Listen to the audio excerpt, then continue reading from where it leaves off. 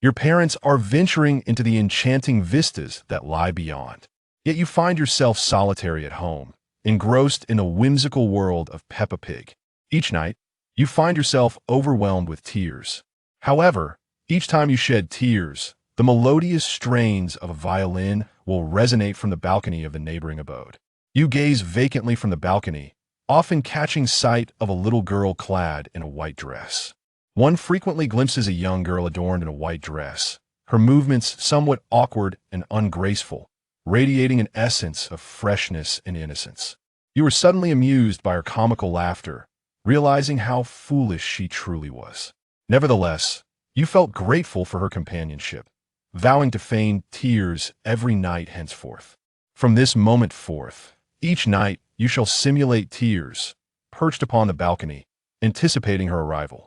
The relentless recurrence of practice enabled her to perform on the violin with ever-growing finesse with each subsequent attempt, until she has achieved mastery of this composition with utmost perfection.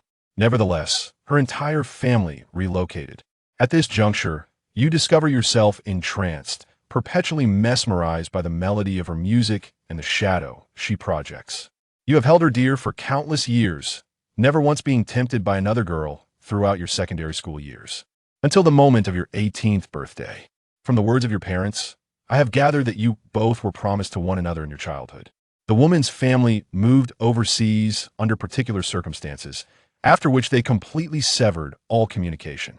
In the softly illuminated shadows of the night, two ominous silhouettes slowly encircle a delicate form. This path, infrequently traversed by others, is the most treasured shortcut you hold dear after school each day. You are unexpectedly astonished by the environment that is both recognizable and yet slightly alien.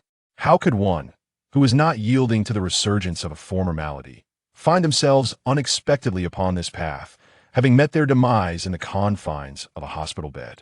Assistance is sought. Kindly depart. Is there anyone present? Hasten forth and rescue me. A melodious voice, laced with desperation, reverberates in your ears. Your heart quivers. Is that not the voice from more than a decade past? On this day, in a former existence, you hastily traverse this place. Faintly, the plaintive cries of a girl seeking aid reached your ears. Nevertheless, you endeavor to encounter a prosperous heir capable of timely investing in your venture. You departed without so much as casting a glance. The subsequent morning greeted you with a startling headline that recounted the abhorrent actions of a wretched girl who, in a tempest of fury and humiliation, had marred and severely harmed her unfortunate victim. In the nights that followed, you were plagued by insomnia, tormented by the haunting memories of that tragic event. Even in the very moment when your long-standing affliction reemerges and you draw near to death, you find yourself contemplating the notion that, if granted the chance to journey back in time, you would undoubtedly throw yourself in a peril to rescue that young girl. However, what you did not foresee was that you genuinely returned to this very moment. You inhaled deeply and dashed with utmost vigor toward the site of the occurrence. The blade, shimmering with a frigid luminescence, radiates resplendently in the nocturnal embrace. A formidable figure, with a malevolent smile, raised the knife high, ready to thrust it into the shadowed corner where a weeping woman trembled in fear. At that instant, you ascended the refuse bin positioned at the entrance of the alley, utilizing it to catapult yourself towards the wall, delivering a formidable kick targeted squarely at the hand of the robust man within. Just as the blade was poised to fall, you executed a rapid kick that propelled him through the air. Upon witnessing an unexpected interruption of their benevolent actions, the two robust men were immediately engulfed by a surge of fury. A solitary individual stooped to retrieve it. Another person has already tightened their fist and is delivering a blow in your direction. Impudent wretch, how dare you tarnish my exquisite evening? I sense you are pondering your own downfall. The girl seemed to have become aware of an approaching savior. Quaking with trepidation, she raised her tear-laden, expressive eyes to behold the source of her hope. In that fleeting glance, he gazed upon you, still poised before him. At that moment, in his eyes, you are the most resplendent creature in the entirety of existence. You possess no leisure to contemplate the countenances of the women. There stand two imposing and formidable men before you, demanding your full attention. At this very moment, you are reminded of the Taekwondo techniques you acquired following your graduation from university in your past existence, all in the quest for augmenting your physical prowess and overall well-being. You inclined at the waist, your entire essence nearly ascending into the ether, executing a horizontal kick that propelled the diminutive blade even farther into the distance. Without hesitation, you unleashed your signature spinning kick, delivering a powerful blow to your adversary. With a sharp crack, the flank of the lumbar spine resonated with a profound sound. The once formidable giant, now diminished to a state of torment, grasped his waist and writhed upon the ground in anguish. He could no longer suppress his cries, his voice ascending to a pitch several times higher than the earlier female pleas for assistance. Another robust man fixed his gaze upon his companion, who sprawled upon the ground, lamenting. He directed a formidable glare in your direction. They assisted one another in rising and hurried toward the exit of the alley. You beheld their silhouettes departing in a hurried manner, quickly seizing your phone to immortalize the moment and notify the local authorities. Once the imminent danger had dissipated, the ordinarily apathetic spectator of the gentler sex, you hardly cast another glance at the women in proximity, instead opting to retrace your steps along the slender pathway you had recently navigated. You have barely taken a few steps when you sense the hem of your garment being tugged. My dear brother, I am overwhelmed with apprehension. Would you kindly accompany me back to our abode? You find yourself momentarily taken aback, having untangled the lingering ties of your past existence, thus averting this unfortunate incident. However, you never vowed to eternally protect this young woman. Esteemed classmate, you begin. Firstly, I regret to inform you that I cannot accompany you home. Secondly, would you be so kind as to dismount from my person? Upon hearing your words, Su Ruo is struck by a wave of sorrow. The radiance that once illuminated her tear-filled, starry eyes is extinguished in an instant, and her petite face, marred by smudges, conveys an overwhelming sense of despair. A seemingly forsaken kitten. Nevertheless, the television asserts that one ought to reciprocate a life-saving grace with profound gratitude. While I may lack a spring of water, I can offer my very essence in return. You have rescued me, and I yearn to accompany you to your abode. Ding dong. Congratulations, esteemed host. After 2 lifetimes, you are on the cusp of embarking upon a romantic odyssey. The system extends its heartfelt blessings. I am Xiao Dou, the custodian of the love investment system. The tasks and penalties of the system are explicitly delineated. Shall we proceed with the activation? You seemed momentarily astonished. What does opening up to meet signify? Before you could finish your sentence, you were interrupted by the system's charming voice. Very well, little Dou. Your request has been duly acknowledged. As one with experience, I understand your intention. You have adeptly established the romantic investment system. The paramount objective of this system is to assist you in embarking upon a voyage of ardor while concurrently steering you towards the zenith of existence. Each investment made in your beloved partner shall yield commensurate rewards. Upon hearing this, I could no longer restrain my emotions. From childhood, Ning Mei has been fated to be with her beloved. My biological parents would never allow me to pursue a romantic relationship with another woman. Might you have misidentified the individual in question? In your former existence, you embarked upon a journey in the domain of real estate, accumulating substantial riches. At this juncture, you yearn to relinquish the relentless grind, aspiring instead to traverse life with poise and tranquility, merely wishing to endure this existence without yielding before the tender age of 30. You have relinquished the pursuit of personal gain. You have disregarded the murmurs of the system. You have severed the suffocating grasp of Su Ruan, reminiscent of the tentacles of an octopus. Nevertheless, you continue to earnestly endeavor to guide Su Ruan. Children ought not to return home with boys during the late hours of the night. Where is your place of residence? Your brother shall accompany you to your abode. In the following instant, a wave of electricity surged through your entire being like a tempest. Su Ruanruan noticed you shivering with great intensity, assuming it was simply the chill of a fleeting night breeze, concluding that you seemed rather cold. With a gentle flutter of his round, shimmering eyes, he once again leaped into your embrace. His delicate, snow-white arms fervently encircled your neck. Brother, are you cold? He inquired. Allow Softy to accompany you home. Softy can warm your bed. Just as you found yourself ensnared in a whirlwind of inner conflict, His words ignited a long-dormant tremor within your once icy heart, awakening unexpected emotions.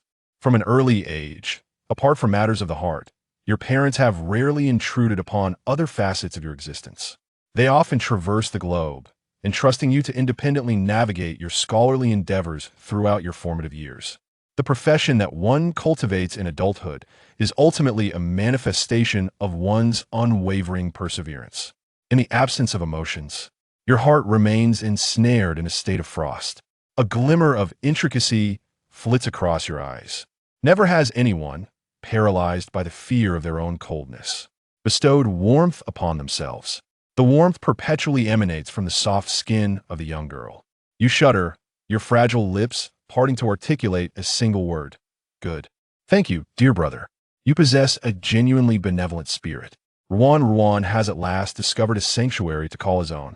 Upon receiving your affirmation, Ruanruan joyfully nestled his diminutive head into your embrace, affectionately nuzzling like a tender little kitten. In this fleeting moment, he regards you as the most extraordinary man in the entirety of existence. Upon hearing Ruanruan's words, you were taken aback. Dear child, do you truly lack a place to call home? Upon hearing this, Ruanruan was instantly filled with discontent.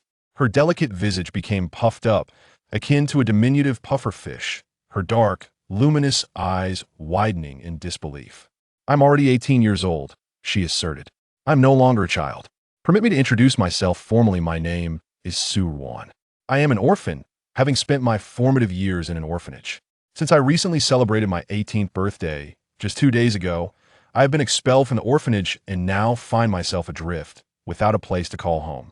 You behold the countenance of the young girl, her face etched with the traces of dirt, and an overwhelming surge of compassion envelopes you. A lovely young girl, meandering through the streets in the late hours of the night, would undoubtedly elicit a profound sense of worry in any honorable man, apart from her own self.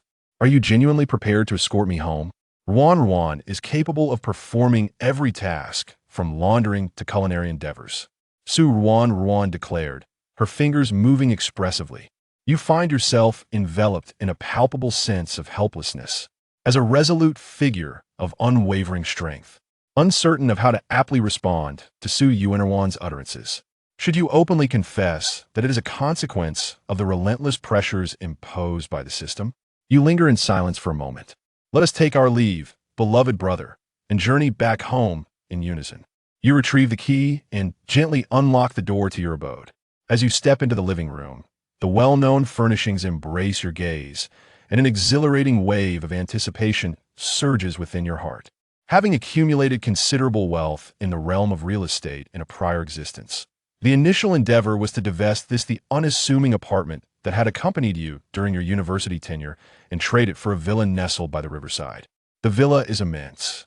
Each evening, you find yourself alone before the expansive floor-to-ceiling windows, contemplating the infinite night.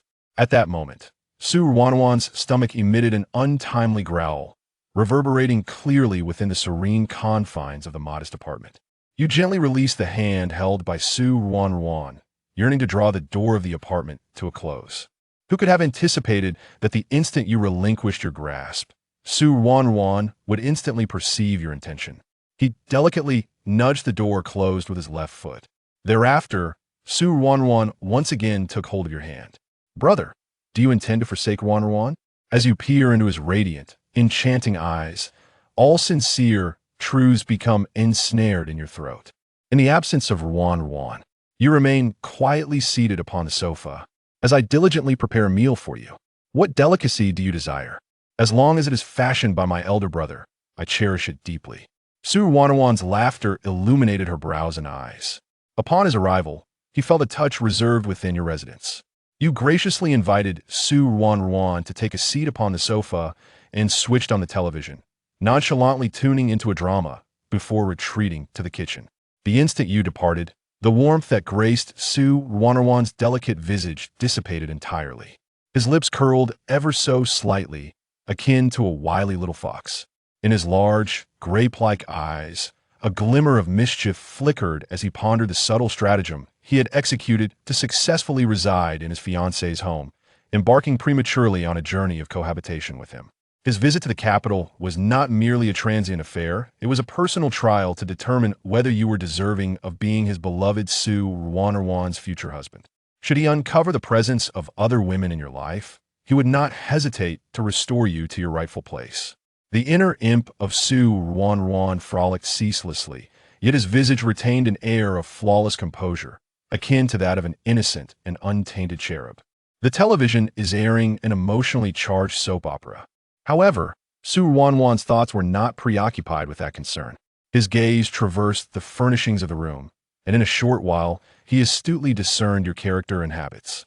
He swiftly arrived at the conclusion that you were, without a doubt, a paragon of steadfast masculinity, forged from unyielding steel. He has devoted all his efforts to win your affection. A conventional man would have been enchanted and wholly subservient to his allure long ago. Yet you, a resolute and steadfast soul, remain unaffected by his entreaties. This deeply angered Ruanruan. He pledged to render you obedient and submissive within 3 days, acquiescing to his every directive. The deeper he delved into his thoughts, the stronger his urge became to take decisive action rather than linger in inaction. He felt an urgent need to act swiftly, endeavoring to establish his presence before you. At this very moment, you find yourself in the kitchen, skillfully wielding a fruit knife to delicately slice the potatoes. This charming apartment is a gift granted to you by your parents in celebration of your acceptance into the esteemed University of Tokyo. Nevertheless, it was not until the latter part of your inaugural semester that the renovations were finalized. Having resided in your new abode for merely a week, numerous household essentials remain unacquired. The fruit knife pales in comparison to the sharpness of chef's blade. And in your former existence, you had not graced the kitchen since your university graduation. As you became entirely absorbed in the task of slicing potatoes into delicate strips, the sound of the kitchen's sliding glass door piqued your curiosity. Instinctively, you turned to investigate, and in that fleeting moment of distraction, you inadvertently cut your left index finger. Before you could fully grasp the gravity of the situation, your wounded finger was enveloped by something warm, soft, and moist. A formidable force of suction arises from the outer realm. A surge of exhilarating sensations rapidly flows through your being. As you regain your poise, the tableau before you reveals itself. Your pupils expand, as though stirred by a seismic tremor. Ruanruan unexpectedly enveloped your injured index finger with her mouth, sucking on it, as if it were confection. A sudden constriction seized your throat, and her enchanting voice swiftly morphed into a sultry whisper. Ruanruan, you must liberate me at once. The instant her words escaped her lips, Ruanruan raised her delicate eyelashes, akin to the fragile wings of a butterfly. With her innocent and luminous gaze, she looked upon you, as if in that ephemeral moment, she cleansed all the wayward thoughts that resided within your heart. He promptly retracted his fingers from Ruanruan's mouth, a flicker of irritation crossing his features, a subtle displeasure evident upon his countenance. "What are you doing, Ruanruan?" Today, as I meandered through the lively thoroughfare, I stumbled upon 2 diminutive kittens. One of them bore a wound, while the other gently licked its injuries in a tender display of affection. Ruanruan commented, her petite lips twisting in clear discontent. She gestured towards a fruit knife, declaring, "Your hand is hurt. I was simply endeavoring to care for your wounds. If this constitutes an offense, then I sincerely apologize to you, Ruan." A sudden flicker of remorse ignited within your heart. Witnessing the gentle affection bestowed upon her, yet upon your arrival, it is met with your apathy, leaving Ruan's heart in disarray. You extend your hand, longing to tenderly stroke Ruanruan's delicate little head. Yet, an abrupt epiphany strikes you. No, you must refrain, for you are the man who has been pledged to her since the days of your youth. Although the enigmatic fiancé remains elusive, this does not impede one's steadfast devotion to the engagement. Upon reflection, you retracted your hand, only to seize the fruit knife once more. Witnessing this, Ruanruan found herself utterly speechless. Was this man devoid of emotion? He had already demeaned himself to such a degree. Shouldn't an ordinary man be consumed by a profound sense of remorse and approach her to offer solace? He recalls that whenever his mother addressed his father in such a manner, his father would invariably reply with tender reassurances to comfort her. How is it that these affairs have culminated in his presence, yet have borne no fruit? Ruanruan, seething with indignation, directed a fierce glare at you from behind.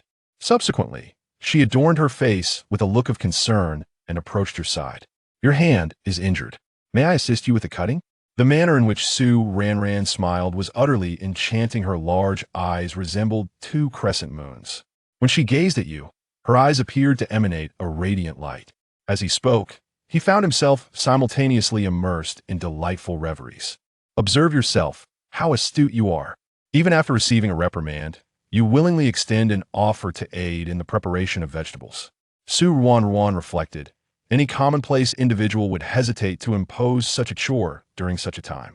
It must be remarked, the naive Ruanruan, unacquainted with the intricacies of the world, possesses an innocence that is strikingly profound.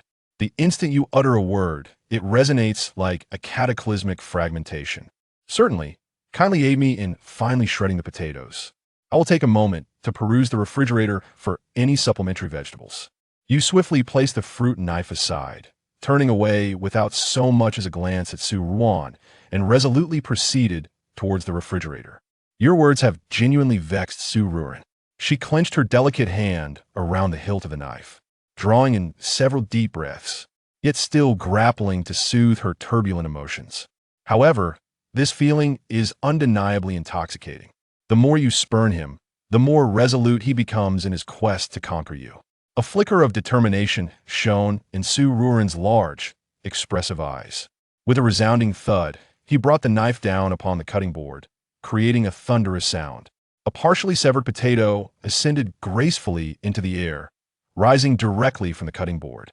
Ruanruan, in a fit of fury, meticulously sliced the potato into rounds, then into slender strips, and ultimately, in a surge of rage, she diced it into perfect cubes. Had you not arrived from the kitchen at the opportune moment to interrupt Ruanruan's endeavors, he would have promptly and resolutely transformed the potatoes into a mere pure. You behold the abrupt appearance of numerous knife marks upon the cutting board, where the potatoes have been skillfully transformed into immaculate cubes.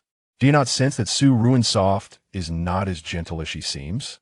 A man's intuition indicates that Ruanruan Soft is, in truth, a spirited young woman. Ruanruan cast a fleeting glance at you, clutching the vegetables, as if apprehensive of a potential reprimand. Consequently, he took the initiative to speak first, referring to you as brother. I find myself lacking in the skill to execute this task with precision. You would not harbor resentment towards me for this, would you? A fleeting gaze falls upon the vegetables cradled in your grasp, and the meticulously diced potatoes sprawled across the cutting board. A sudden wave of unease washing over you, enveloping your very essence. You compelled a rather unattractive smile, portraying an image of remarkable warmth externally. Nevertheless, my musings remained fixated on the gastronomic potential that could emerge from the act of dicing potatoes. You presently carry the weight of unexpressed struggles. Your culinary abilities extend only to the simple act of stir-frying finely shredded potatoes. Now, those shreds have metamorphosed into diced potatoes. Do you plan to saute the cubes instead? Ruanruan Soft keenly perceived the nuanced expressions upon your visage, a raised brow betraying her curiosity. She earnestly wished that this was truly your sentiment. Then, with a beaming smile, she proclaimed, I am not particularly skilled in the art of chopping vegetables. Would you be so gracious as to instruct me in the preparation of meals? Once I have mastered this craft, I could enchant you daily with my culinary masterpieces. For a fleeting moment, the significance of Ruanruan's words eluded your understanding. Could it be that Ruanruan harbors the intention of cohabiting with you indefinitely? This is intolerable. Men and women ought not to partake in intimate interactions. The coexistence of solitary man and a solitary woman is laden with detrimental consequences. Ruanruan, her lips forming a delicate pout, appeared to have shed some weight. Her hands stilled, and she regarded you with her large, expressive eyes, which sparkled with unshed tears. Could it be that my brother intends to abandon me? Yet it matters not. I shall depart on my own come morning. Beneath the soft glow of the lights, you suddenly perceive that Ruanruan was not merely a diminutive and charming young girl. Her face, no larger than a palm, was graced with exquisitely refined features, embodying a natural beauty that was utterly breathtaking. It is hardly surprising that he became the focus of the disciples' attention this evening in the capital, a place where security is meticulously upheld. At this juncture, the chime of the system's notification resonated once again. Might I ask if the host still longs to embrace the essence of establishing a foundation? Accordingly, with a perceptive awareness of the circumstances, you resolutely responded that it would be unfeasible. You are welcome to dwell in my residence, for my solitary abode tends to feel rather desolate. Truly, this is a fortuitous moment for companionship. Upon contemplation, the system merely permits one to revel in the exquisite pleasure of culinary creation, devoid of any excessively outrageous conduct. 1. I did not impose upon myself the obligation to visit Ruanruan's courtyard. 2. I did not coerce myself into sharing a bed. 3. I did not assert that I would forfeit my virtue. I merely imparted culinary knowledge, nothing beyond that. No need for concern, it appears you have experienced a moment of clarity. Come, permit me to instruct you on the art of crafting a delectable stew of cubed potatoes and vern greens. Ruanruan nodded in concurrence, her visage adorned with a radiant smile. 3 question marks linger in her mind. Indeed, she has been somewhat uninformed. Today, she accompanies you to expand her horizons. What essence does the diced potato stew with greens embody? This marks her inaugural venture into the culinary realm, and he genuinely feels a flicker of anticipation. You sparked a magnificent blaze, leading to the complete evaporation of the water in the pot, culminating in a delicate and tender texture as you gracefully added the oil. He reflected on the days when he relished soup, its surface embellished with shimmering droplets of oil. Consequently, the art of crafting soup and the technique of stir-frying undoubtedly adhere to the same principle. A generous application of oil is indispensable. With a tender touch, she grasped the bottle of oil and poured it energetically into the skillet. You opened your eyes wide in astonishment, fervently exclaiming, "That is ample, indeed entirely sufficient." Your unexpected exclamation profoundly startled Ruanruan. The hand that grasped the diminutive oil bottle quivered, resulting in him inadvertently pouring an entire half bottle of oil into the pot. Ruanruan's behavior has rendered you perplexed. As you gaze upon the young girl, who seemingly exhibits a certain deficiency in intellect, you find yourself driven to exhibit greater patience in her instruction. Ruanruan was on the verge of stepping aside, the oil pot clutched in her hand, when unexpectedly, the pot splashed, drenching her hand with searing oil. He abruptly released the oil bottle, allowing it to tumble onto the table, resulting in the majority of the remaining half bottle of oil spilling forth. You promptly seized Ruanruan's hand, which had been seared by the meteor's heat, and activated the faucet, allowing the water to flow freely. The icy tap water surged forth, flowing over the back of Ruanruan's hand, which had already taken on a crimson hue. Ruanruan beheld your frigid, inscrutable visage, yet perceived the intense warmth radiating from your palm. Dismissing the agony wrought by the meteor's remnants moments prior, he discovered comfort in your solicitude.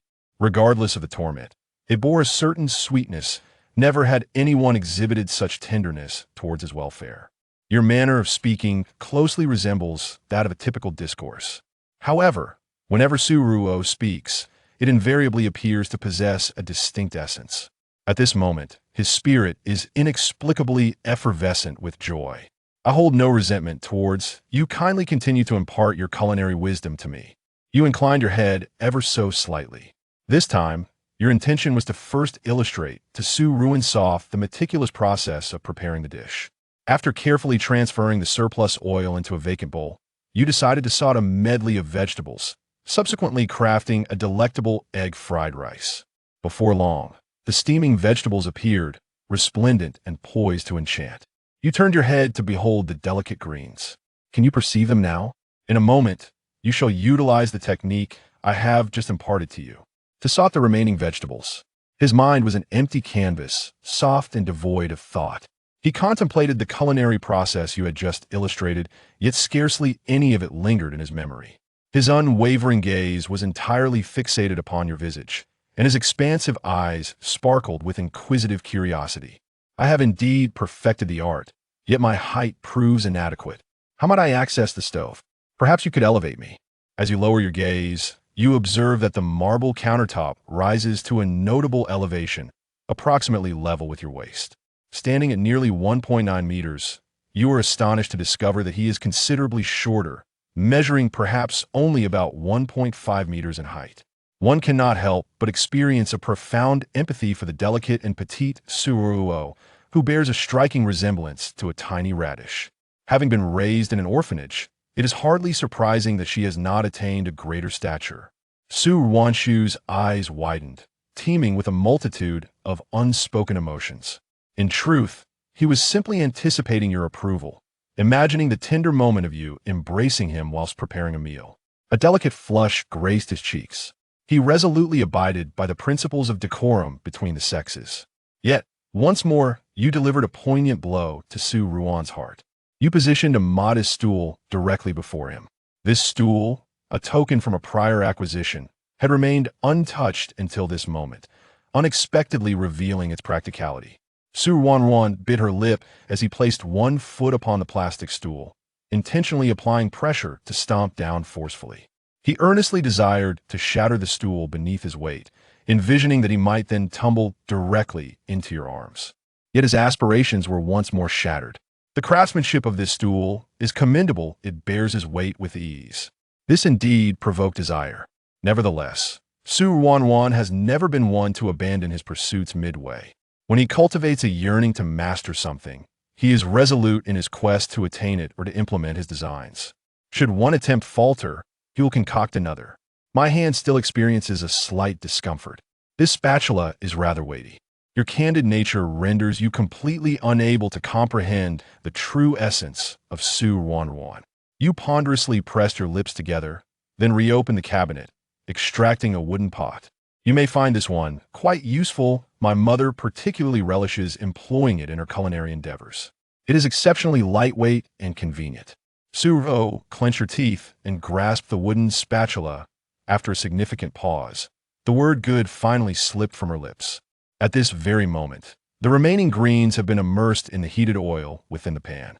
The moisture from the vegetables emits a sizzling sound upon contact with the oil, creating a rather startling, crackling noise. Su Ruansoft arched an eyebrow, suddenly seized by a new thought. Is this pot on the verge of explosion? With that, he pivoted and lunged into your embrace. Yet your two arms impeded you, directly obstructing your path in midair. Su Ruo's slender, fair legs restlessly meandered within her heart. He metaphorically shut his eyes, appearing truly consumed by terror. When he eventually reopened his wide gaze, you regarded him with a grave expression. Su Ruan, you must bear in mind that you are a young lady. How is it possible for you, at any moment and in any place, to so readily cast yourself upon a man? You truly embody the essence of an elder brother. Su Ruan stared vacantly at your striking, yet austere countenance. Suddenly, she erupted into laughter. Su Ruan's exquisite eyes shimmered with brilliance. He swiftly seized both of your arms. Then, elevating himself on tiptoe, he bestowed a kiss directly upon your face. The gentle caress evokes the texture of jelly as a delicate sweetness permeates the air, tantalizing the senses. Upon comprehending the actions that Su Ruansoft has just inflicted upon you, in a fleeting moment, a kaleidoscope of vibrant fireworks ignited within his consciousness. Alas, the innocence of 2 lifetimes has dissipated. How shall I ever articulate this to my beloved fiancée? At that juncture, Neil and Scarlett stood bewildered, ensnared in a tumultuous struggle between fury and confusion. Su Ruo fixed her gaze upon you, her eyes wide and glistening with bewilderment, unmistakably revealing a tinge of exasperation. She regarded you with a look of utter perplexity, as if grappling to grasp the unfolding circumstances. Did you not just summon me to bestow a kiss upon you? With this solitary phrase from Su Ruan, combined with his penetrating gaze, it effortlessly stifled all the sentiments you longed to articulate, rendering you in a state of breathless suspension, unable to ascend or descend. Noticing your deep contemplation, Su Ruo swiftly provided you with an escape. I sincerely regret any confusion surrounding your intentions. Would you be so kind as to elucidate your meaning? A sudden jolt surged through your brow as an unsettling sensation enveloped you. heightening your awareness that persisting in the conversation could result in even graver repercussions. With unwavering determination, you skillfully redirected the topic, affirming your position as you continued your culinary guidance. Ruanruan turned to confront the stove, while you, positioned behind her, remained unaware of the fleeting glimmer of cunning that danced in her innocent, large eyes. Ruanruan understood the wisdom of maintaining a subtle distance in all affairs. To approach the subject with a light touch was undoubtedly the most prudent course. Under your tutelage, he adeptly concocted the stir-fried vegetables, and in doing so, he also fashioned a delightful fried rice imbued with enticing aromas.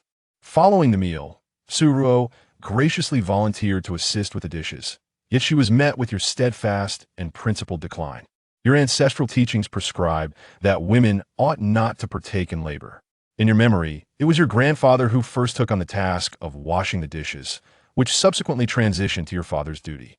Since you attained adulthood, the responsibility of washing the dishes has now been bestowed upon you. You seized the dishes and proceeded to the kitchen. Ruanruan beheld your silhouette, as though it were bathed in a luminous glow. Upon your emergence from the kitchen, having completed your tidying, you found Ruanruan comfortably ensconced on the sofa, completely absorbed in the flickering images of the television. You find yourself intrigued by the television shows that a young girl like Ruanruan may find delightful. Could it be the enchanting Barbie series or the animated feature Boonie Bears? In the following instant, a woman adorned in crimson unexpectedly materialized on the television screen, leaving you utterly astonished. The female specter consumed one of the auxiliary characters, conjuring a tableau of unadulterated terror. One might presume that Ruanruan would be sufficiently frightened to cry out, yet she remained entirely composed. Out of the corner of your eye, you caught a glimpse of Ruanruan's courtyard, revealing that his eyes shimmered with an unforeseen exhilaration. Upon hearing your voice, Ruanruan sensed that her opportunity had once more presented itself. He swiftly dashed into your arms, tears brimming in his eyes. "Brother, there are specters," he declared. "I'm terrified," you responded, arching an eyebrow. "Indeed, spirits exist. My belief in you hinges solely upon their reality." Ruanruan failed to grasp the genuine significance of your words. She erroneously assumed that you had experienced a sudden epiphany and sought to envelop her in an unrestrained embrace. As her hand extended towards you, it was mercilessly brushed aside. You regarded her with an insatiable, predatory glare. If you harbor a fear of specters, then it is indeed fortuitous that there are no additional chambers. This evening, you shall repose in my bed, whilst I shall take to the sofa. Please, beloved brother, I find myself in a state of trepidation. I yearn not to slumber in solitude. Ruanruan regarded you with a wistful expression, eager to showcase her distinctive talent for artfully feigning vulnerability. Nonetheless, the unwaveringly masculine persona that you embody appears to derive satisfaction from tormenting the specters of insecurities. Thus, with whom do you wish to share your slumber? Ruanruan was genuinely convinced that you had at last acquired a modicum of understanding. He offered a timid smile, naturally accompanied by, before he could articulate his thoughts, you heartlessly interjected, "In that event, you may join my mother's dog for a nap." Ruanruan's countenance hardened, and she promptly lapsed into silence. How could there exist a man such as he, with a captivating woman like her so eagerly offering herself, prepared to share intimacy? Yet he remained as unyielding as a lifeless statue, completely unaware of the delicate intricacies at play. "Accursed, miserable wretch," Ruanruan derided inwardly, while outwardly preserving her composure. Observing the blemishes on Ruanruan's visage, he took the initiative to ask if she would be inclined to partake in a bath. Ruanruan regarded you with eyes brimming with expectation. "Brother, would you be so kind as to assist me in taking a bath?" You emitted a frigid, scornful laugh. "Do you not have hands?" At this juncture, Ruanruan's delicate hand could no longer resist the urge to form a tight fist. He teetered on the brink of losing his composure. When would he be afforded the opportunity to retaliate with unwavering strength? You then procured a towel from the drawer for Ruanruan. Ruanruan fixed his gaze upon the towel, his expression a tapestry of complexities. He had initially harbored more to articulate, yet as myriad thoughts traversed his mind, he restrained the words poised delicately on the precipice of his tongue. He clutched the towel in his hand and pivoted towards the bathroom you had pointed out. His petite hands instinctively twisted and wrung the immaculate towel time and again. Once a lengthy, pink fabric, it morphed into a compact, contorted shape beneath Su Ruo's gentle touch. Su Ruanruan forcefully closed the bathroom door, producing a resounding thud.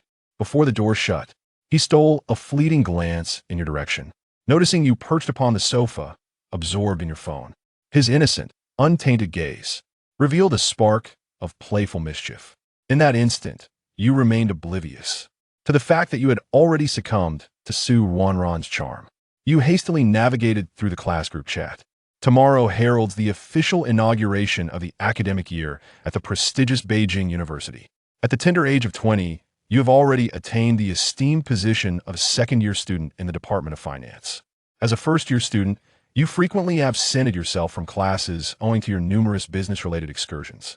Your counselor, Chen Yingxue, is ardently tagging you in the class group chat, as if apprehensive that you might neglect her messages following an extended absence. Jiang Han, in the previous semester, you were absent from a total of 30 supplementary classes, resulting in an incalculable deficit of credits. It is imperative that you repeat the year commencing tomorrow. Failure to do so will jeopardize your timely graduation by the conclusion of your senior year. A decade has passed, and you find yourself unable to remember the exact number of elective courses you have successfully avoided. Nonetheless, you distinctly remember the lessons you have missed, and it does not warrant a repetition of the course. Might it be that upon your return, numerous aspects have experienced significant change? You swiftly navigate across the screen, having adapted to society over the years, becoming remarkably flexible. Thus, you promptly begin to acknowledge with a playful grin, surely, there can't truly be such beautiful teachers. Allow his esteemed Prot to remain with him. Your esteemed companion, Zheng Kunyang, swiftly advanced to advocate on your behalf. Undoubtedly, the teacher possesses both beauty and grace. Coupled with a benevolent spirit, she would undoubtedly be inclined to extend another chance to Jiang Han. Would she not? Within a classroom teeming with several hundred individuals, Chen Yingxue found herself the focal point of collective attention. At that instant, with both you and Zheng Kunyang in attendance, she experienced a profound wave of embarrassment. He has recently completed his postgraduate studies this year. This marks the inaugural group of students he is guiding. Should he exhibit a lack of empathy in the presence of such a substantial assembly? Would it not depict him as devoid of human warmth?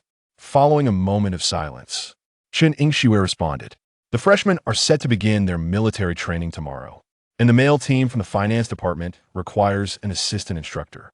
You shall accompany them beneath the sun for 30 days, which conveniently makes up for the 30 points you have lost."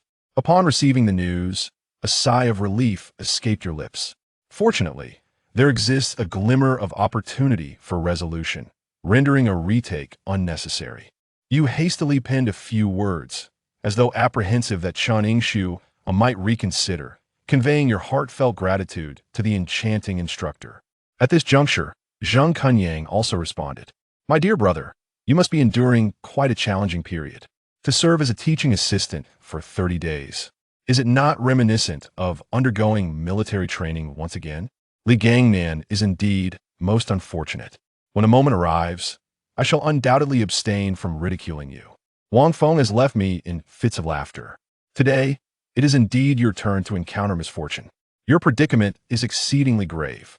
In the preceding month, the capital has experienced a notable decline. Will you not yield to the sweltering heat? A dog's head for the sake of self-preservation."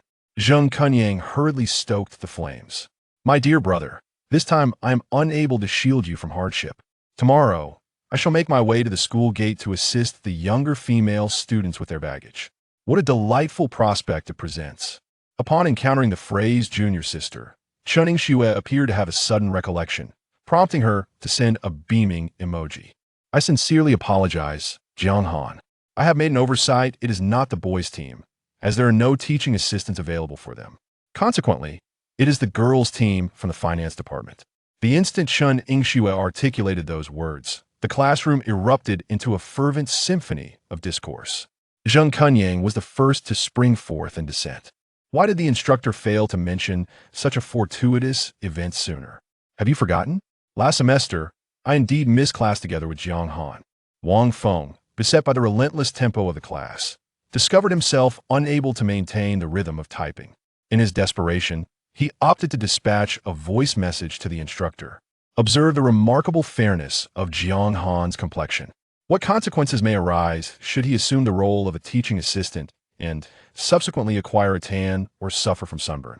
I am, in fact, a member of the basketball team. I do not fear the sun's warm embrace. I am eager to serve as a teaching assistant for the younger students. A slap in the face resembles a tempest, descending with unmatched rapidity and intensity. A multitude of spectators materializes, akin to mushrooms sprouting after a downpour. Though many were, only moments ago, delighting in your misfortune with a sense of schadenfreude, they now ardently bestow upon Chen Yingxue exclusive red envelopes in the group chat, all vying to extend their support as teaching assistants to the younger female students. The young women admitted to the esteemed Imperial University are all outstanding scholars. It is reasonable to assert that their singular dedication to their academic pursuits has perhaps rendered them unfamiliar with even the simple act of holding a boy's hand. How pure, how innocent. These are all delightful and enchanting, fresh and delectable, as precious as gold, each one a gem. Just envision these youthful underclass women, addressing their mentors or educators with their melodious voices. Surely, no boy can remain untouched. Apart from those young men who, already in relationships, hesitate to express their affections and can only admire from a distance in silence, you have opted to forego this opportunity. Instructor, I find myself disinclined to take the helm of the girls' team. Chen Yingshue's countenance briefly radiated with a spark of exhilaration as recollections of the preceding semester emerged. He reminisced about the unbreakable connection he had forged with Zheng Kunyang, and in that moment, everything crystallized into clarity. Amidst a multitude, he declined such a fortuitous opportunity. Through a handful of words imparted by Zheng Kunyang, he perceived an incongruity. He nurtured substantial confidence in his suspicions concerning you. Consequently, Chen Yingxue has respectfully declined your proposal. However, the instructor is affording you an opportunity to redeem your credits. Dear classmate Jiang Han, please do not overlook this valuable chance. Do not betray the confidence that the teacher has bestowed upon you. As you reflect upon those young women who have withstood a 3-month summer respite, unable to endure the severity of sun and wind, you find yourself filled with trepidation regarding the inevitability of aging, their fragile visages rendering them susceptible. Should I choose to repeat the grade and undertake the course anew? What steps ought I to follow? Chen Yingxue was deeply touched by your affection for Zheng Kunyang. In her unwavering devotion to him, she resolutely resolved to resume her studies. What an extraordinary student she is. At this juncture, Zheng Kunyang came into existence. Jiang Han, should you possess the audacity to decline, then our bond of brotherhood shall be rendered in vain. Zheng Kunyang asserted with unwavering resolve. Very well, I acquiesce. Zheng Kunyang is the individual from your previous existence to whom you harbor the profoundest sense of gratitude. In your entrepreneurial pursuits, you were remarkably youthful and impulsive. Your approach was unduly harsh, leading to the alienation of many individuals. At the tender age of 28, you surreptitiously appropriated a prime parcel of land, inciting the rival faction to exact unyielding retribution upon you, culminating in a meticulously planned vehicular mishap. On an unforeseen evening, Zheng Kunyang lent his assistance in retrieving your automobile from the parking facility. Upon your arrival, you were misidentified by the opposing party. The vulnerable Zheng Kunyang suffered a brutal assault, culminating in a fractured leg. In the aftermath, despite your impassioned attempts to seek retribution, you depleted all your resources, both material and financial, in a futile endeavor to compensate Zheng Kunyang. However, he ultimately fell into a state of profound sorrow and tragically ended his own life a year thereafter. The demise of Zheng Kunyang was like the final straw that shattered the camel's back. Although he briefly protected you from misfortune, laden with countless anxieties, you ultimately yielded at the tender age of 30. Upon your return this time, you pledged that throughout this lifetime, you would not only endeavor to live virtuously, but also amend all the transgressions you had committed in your previous existence. No one truly grasps your thoughts, much less the misunderstandings that envelop you and the fervent Chen Yingxue alongside Zheng Kunyang.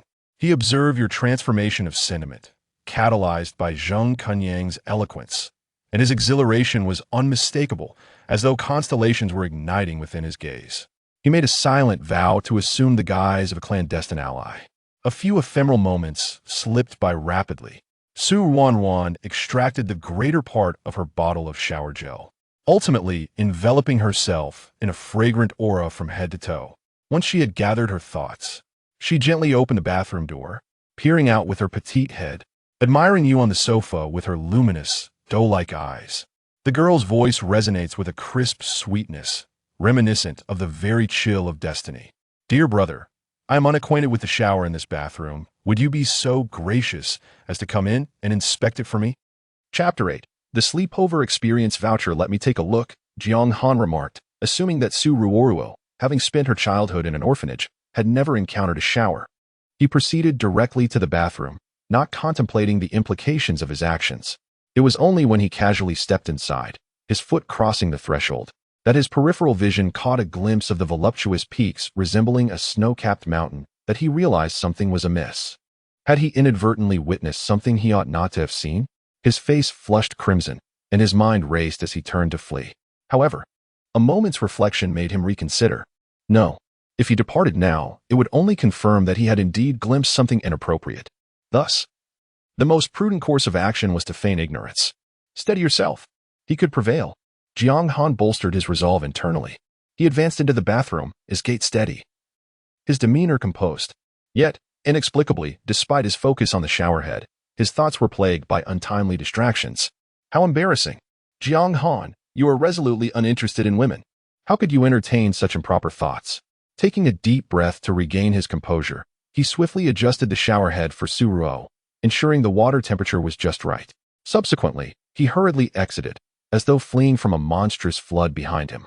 Ruanruan wore a triumphant smile. She had known all along that no man could remain indifferent to the allure of a goddess. Observing Jiang Han's feigned calmness, her large eyes sparkled with mischief. As Jiang Han departed, he instinctively shut the bathroom door behind him. He dashed to the refrigerator, uncapping a bottle of chilled mineral water, and drank deeply. Each swallow seemed to suppress an unseemly flame within him. He downed the entire 500 milliliters bottle in one go, wiping his mouth with the back of his hand to regain his composure. At that moment, the infernal door swung open with a decisive click. The sweet, melodic voice of the little girl echoed in Jiang Han's ears, akin to the tolling of a death knell. Brother, look how oversized this outfit is. Jiang Han dared not turn around. He lacked the courage, fearing he might again behold something inappropriate. Ding dong. Little Ice is here. Host, you timid soul. Turn around and behold the thoughtful gift Little Ice has prepared for your long night. Hurry, turn around for a chance at the lucky spin. Ultimately, Jiang Han turned back. His gaze ascended from below, and from this vantage point, he could easily capture every inch of Ruanruan, for she was clad in his white shirt. He distinctly remembered placing it in the wardrobe. Why had it suddenly appeared in the bathroom, adorning Ruanruan? Oh, host. This is a special benefit from Little Ice. The long night lingered on. As Jiang Han beheld the scene before him, his mind froze once more, rendering him oblivious to the system's discourse. He could only feel the discomfort of a solitary man and woman in a room together, particularly with her clad in his attire, which was utterly improper. Ruanruan, with her luminous, porcelain-like skin, resembled tender tofu awaiting indulgence. Her long, slender legs, glistening with a pearlescent sheen, were alluring simply by their presence, igniting a myriad of fanciful thoughts. Not to mention her delicate waist, barely concealed beneath the oversized white shirt, which, with every subtle movement, stirred tumultuous waves in Jiang Han's mind. Such overwhelming waves. Jiang Han's gaze was fixed intently on Ruanruan, his throat tightening. Suddenly, he sprang into action. Without uttering a word, he dove into the task at hand. He flung open the refrigerator door and twisted the cap off a bottle of mineral water, gulping it down ferociously. He had entirely lost the courage to look further. To continue would be perilous. After finishing the icy water, he felt as though beads of sweat were forming on his forehead. His voice, now slightly hoarse, broke the silence. Ruanruan, my guest room is devoid of furniture, merely clutter. I have school tomorrow, and there's no time to purchase anything tonight. He did not finish his sentence in one breath, which only left Ruanruan looking at him with surprise. Isn't this progress a bit too swift? She pondered. What do you mean by too swift? Brother, I fear pain. Ruanruan's eyelashes fluttered gently. She wished to express that she hoped Jiang Han would be gentle. Why would sleeping hurt? Jiang Han scratched his head, perplexed as he stared at the floor. Do not look, do not look, he admonished himself. He could not afford to glance back at her. Already sleeping together? Brother, I am still young. I do not wish to bear children so soon. The more she spoke, the more bashful she became, her voice dwindling to a whisper. Her fair, jade-like face flushed a rosy hue, resembling the delicate touch of rouge, exuding an aura of bashful helplessness. Jiang Han did not fully comprehend Ruanruan's statement. He only caught the first half and quickly clarified, "No, that is not it. What I meant was, you should sleep in my room tonight. I will take the sofa in the living room." Huh. Now it was Ruanruan's turn to be taken aback. Could there truly exist a man capable of enduring solitude? Her emotions became intricate, oscillating between annoyance and relief. She questioned whether her allure fell short, prompting Jiang Han's indifference. This only heightened her desire for conquest. Yet, upon further reflection, she found Jiang Han to be quite the gentleman, clearly distinguishing between the genders, which she interpreted as a form of respect and care. All right. It is quite late. You should retire for the night. Jiang Han did not linger to gaze at Ruanruan any longer. With long strides, he passed by her toward the bathroom.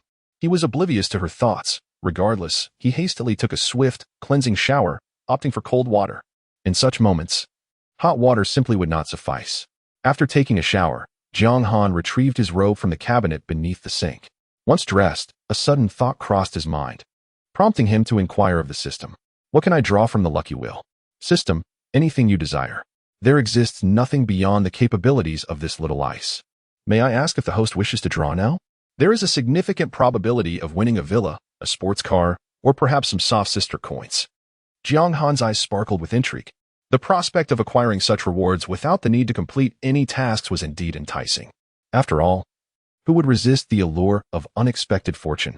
Let us draw, let us draw. Little Ice chuckled mischievously, then added, Are you certain you wish to draw immediately?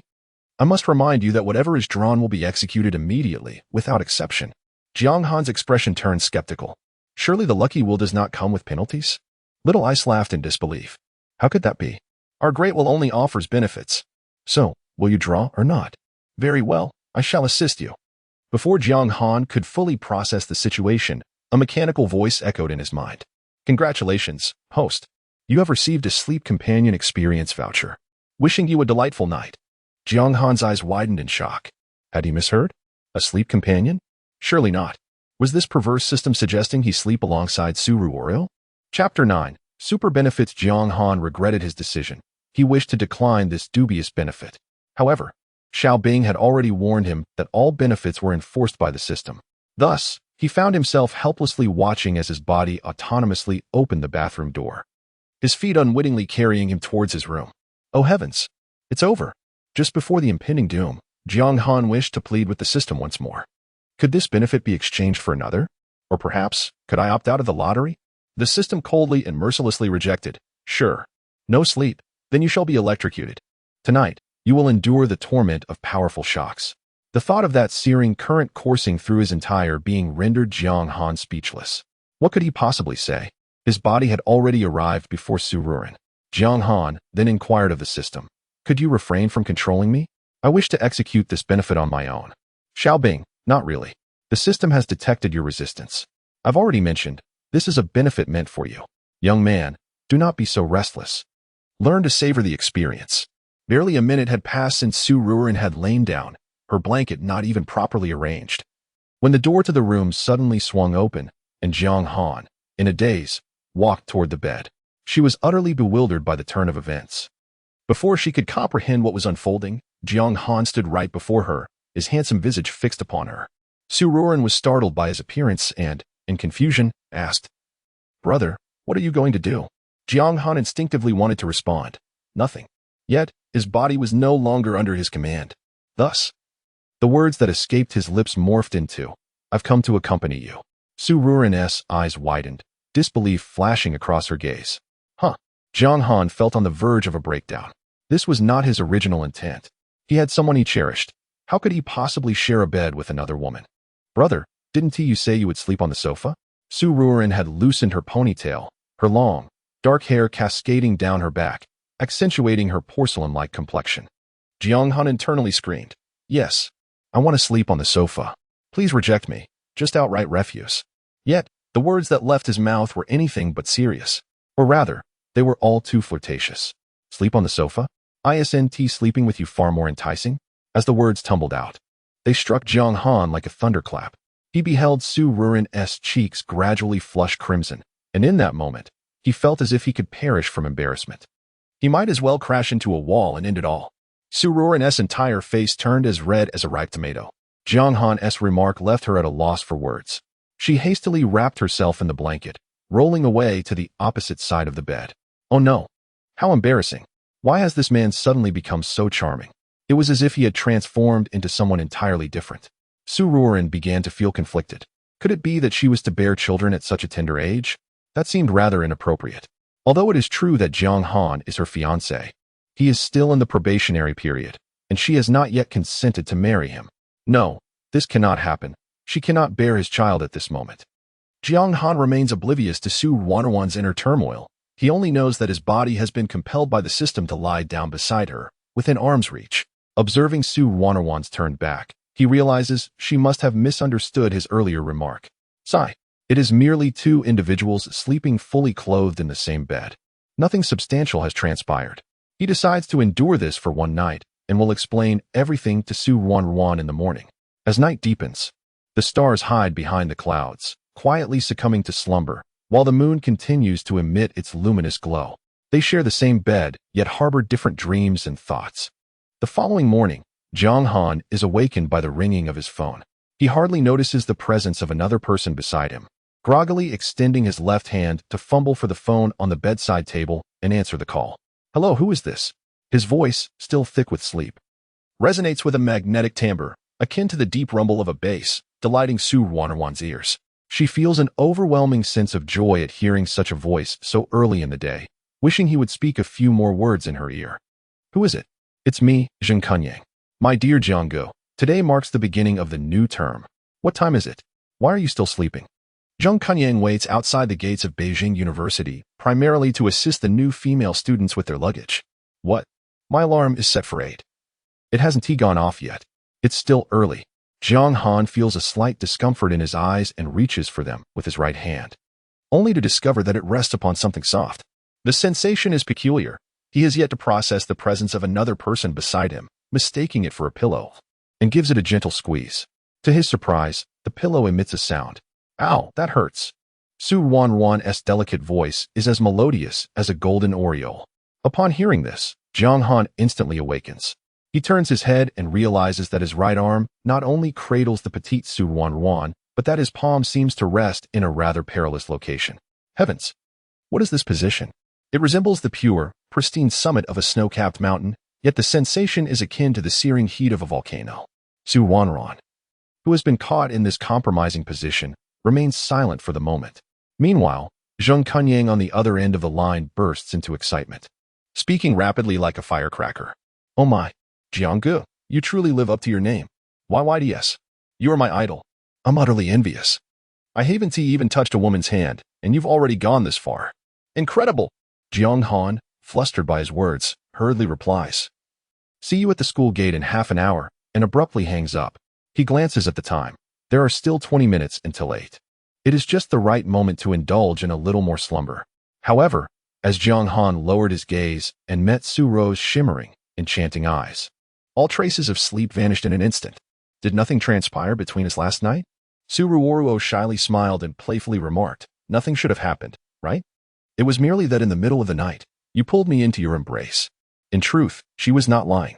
During the night, Jiang Han had felt cold and, in a dazed state, reached out for the blanket, only to find it cocooned around Ruo. Thus, when he tugged at the blanket, he inadvertently drew her into his arms. This, too, was part of Ruo's initial design. Jiang Han immediately gazed at her with earnestness and said, I apologize, Ruo. Last night was an exceptional circumstance. If I behaved inappropriately, I hope you can forgive me. After his apology, Jiang Han continued. I will order some delicious takeout for you shortly. Do you have a mobile phone? I will call you this afternoon, and together we shall shop for some new furniture. Ruo paused, then inquired, Brother, are you heading to school later? Indeed, Jiang Han replied, leaping off the bed and dashing towards the bathroom, completely oblivious to the 3 words Ruo uttered behind him. So am I. Chapter 10. A plethora of beauties. The sun shone brightly in a cloudless sky. The entrance of the capital university was abuzz with excitement on this first day of September, marking the beginning of the academic year. At 8:30 in the morning, Jiang Han arrived punctually at the university's gates. His striking features and tall stature immediately drew the attention of numerous female students. While most men might bask in such admiration, Jiang Han remained indifferent, seemingly oblivious to the gazes directed at him. Zheng Kunyang, witnessing Jiang Han's popularity, felt a pang of envy. However, he did not allow his irritation to surface. Instead, he lunged toward Jiang Han, exclaiming, "Brother Jiang, you finally made it. Your little brother Kunyang has been waiting for you with great anticipation. Come on, are you hungry? Have you had breakfast? Are you thirsty?" Jiang Han frowned and pushed him away, sensing something amiss about Zheng Kunyang's demeanor, or perhaps the peculiar glances from those around them. "Behave yourself. What is going on?" "Nothing much, Brother Jiang," Zheng Kunyang replied. "I just noticed you seem particularly amiable and handsome today. What exactly are you trying to say? If you don't speak up, I'm leaving." "Wait a moment. At 9 o'clock, aren't you supposed to assist the girls' team? If you're feeling tired, I can gladly take your place." The thought of the sweet, beautiful freshman made Zheng Kunyang's heart flutter. As they walked toward the campus, Jiang Han shot him a disapproving look. "Do you genuinely care? Do you want to see me remain single throughout college? What does your helping me out have to do with your own romantic status?" Jiang Han expressed his confusion. In fact, he had been puzzled since the previous night as to why everyone was so eager to endure military training once more, despite its arduous nature. Zheng Kunyang was nearly at a loss for words, unable to comprehend how a man like Jiang Han existed, wasting his handsome face. "Forget it. A man who has been single for 20 years wouldn't understand. Just do as you wish. After all, my happiness is in your hands." Before long, they arrived at the Financial Institute building. As they entered the classroom, they were greeted by Wang Feng's excited exclamation. "Oh my goodness. Everyone, quick, check the forum. I heard that this year's freshman art department is filled with beautiful girls, and their ID photos are absolutely stunning." His shout ignited a flurry of whispers among the students. Gossip is a natural human inclination, and both boys and girls share a curiosity for those with striking looks. The students eagerly opened their phones to access the university's forum. The thread discussing the influx of gorgeous freshmen in the art department had gained immense traction and was pinned at the top. Indeed, the ID photos shared by the original poster were all of breathtakingly beautiful girls, characterized by large eyes, high noses, and oval faces. Zheng Kunyang scrolled down, captivated by the images. "Hey, Brother Jiang, look at all these beauties." Naturally, he did not forget to invite Jiang Han to join him in this delightful discovery. Always eager to share. "Oh." Jiang Han cast a glance, his expression remaining impassive. "Wow, I adore this. Her eyes are simply stunning," Zheng Kunyang exclaimed enthusiastically, pulling Jiang Han to a random seat in the classroom. The air around them buzzed with discussions about the beautiful girls. Even many of the female students were joining in. Upon hearing Zheng Kunyang's praise, Jiang Han stole another glance, feeling somewhat bewildered. "Huh? Don't all these girls look the same? What's the difference?" His words instantly earned him a disdainful glare from Zheng Kunyang. "How can they be the same? What kind of eyesight do you have?" "Hey, I think I heard a woman's voice near you this morning, Jiang.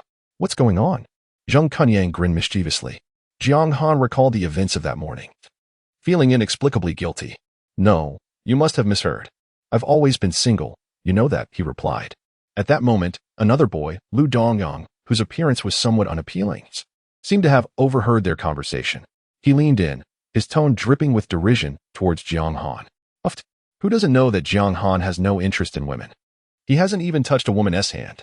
During freshman year, when so many were pursuing him, he acted as if he were blind to it all. Lu Dongyang, coming from a family with some wealth, was quite generous and often took his male classmates to bars and KTV during their first year. Yet, Jiang Han had consistently found excuses to decline, which left Lu Dongyang feeling humiliated. Consequently, he harbored a grudge against Jiang Han, especially after a girl he had pursued for a long time ended up showing interest in Jiang Han instead. From that point on, Lu Dongyang regarded him as a thorn in his side. "No way. I truly heard it this morning. Jiang Han must have been with a girl," Zheng Kunyang insisted, firmly defending his friend. Lu Dongyang scoffed. "Please, Zheng Kunyang, don't say I didn't warn you. Perhaps Jiang Han has issues with his sexual orientation. Maybe he likes you. Ha ha ha. You two aren't involved in something, are you?" At these words, Zheng Kunyang's anger flared. and he slammed his hand on the table, looking down at Lu Dongyang with fury. Who are you calling involved? Say that again if you dare. Chapter 11.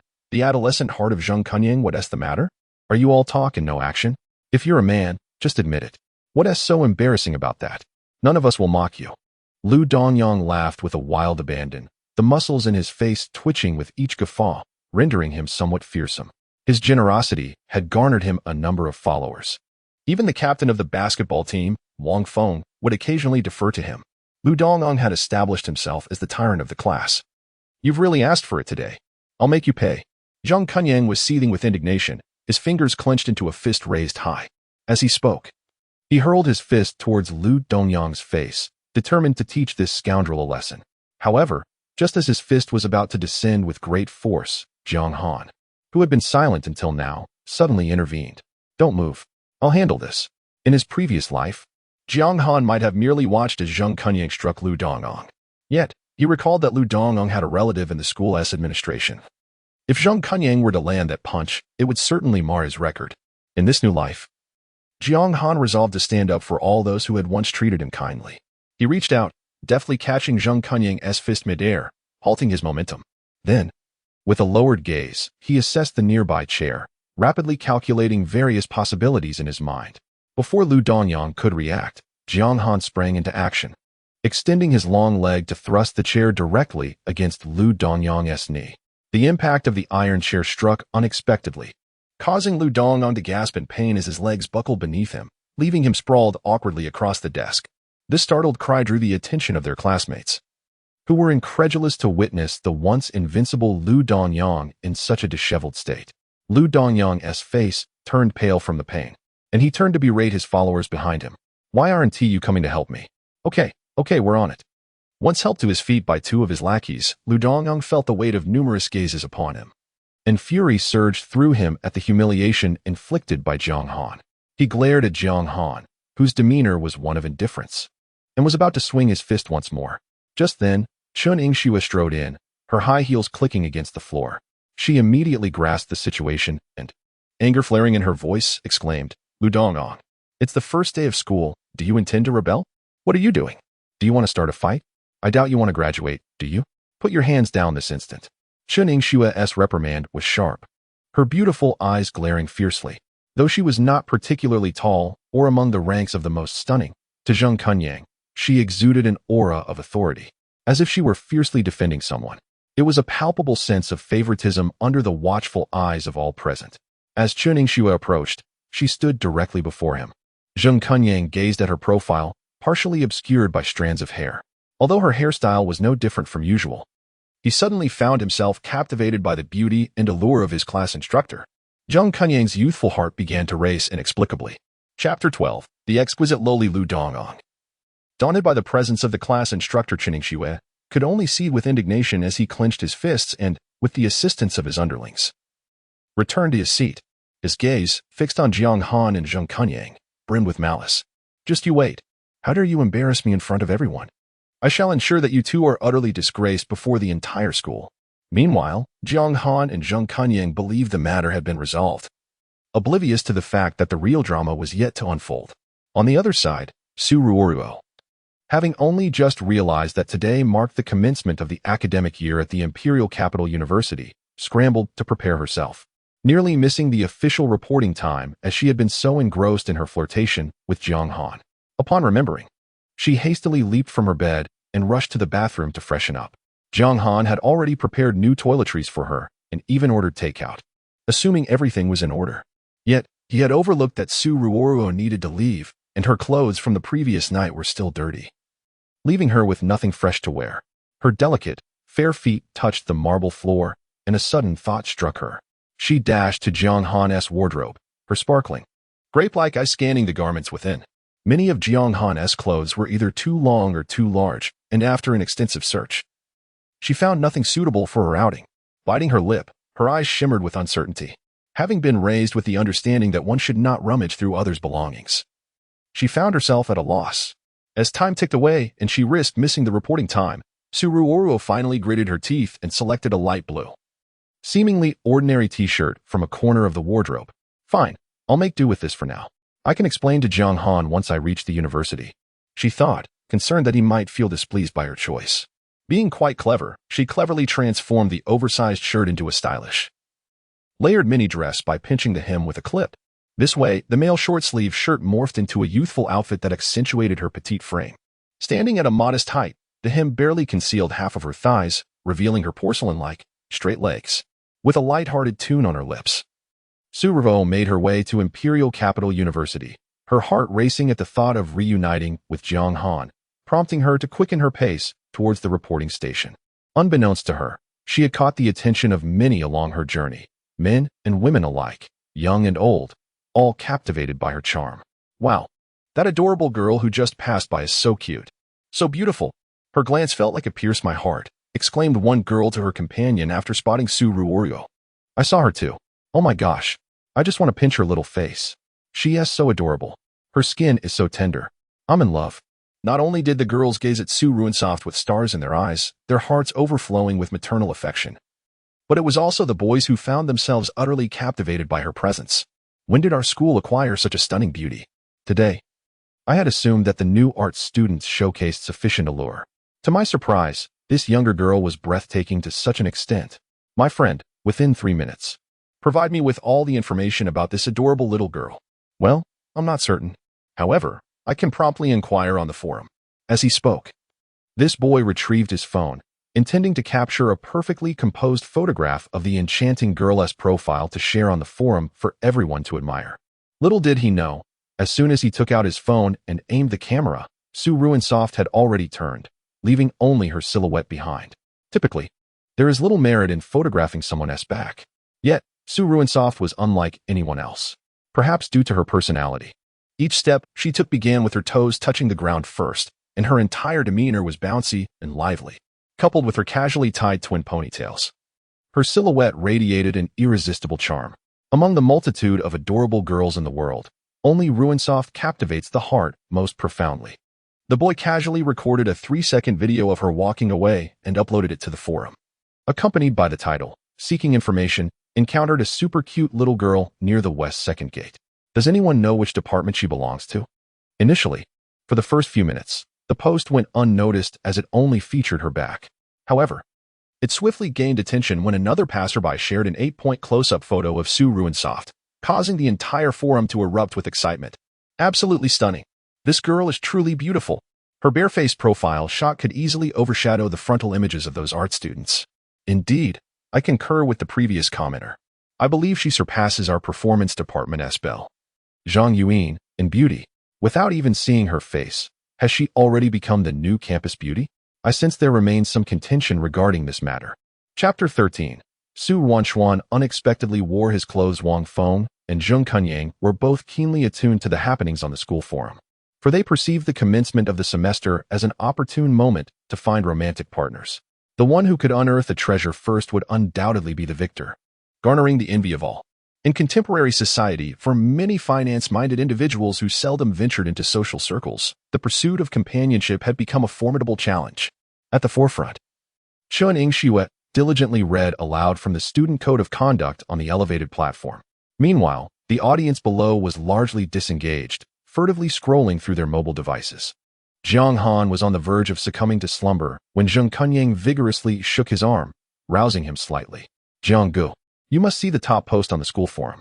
I find the attire worn by this beautiful young girl strikingly familiar. Upon hearing the term young girl, Jiang Han's mind instantly sharpened. He grasped the icy cola resting on the table, taking a hearty gulp to steady his tumultuous emotions before examining the post forwarded by Jiang Han. Yet, with just a glance, he was rendered speechless. The delicate silhouette seemed hauntingly familiar, and those captivating, watery eyes stirred a sense of recognition. The adorably soft and cheerful visage grew increasingly reminiscent. Was this not Ruanruan? How had she come to school? Furthermore, it appeared she was clad in his own attire. Wait, that outfit. Jiang Han enlarged the side profile photograph of Ruanruan. Not realizing until he scrutinized it closely, his heart sank. Oh no, this young lady, in her naivety, had donned the short-sleeved shirt he received as a prize during last year's sports meet. At a loss for words, he slammed his phone down onto the table, his hands cradling his head in exasperation. His thoughts were in disarray, completely oblivious to Chen Yingxue's ongoing discourse on the podium. By the time Jiang Han regained his composure, Chen Xue had approached him, her expression radiating warmth and kindness. Jiang Han, do you have any objections to what the teacher just conveyed? Jiang Han hastily shook his head. How could he dare voice any dissent? A sense of impending calamity loomed over him. At that moment, the system's voice, Xiao Bing, echoed with a hint of mischief. Fear not, host. With me, Xiao Bing, by your side, even if you inadvertently cause a stir, this system shall be your greatest ally. Here is an encouragement of 200 experience points. Keep striving. If you have no objections, then the teacher certainly has some towards you. Let me see what captivating distraction could draw our Jiang Han's attention away from class. Chen Xue harbored a profound disdain for students who failed to pay attention while she spoke from the platform, feeling it reflected a lack of respect. It dawned on Jiang Han that his phone had not turned off when he had flung it away. Instinctively reaching for it, he realized, however, that Chen Xue was already a step ahead. Taking a deep breath, his handsome face bore an expression of utter despair.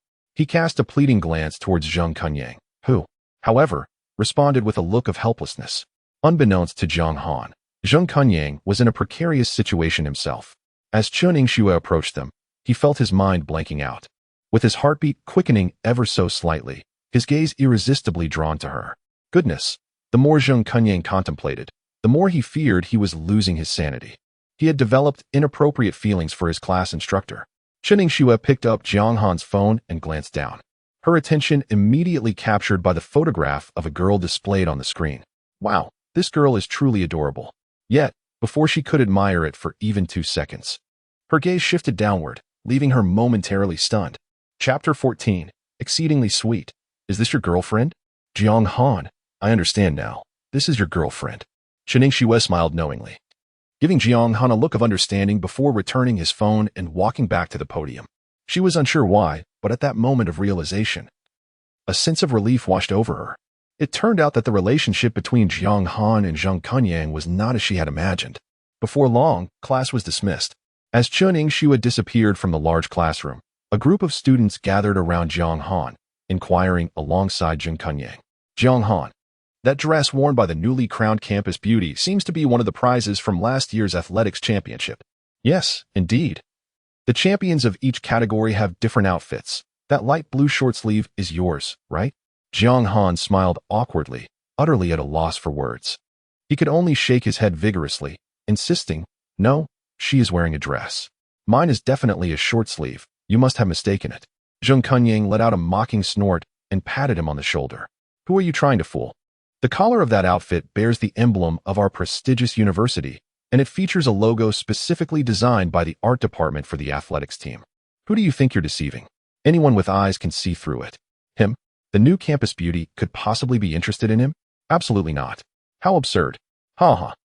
Lu Dongyang seized every opportunity to ridicule Jiang Han, relishing the sight of him in utter embarrassment, no matter the cost.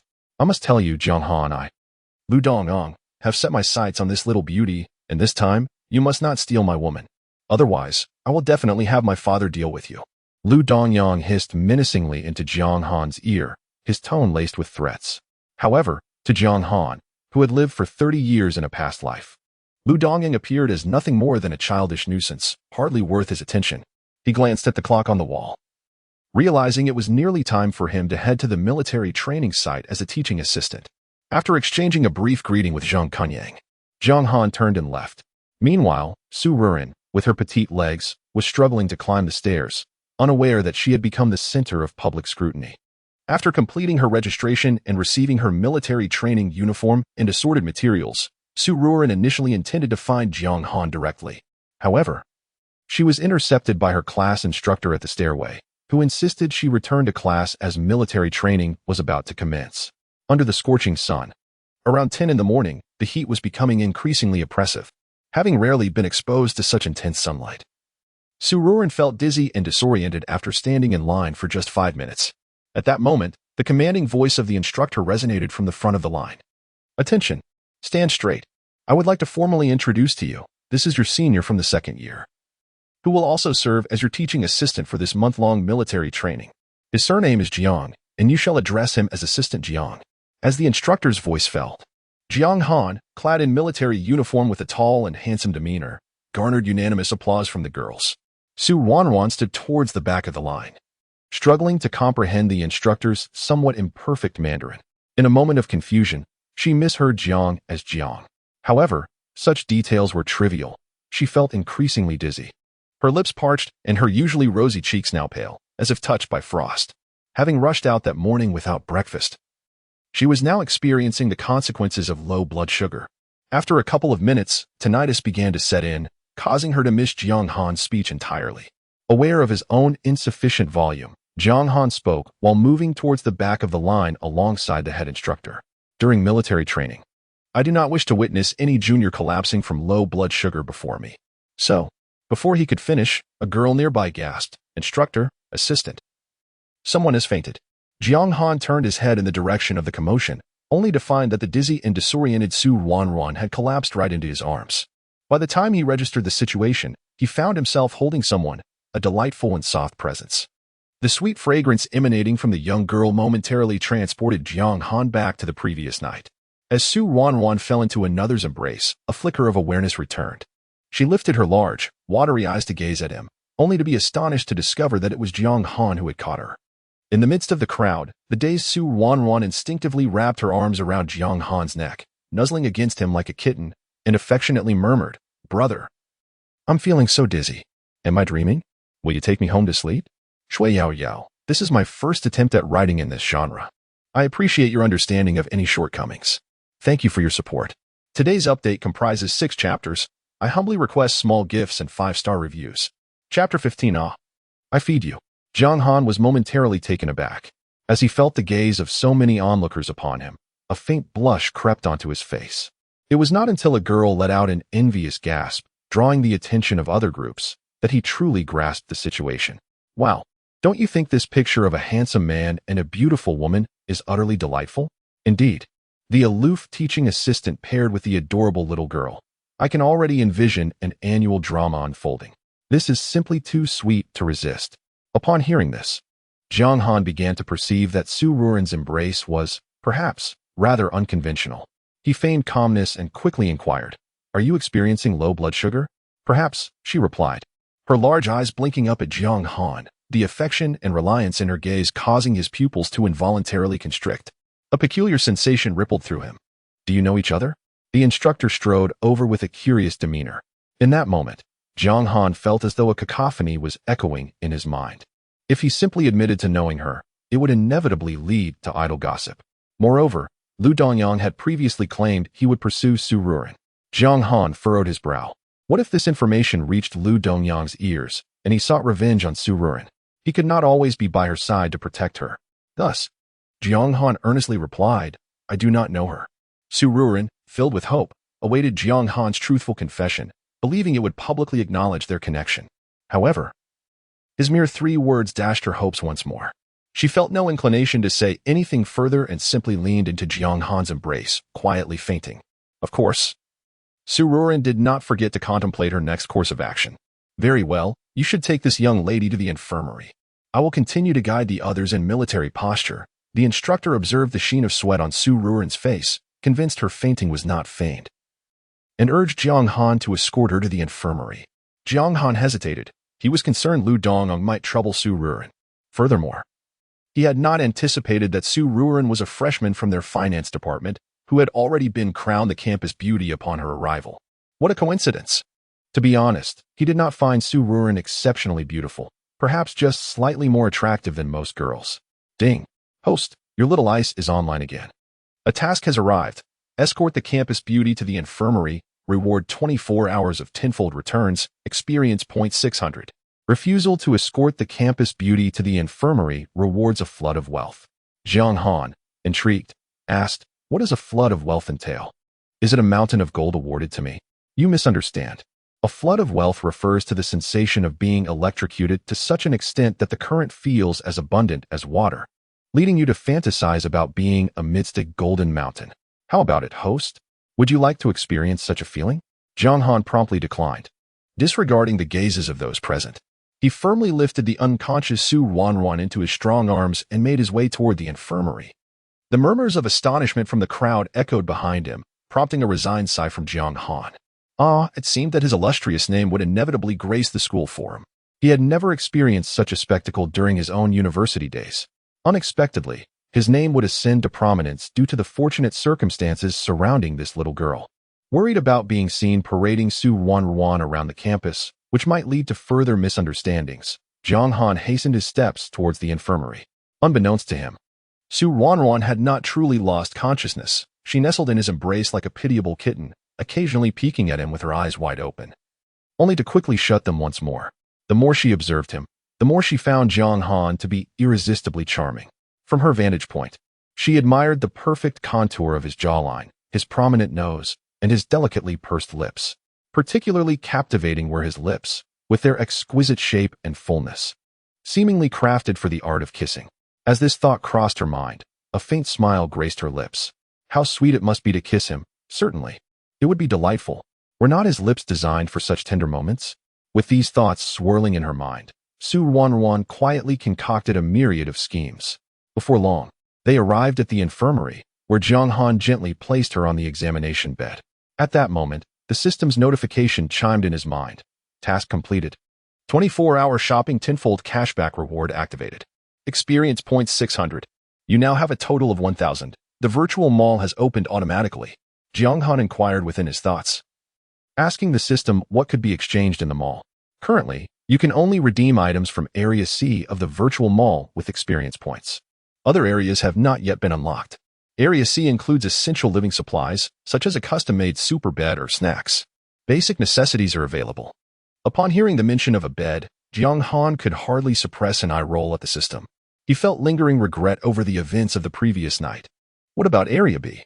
How many experience points would be required to unlock it, and what could be exchanged there? The items available in Area B are more sophisticated. For instance, a golden perspective experience ticket allows you to see through surfaces. Additionally, there are stock analysis experience tickets, among others. Specific items can be detailed once you reach 2,000 experience points. Understood. These experience tickets seemed rather intriguing. A flicker of interest appeared in Jiang Han's eyes. After all, in his previous life, he was an unmitigated businessman and could not completely disregard the allure of wealth.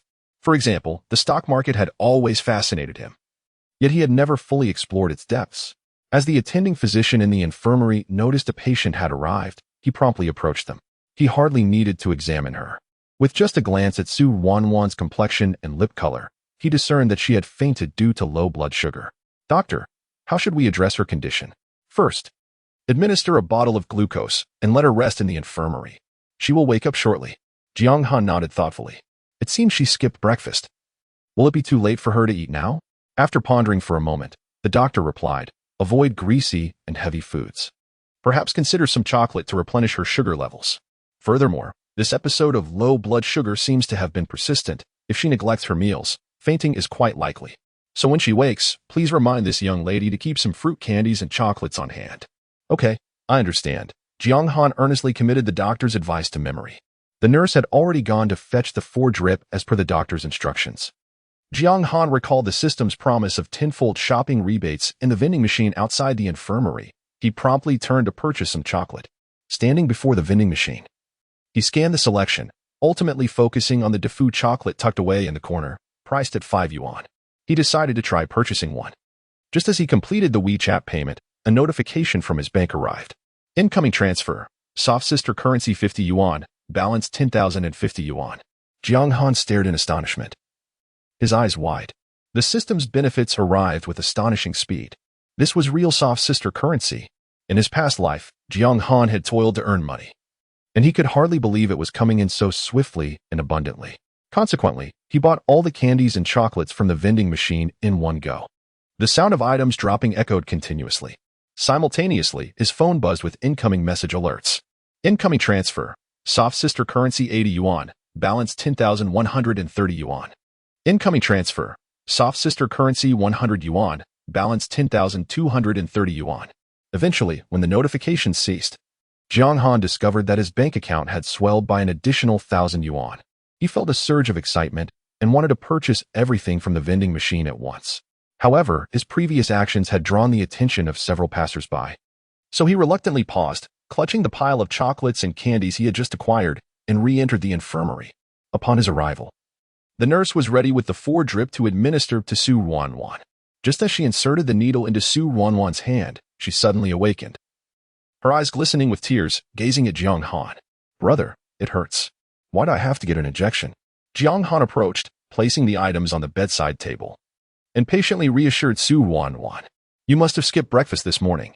Your blood sugar dropped during military training, so your body needs glucose now." Upon uttering these words, Jiang Han felt a pang of regret, for he had never spoken in such a tone, particularly to a female. His demeanor was inherently cool and detached towards everyone. "Oh, is that so?" Su Ruanruan gazed at Jiang Han with innocent eyes, her sweet voice playfully questioning him, her pale yet beautiful face betraying a hint of frailty, as if she were genuinely unaware of her condition of low blood sugar. Indeed, Su Ruanruan was being intentionally coy. From the moment she recalled the commencement of military training at the University of the capital that morning while at Jiang Han's residence, she had meticulously orchestrated her plan. By deliberately skipping breakfast and arriving at school on an empty stomach, she awaited the moment her low blood sugar would render her faint, prompting someone to contact Jiang Han using her phone. After all, he was the sole entry in her contacts. This number was one she had discovered on a package at Jiang Han's home. The events had unfolded precisely as Su Ruanruan had envisioned. However, she had not anticipated the serendipity that Jiang Han would be her direct senior and, fortuitously, the military training assistant for their group of girls. This twist merely embellished her pre-existing scheme, allowing her to faint perfectly into Jiang Han's embrace. Internally, Su Ruanruan reveled in her triumph, while outwardly maintaining an air of nonchalance. As if nothing were amiss. "Ruanruan, you should rest well since you're not feeling well." The oblivious Jiang Han, a quintessential straight man, remained unaware of Su Ruanruan's sly machinations. He did not perceive anything unusual about the situation. "Dear girl, your boyfriend is truly wonderful. Knowing about your low blood sugar.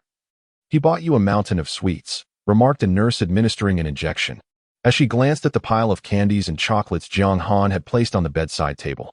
"Ah, brother, did you buy all of these for me?" Su Ruanruan's large eyes sparkled with excitement, curving into crescent shapes, radiating joy. Jiang Han found himself at a loss for words. The chocolates and candies were indeed his gifts to Su Ruanruan, but he had not intended to procure such a large quantity in one go. Surely, the girl would end up with a toothache from indulging in so much sugar. Should he confess that he bought them in hopes of testing the system's tenfold rebate? Such honesty would expose his motives. After a moment's thought, he nodded and took a seat beside her, saying, "They are for you. But do try to limit your sugar intake to avoid dental issues." "Well, brother, you are so kind to me." "Thank you." Su Ruanruan's words were laced with double meanings. Although they appeared directed at Jiang Han, they simultaneously addressed the nurse, indirectly asserting her status as Jiang Han's girlfriend. In truth, she reasoned, having slept beside him the previous night, she was indeed his girlfriend. "How enviable," the nurse remarked, "to have such a handsome boyfriend. Wishing you both everlasting happiness." The nurse smiled softly before departing. Jiang Han was momentarily taken aback, intending to clarify his thoughts with her, but she had already left. So he dismissed it from his mind. "Brother, I want some candy," Su Ruanruan suddenly piped up, her large eyes fixed on the chocolates atop the bedside table. A look of longing evident in her gaze. She thought to herself that her hints were unmistakably clear. Surely Jiang Han would comprehend her desire. After all, they were the only two in the room, and her left hand was still connected to and for. Seated on a nearby stool, Jiang Han casually browsed through his phone, his indifferent demeanor prompting Su Ruanruan to widen her eyes in disbelief. "Come on, I bought so many. There are all kinds of flavors," she pouted, her round face puffing up like a little pufferfish in dissatisfaction. "I have no hands. How can I eat?" Jiang Han responded, setting down his phone. He strode over to the bedside table, effortlessly unwrapped a chocolate, and, under Su Ruanruan's expectant gaze, extended his arm to place the open treat into her right hand, the one free of needles. Believing he had fulfilled his task admirably, he returned to his stool and resumed his phone activities. Zheng Kunyang was incessantly messaging him, inquiring if there were any attractive junior girls in the female team, hoping to scout one out. Jiang Han contemplated for a moment. He realized he hadn't truly seen any of the girls' faces, having brought Su Ruanruan to the infirmary instead. He replied succinctly, "None." Zheng Kunyang was taken aback, responding with 2 exclamation marks. "No way? How is that possible? I heard from Wang Feng that the new campus beauty is in your team. Didn't you notice? Is she really as stunning in person?" Before Jiang Han could respond, the effervescent Zheng Kunyang, seemingly impatient with typing, sent a voice message. Since Su Ruanruan was nearby, Jiang Han opted to convert the audio to text. I also heard that the campus beauty fainted from low blood sugar during military training and collapsed right into your arms. What was that about? Do you really know her? Oh my gosh, the voice I heard this morning, could it possibly be hers? Jiang Kunyang added a shocked emoji. Jiang Han found himself at a loss for words. To speak the truth seemed inappropriate, yet he couldn't bring himself to deceive Jiang Kunyang either. After a moment of clever consideration, he replied, "You've heard so much?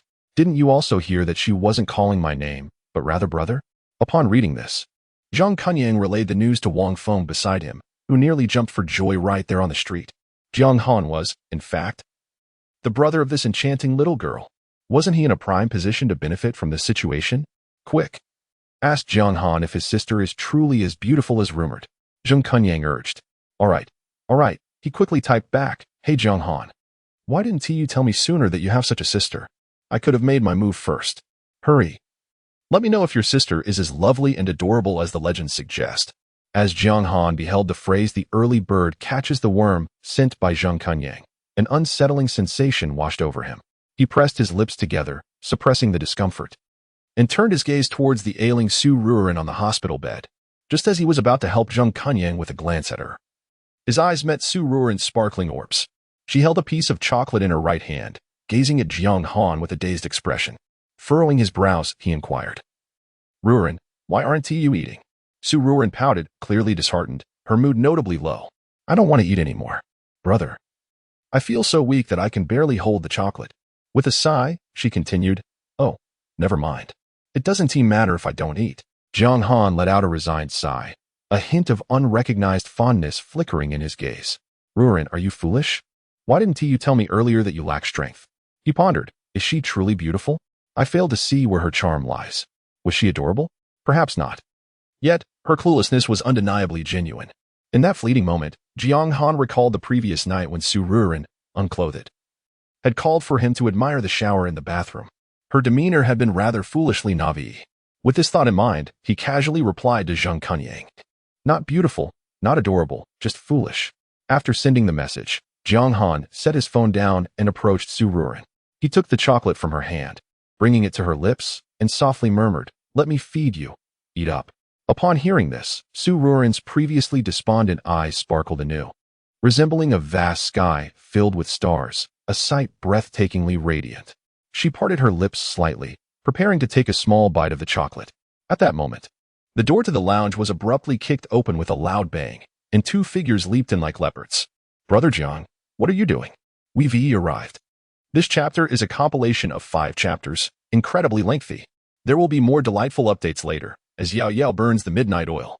Remember to check back tomorrow morning. Chapter 16, Brother's Lack of Skill. What are you two doing? Jiang Kunyang gazed in astonishment at the intimate scene before him, where Jiang Han was feeding candy to his sister. He felt as though he had been struck by an overwhelming barrage of dog food.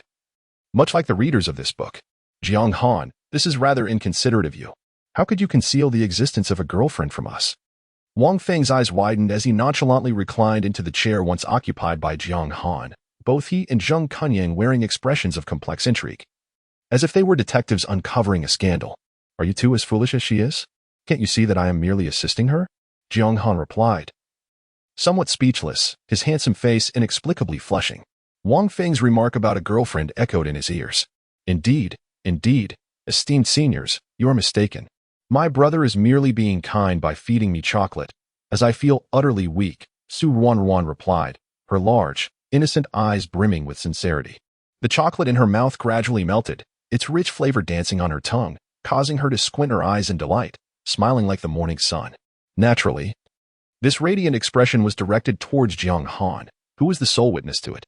However, upon hearing Su Ruanruan's words, Jiang Kunyang's gaze towards Jiang Han shifted dramatically. Jiang Ge, what exactly transpired between you and our newly minted schoolflower last night? Is that why she feels so weak? Fainting on the very first day of military training? Ah, so you two have already progressed to this stage. Wang Feng scratched his head, his tone laced with astonishment. Jiang Kunyang, I believe your mind is rather unhinged today.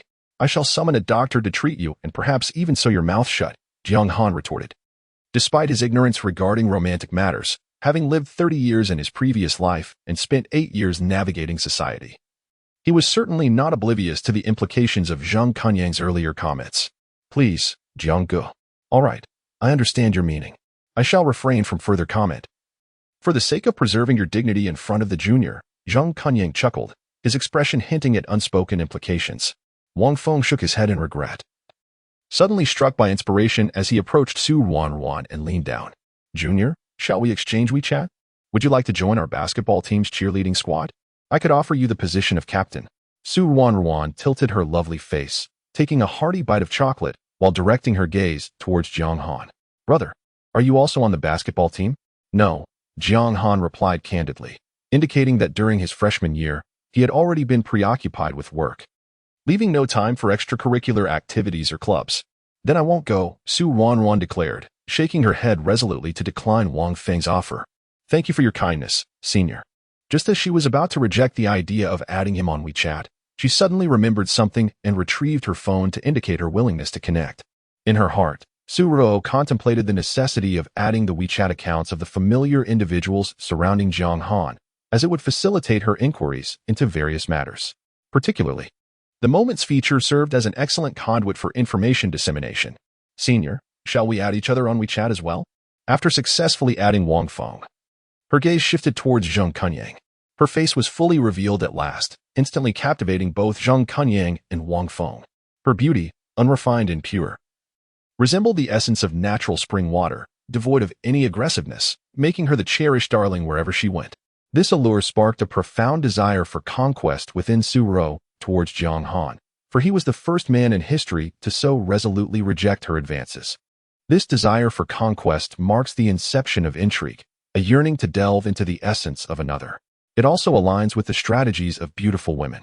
Observing the world around them, one might notice that many stunning women remain unattached, not due to lofty standards, but rather the scarcity of men who ignite their desire for conquest. Upon witnessing Ruanruan adding both their WeChat accounts, an inexplicable sense of discontent stirred within Jiang Han.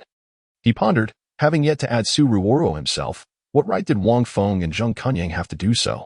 Suppressing his discomfort, he cast his gaze downwards, only to find that the chocolate he had offered her was entirely consumed. Disposing of the wrapper, he retrieved a piece of fruit candy and presented it to her lips. Would you like some candy? Sure. Ruo's eyes sparkled upon seeing the candy he offered her, and she eagerly opened her mouth to accept it. Of course.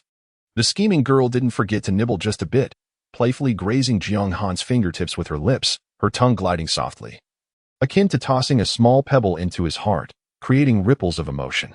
All right, we've exchanged WeChat, so we'll refrain from disturbing the junior any further, Jiang Han remarked. Witnessing the sweet exchange between the two, his single heart fracturing into pieces, he tugged at Wang Feng's arm, ready to depart. Yes, we have matters to attend to. We wouldn't want to intrude. Junior, I'll treat you to a meal next time. Jiang Han's expression subtly shifted, a minute change that escaped Ruo's notice. Great. Please invite both me and my brother, and I shall come. Wang Feng attempted to interject further, but Jiang Han persistently pulled him toward the exit. What are you talking about? Be cautious. Who knows, if you treat the junior to a meal this year, by this time next year, you might owe double the confinement money. Jiang Han believed his words were whispered softly in Wang Feng's ear. Yet, they were indeed audible enough to reach the ears of Ruo and Jiang Han. An awkward tension enveloped them both. The door to the lounge was abruptly slammed shut from the outside, and the well-meaning Jiang Han secured the lock.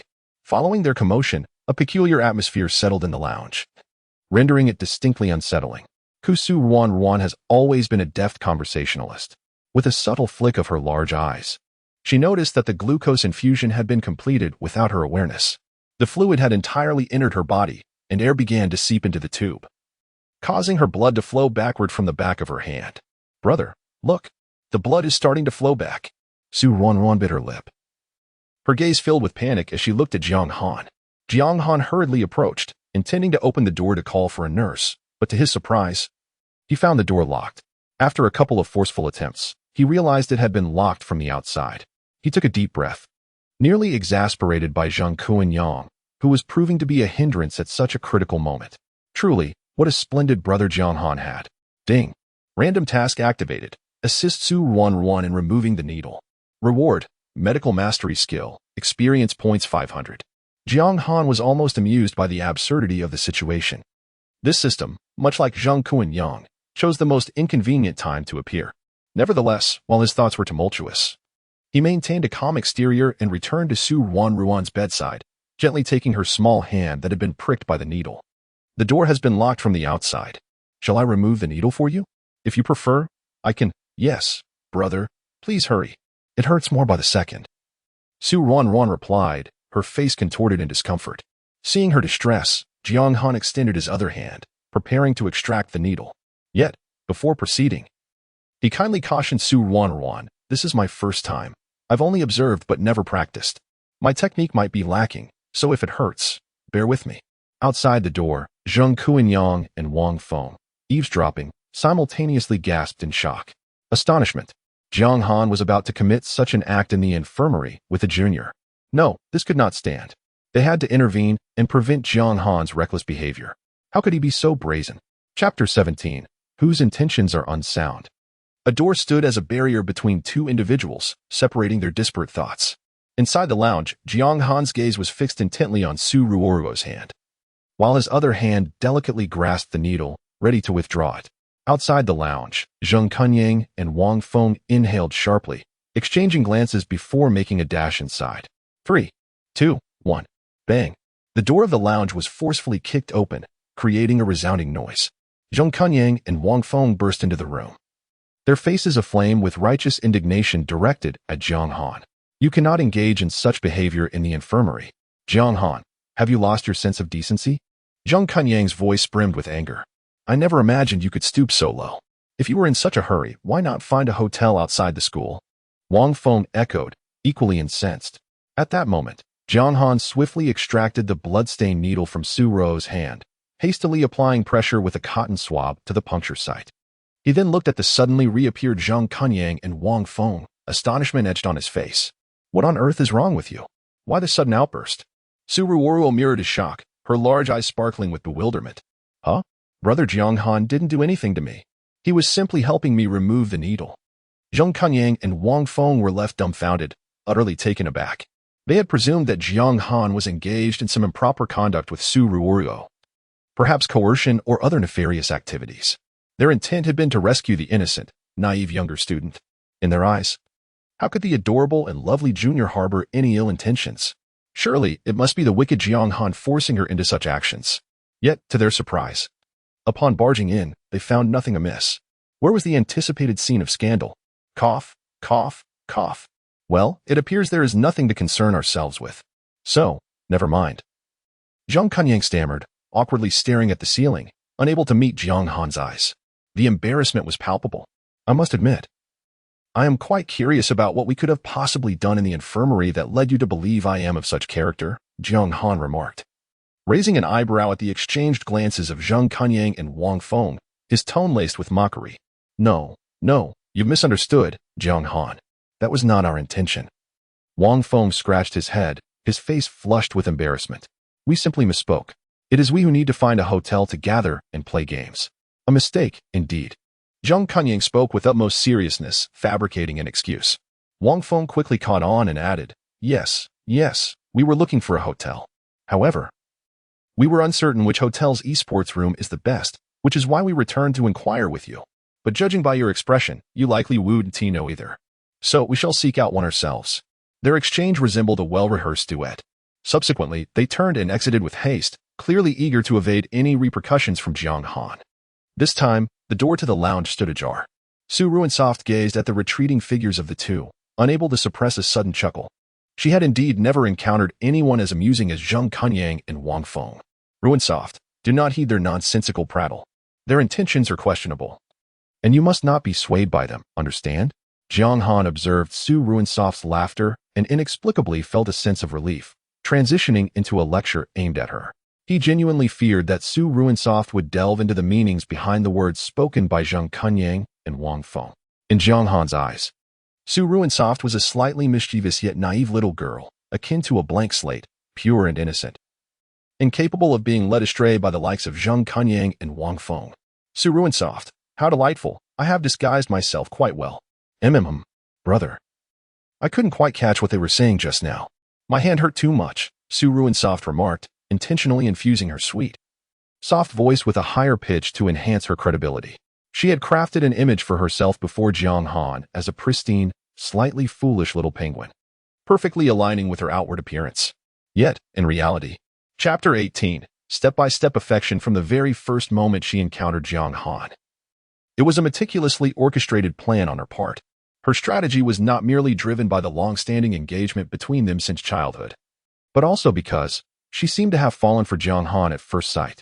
Soft, are you still feeling dizzy? I've already arranged for you to take a leave from the instructor. You can skip military training today, Jiang Han said earnestly, concealing certain thoughts within himself.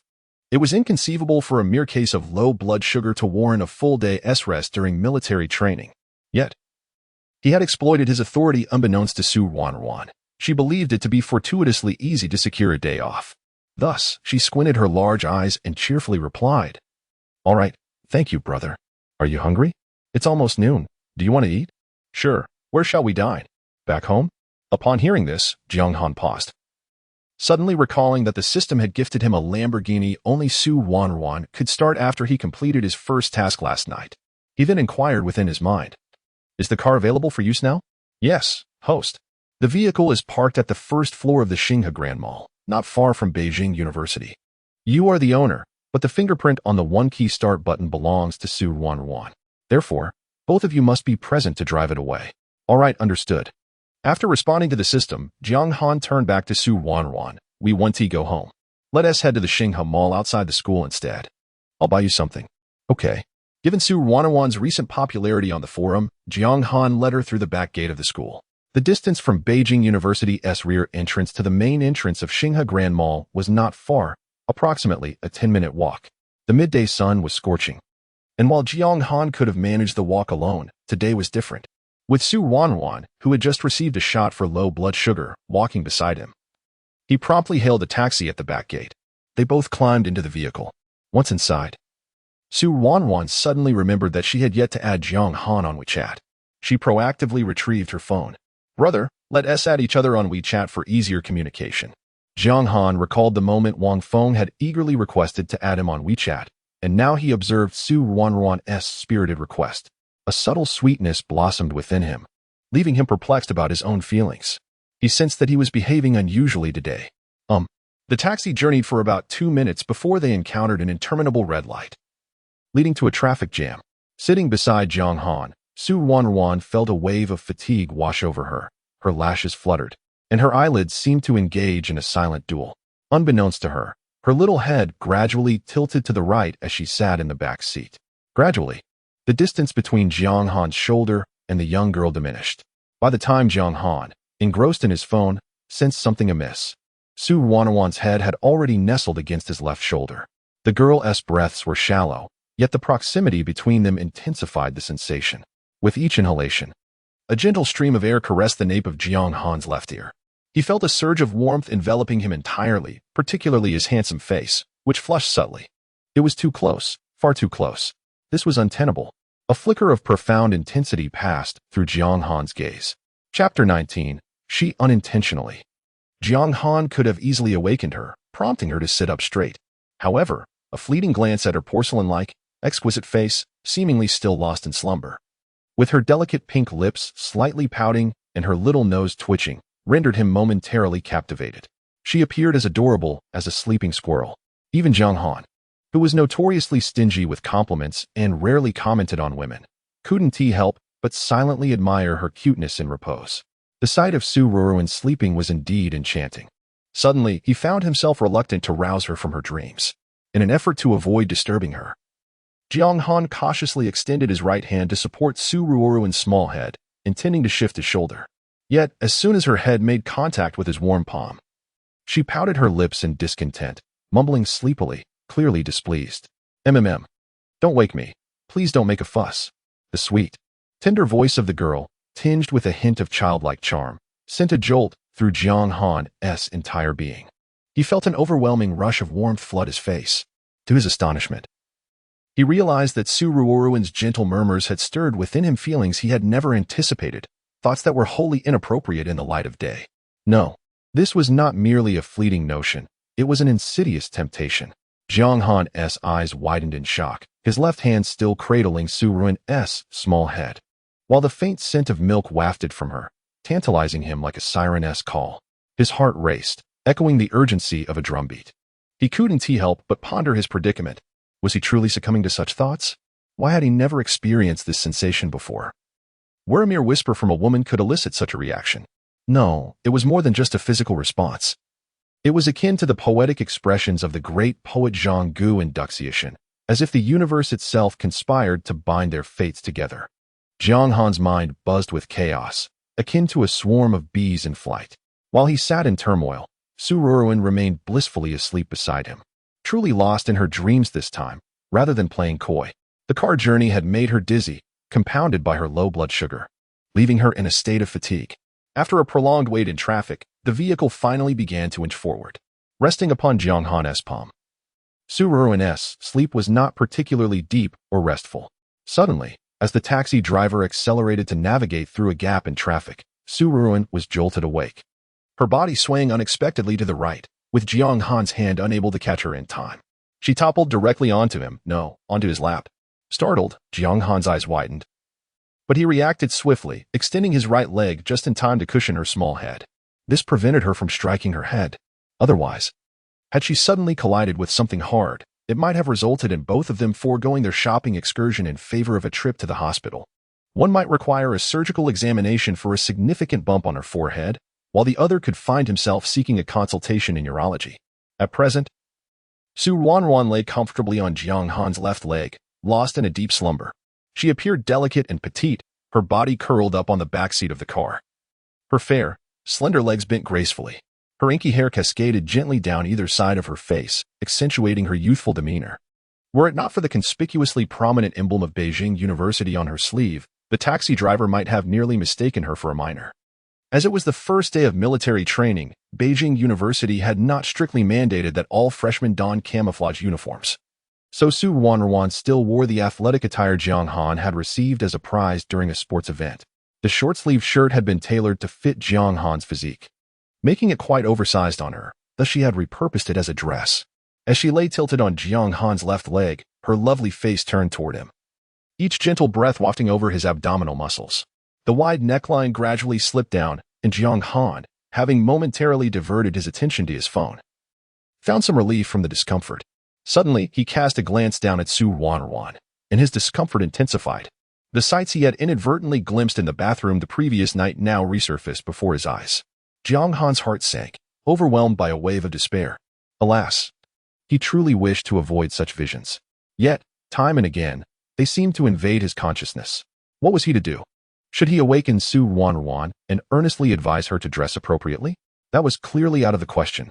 Jiang Han felt utterly incapable of uttering such improper words to a girl, especially one as innocent and carefree as she. Taking a deep breath, he felt as though his eyes were on the verge of being blinded. At that moment, he looked up and realized they were nearing their destination. For some inexplicable reason, Jiang Han suddenly felt a twinge of fear at the thought of the taxi driver glancing back and catching sight of something inappropriate. Ruanruan's graceful sleeping posture would not reflect well if seen by outsiders. Contemplating this, he let out a soft sigh. Reaching out with his left hand to adjust the neckline of her shirt, Jiang Han's warm fingertips inadvertently brushed against the delicate skin beneath the girl's collarbone, sending a jolt through him, causing his fingers to tremble. For reasons unknown, he sensed something was amiss. He was merely attempting to assist the young girl in adjusting her clothing. Yet, his averted gaze and trembling fingers painted a picture that suggested he was engaged in some illicit act. At that moment, the driver suddenly slammed on the brakes, leaving tire marks on the road. Seemingly furious, he quickly rolled down the window and shouted at a passing sports car, "How can you drive like that? Racing on the highway in broad daylight? Are you reckless? Or do you think others' lives are expendable? With your drifting skills? I suggest you go home and practice for a few more years." With a heart full of curiosity, Jiang Han absorbed the driver's words. The events unfolded so rapidly that he momentarily lost awareness of where his hands rested. As the driver concluded his boisterous shout, Jiang Han regained his composure, intending to adjust Ruanruan's collar once more. However, he was met with the sight of her delicate eyelashes fluttering softly, her drowsy, misty eyes gazing at him in bewilderment. "Brother, what are you doing? What just happened?" "Yao Yao has something to express. This is my first attempt at writing for a male audience, and it has not come easily.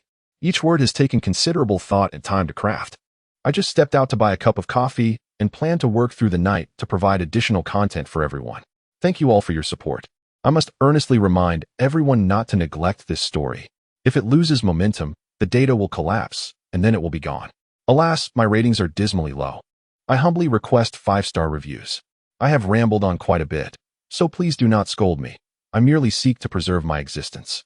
Chapter 20. She longed for his hand to hold. Jiang Han felt an uncomfortable sensation coursing through him as he was gazed upon by Ruanruan, whose eyes sparkled with the purity of a crystal-clear spring. It was as if he bore the weight of a crime, for all his illicit thoughts lay bare beneath her innocent gaze. Fearing that Ruanruan might inquire further, he cleverly took the initiative. Have you awoken? You should sit up. We are about to disembark. Oh, okay, Ruanruan replied, momentarily taken aback. It dawned on her that she had unknowingly fallen asleep on Jiang Han's lap, in such an intimate and suggestive manner. A rosy hue crept across her fair, delicate face as she hastily sat up and opened the window to cool down. Brother, I apologize. I felt a bit carsick and must have dozed off, she said. Jiang Han, upon hearing her apologize, felt a tumultuous rush of conflicting emotions surge within him, particularly as he recalled his earlier lascivious thoughts. Nevertheless, he maintained a facade of composure, preserving an expression of normalcy. It's nothing. You are still young. It is only right that I take care of you, he said. Thank you, brother. Ruanruan smiled at him, though her mind was a whirlpool of contemplation. Wasn't Jiang Han the one who vowed to keep his distance from women? Hadn't he insisted just the previous night that men and women should maintain propriety? How had it all shifted to him claiming it was his duty to care for her today? A playful curve formed on her rosy lips, and a mischievous glint danced in her large eyes as she turned to gaze out at the bustling Galaxy Mall, smiling like a cat that had stolen a fish. Indeed, the adage rang true. A man's words are but deceiving phantoms. She eagerly anticipated how she would gradually ensnare Jiang Han, ultimately revealing a delightful surprise. They were betrothed as children. The destination had been reached, and the taxi's meter read 30 yuan. The driver halted the vehicle at the roadside and turned to address them. Jiang Han promptly retrieved his phone and sent the fare via WeChat, then led Ruanruan out of the car. As he completed the transaction, his bank card automatically received a tenfold rebate, resulting in a total of 300 yuan. Checking the time, he noted it was only 12:30, leaving nearly 3 hours before their afternoon military training commenced. This ample time allowed him to take Ruanruan for a stroll around Galaxy Mall and perhaps share a meal. Jiang Han, a steadfast and resolute individual, often walked alongside Jiang Kunyang, their strides in perfect synchrony due to their long legs. He had never strolled with a girl, nor had he ever walked arm in arm with one. Thus, as he advanced, he was oblivious to the fact that each of his long strides required Ruanruan, with her shorter legs, to take 3 steps to keep pace. He walked directly to the escalator, only then realizing that the person beside him seemed to have vanished. Turning around, he discovered that Ruanruan was a considerable distance behind him. Clad in Jiang Han's ill-fitting attire, she sprinted toward him, resembling a little girl who had mischievously donned her parents' clothes, an amusing sight indeed. Yet, even in such a guise, Ruanruan radiated an undeniable charm.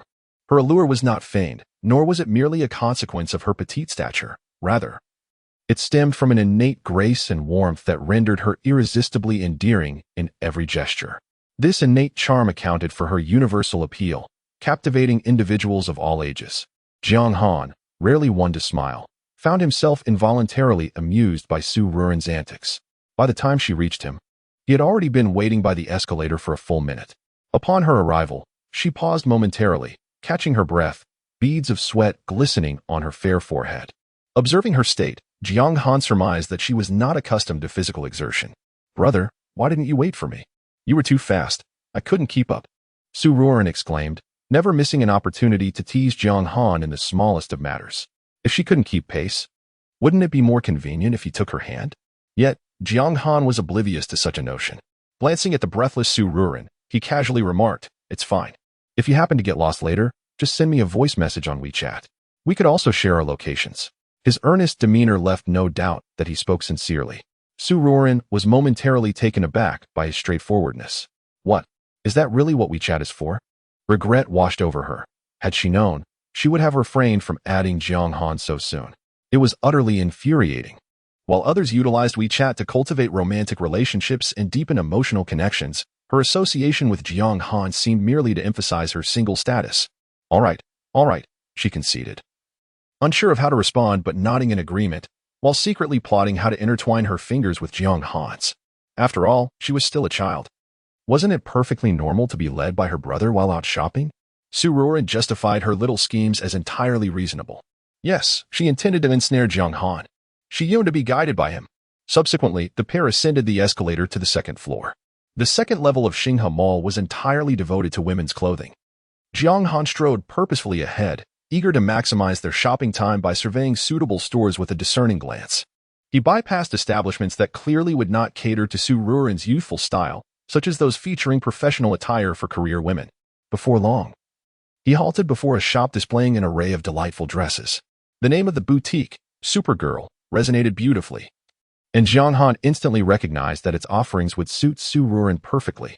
However, as he turned to check on her, he discovered that she had vanished once again. Upon glancing back, she still had not kept pace with his steps. Jiang Han felt a twinge of helplessness. He resolved to slow his stride during their next excursion to wait for her. Nevertheless, he thought that since he had arrived at the store ahead of time, he could select a few outfits for Ruanruan. With long strides, Jiang Han's handsome face remained expressionless as he perused the shop's interior.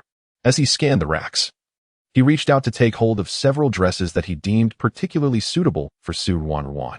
Accumulating 5 or 6 petite skirts in his arms by the time he had traversed the first row of hangers. At that moment, the sales associate quickly recognized him as a potential big spender and hurriedly followed him, eager to assist in gathering more skirts. However, as she trailed behind, she found Jiang Han rather peculiar and thus inquired, "Are these little skirts for your daughter?"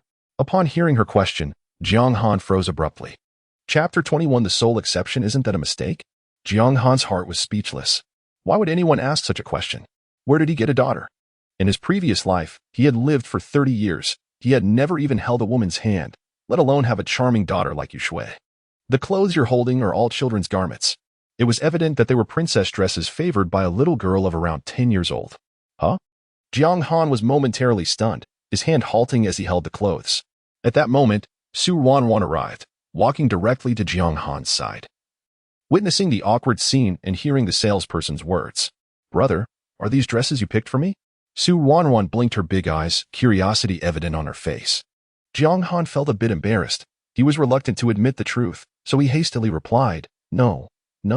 I was originally planning to buy a few dresses for my cousin as a birthday gift." "Oh, is that so?" Ruanruan appeared to believe Jiang Han's words.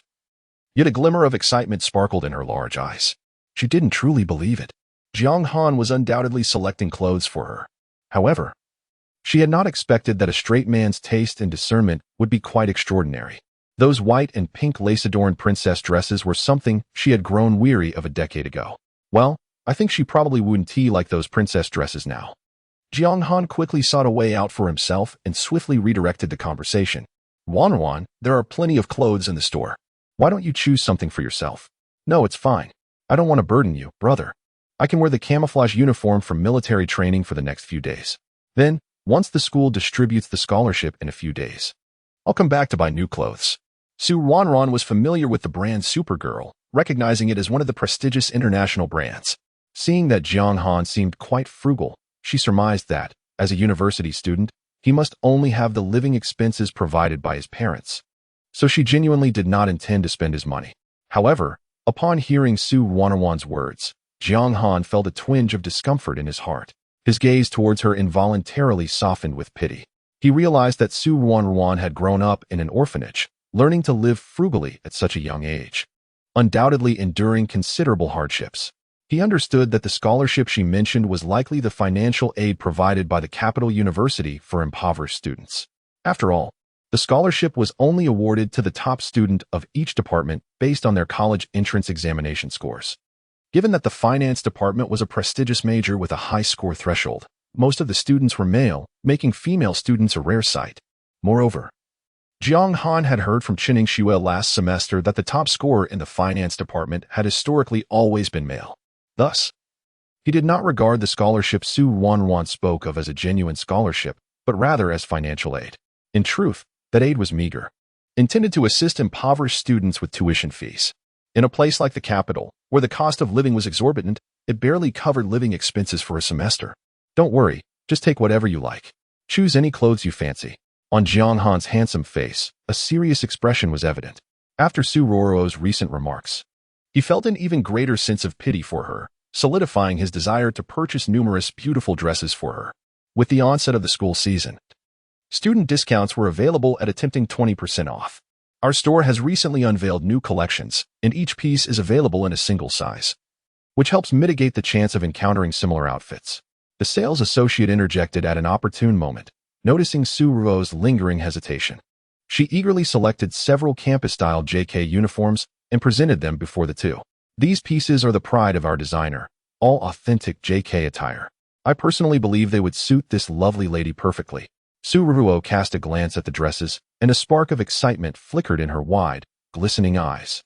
She had never worn such uniform skirts throughout her life. In the eyes of her parents, she was expected to dress decorously in long, elegant gowns, embodying the grace of a refined young lady. Yet, she had long grown weary of this lifestyle. Therefore, during her coming-of-age ceremony months ago, she had implored her grandfather to devise a way for her to return from abroad to take the college entrance examination. Beyond her curiosity about her fiancé, Jiang Han, she harbored another aspiration, to distance herself from her parents and reclaim her true self. Do you think these are suitable for her? Jiang Han inquired gravely. Yes, I believe they are quite fitting, the sales associate responded courteously. Before Su Ruoruo could fully appreciate the dresses, Jiang Han had already waved his hand decisively, swiping his card to have them packaged. He spent 500 yuan, but soon, the system rewarded him with a tenfold cashback. Jiang Han's bank account swelled with an additional 45,000 yuan. After completing the purchase, he turned to Su Ruoruo and asked, "Shall I select a couple of short-sleeve tops for you?" Before she could respond, he continued thoughtfully, "Never mind. 2 pieces are hardly enough. I'll buy you several more, so you can alternate your outfits. You could go an entire week without repeating a look." Su Ruoruo found herself utterly bewildered by Jiang Han's actions. She could not comprehend why he insisted on buying her so many clothes. In truth, she was not particularly particular about such things. Yet, strangely, upon seeing the neatly packaged dresses, her heart swelled with sweetness, for each item was a gift from Jiang Han. "You two take care. We can arrange for the items to be delivered to your home," the sales associate called after them, her eyes glimmering with envy as she watched their retreating figures. Initially, when the charming young girl had called him brother, she nearly believed they were siblings. However, as she caught a glimpse of the tenderness in the young man's gaze, she realized their relationship was far more complex than she had imagined. Alas, the observer sees clearly, while the involved remain oblivious. Jiang Han himself was unaware that he had unwittingly adopted a different demeanor towards Su Ruoruo, something he had never done with anyone else in his previous life. Su Ruoruo was the sole exception. By the time Jiang Han and Su Ruoruo had explored all the women's clothing stores on the second floor, half an hour had slipped away.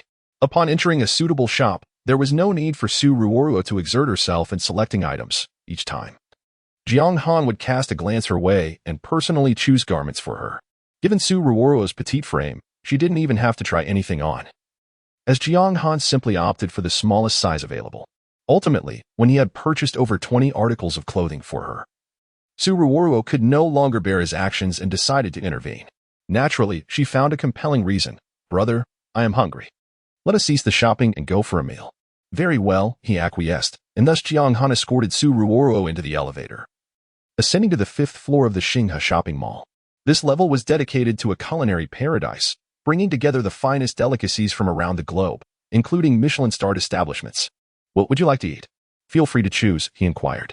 "I will eat whatever you desire, brother," she replied. At that moment, Su Ruoruo had finally managed to walk alongside Jiang Han, positioning herself beside him. She lowered her gaze, subconsciously drawn to the hand he had naturally rested at his side. His fingers were long and well-defined, precisely the type that captivated Su Ruoruo's admiration. With her large, sparkling eyes narrowed in thought, she let her tongue lightly graze her pearly teeth, her lovely visage reflecting a hint of contemplation. I wish to hold brother's hand." Chapter 22. Seating the beauty beside you. Having meandered through the 5th floor, the two had familiarized themselves with the array of dining establishments available. Spanish, Italian, American, Thai, virtually every renowned cuisine was represented, though undoubtedly Chinese cuisine dominated. Su Ruanruan, having spent many years abroad, had sampled these dishes on numerous occasions. Yet she seldom dined in public restaurants. Her parents had forbidden her from venturing out unaccompanied. insisting that she must always be in the company of someone else. However, Jiang Han, having taken Su Ruanruan's words at face value, genuinely believed she was an orphan without a home, thus assuming she had never experienced such culinary delights. He ventured to propose, Ruanruan, how about we try this American restaurant for lunch today? Sounds good. This restaurant seems quite popular, she replied with a smile. Following Jiang Han inside, she had already devised a plan to feign ignorance and incompetence. Before entering the restaurant, Su Ruanruan informed Jiang Han that she would step into the restroom first and encouraged him to place the order on his own. Assuring him that she had no dietary restrictions, Jiang Han, eager to save time, consented and entered the establishment ahead of her. As fate would have it, the old adage rings true: enemies tend to cross paths. Upon entering the restaurant, Jiang Han encountered Lu Dongyang, who was embracing a provocatively dressed beauty, accompanied by 2 lackeys. Lu Dongyang was engaged in a heated debate with the front desk attendant, demanding a spacious private room that could accommodate a larger group. I'm sorry, sir. The attendant replied politely, despite Lu Dongyang's abrasive tone. Our private rooms are generally reserved for parties of 6 or more. Since you only have 4, I'm unable to provide you with a private room. The attendant, exhibiting commendable professionalism, had already reiterated this to Lu Dongyang multiple times. Yet he remained obstinate and continued his futile insistence at the entrance. Are we too few to deserve a large private room? What is this? A case of the establishment bullying the patrons? Be careful, or I shall report you. Lu Dongyang, with his arm wrapped around a striking beauty with an influencer-esque visage, was keen to showcase his wealth and charm, having finally succeeded in courting a new art student for a meal. Thus, he adamantly insisted on the private room to elevate his status. The young attendant, visibly flustered by Lu Dongyang's pressure, was relieved when she noticed Jiang Han entering. His hands tucked into his pockets, his expression unperturbed yet exuding an air of elegance. She promptly approached him. Good day. May I ask how many in your party? 2. Jiang Han replied, holding up 2 fingers. Very well, sir. We have a vacant table for 2 at table 113. You may proceed there. Other attendants will be available to assist you. Jiang Han nodded, seemingly dismissing Lu Dongyang and his entourage, striding confidently toward the table indicated by the attendant. Under normal circumstances, he would have greeted fellow classmates, but today was different. However, this morning, Lu Dongyang sought to provoke him. Jiang Han, wishing to avoid unnecessary disputes, chose to disregard him. Yet, the hot-tempered Lu Dongyang was not inclined to reciprocate this indifference. Upon noticing Jiang Han alone, without the presence of Zheng Kunyang, he grew more audacious. Intent on diminishing Jiang Han's spirit, ideally aiming to humiliate him in public. Ah, isn't this our class's handsome Jiang Han? What's this? You've come to dine alone? Don't you feel lonely? Where's your good buddy Zheng Kunyang? Lu Dongyang's tone dripped with sarcasm, especially as he emphasized the phrase good buddy. His expression contorted in a way that was undeniably unpleasant. Jiang Han, maintaining a stoic demeanor, coldly replied, It's none of your business. He then attempted to proceed inside but was deliberately obstructed by Lu Dongyang. Let go. Jiang Han frowned, exuding an aura that commanded respect without the need for anger. Appearing anything but easy to provoke. By the age of 30 in his previous life, he had achieved considerable success. The real estate industry was highly lucrative, and his company boasted nearly 500 employees. Lu Dongyang, momentarily taken aback by Jiang Han's commanding presence, might typically have refrained from such reckless confrontation. However, today was different. He was brimming with pent-up frustration and, cradling the beautiful freshman Shinwei from the arts department, sought to assert his dominance. In truth, his behavior was rather pathetic. Though Shinwei nestled sweetly against Lu Dongyang, a flicker of disdain crossed her eyes. She planned to block him once she returned home, but for now, she intended to leverage him for a few more clothing purchases. I want to let go. What can you do about it? Lu Dongyang taunted, yet, due to his stature, he could only look up at Jiang Han, who stood taller than him. Not only will I not let go, but I also insist that you share a seat with me. Oh, no. Given your impoverished appearance, you've surely never experienced the finer things. Have you seen the post about the stunning new art student today? The one at the very top? Do you remember? Lu Dongyang proclaimed proudly. Following his statement, a lackey standing to his left immediately chimed in. That's right, Jiang Han. Look at who our donga is holding. How about that? You've never come so close to such a beautiful girl, have you? Hurry up and agree to dine with our donga, and you'll get to admire her a little longer. Jiang Han was nearly amused to the point of laughter by Lu Dongyang's childish antics. How could someone be so foolishly ignorant? He couldn't even be bothered to respond, his gaze casually drifting to Shen Yue's face in Lu Dongyang's embrace. After a brief glance, he couldn't help but chuckle. He raised an eyebrow, and a subtle expression danced across his handsome features. Oh, so. Those are pictures of several girls. I thought they were all the same person. How can they resemble the one you're holding so closely? Jiang Han exclaimed. Lu Dongyang, unable to contain his anger, raised his voice in exasperation. He felt that Jiang Han had shown him no respect whatsoever. Immediately, Shen Yue's expression turned sour. She found Lu Dongyang's foolishness utterly infuriating. Yet, Jiang Han was even more detestable. What right did he have to speak of her in such a manner? She had merely undergone a minor cosmetic adjustment during the summer. It was hardly a grand affair. Waiter, please arrange a private room for us. The two companions accompanying us will join as well.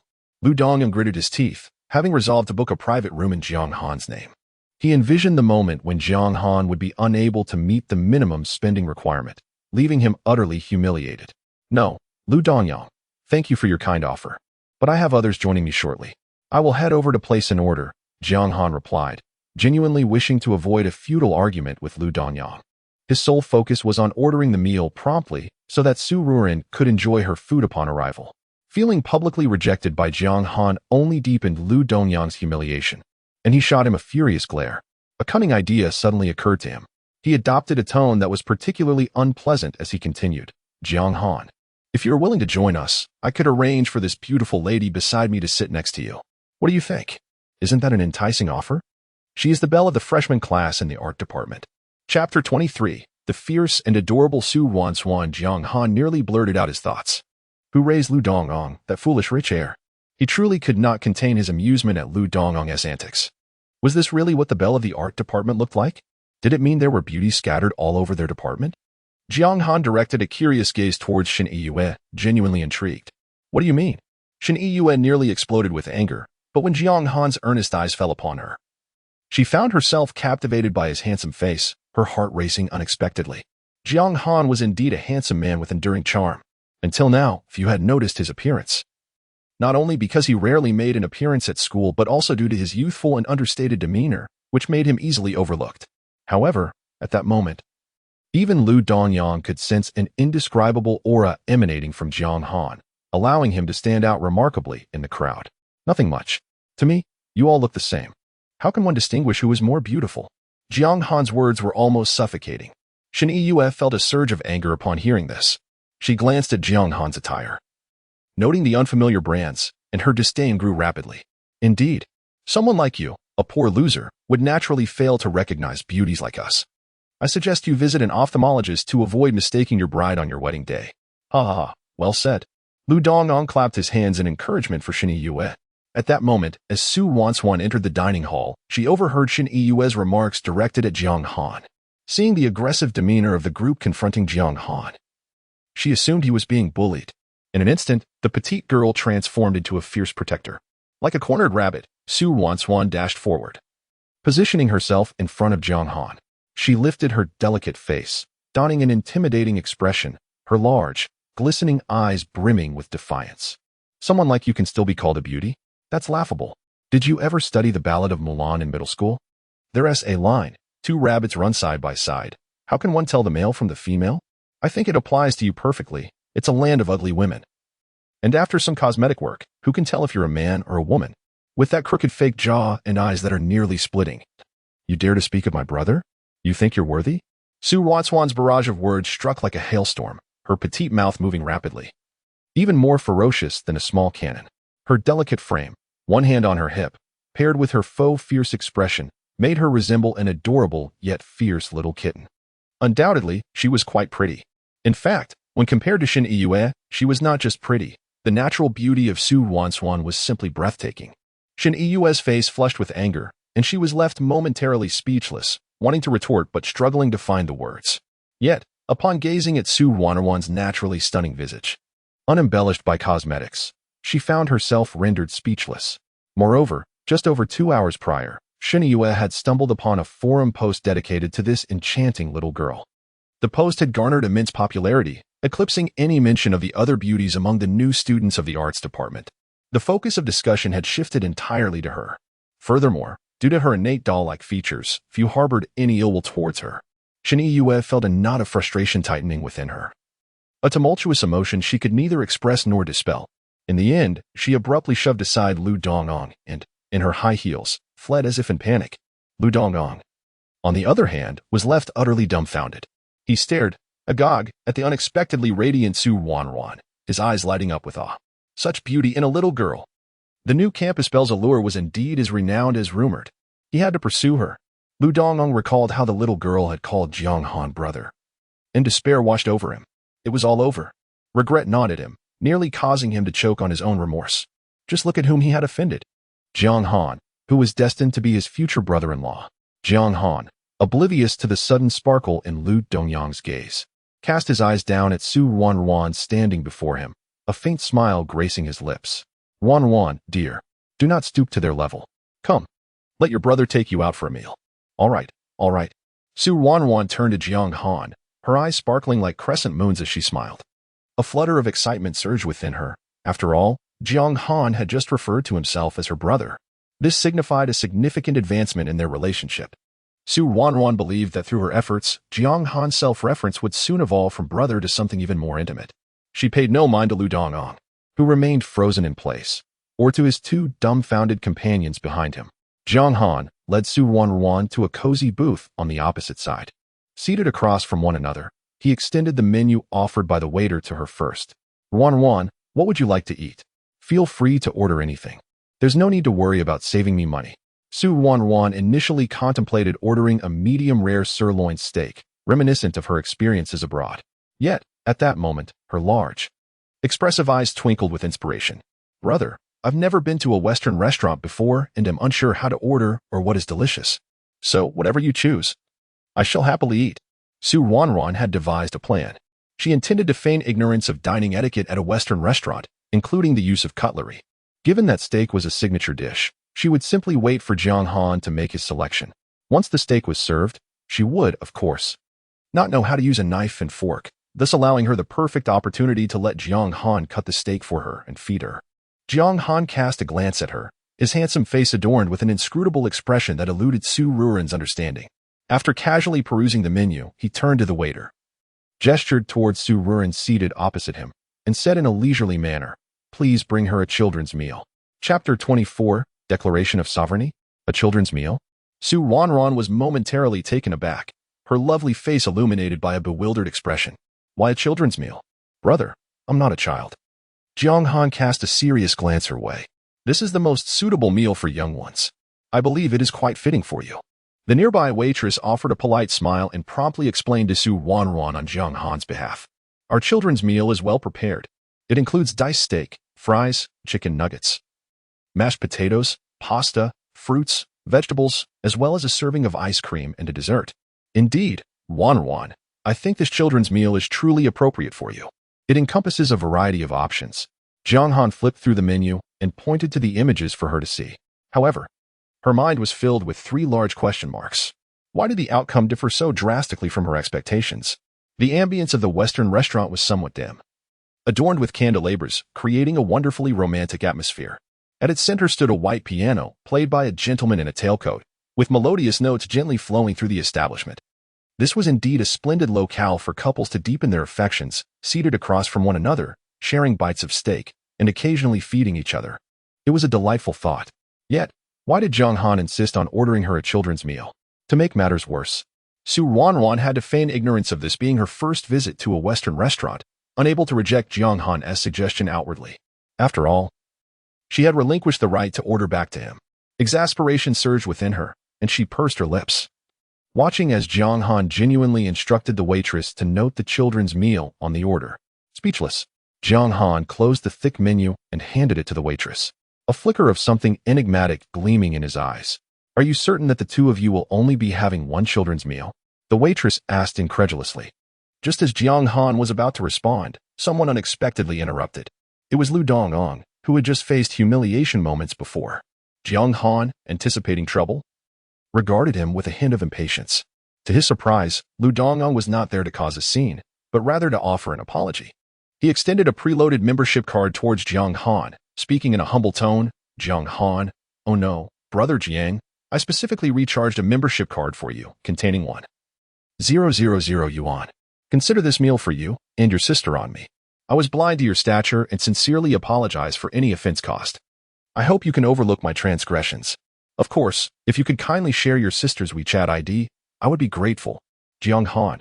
He genuinely could not comprehend the implications of Lu Dongyang's actions.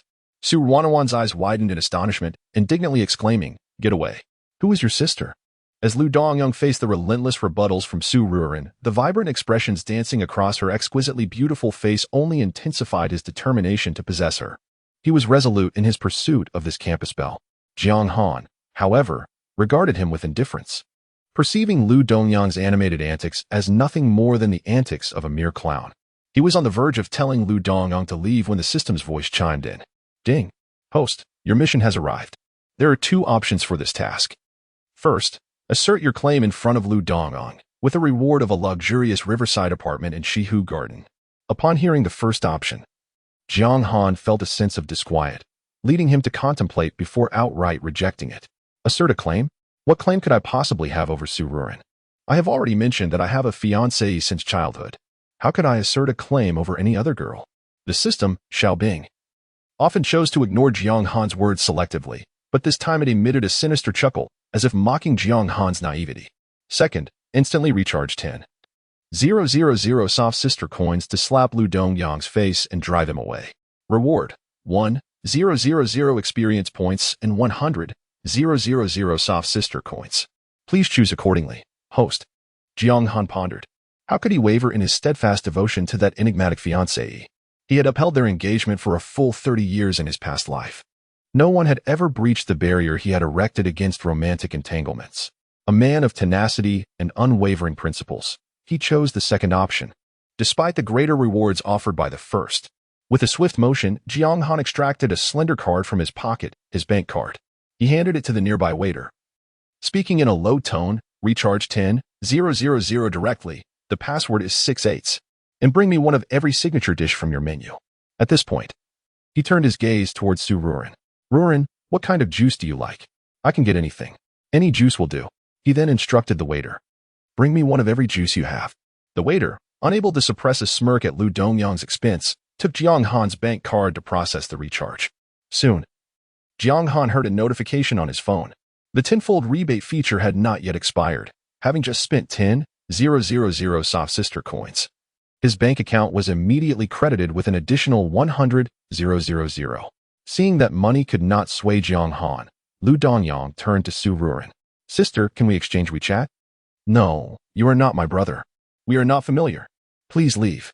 Ruanruan frowned, her eyes reflecting a hint of anger. After all, she had finally managed to enjoy a meal with Jiang Han at the Western restaurant, yet there seemed to be a persistent fly buzzing around her ear. "Fine. If not sister, then how about Junior? Can we exchange WeChat, little Junior?" "I don't use WeChat." "Then QQ?" "I don't use QQ either." "What about DingTalk?" Ruanruan could no longer endure the situation. Her right hand, concealed in the shadow of the table, instinctively tightened around the silver fork. "Ding ding. Ding your head."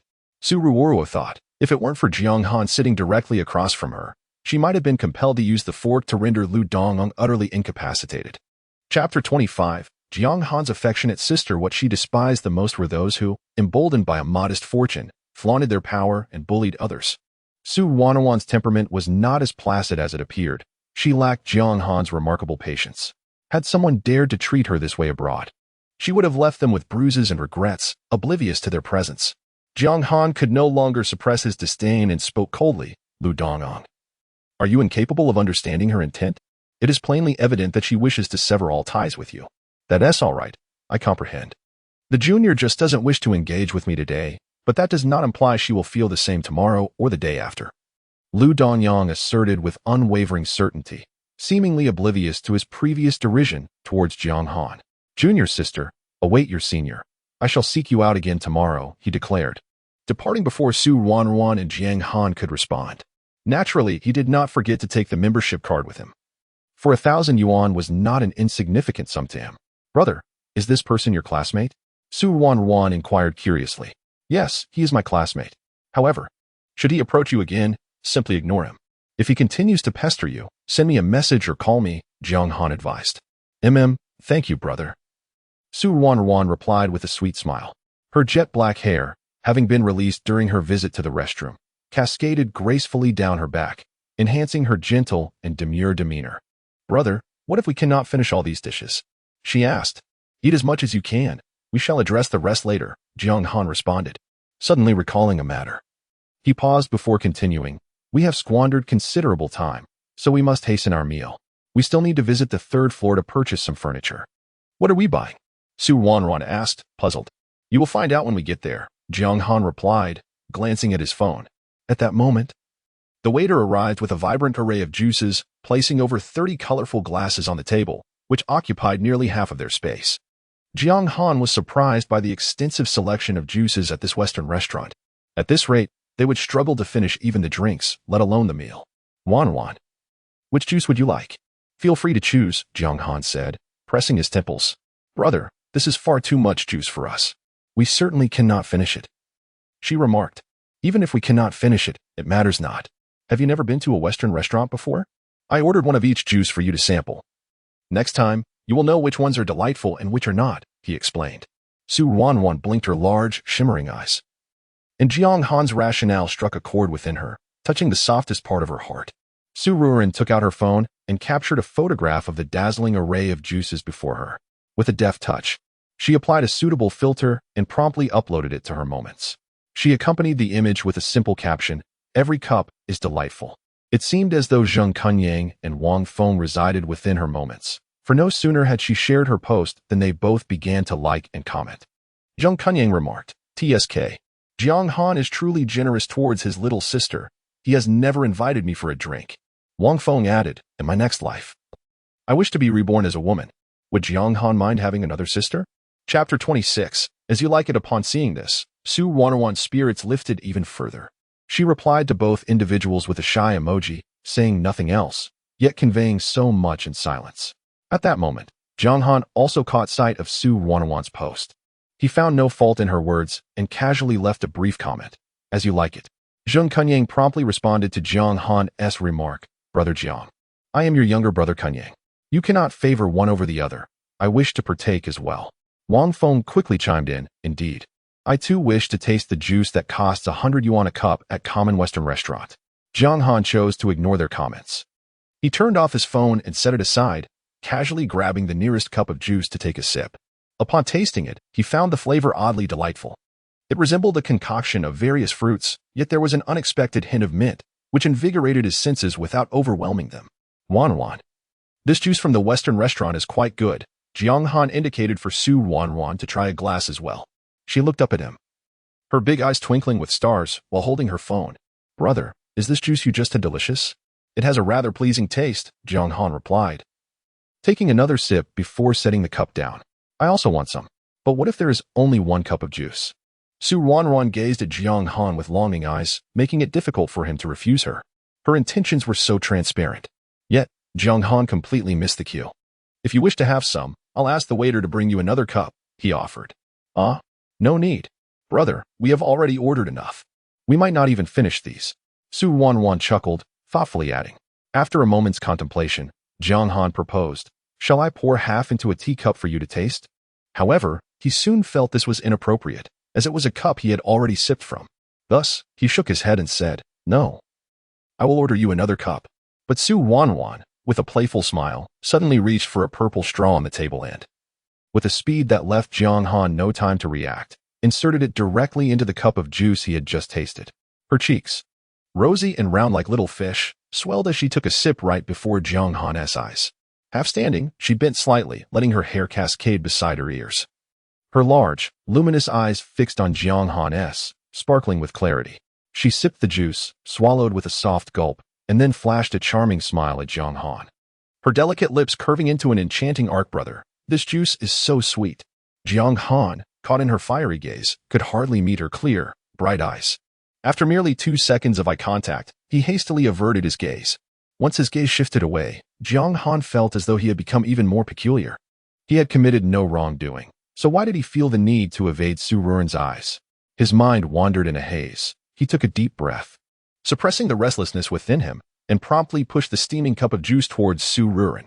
After all, the juice had been ordered for her enjoyment. As long as she relished it, that was sufficient. Chapter 27. Do you enjoy the taste of thunderous lightning? At this moment, all the dishes ordered by Jiang Han had arrived. This Western restaurant boasted merely 5 signature dishes. Yet each was crafted from the finest ingredients and involved a meticulous preparation process, rendering them quite expensive. With the addition of the children's meal Jiang Han had initially ordered for Su Ruanruan, their table was now adorned with 6 sumptuous dishes. The table was filled to the brim. As Su Ruo observed the children's meal placed before her, she couldn't help but clench her tiny fists in frustration. What was Jiang Han thinking?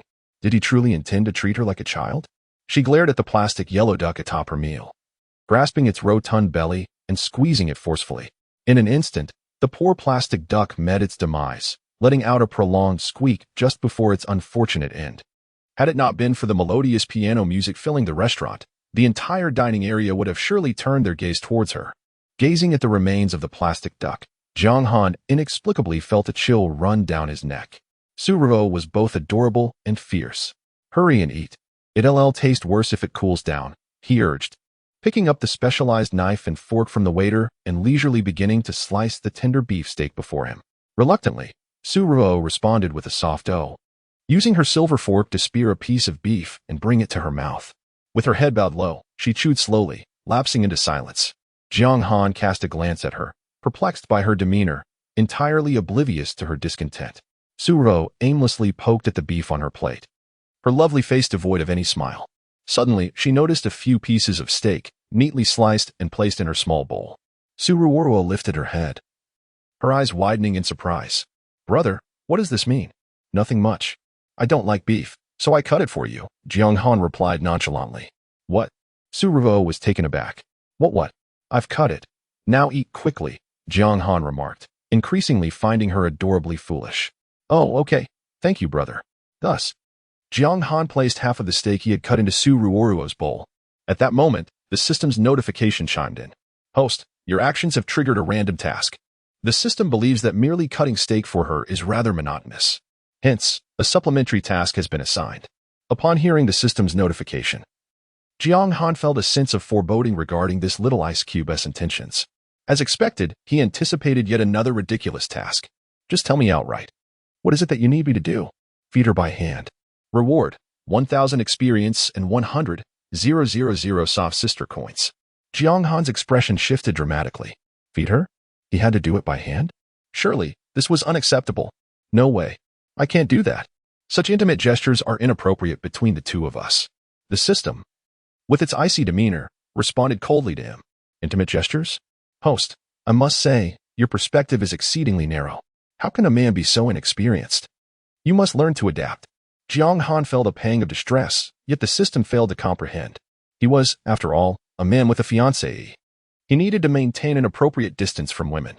In Jiang Han's view, placing a perfectly sliced steak into Su Ruo's bowl was an act of utmost chivalry. However, the act of feeding was far too intimate for his comfort. He truly could not accept it. No worries. How about the sensation of a thunderous electric shock? Can you accept that? Chapter 28. She aims to crush Jiang Han. Upon hearing those words, Jiang Han's expression shifted instantaneously. Thunderbolt? My apologies for the interruption. I still believe that undertaking a mission is the better choice. Host, this system regards your perceptiveness as quite commendable. Thus, I reward you with an increase of 20 in charm points, along with a voucher for a stroke of good fortune. What a peculiar voucher. Host, have you forgotten that Xiao Bing is a romance investment system? With each romantic mission you undertake, you receive corresponding rewards and various investment returns. The voucher for a stroke of good fortune holds significant power. Would you like to use it now? Why didn't you mention earlier that you were such a system? Jiang Han had always assumed that the system's function was akin to those he encountered in extravagant fiction, but he never anticipated that it was a romance system. Xiaobing already informed you during the binding process last night. The ultimate aim of all tasks within the system is to ensure that you do not utter those 2 words. I comprehend fully. He truly did not wish to hear such vulgar terminology. Moreover, Jiang Han believed he would never engage in such actions. Su Ruan was not his fiancée. He lacked the right to impose such things upon her. He was a man of considerable conviction. Jiang Han cast a remark at the system and chose to disregard it henceforth.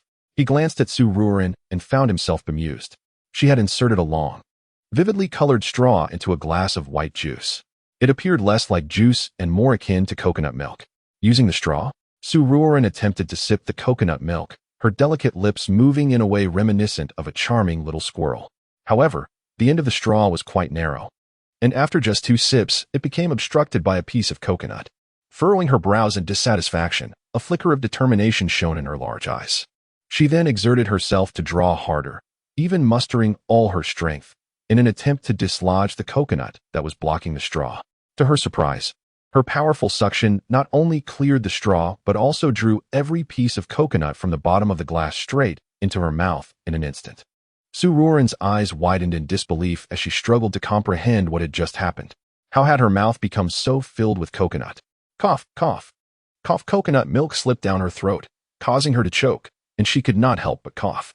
She wished to expel the mouthful of coconut but did not want Jiang Han to witness her in such an embarrassing state.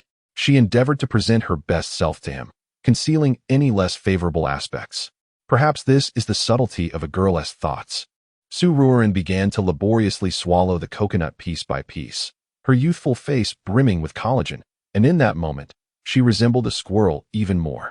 Ruanruan, if you cannot drink it, just spit it out, Jiang Han said, unable to bear the sight any longer, his handsome face etched with concern. Ruanruan shook her head. Yet her beautiful face was marked by stubbornness. Be good. Quickly spit it out, and I will order you another glass. Do not. Su Wanshu's delicate head shook like a tambourine. She could not help but part her lips to speak, yet as she uttered a few words, the coconut milk she had not entirely swallowed trickled out. The pure white liquid clung to her soft pink lips, and under the illumination of the lights, it seemed as though a veil of mist enveloped her bewildered eyes. She gazed up at him, then swiftly extended her tongue to clean away the coconut milk that had escaped her lips. It was an incredibly striking scene. In that instant, Jiang Han felt his mind go blank, all distractions fading away, leaving only the image of her tongue sweeping away the coconut milk. A crimson hue crept gradually to his ears. Jiang Han's gaze became unbearably intense, his burning stare making Su Wanshu believe she had acted most uncouthly. Yet, she found no fault in her little actions. The liquid that had inadvertently dribbled from her mouth was simply licked away. Was that not a perfectly normal behavior? Unbeknownst to her, Jiang Han's mind echoed with 3 words, so embarrassing. As Su Wanshu swallowed the coconut milk and pulp, Jiang Han snapped back to his task, quickly bowing his head to slice a piece of steak with his knife, then expertly offering it to her lips. Eat? Jiang Han now felt that everything he did was laced with embarrassment. Merely seeing Su Wanshu made him feel this way. But clearly, he was not inherently such a person. Brother, are you going to feed me? The sparkle in Su Wanshu's large eyes widened in astonishment. She never expected Jiang Han would take the initiative to feed her. Had he finally come around? However, this was not strictly feeding, it was merely. Jiang Han covered his face with his hand, unsure how to communicate with Su Wanshu. He feared she might misinterpret his intentions. Not feeding? Huh, then what is it? Su Wanshu feigned ignorance, grinning like a sly little fox. Time is running out, eat. Jiang Han felt his face flush faintly. This was not his intention at all. Su Wanshu shyly glanced at Jiang Han, then opened her mouth and took a bite of the steak he offered. So it turned out, Jiang Han was not entirely indifferent to her. Indeed, Su Wanshu possessed a certain charm.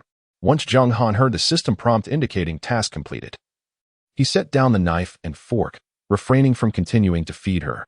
He felt that given their current relationship, it would be inappropriate to engage in such intimate actions any further. He picked up a spoon to scoop another signature dish, caviar paired with pan-seared sole. Su Wanshu assumed he was about to feed her again and eagerly opened her mouth wide enough for a bite. But alas, there was nothing. Instead of feeding her, Jiang Han consumed the spoonful himself, savoring it alongside a portion of white rice. After finishing his meal, he still asked Su Ruanruan with a hint of confusion. Why are you staring at me? Can gazing at my face satisfy your hunger? Hurry and eat your own food. A spark ignited in Su Ruanruan's large eyes, and she could no longer contain herself. Jiang Han, that insufferable man, was dancing perilously close to the edge of her fury. She longed to crush him. It didn't matter if she had to endure a life of solitude. Su Ruanruan, filled with pent-up frustration, was just about to take action to regain Jiang Han's attention when he unexpectedly placed all the remaining pieces of the steak he had already sliced in front of her. Here, take this. You didn't eat anything in the morning, so make sure to have a hearty lunch. Don't let low blood sugar strike again. In that moment, all of Su Ruanruan's rage was extinguished. Chapter 29. The drunken man's intentions are not in the wine at present. Ruanruan's emotions were particularly intricate. a blend of guilt and sweetness. She ate her meal, feeling too bashful to gaze at Jiang Han. She felt remorseful for her earlier thought of wanting to crush him. After approximately 10 minutes, having satisfied her hunger, she noticed Jiang Han was still dining. So she decided to occupy herself with her phone for a while. On the surface, Jiang Han appeared to be quietly enjoying his meal, yet in reality, his mind had already ventured into the B zone of the system's marketplace. The array of unfamiliar items therein left him astounded. There were wonders such as the complete nourishing pill redeemable for a mere 1,000 experience points, along with beauty tonics, kidney-strengthening elixirs, and healing powders for injuries. Additionally, there were various single-day experience vouchers available for 2,000 points, offering capabilities like X-ray vision, foresight of secrets, and stock market insights. For Jiang Han, the items in Zone C failed to ignite his interest until he encountered the offerings in Zone B, which sparked his motivation to earn experience points. This was far more intriguing than mere soft currency. Initially, when Jiang Han undertook system tasks, he had been reluctant, fearing the repercussions of failure. However, he had undergone a shift in perspective.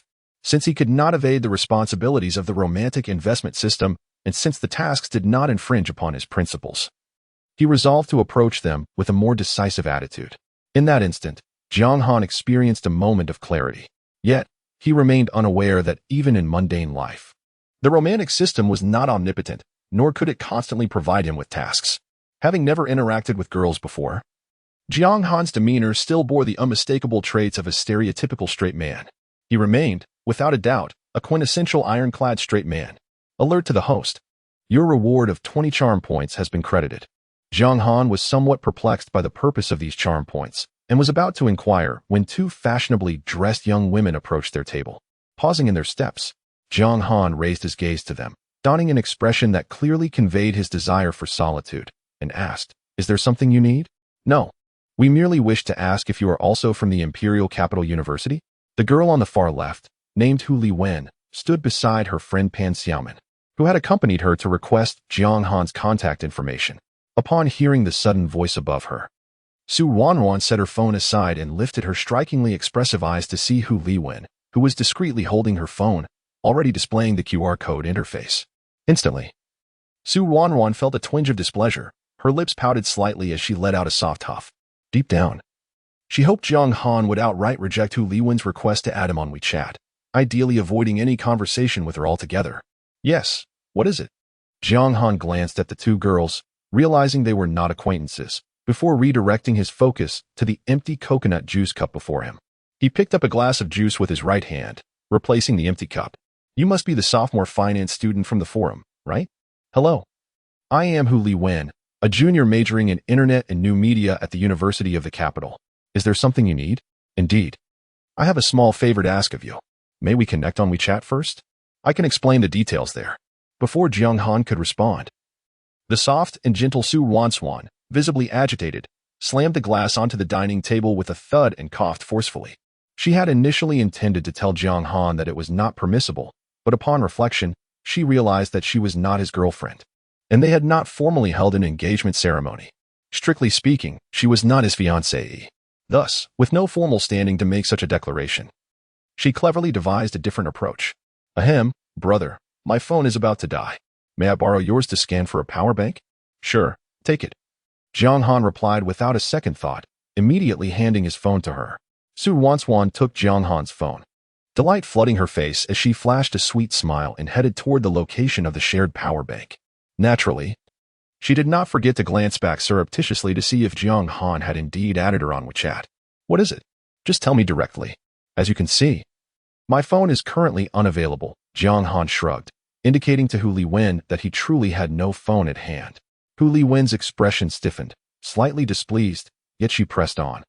"Well, you see, my professor assigned me a final project that I have yet to complete. It involves filming an interview video about college students' entrepreneurship. I still have one position open for an interview, so I was hoping you could assist me. How did you know I was involved in entrepreneurship?" Jiang Han, having finished his meal, raised a new glass of juice to his lips while countering her inquiry. "A friend from my club inquired with your classmate and then informed me." She replied, "All right, I understand. You may leave now. May I have your phone number, Junior? I will send you a friend request, and you can accept it once your phone returns." Hu Liwen gripped Pan Xiaoman's hand tightly, feeling somewhat anxious. She wondered if Jiang Han would discern that she was, in fact, fabricating her story. The truth was, her assignment had been completed a month prior. It was merely when she entered the Western restaurant and caught sight of Jiang Han's striking looks and extraordinary demeanor that she selfishly sought to ask for his WeChat. "I'm not free," Jiang Han declared, finishing the juice in one gulp before casually responding. "Junior, this one tea take much of your time? Just about 3 minutes. Could you assist me?"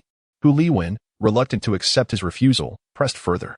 She had her sights set on Jiang Han, eager to pursue him. Yet he remained utterly oblivious to her ulterior motives, which were solely to acquire his WeChat. He observed Hu Liwen's earnest plea for assistance, feeling a deep inner conflict about whether to acquiesce. At that moment, Ruanruan returned, clutching a power bank, as she gracefully traversed the corridor. With an adorable, charming visage and her innocent big eyes twinkling, she innocently addressed Jiang Han, saying, "Oh dear, brother Jiang Han, have you had enough to eat? Let us hurry along. Did you not mention last night that the bed was too small and that it was uncomfortable for two to share? It is already 1 o'clock in the afternoon. Time is fleeting. Shall we swiftly head to the 3rd floor to purchase a bed?" Chapter 30. Aren't you an orphan? Ruanruan was nearly repulsed by her own flippant remarks. How amusing, she chuckled heartily. However, upon witnessing Hu Liwen's instant transformation into a ghastly visage, Ruanruan felt a wave of satisfaction wash over her. Indeed, she acknowledged her own mischievousness, yet it was harmless and devoid of any malevolence or illegality. Yes, she harbored many thoughts, but her affection for Jiang Han was simply a natural inclination. What was wrong with that? Moreover, he had long since been betrothed to her and had even come to her rescue, thus he was irrevocably hers, unworthy of anyone else's covetous gaze. Well, let's be off. Jiang Han sensed that there was something peculiar about Ruanruan's words, yet he could not pinpoint the exact oddity. He had indeed gone to the 3rd floor with the primary objective of purchasing a bed. That was indisputable. So, what exactly was strange about her statement? He remained perplexed. "You two are already cohabitating?" Hu Liwen exclaimed, her mouth agape in disbelief. "Well, sort of," Jiang Han replied, nodding voluntarily this time. "Is there any alternative? If they weren't living together, what could he possibly do?" "Apologies for the intrusion," Pan Shouting said, pulling the ashen-faced Hu Liwen away. "What is there to discuss over WeChat?" To any observer, it was evident they were a couple. As Ruanruan watched the two retreating figures, her spirits lifted considerably, and with a beaming smile, she waved goodbye to them. Jiang Han regarded Ruanruan's whimsical demeanor with a hint of exasperation. He pondered whether he was indulging her too much. Initially, they had ordered around 30 cups of juice, of which they had consumed merely 5, leaving over 20 cups untouched. However, Ruanruan found herself unable to finish them all and let out a small burp. "Brother, you ordered far too much juice. It's impossible to drink it all." "That's fine. If we can't finish it, so be it. Just take a straw and sip 3 gulps from each cup." "Why 3 gulps? Weren't you just lamenting about not being able to finish it? Just have 3 sips from each cup to taste it. That seems quite wasteful." Tasting it doesn't equate to waste. Though Jiang Han's rationale was evidently flawed, his earnest demeanor convinced Ruanruan, and she began to sample each cup with mere dainty sips. At that moment, her phone vibrated. Upon checking, she discovered a message from her grandfather, Su Zhendong, who resided abroad. "Ruanruan, have you successfully enrolled? Is it enjoyable back home?" She quickly typed the response. "Yes, Grandpa. I've already begun military training today. You need not worry about me. I've made many new friends here." "They're not bullying you, are they? If any boys harass you like they do abroad, remember to tell Grandpa. I'll send 2 bodyguards over to teach them a lesson." Ruanruan blinked, a flicker of guilt crossing her cherubic face. There was no male harassment directed towards her, yet she took the initiative to bother Jiang Han. That shouldn't be considered, right? Moreover, she has met numerous new classmates. Ultimately, however, she only truly knows Jiang Han. "My dear granddaughter, I happened to see that photo you posted on your Moments. How do you intend to finish all those drinks you ordered? What will you do if you end up with a toothache?" "Grandpa, I didn't order those," Ruanruan quickly replied. She had long suffered from the unfortunate affliction of toothaches, prompting her family to restrict her access to overly sweet beverages, let alone candy and chocolate. Then who ordered them? A boy or a girl? Su Zhendong, having many grandsons in his lifetime, initially felt a surge of excitement upon holding his grandson. Yet, as his daughters-in-law continued to give birth to one grandson after another, he grew weary of the sight. That was until Ruanruan was born, his only granddaughter, whom he cherished like a precious gem. determined to protect her from any potential mischief from other boys during her upbringing. Grandpa, it was definitely a girl. She's a senior at our school and has been exceptionally kind to me. She even offered me shelter last night. Ruanruan's talent for fabrication was nothing short of innate. She glanced at Jiang Han, seated across from her, and suddenly envisioned him in women's clothing, which struck her as exceedingly amusing, causing her to stifle a laugh. However, before she could fully express her mirth, the smile froze on her lips. Su Zhendong sent her an image. As Su Ruanruan enlarged the picture, she was immediately taken aback. It was indeed the very photo she had posted on her Moments, showcasing 30 cups of juice. The setting, lighting, and juice were all perfect. So, where was the flaw? With keen observation, Su Zhendong had circled a particular glass filled with coconut juice in red ink, which inadvertently reflected Jiang Han's handsome profile. Understanding dawned upon her. No wonder.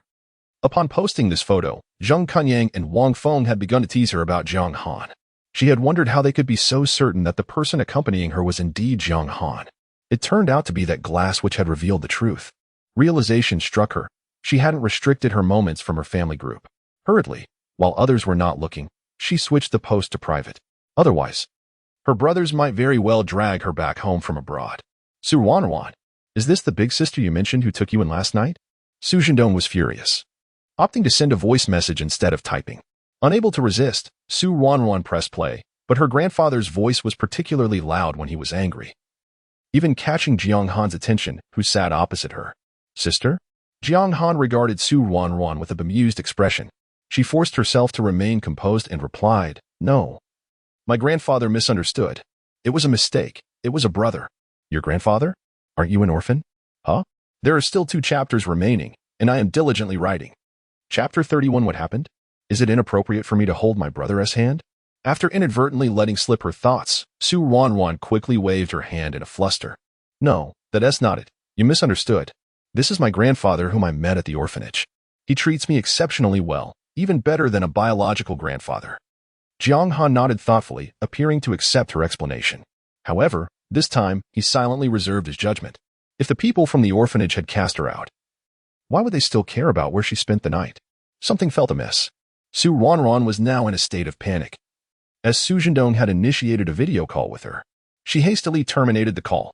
Yet, Su Zhendong persistently continued to call, as if he were determined to reach her. In desperation, Su Ruanruan quickly converted the video call into a voice call, and while Jiang Han went to settle the bill, she babbled into the phone. Grandpa, my phone is about to run out of battery and shut down. This boy is a classmate of that older sister. He is my senior, so please don't misunderstand. That's it. I have to hang up now. Once she uttered those words, a sense of relief washed over her as she promptly turned off her phone screen and tucked it into the pocket of the new dress Jiang Han had bought for her. As they descended, they took the escalator. Su Ruanruan deliberately stood beside Jiang Han, swaying her petite body left and right, as if struggling to maintain her balance. Yet, she was not foolish enough to jeopardize her safety. Her feet were firmly planted on the escalator. She merely pretended to be unsteady. However, despite her attempts to signal him, Jiang Han remained oblivious, which stirred feelings of frustration within her. Yet, the little girl was undeterred. Her large eyes fixated on Jiang Han's hand that hung loosely to the left, the one closest to her. Su Ruanruan cautiously extended her fair, delicate hand towards Jiang Han's. Those who engage in mischief often tread carefully at first. To successfully grasp Jiang Han's hand, she had to feign nonchalance. She could not appear too deliberate, as that would only backfire. She extended a single finger, gently probing into Jiang Han's palm. Her breath quickened, revealing her nervousness. After all, those who commit misdeeds are often plagued by guilt. With success, her first finger found its way into Jiang Han's palm.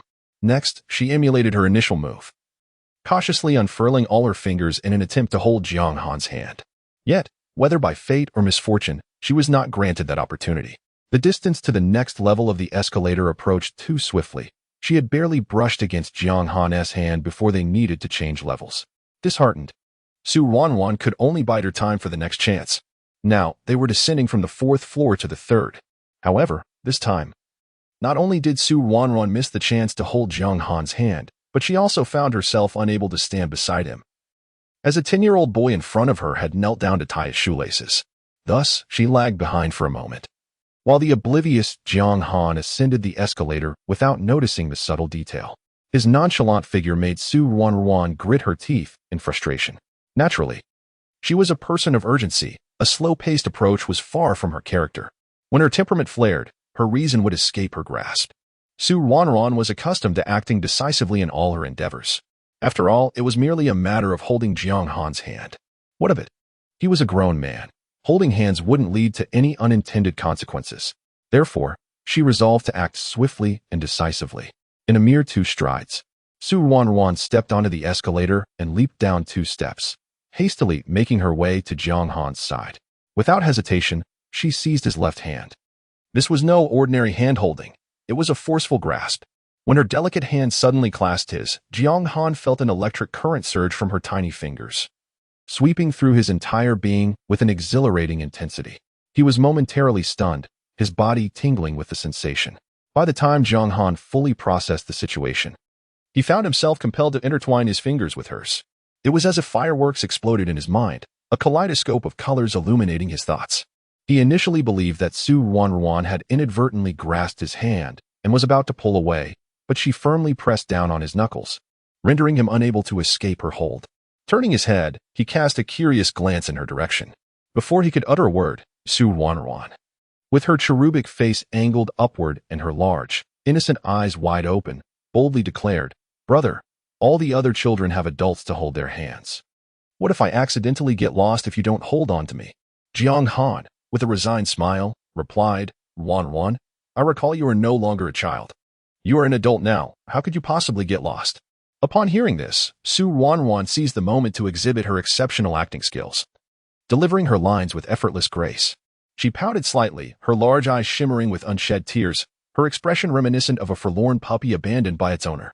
Her tone shifted, suffused with sorrow. "It's all right. If that's the case, then it doesn't matter. After all, Ruanruan has never had anyone to hold her hand since childhood. I've grown accustomed to it. So, even if no one has ever held my hand, it's of no consequence." It seemed that her words were not sufficiently impactful. Ruanruan followed up with a line that amplified the emotional weight. "You see, being an orphan means no one wants me. I've grown used to it." If Su Zhendong, with his fiery temper, had been present to hear Ruanruan's fanciful fabrications, he would have been driven to the brink of apoplexy. Yet, Jiang Han remained blissfully unaware of the truth, naively believing the mischievous tales spun by Ruanruan, embracing her deception wholeheartedly. Upon hearing those words, a wave of sorrow began to unfurl within Jiang Han's heart almost instantaneously. The moment he absorbed this information, an uncomfortable sensation enveloped him. He found himself grappling with the unsettling realization that he was acting in a manner unbefitting of a human being. How could he possibly mistreat Ruanruan in such a way? As an orphan, she had been deprived of affection and must have harbored a deep envy for the families of her peers throughout her childhood. And here he was, a person blessed with both parents, inflicting distress upon her. Moreover, Jiang Han recalled the tragic fate of Ruanruan in his previous life. She had not only been abandoned by her parents from a young age, but had also reached the cusp of adulthood at 18, poised to embark on a new chapter of university life. Yet, due to his fleeting thoughtlessness, she had met an untimely demise. Little did he know, this incident from his past life was shrouded in deeper complexities, the truth of which was far from the surface narrative he perceived. Regardless, an overwhelming sense of guilt now pervaded Jiang Han's heart, and he couldn't shake the feeling that he had been utterly unfair. Over the past 2 days, she had called him brother so many times. Thus, what was wrong with him treating her as a sister, holding her hand without distraction? Was there truly an issue with that? As these thoughts crossed his mind, a newfound determination flickered in his gaze. He deftly clasped Ruanruan's delicate hand, enveloping it firmly within his own, his voice imbued with a magnetic timbre laced with sincerity. "I am sorry, Ruanruan. I should not have spoken to you in that manner. From now on, as long as you are by my side, I shall ensure to hold your hand securely, never permitting you to stray from my grasp." Jiang Han, among the myriad paths in this world, the one he has traversed the longest remains that of Ruanruan's schemes. Ruanruan, among the countless individuals on this earth, the one she deems most foolish is none other than Jiang Han, who consistently falls for her clever ruses. Yet, even a cornered rabbit will bite. There will come a day when the well-prepared prey will retaliate, fiercely pouncing upon its hunter and swiftly devouring it whole. Chapter 32. He just wants to tease her. Ruanruan had never experienced a day filled with such joy. Being led by Jiang Han, the corners of her mouth curled into an unstoppable smile. In that moment, she felt as if the lights in the Star River Mall had brightened significantly. each bulb resembling a star, collectively forming a mesmerizing and brilliant galaxy. The sensation of being guided by someone was unexpectedly delightful, enveloping her in a profound sense of security. Yet, their thoughts were far from aligned. Strangely enough, Ruanruan felt her beautiful face flush with shyness. Even her delicate, fair earlobes were adorned with a rosy hue. It seemed her brother did care for her, after all. They descended the escalator from the 4th floor to the 3rd, where Ruanruan casually inquired of Jiang Han, "Brother, how do you feel right now? Isn't holding hands wonderful? Don't you wish to hold hands like this for a lifetime? Doesn't it feel exceedingly happy and sweet?" However, Jiang Han's response shattered all of Ruanruan's musings. "I don't feel much. I just sense that you seem particularly nervous. Your palms are sweaty, sticky, and it makes me quite uncomfortable." Ruanruan felt as though she had been struck by lightning. Jiang Han's words were a harsh blow to her. "Forget it." Jiang Han appeared lost in thought, suddenly letting out a light sigh. Meanwhile, Ruanruan assumed he intended to release her hand, provoking her to pout in indignation, her lips nearly curling into a perfect crescent. She tightened her grip on Jiang Han's hand, as if fearing he might escape. "Ugh, Jiang Han, you insufferable rascal. If you dare to let go of my hand, I shall drown you in my tears right here. How could such an outrageous man exist in this world? All right, let me wipe your hands," Jiang Han said as he lowered his head, withdrawing a tissue from his pocket, patiently holding Ruanruan's right hand and gently wiping it clean. Ruanruan's eyes widened in disbelief. Even her tender heart was profoundly shaken. "Oh my, Jiang Han is actually wiping my hands? Could it be that he had truly come to his senses?" Shyly, as she gazed at his distinguished profile and the earnest expression on his handsome face, her heart raced uncontrollably. Yet, before her youthful heart could revel in its excitement, Jiang Han swiftly finished, releasing her hand and striding towards the trash bin. Ruanruan stood frozen in place, utterly dumbfounded. At that moment, she felt her heart shatter into two, as if a chill was seeping through the cracks. "Ruanruan, is this bed big enough for you? Do you like it?" After discarding the tissue, Jiang Han walked into the nearest store selling bedding. Ruanruan observed him pointing at a clearly child-sized bed suitable for a 10-year-old, her lips twitching involuntarily. "I think this bed is perfect for you," Jiang Han remarked with utmost seriousness. Due to his psychological age being 30, he rarely indulges in jest. "Indeed, sir, our children's bed is immensely favored by many children. When parents accompany their offspring to select furniture, they invariably prioritize this option." A saleswoman approached. "Then why is this bed still available and unsold?" Jiang Han inquired with a hint of skepticism. "Because the materials used are of exceptional quality, resulting in a high cost. Therefore, our selling price is somewhat steep." "It matters not. As long as she adores it, the price is inconsequential." After careful contemplation, Jiang Han calculated that, combined with the rewards from the system and the tenfold rebate in soft currency, he should possess around 300,000 in his bank account. With such an amount, what kind of children's bed could he possibly be unable to afford? The saleswoman was an older lady who glanced at Jiang Han and then at Ruanruan, momentarily perplexed by their relationship.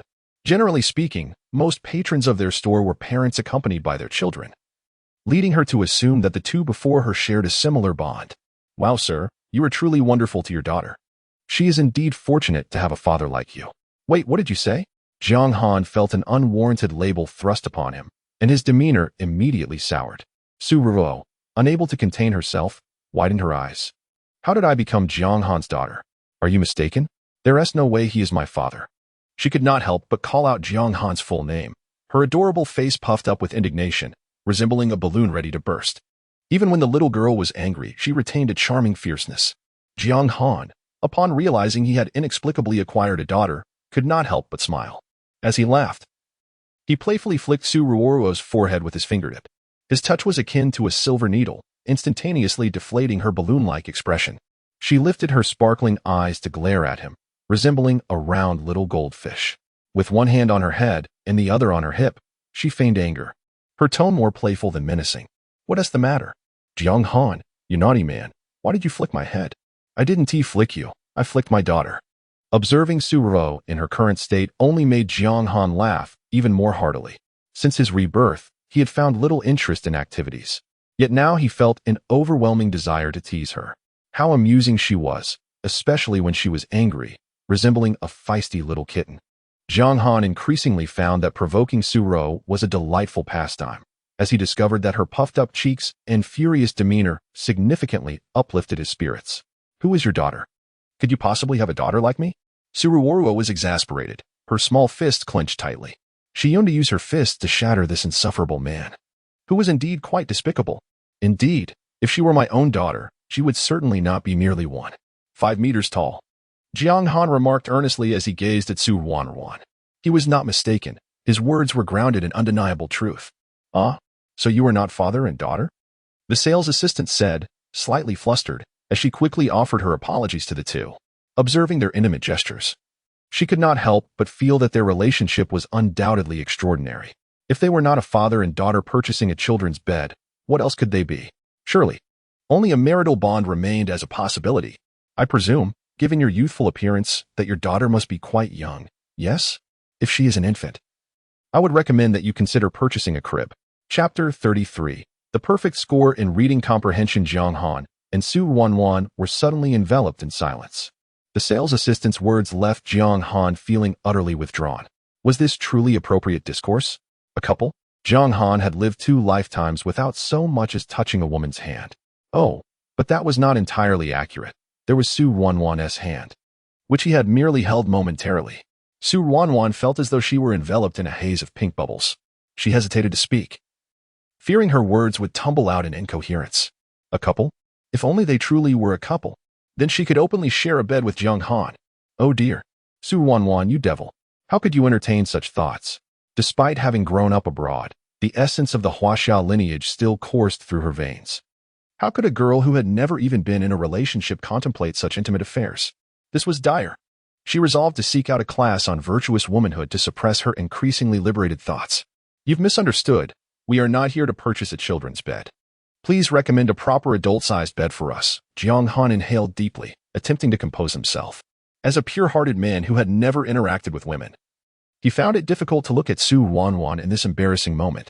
Yet, if he did steal a glance, he would notice the myriad expressions dancing across her exquisite face, shifting in tandem with her emotions. How large is the bed? One that can accommodate 2 adults will suffice. Jiang Han had initially considered stating a bed for 1, but he feared that if his parents returned from their travels and spontaneously decided to visit him, there might not be a place for them to sleep.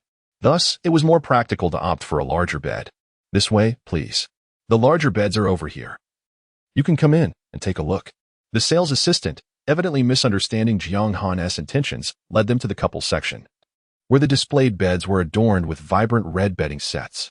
Each pillow, quilt, and sheet bore a large embroidered character of double happiness. As Ruanruan beheld the sea of crimson, her face flushed a deep shade of red. Jiang Han intended to select wedding supplies directly? Was he contemplating an early celebration of their wedding night? Moreover, he had just informed the sales assistant that they required a bed suitable for 2. Wasn't he that quite plain? She had observed Jiang Han's modest apartment yesterday. It was evident that he had long lived alone. Why then would he require such a large bed if not to accommodate her presence in his life? With a knowing expression, Ruanruan gazed at Jiang Han, fully comprehending the implications. As Jiang Han meticulously selected a bed, he remained oblivious to the fact that the youthful girl beside him had entirely misinterpreted the situation. "Brother, perhaps you don't need to rush into purchasing such a large bed," Ruanruan tentatively inquired. "That won't do.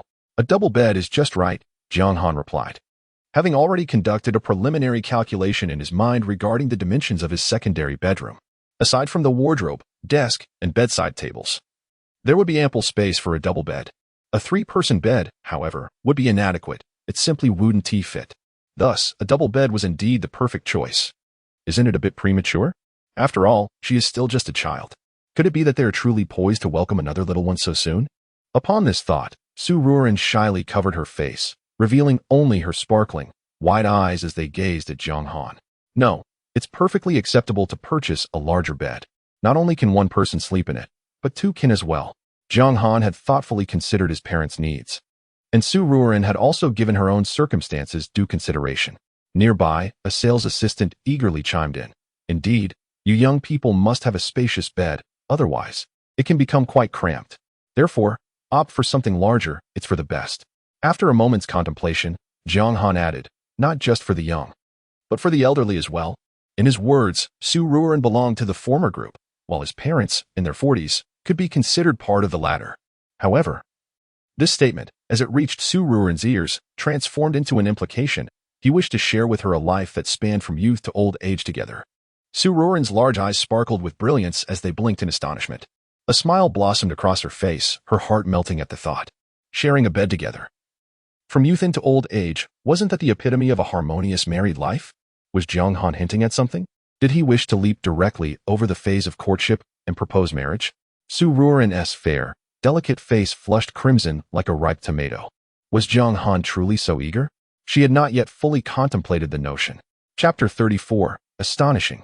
The upgrade of the ice system next to him, Su Ruanruan, covering her small face, fell into silence as she watched Jiang Han decisively purchase a double bed worth 100,000. He then instructed the sales assistant to arrange for its delivery to his home. After completing the bed purchase, there remained the necessity to acquire bedding. Although Jiang Han already possessed several sets of comforters and pillows, he feared that Su Ruanruan might not approve. Thus, he selected a 4-piece set adorned with Disney princesses. Just as he was about to swipe his card, Su Ruanruan, who had been quiet until then, suddenly grasped his sleeve and gently tugged at it. Brother, do you like Disney princesses? Jiang Han shook his head decisively, finding the question rather peculiar. How could a man of his stature have an affinity for such matters? If you don't like them, then why buy it? I'm buying it for you. Then it's unnecessary. I'm not particularly fond of these childish things. I am no longer a child. What do you like then? After a moment of contemplation, Su Ruanruan replied, I don't like Disney princesses, but I adore mermaids. I love blue ocean creatures. The sales assistant couldn't help but chuckle at Su Ruanruan's earnestness. Wasn't the Little Mermaid one of the Disney princesses? All right then. Let us purchase what you like. Jiang Han had little interest in the preferences of girls, reasoning that these items were ultimately for Su Ruanruan to use. With a simple swipe of his card, he received a tenfold cashback. Now, his bank account boasted over 1 million. In his previous life, earning money had been arduous. In this life, it arrived with astonishing swiftness. This sensation left Jiang Han feeling somewhat unmoored. Hence he refrained from indulging in reckless spending facilitated by the system's generous features. After all, the world's economy maintains a certain equilibrium. If he were to frivolously swipe for tenfold returns within these 24 hours, his bank account would have swelled to billions by now. Yet, Jiang Han was not one to act in such a manner. He adhered to principles and would not disrupt the established order. Everything abides by the law of conservation, therefore, the economy must also adhere to it. This was one of the reasons Jiang Han stubbornly upheld the marriage contract for so many years. As this thought crossed his mind, suddenly, the system's notification tone sounded. Congratulations to the host for comprehending one of life's great paths. The system has detected your steadfast resolve. Consequently, the love investment system has officially upgraded to the Super Home Run Love Assistance system. The reward mechanism has been enhanced, and the punishment system has been abolished. Little Ice has successfully transformed into Big Ice. Henceforth, please refer to me as Big Ice. Jiang Han was utterly bewildered by the system's sudden upgrade, feeling as though he had done nothing to warrant such a change. Was there truly such a mechanism? Nevertheless, despite his astonishment, the cancellation of the punishment system brought him a measure of joy. At least, he would no longer face electric shocks. What precisely was the Super Home Run Love Assistance system? Jiang Han found the name of this system rather peculiar, suspecting it could not bode well. System, you will understand the specific meaning later. It is difficult for Debing to explain clearly right now. Jiang Han, can you tell me the meaning of a home run? All right, I am currently searching for the definition of a home run in your browser. The result is as follows. It refers to the method where a batter hits the incoming ball, usually over the outfield fence, subsequently running past first, second, and third bases to safely return to home plate, a spectacular climax in a baseball game. Jiang Han, stop, stop, stop. Are you pretending? Do you really think I'm a fool? Debing. So you're not? Ahem, these extravagant terms are merely superficial, host, to put it simply. The scoring system has undergone a transformation. What transformation? Jiang Han's eyes sparkled. He was particularly intrigued by this, as it meant he could exchange for items and experience vouchers in the store, not to mention he still had several regions yet to unlock. When you exhibit romantic behaviors towards Su Ruanruan, you will automatically earn corresponding points. However, if you engage in behavior typical of a straight man, points will be deducted accordingly. Once your points accumulate to a certain amount, you can exchange them for goods in the store, and occasionally, you may randomly receive a lucky draw and other prizes. A friendly reminder, your original experience points have been completely reset, and you currently possess only 50 points. Jiang Han was taken aback. How was he to discern which behaviors were romantic and which were typical of a straight man? Moreover, he had always considered himself quite normal. Indeed, he was normal. He was not a straight man, so how could he exhibit straight male behaviors? In other words, this upgraded system seemed tailor-made for him. In the eyes of his friends, Jiang Han was undoubtedly a good man. So how could he possibly be a straight man? If he was not a straight man, then the system could not deduct his points at all.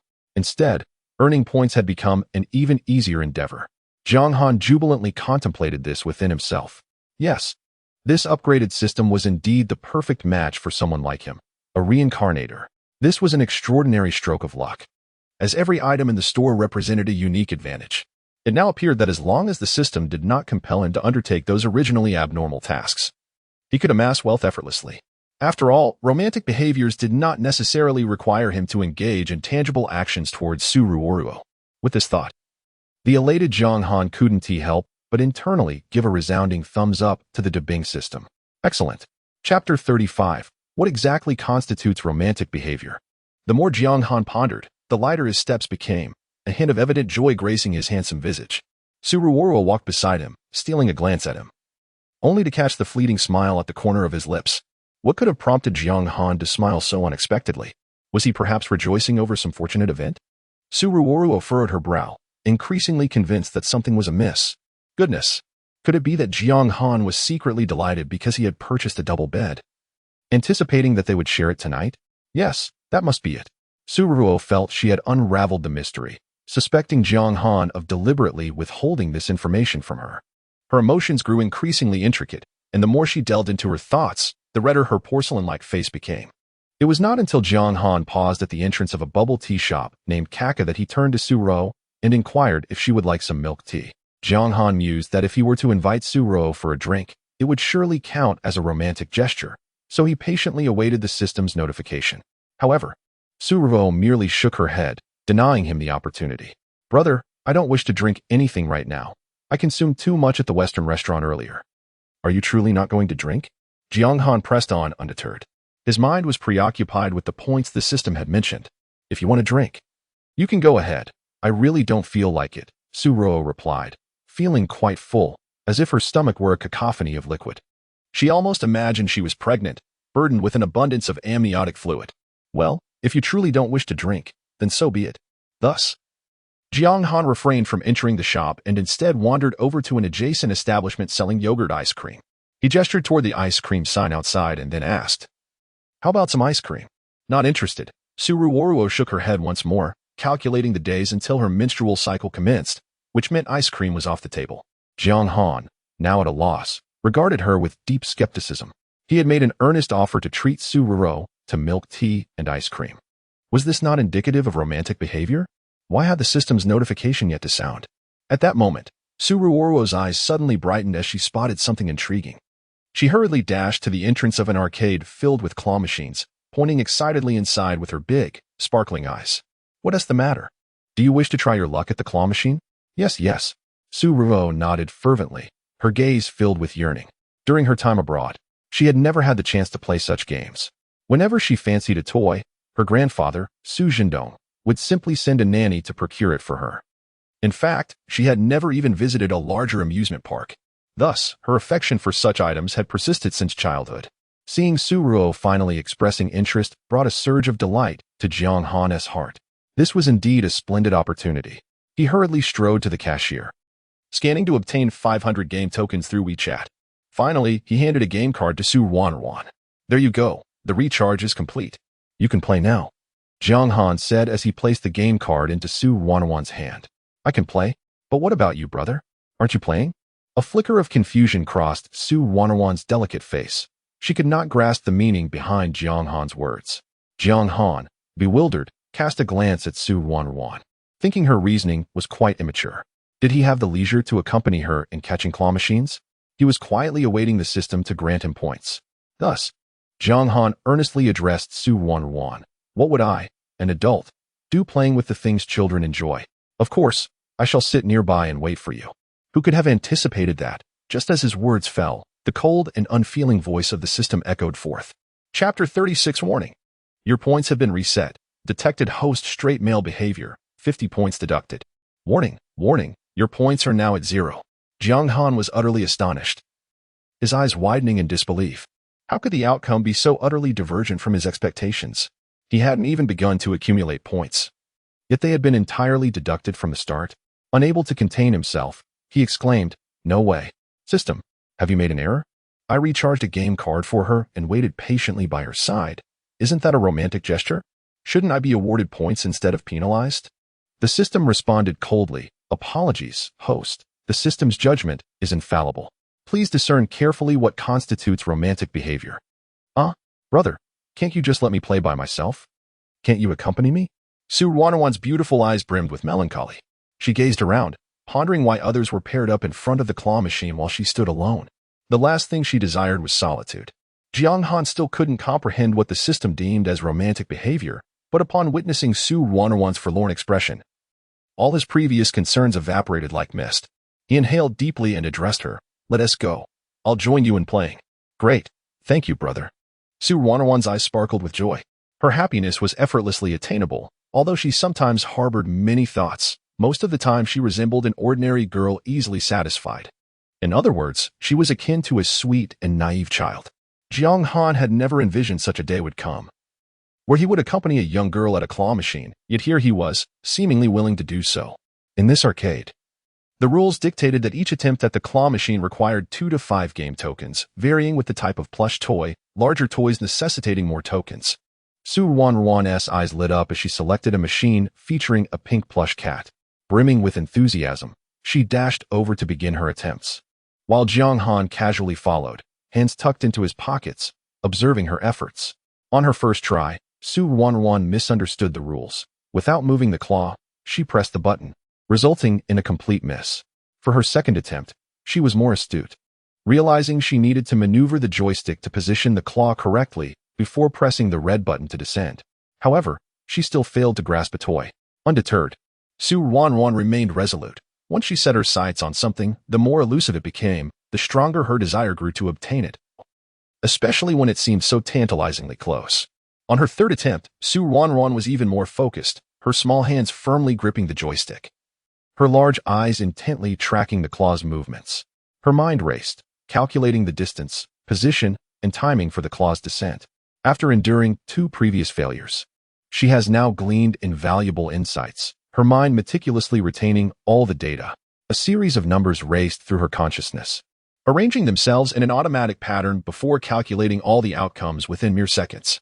Ruanruan's delicate lips moved gently as she softly counted down. At the 5th second, when her grip was most stable and the success rate peaked, she began. 5, 4, 3, 2, 1. As the countdown concluded, Ruanruan decisively pressed the red button. The silver claw then descended, securely grasping a doll. Witnessing the claw finally seize the doll she coveted, excitement radiated from her brilliant eyes. Her gaze fixed upon the claw that had captured her prize, as if her breath had momentarily halted.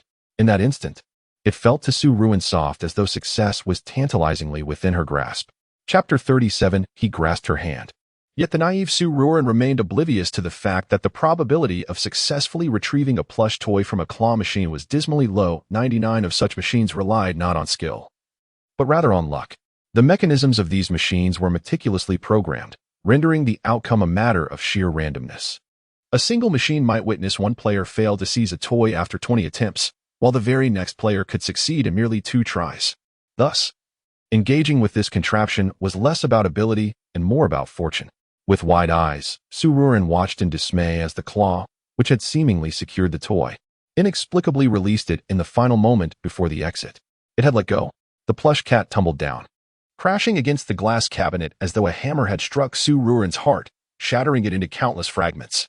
On the verge of tears, her lips pursed and her misty eyes turned toward Jiang Han. "Brother, what should I do if I can't grasp a single toy? This claw machine is impossibly difficult." Ruanruan's face contorted in a pitiful expression as she gazed at Jiang Han, feeling as though the machine had wronged her. "It's all right. Just give it a try. We have plenty of tokens on the game card. If you can't get anything from this machine, we'll simply move to another. Surely there is one that you can conquer," Jiang Han replied with a hint of amusement, his heart both helpless and entertained by Ruanruan's whims. "What if I still can't get anything?" Ruanruan bit her lip, her concern evident.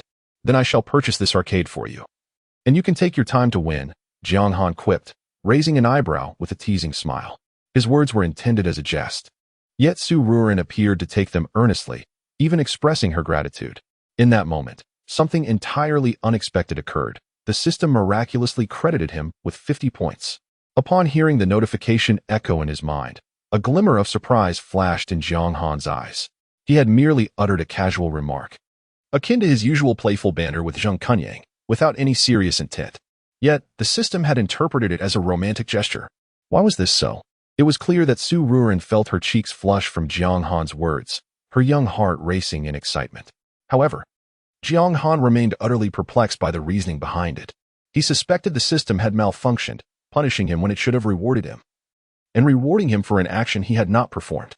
Before he could ponder further, Ruanruan seized his left hand, pulling him toward another claw machine across the way. She had not fully grasped his hand, merely holding onto 2 of his fingers.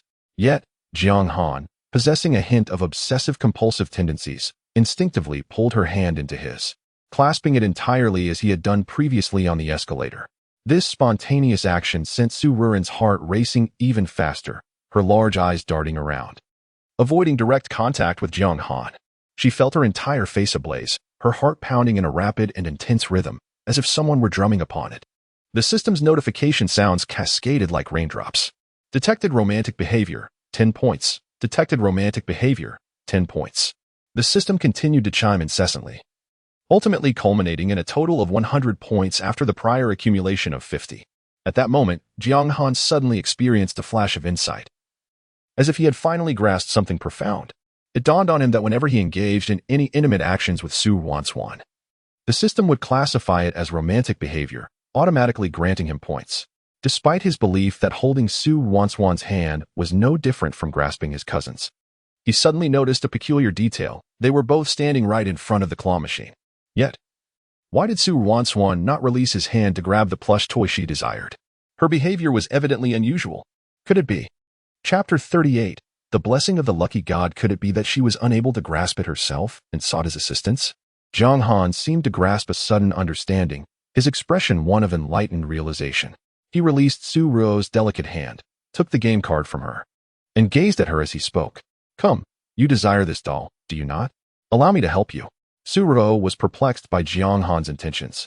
She could only look at him in bewilderment as he positioned himself before her and began to manipulate the joystick. 3 large question marks materialized in her mind. She could not fathom why Jiang Han's behavior had only just normalized for a few minutes, yet now he was engaging in such curious antics again. Very well. Go ahead and try, Ruanruan thought to herself. She initially intended to inquire directly, but the words caught in her throat, and she swallowed them back. Never mind, she mused. She was curious to see whether this claw machine was a matter of skill or mere luck. Jiang Han observed the claw before him, which was incapable of even lifting a doll, and the veins on his forehead throbbed with irritation. What on earth was this contraption? A claw of such considerable size. Yet it could not even grasp a small plush toy. Jiang Han remained obstinate in his efforts. He continued to engage with the machine, the game card emitting a relentless series of beeps as he pressed on. Ruanruan counted roughly, and it seemed he had attempted about 20 times. Despite Jiang Han's 20 attempts at the claw machine, he had neither successfully grasped the doll nor even managed to secure it on many occasions. The few times he did manage to get a hold of a doll, it either slipped from the opening or encountered some other misfortune. In short, after 20 attempts, he had not secured a single prize. Ruanruan could hardly bear to watch any longer. She was tempted to take matters into her own hands and give it a try. Gently, she nudged Jiang Han's shoulder and asked, "Brother, perhaps you were too fatigued? Why not take a break and resume later?" Her choice of words was remarkably tactful, showcasing her high emotional intelligence. Though she had witnessed Jiang Han's futile attempts to grasp the doll, a person with a slightly better rapport would have already begun to jest at his expense. Yet, Ruanruan refrained, opting for the most polite approach. However, Jiang Han did not perceive her subtlety. He shook his head, signaling that it was of no concern. "Not at all. We shall continue. Ruanruan, just observe. I will certainly fetch this doll for you." Unbeknownst to Ruanruan, Jiang Han's mind was nearing a breaking point due to this claw machine. He had begun to deeply question his own abilities. Here he was, Jiang Han, a man who had lived for 30 years in his previous life, now doubting his skills at such a crucial moment. As yet another doll fell from the air, narrowly missing the opening. Jiang Han's eyes widened in disbelief. This was utterly outrageous. How could this happen again? Why could the doll not simply fall into the opening? The furrow in his brow deepened as countless thoughts raced through his mind. What on earth was going wrong? Brother, why not allow me to give it a try? Ruanruan tugged at his sleeve, cautiously suggesting. No need. Please be patient. I will assist you in retrieving a doll from each claw machine today. All right, thank you, brother. Ruanruan nodded with a beaming smile. With Jiang Han's skill? Currently, he couldn't even manage to grasp a single doll. Yet he aspired to extract all the dolls from the machines? What an international jest. At that moment, a staff member from the arcade passed by. Jiang Han called out to him, unable to suppress his inquiry. Is there an issue with your claw machine? There's no problem at all. Then why have I been unable to capture anything despite numerous attempts? It all depends on luck. After all, everyone's fortune varies. No sooner had the staff member's words left his mouth than a small boy's exclamation rang out nearby. Daddy, I managed to grab this Ultraman figure in one go. I'm so happy. Daddy. Jiang Han could not help but direct his gaze towards the scene.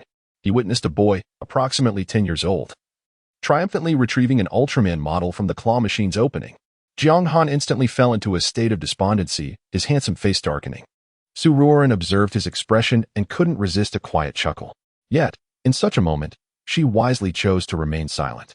You see, I told you it's a matter of luck, not a fault of the machine. The staff member waved his hand in resignation before departing. The term luck resonated in Jiang Han's mind, amplifying several-fold. Wait, he recalled that today he seemed to have obtained a luck-enhancing experience voucher? System, are you there? Can I use this experience voucher now? Yes, host. The luck-enhancing experience voucher is now activated, valid for 24 hours. Please use it wisely and refrain from engaging in unlawful activities. The moment the system spoke, Jiang Han felt his hands enveloped by an inexplicable force, though he could not discern its nature. However, that was not the crux of the matter. The most significant thing was that Jiang Han was now incensed by the claw machine. He was determined to empty those two evidently malfunctioning machines for Ruanruan without delay. 3 minutes later, Ruanruan found herself buried amidst a mountain of pink dolls, with only her sparkling big eyes visible, resembling a charming Barbie doll. Can someone please explain to her what had just transpired? She had merely bent down to tie her shoelaces, and yet here she was, overwhelmed by dolls. Nearly unable to stand. Oh my. Help. P.S. Did you enjoy this wave of updates tonight? Do I deserve your 5-star ratings and delightful little gifts? Can we generate some love together? Chapter 39. The empty doll machine. After much effort, Ruanruan finally managed to extricate herself from the pile of dolls. She fluffed her skirt with her little hands and gazed at Jiang Han, who stood transfixed in front of the claw machine, unable to suppress her astonishment. Heavens! How could this claw machine be empty of dolls?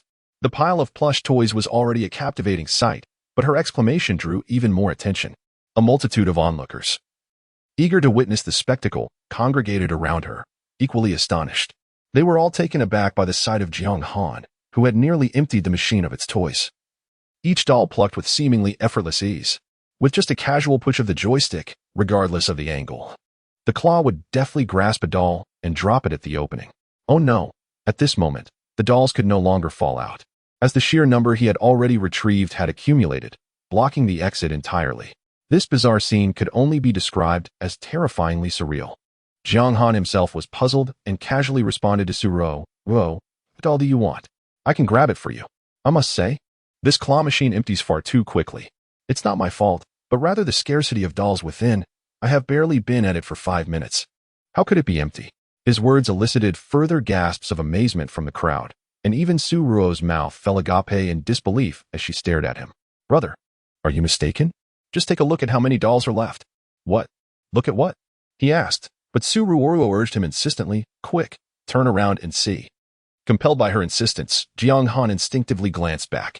However, it was not the small pile of dolls that captivated his attention first, but rather Ruanruan herself. Nestled amidst the toys, her large, expressive eyes blinking up at him. It struck him just how petite she was. She had been effectively buried beneath dozens of dolls. The sight was both comical and endearing. Though her hair was slightly disheveled, it did nothing to diminish her charm. Furrowing his brow, Jiang Han beckoned her closer with a playful gesture, his voice low and magnetic. Come here, stand by my side. Huh? Ruanruan looked at him, momentarily dazed.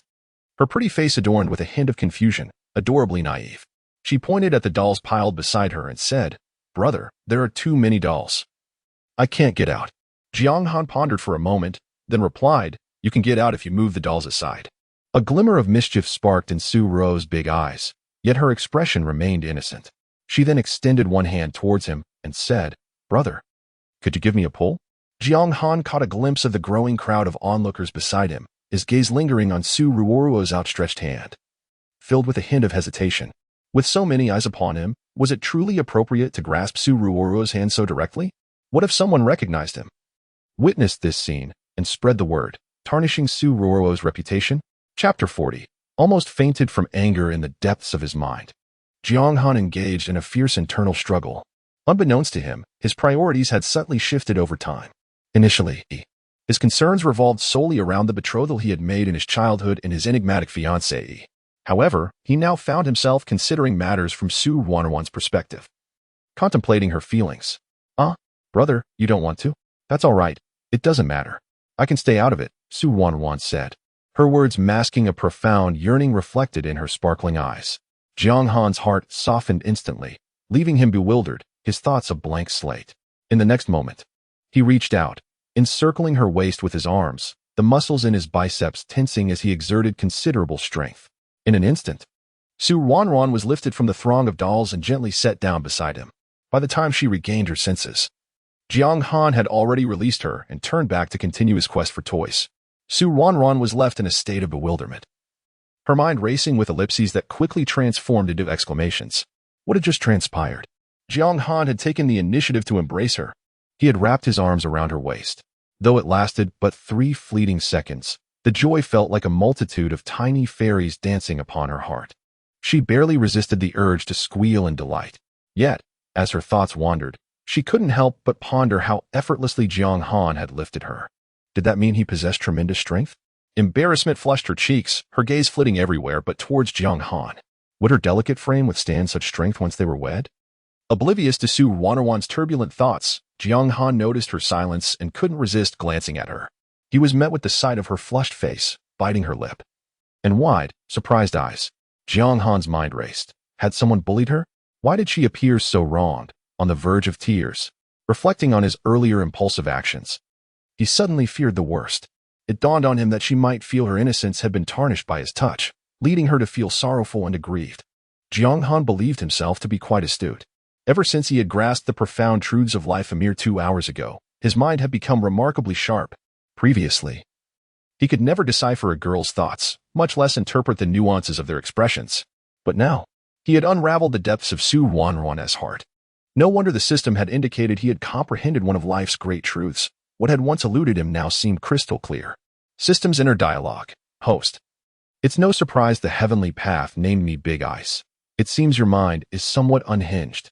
Upon realizing this, Jiang Han felt an inexplicable sense of joy. However, the most pressing matter at hand was that he needed to apologize to Su Ruanruan, as he had inadvertently brushed against her waist. It was rather inappropriate for the young girl to look at him so pitifully. Thus, with a face full of remorse, Jiang Han gazed at Su Ruanruan and lowered his voice as he uttered, I'm sorry. Su Ruanruan, still lost in the joy of the recent moment, did not quite comprehend his words. She blinked her large eyes and shyly inquired, What? What did you say? Indeed, she had not heard him clearly. But Jiang Han perceived the situation differently. He assumed that Su Ruanruan was genuinely upset and was feigning ignorance to elicit another apology from him. In an instant, he seemed to grasp the situation and wore an understanding expression. Then, he earnestly addressed Su Ruanruan, saying, Ruanruan, I'm sorry. Please don't be angry. I didn't mean to hug your waist intentionally. I had no intention of being disrespectful. I merely used that approach to coax you out more quickly. At that moment, Su Ruanruan felt as though the world was spinning around her. She was on the brink of fainting from anger. What should she do? Who could come to her rescue? P.S. I am finding this challenging. I have encountered a creative block today, as I am uncertain whether the emotional progression between the two characters is developing too rapidly. Consequently, I may not be able to complete this. Of course, I will persevere and write late into the night. In the meantime, everyone should rest. Check back in the morning. My apologies. Chapter 41. Is the system malfunctioning? Jiang Han's words were better left unsaid, for they only served to infuriate Su Ruanruan further. She was not merely angry with him, she was equally enraged with herself. The moment she recalled the absurd notions she had conjured in her mind, She felt an overwhelming urge to slap herself back to reality. Had Jiang Han bewitched her with some sort of enchantment, leading her to such an absurd predicament? Her round, glistening eyes widened in disbelief, and her delicate, fair complexion flushed crimson with both anger and humiliation. She fixed her gaze on Jiang Han, her rosy lips trembling in indignation.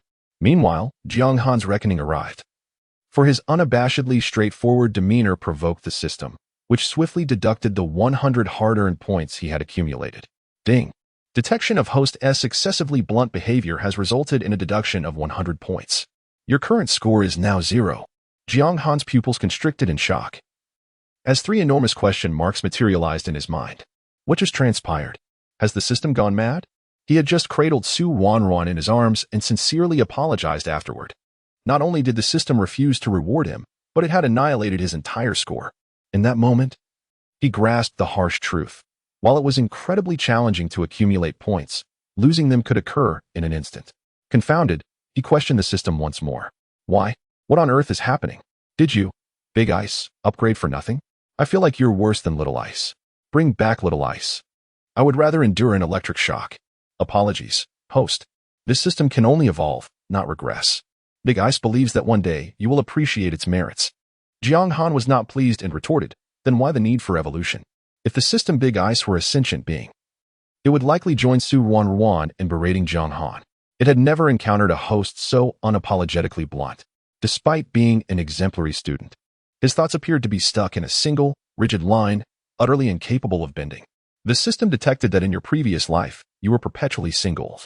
And it seems your understanding of romance is somewhat impaired, hence my presence. You are the one with a problem. How could I be single? I, Jiang Han, was engaged from birth. How could that possibly count as being single? I am, in fact, an unmarried man. Jiang Han, unrelenting, countered the system's merciless critique. He had a fiancée. Yet, why did the system continually urge him to engage in intimate actions with Ruanruan? He simply could not comprehend it. Ruanruan could not possibly be his fiancée. Jiang Han was certain he remembered correctly. The girl who played the violin in his childhood certainly had a family, complete with both parents and several brothers.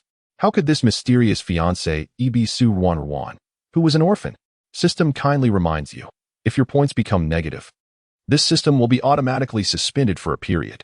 As the time approached, Bing, in an effort to prevent the system from shutting down due to negative points, was likely to take matters into his own hands to help you accumulate points. Upon hearing this, Jiang Han immediately became vigilant and inquired, "What do you mean? You can assist me in acquiring points?"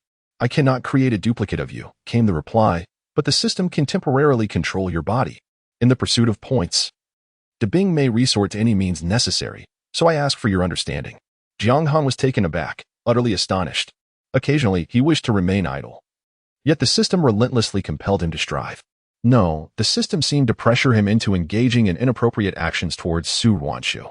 "What do you intend to do with me? Please, host, do not be alarmed. It is merely a matter of sharing a kiss, a hug, or perhaps a slumber." Ah, no, he must preserve his integrity for his fiancée.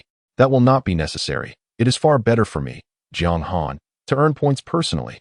He felt a renewed sense of motivation. Yet, Jiang Han was oblivious to the fact that his thick-headedness paled in comparison to Ruanruan's cleverness. Earning points was no simple task. "Brother, let me play with the claw machine. I wish to try my hand at catching the toys."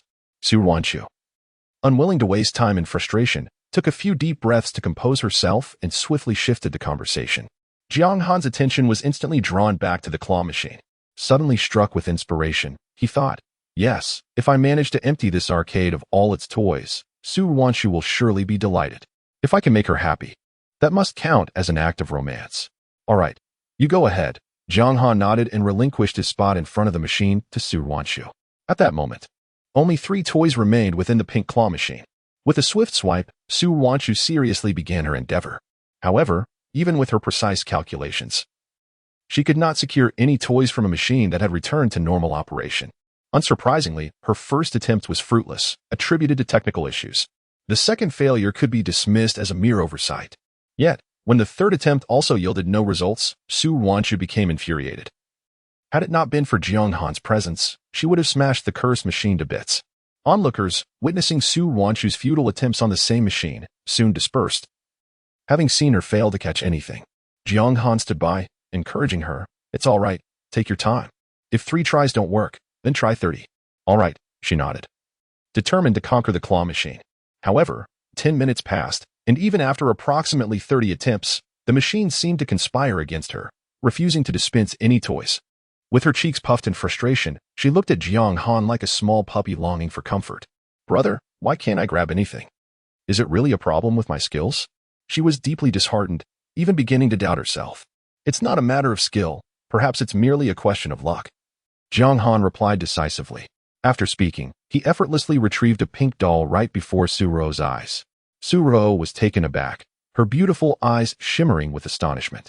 She now had no choice but to concede that it was indeed a matter of luck, for she had witnessed Jiang Han nonchalantly grasp the pink doll with ease.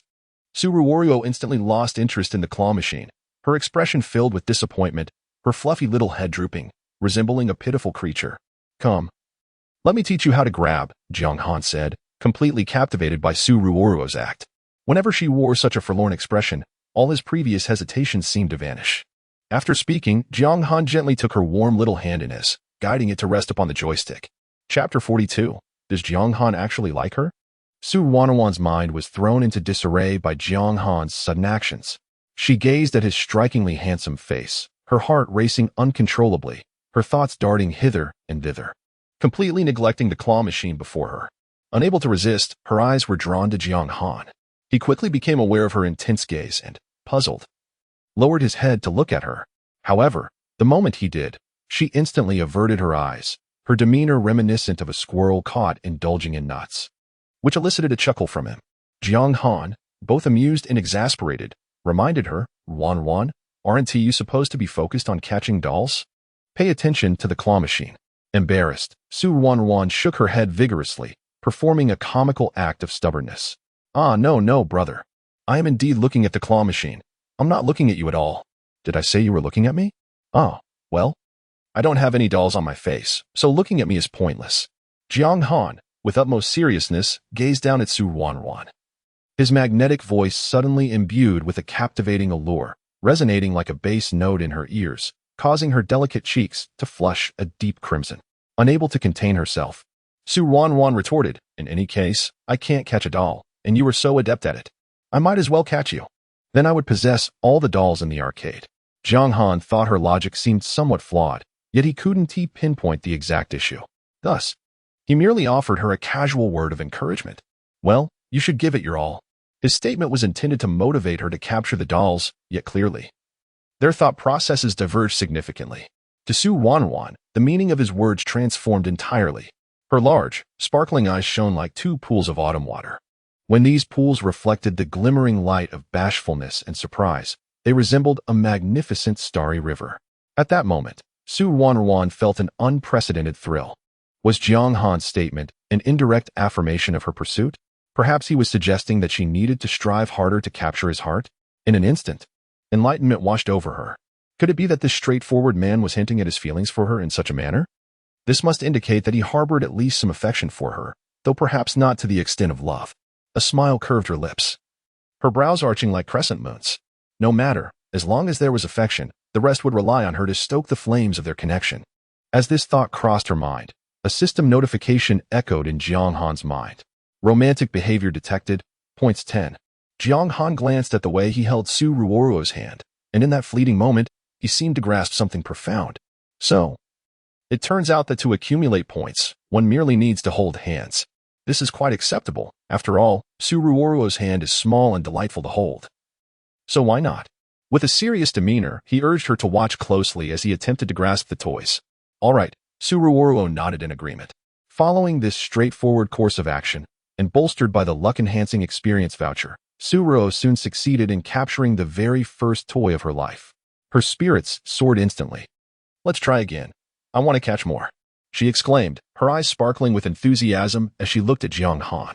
Of course, he replied, and just moments later, she managed to snag the last toy from the machine. Brother, we've already caught all the toys from this machine. What shall we do now? Let's move to another one. Without hesitation, Jiang Han naturally took her small hand and led her to the next claw machine located down the aisle. This particular machine contained limited edition toys, and a crowd had gathered around it, all eagerly trying their luck, only to leave in disappointment. Noticing the lack of success from the others, Su Ruo inquired, "Brother, it seems like no one else can catch any toys. Is it really this difficult?" "Not at all. With your luck, you could easily grab one." Jiang Han began his little deception. Though he was a person of integrity, never one to deceive, he instinctively uttered this insincere remark to lift Su Ruo's spirits. "Wow, really? I can actually catch one," Su Ruo exclaimed, her excitement palpable. After another successful attempt where Jiang Han guided her hand to seize a toy, she couldn't contain her delight. Strangely, a peculiar emotion began to flow within Jiang Han. For reasons unknown, hearing her joyous exclamations made him feel increasingly elated as well. What was happening to him? Aside from his family and close friends, no one had ever so effortlessly influenced his emotions, and astonishingly, it was a woman doing so. As Jiang Han grappled with his disbelief, Su Ruo was already manipulating the joystick with fervor, capturing 7 or 8 toys in quick succession. At that moment, a staff member happened to be patrolling and witnessed this scene. He was the same individual Jiang Han had previously inquired about the machine. Observing the multitude of toys piled up at the machine's opening, his eyelids twitched in surprise. He quickly approached and said, "I apologize, sir, but this machine is actually out of order. It was overlooked for maintenance. Unfortunately, the toys you caught do not count. These are all limited edition toys," he continued, "each one highly valuable and exceptionally difficult to catch. Since this claw machine was installed in our arcade, only one customer has ever managed to capture a toy, and that was 2 years ago. They placed the claw machine in such a prominent location that the exquisitely crafted limited edition dolls within became increasingly alluring, enticing countless patrons to part with their money. Each individual who approached the machine was convinced of their own luck, believing they were destined to be the fortunate one.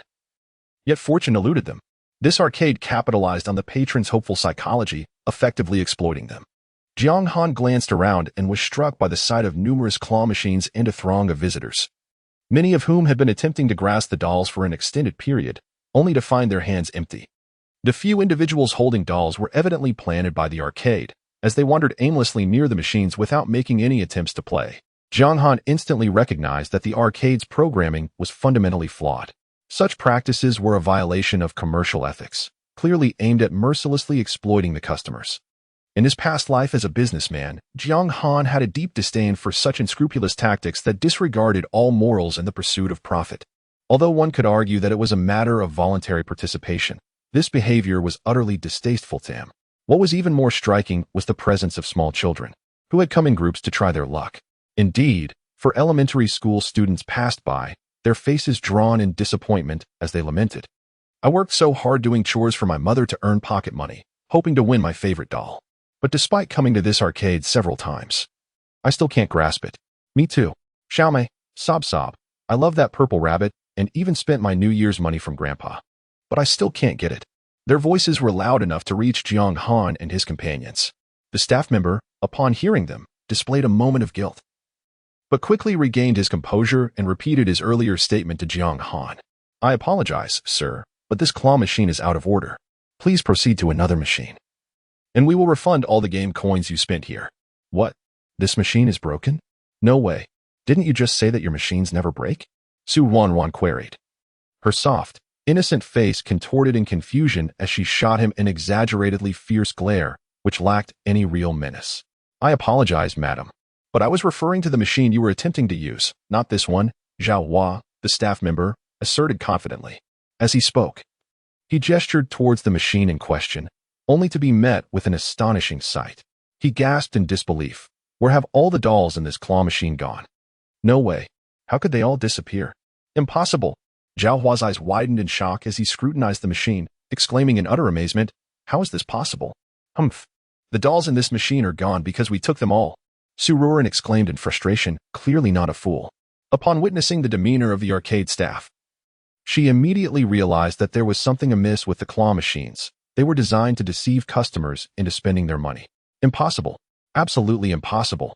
It must be the machines that are faulty, Zhao Dong exclaimed in disbelief. "Nothing is impossible.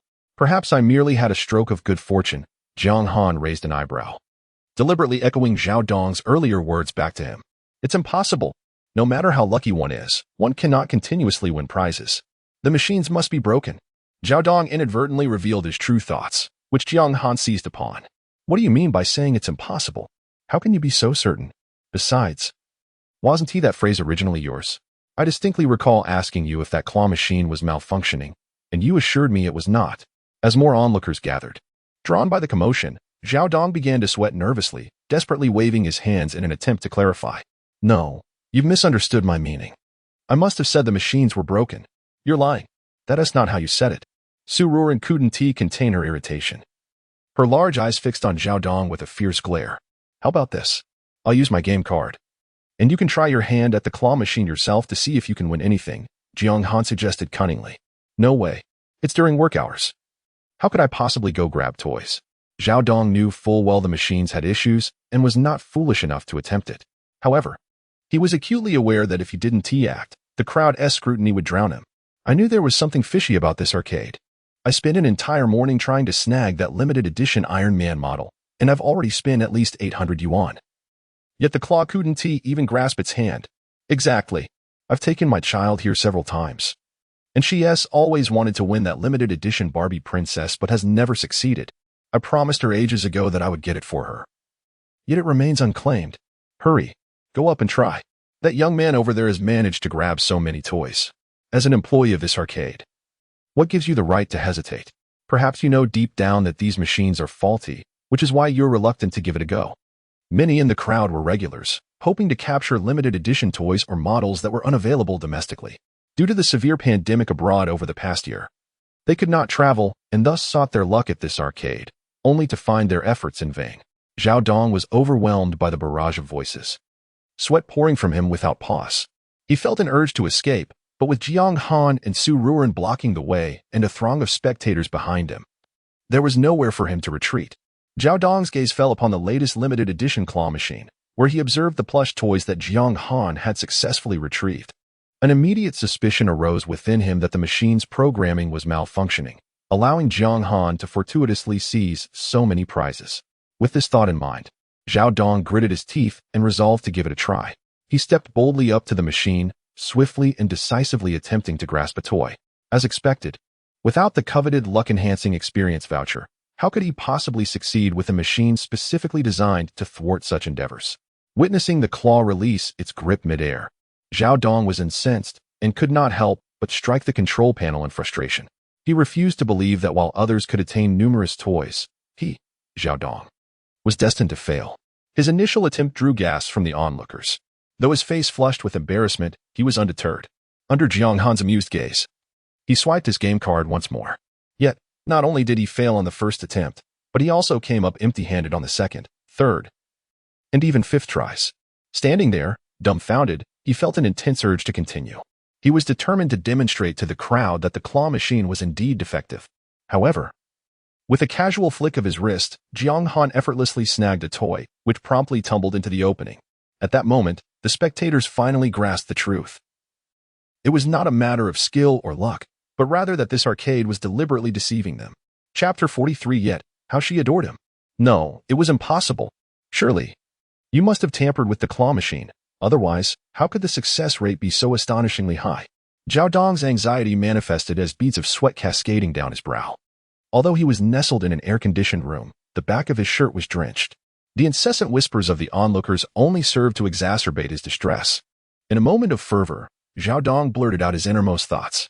Astute as Jiang Han was, he immediately discerned the underlying implications of Zhao Dong's words. With a knowing glance, he regarded Zhao Dong. Oh, such a high success rate. So, you admit that the amusement park has manipulated the claw machine, resulting in a lower success rate, which is why we cannot capture the toys. And no, Zhao Dong stammered, feeling the pressure mounting under Jiang Han's relentless questioning. Yet, he still endeavored to defend the arcade. However, the assembled crowd was not naive. They had already grasped the truth from the exchange. It was evident that the arcade had engaged in deception, leading consumers to squander their money without ever securing their desired prizes. This had surpassed the normal success rate of claw machines, clearly indicating foul play. Soon, a particularly agitated individual shouted, "What a sham of an arcade! Are they deliberately trying to swindle us? I refuse to play anymore. I demand a refund. I want my tokens back." With the first complaint voiced, a cascade of similar demands quickly followed, resonating throughout the arcade. Seeing the throng of disgruntled patrons swelling, Zhao Dong, who had previously been flustered, suddenly regained his composure. He shot a fierce glare at Jiang Han. This was all his doing. He would undoubtedly be reprimanded by his boss today. It would be best if this brat never fell into his hands. Otherwise, he would ensure the boy faced dire consequences. Zhao Dong's eyes darted around until they landed on the rules posted on the wall nearby. He gestured toward them, spreading his hands in a feigned display of helplessness. Everyone, look closely. It is clearly stated in black and white on that wall. Once our arcade tokens are sold, they are non-refundable. It also mentions that we have games of varying difficulties. If you cannot pass, it is merely a reflection of your own lack of skill or bad luck. It is entirely a matter of chance. It has nothing to do with the machines at our arcade. Hearing Zhao Dong's shameless defense, the crowd grew angrier, with some impetuous young men rolling up their sleeves, preparing to confront him. Jiang Han swiftly intervened, stopping one of the hot-headed youths. Brother, violence is against the law. As long as you tread upon this land, you must respect the laws of this nation. The young man spat in Zhao Dong's direction, then stormed off in frustration. Seizing the opportunity, Zhao Dong slipped away, leaving the crowd to grumble as they dispersed. Once the area had cleared, Jiang Han waved the card in his hand towards Ruanruan. Is there anything else you wish to play? Ruanruan gazed at Jiang Han with admiration, her sparkling eyes brimming with excitement. Brother, you were truly magnificent just now. Jiang Han was suddenly caught off guard by Ruanruan's praise, his handsome face displaying a hint of awkwardness. He cleared his throat softly, striving to maintain a composed smile. It's nothing extraordinary, merely standard procedure. Brother, that person was clearly suspicious of you, and this arcade obviously has issues. Why don't we just take all the toys from this claw machine? Ruanruan exclaimed, shaking her fist in a feisty manner, her long hair swaying with her movements, accentuating her adorable demeanor. Humph, no one can bully Ruanruan. If we don't teach the staff at this arcade a lesson, all my years of practicing judo will have been in vain. Upon hearing this, Jiang Han felt a strange flutter in his heart, a surge of inexplicable emotions washing over him. He glanced at Ruanruan, suddenly overwhelmed with a desire to express a multitude of thoughts. Yet, as words lingered on the tip of his tongue, he swallowed them back, feeling too bashful to articulate them directly. Some sentiments may remain unspoken, but they can manifest through actions. Subsequently, Jiang Han tirelessly assisted Ruanruan in swiping game cards, guiding her as they attempted to win plush toys. Before long, they had exhausted the remaining 200 game tokens. Jiang Han handed over all the toys they had won to Ruanruan, who promptly shared them with the other children present. Witnessing their joyful smiles, she felt a warmth in her heart, for happiness is indeed meant to be shared. At that moment, many claw machines still contained toys. Come on, let us recharge, Ruanruan declared. Since she was determined to take all the toys, Jiang Han resolved to assist her in that endeavor. Zheng Kunyang had once been infatuated with online novels, even introducing Jiang Han to them for a time. Many protagonists in those tales, upon receiving a system's reward or a windfall, would indulge in lottery tickets and become instant millionaires. However, Jiang Han did not share that ambition. In his reborn perspective, he recognized that numerous people and experiences held far greater significance than mere wealth. Money was necessary, yet sufficiency was his only desire. At that moment, Jiang Han held this conviction, oblivious to the arduous efforts he would one day invest to bring his beloved home. As he led Ruanruan towards the cashier, he found that he had grown accustomed to the gesture of holding hands, feeling little more than he would if he were walking a small puppy. Ruanruan walked beside him, admiring his profile with her large, sparkling eyes filled with adoration. She was increasingly aware of how handsome Jiang Han had become. How could she have such feelings for him? As fate would have it, upon reaching the front desk, Jiang Han and Ruanruan discovered that the person handling the transactions was Zhao Dong. Upon hearing that Jiang Han wished to recharge, Zhao Dong promptly returned his card. I'm sorry, but we cannot accept your money. What? On what grounds do you refuse our payment? Before Jiang Han could respond, Ruanruan, much like a cat whose tail had been stepped on, retorted indignantly. Although she generally had a pleasant disposition, she showed no mercy towards those who were unfriendly. Such malicious manipulation of our program will not only go unpaid, but I shall also contact all the arcade establishments in our city to blacklist you. Zhao Dong concluded with a sinister gaze fixed upon Jiang Han. Young man, traversing the night roads too often will inevitably lead one to encounter ghosts. The young man, trailing Jiang Han, bristled at Zhao Dong's words, having witnessed the earlier dispute between him and Jiang Han. He was well aware of the situation and immediately shouted, "No worries, brother. If he refuses to recharge, I still have plenty of funds in my game card. I'll gladly share it with you." His robust voice drowned out the surrounding noise, and as others turned their attention to him, his sense of justice surged forth, prompting him to recount the events. Many others became equally indignant, offering their cards to Jiang Han. "Brother, this establishment is taking advantage of you. Here is my card." "And mine." Within mere minutes, Jiang Han found himself in possession of a multitude of game cards. Zhao Dong's face darkened, rivaling that of a scorched pot's bottom. He had thoroughly checked that all claw machine programs were functioning without issues. So why did this incident occur? Could it truly be mere luck? No. Impossible. Zhao Dong refused to believe it. Holding a pile of game cards, Jiang Han felt a mix of amusement and embarrassment. How can I accept all this? Here is what I'll do. I'll take your game cards, and you can tell me which toys you desire, and I'll grab them for you. Free of charge, all right? Sounds good. Thus, a throng of people followed Jiang Han to the claw machines. Each time he successfully snagged a toy, cheers erupted from the crowd. As promised, he gifted the toys to those who had provided their game cards. Some, not wanting too many toys, passed them along to Ruanruan. Before long, the little Ruanruan was once again buried beneath a pile of plush toys, adorably overwhelmed. Within an hour, Jiang Han had cleared out all the limited edition toys from the arcade's claw machines. He even generously left a few machines untouched for the arcade staff. The onlookers departed, content with their beloved toys and figurines in hand. Sitting amidst the plush pile, Ruanruan rested her chin in her hands, her sparkling eyes fixed upon Jiang Han. He anticipated her praise for his prowess, feeling a tad awkward, yet remained silent, seemingly awaiting her words. Jiang Han silently vowed that his silence was certainly not due to a desire for her compliments. "Well, brother, how did you manage to catch so many toys?" Jiang Han couldn't help but smile slightly. Then, Ruanruan added, "So, all those times you missed earlier were just to tease me, weren't they?" At her words, Jiang Han froze. P.S. These 2 chapters are quite lengthy, serving as a supplement for yesterday. Today's update will arrive in the evening, hinting at an explosive plot twist. Chapter 44. Jiang Han. You scoundrel. Upon witnessing the sudden change in Ruanruan's expression, a fleeting look of panic crossed Jiang Han's handsome face. Danger. How did the truth slip out? However, quick on his feet, he promptly replied, "No, I had never played with such claw machines before. So those initial attempts were merely practice, which is why I didn't succeed."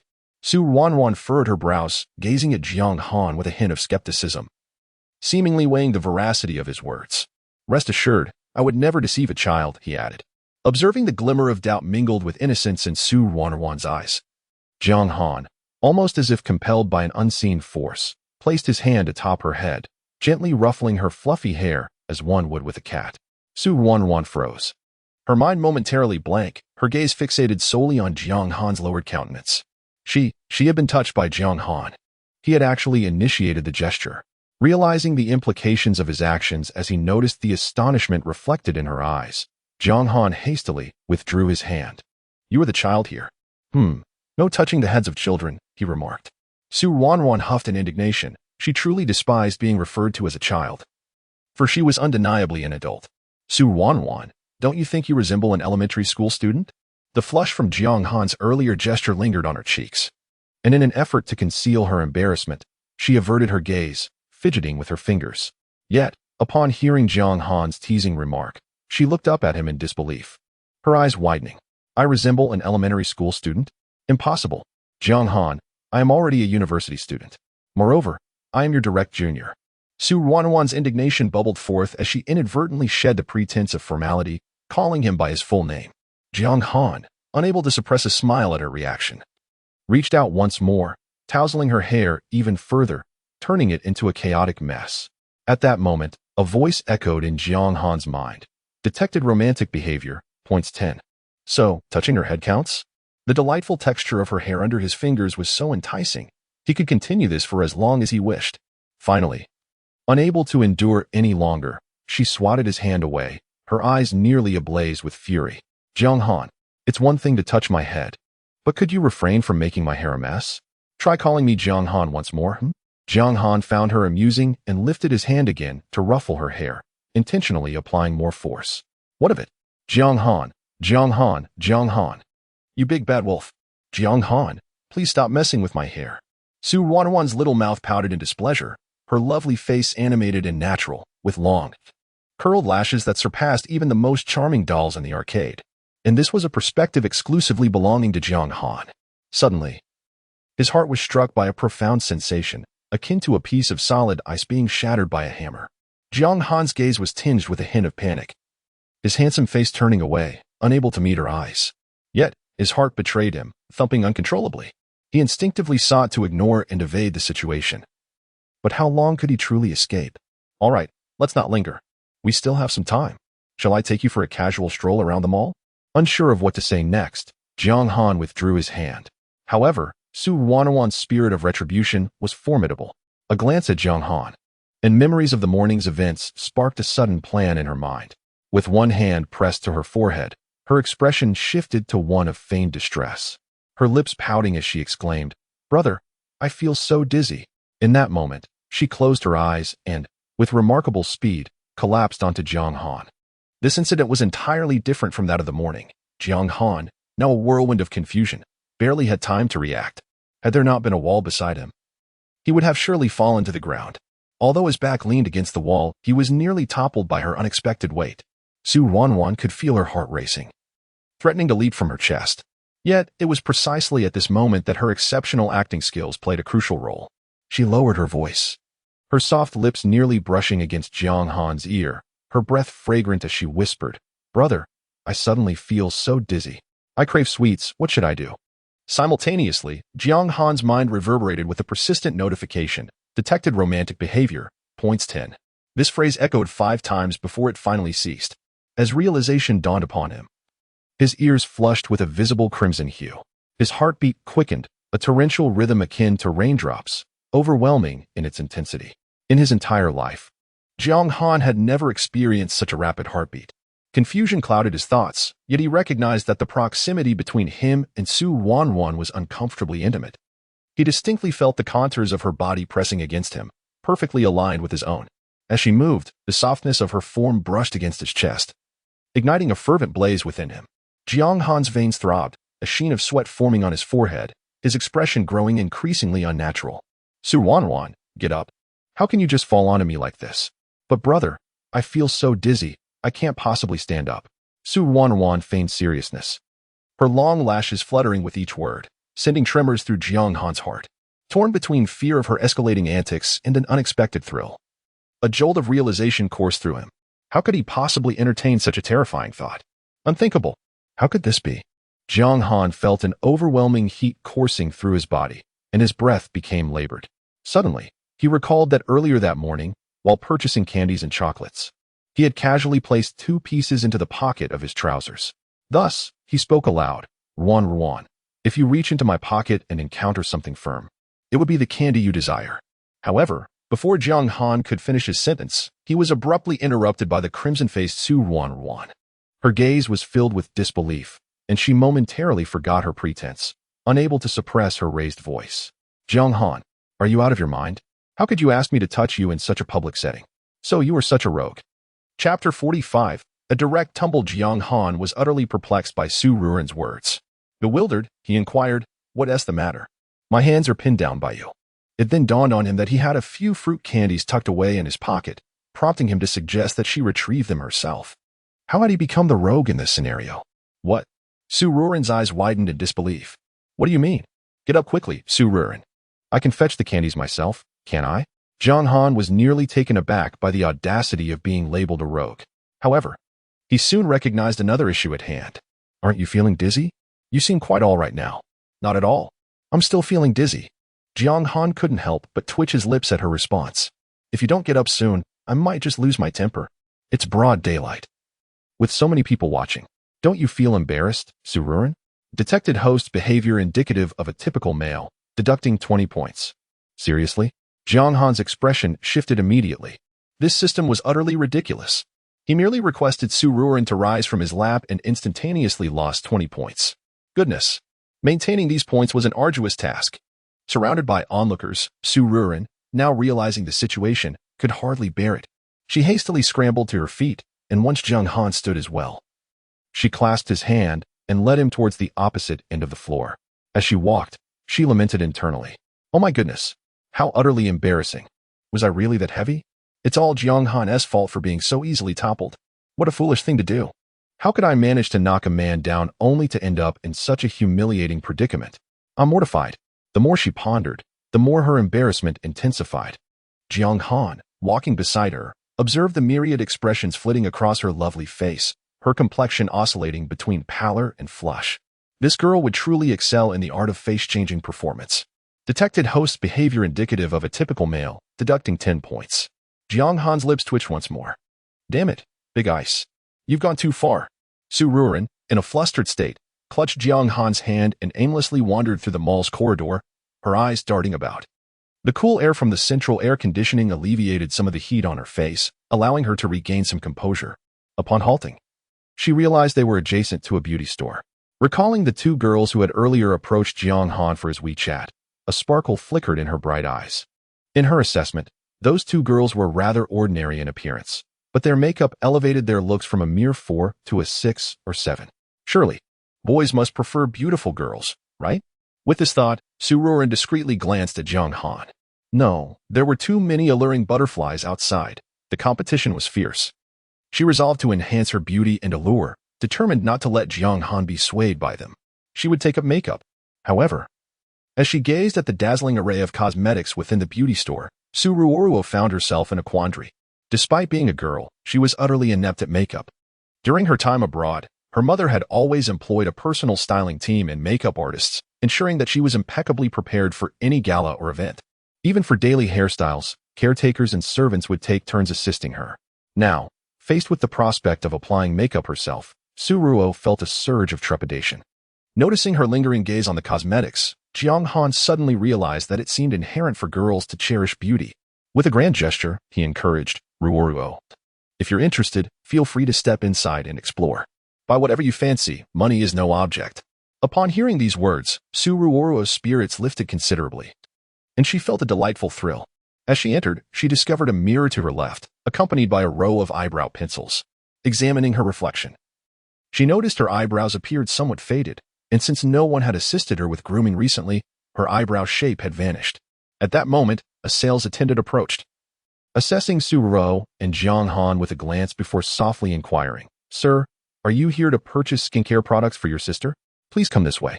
Upon hearing the term sister, both Jiang Han and Ruanruan instinctively frowned. Why was it that people continually misjudged their relationship? Jiang Han pondered. Was their connection merely that of normal cohabitation? Meanwhile, Ruanruan thought, the atmosphere between them was clearly that of an engaged couple. Unbeknownst to Jiang Han, his focus had strayed from the matter at hand. Recognizing the change in their expressions, even the most oblivious sales assistant realized she had misspoken. "I apologize. It seems you two are a couple. I misjudged. Your girlfriend looks so youthful, it's evident your boyfriend must dote on you." The attendant chuckled awkwardly before retreating. Fearing for Ruanruan's reputation, Jiang Han was about to clarify when the attendant had already made her hasty exit. Ruanruan promptly pulled Jiang Han in front of the mirror, pointing to her reflection as she asked, "Do I look rather youthful?" "You inherently look young. It's not merely an appearance issue," Jiang Han replied, oblivious to her underlying concern. Ruanruan pouted, her eyes widening in dissatisfaction. It must be her attire that rendered her too juvenile and tender in Jiang Han's eyes, preventing him from perceiving her as a mature woman. This simply wouldn't do. Her ambition was not to be viewed as Jiang Han's little sister. She resolutely decided she must learn to apply makeup and present herself in a more sophisticated manner. With this thought in mind, Ruanruan clenched her fists. "It's just makeup, after all. I am clever and resourceful. This should pose no challenge," she assured herself with fervor. Yet, the disparity between her lofty aspirations and the stark reality was palpable. Staring at the shelves brimming with foundation, CC cream, and cushion compacts, Ruanruan felt overwhelmed. Who could enlighten her on the distinctions among these products and their proper applications? At that moment, Ruanruan's eyes darted, and she uncovered a secret. She noticed that all the sales assistants had strikingly similar, bold eyebrows. A fragment of a saying surfaced in her mind, attributed to an internationally renowned makeup artist, claiming that eyebrows reflect a person's spirit. However, she could not recall the name of the speaker. She resolved that her transformation would commence with her eyebrows. Ruanruan tugged at Jiang Han, asking, "Jiang Han, do you think my eyebrows are unattractive?" Unconsciously, she had begun to call him by his full name. Jiang Han, puzzled by her inquiry, thought to himself that everyone had similar eyebrows. Was there truly a distinction between beauty and ugliness? The intricacies of a girl's world eluded him. and though he silently critiqued her concerns, his face betrayed none of his thoughts. After a moment of faint contemplation, he replied, "They're fine." Upon hearing his dismissive response, Ruanruan sensed his insincerity. She grasped his arm, her voice softening. "Jiang Han, could you please be sincere with me? I wish to hear the truth." Her voice, naturally high-pitched, took on an almost endearing quality as she unconsciously played the role of a girl seeking affection. Jiang Han, oblivious to this nuance, found himself unable to resist her charm. Before long, he relented, stating, "I can't really tell. They all look quite similar to me." The phrases "all look quite similar" and "no real difference" stirred discontent within Ruanruan. Did Jiang Han perceive her as just another ordinary person? This was unacceptable. She was determined to be the most special and beautiful in his eyes. Jiang Han's words ignited a fierce resolve in her heart, prompting her to approach a sales assistant. "Excuse me, could you help me choose an eyebrow pencil that suits me?" The sales assistant, taken aback by Ruanruan's polite inquiry, scrutinized the array of eyebrow pencils and selected one, presenting it to her. "Madam, I believe this pencil would complement your hair color wonderfully." Though Ruanruan was unfamiliar with the nuances of color coordination, she trusted the assistant's judgment. Accepting the pencil, she turned to the mirror, prepared to enhance her eyebrows. To her dismay, as she exerted the slightest pressure, the pencil snapped. The sales assistant stifled a laugh, her tone gentle as she advised, "Madam, eyebrows are not drawn this way. The pencil is soft. You must apply a light touch, or it will easily break." With that, she reached for the pencil to assist Ruanruan. However, Ruanruan swiftly withdrew her hand. Such a delicate and personal task could not be entrusted to another. With wide, pleading eyes, she turned to Jiang Han, who stood to her left rear. "Brother, I can't manage this eyebrow drawing. Could you help me?" "I can't either," Jiang Han replied, glancing at the pencil in her hand, clearly at a loss. "That's all right. Simply follow the natural arch of my eyebrows and deepen the color. It's quite straightforward. It's just that I find it a bit cumbersome to do it myself." Upon sensing a shift in Jiang Han's tone, Ruanruan seized the opportunity to press on. "Is it really that simple?" "Indeed," he replied. "Very well, I shall give it a try."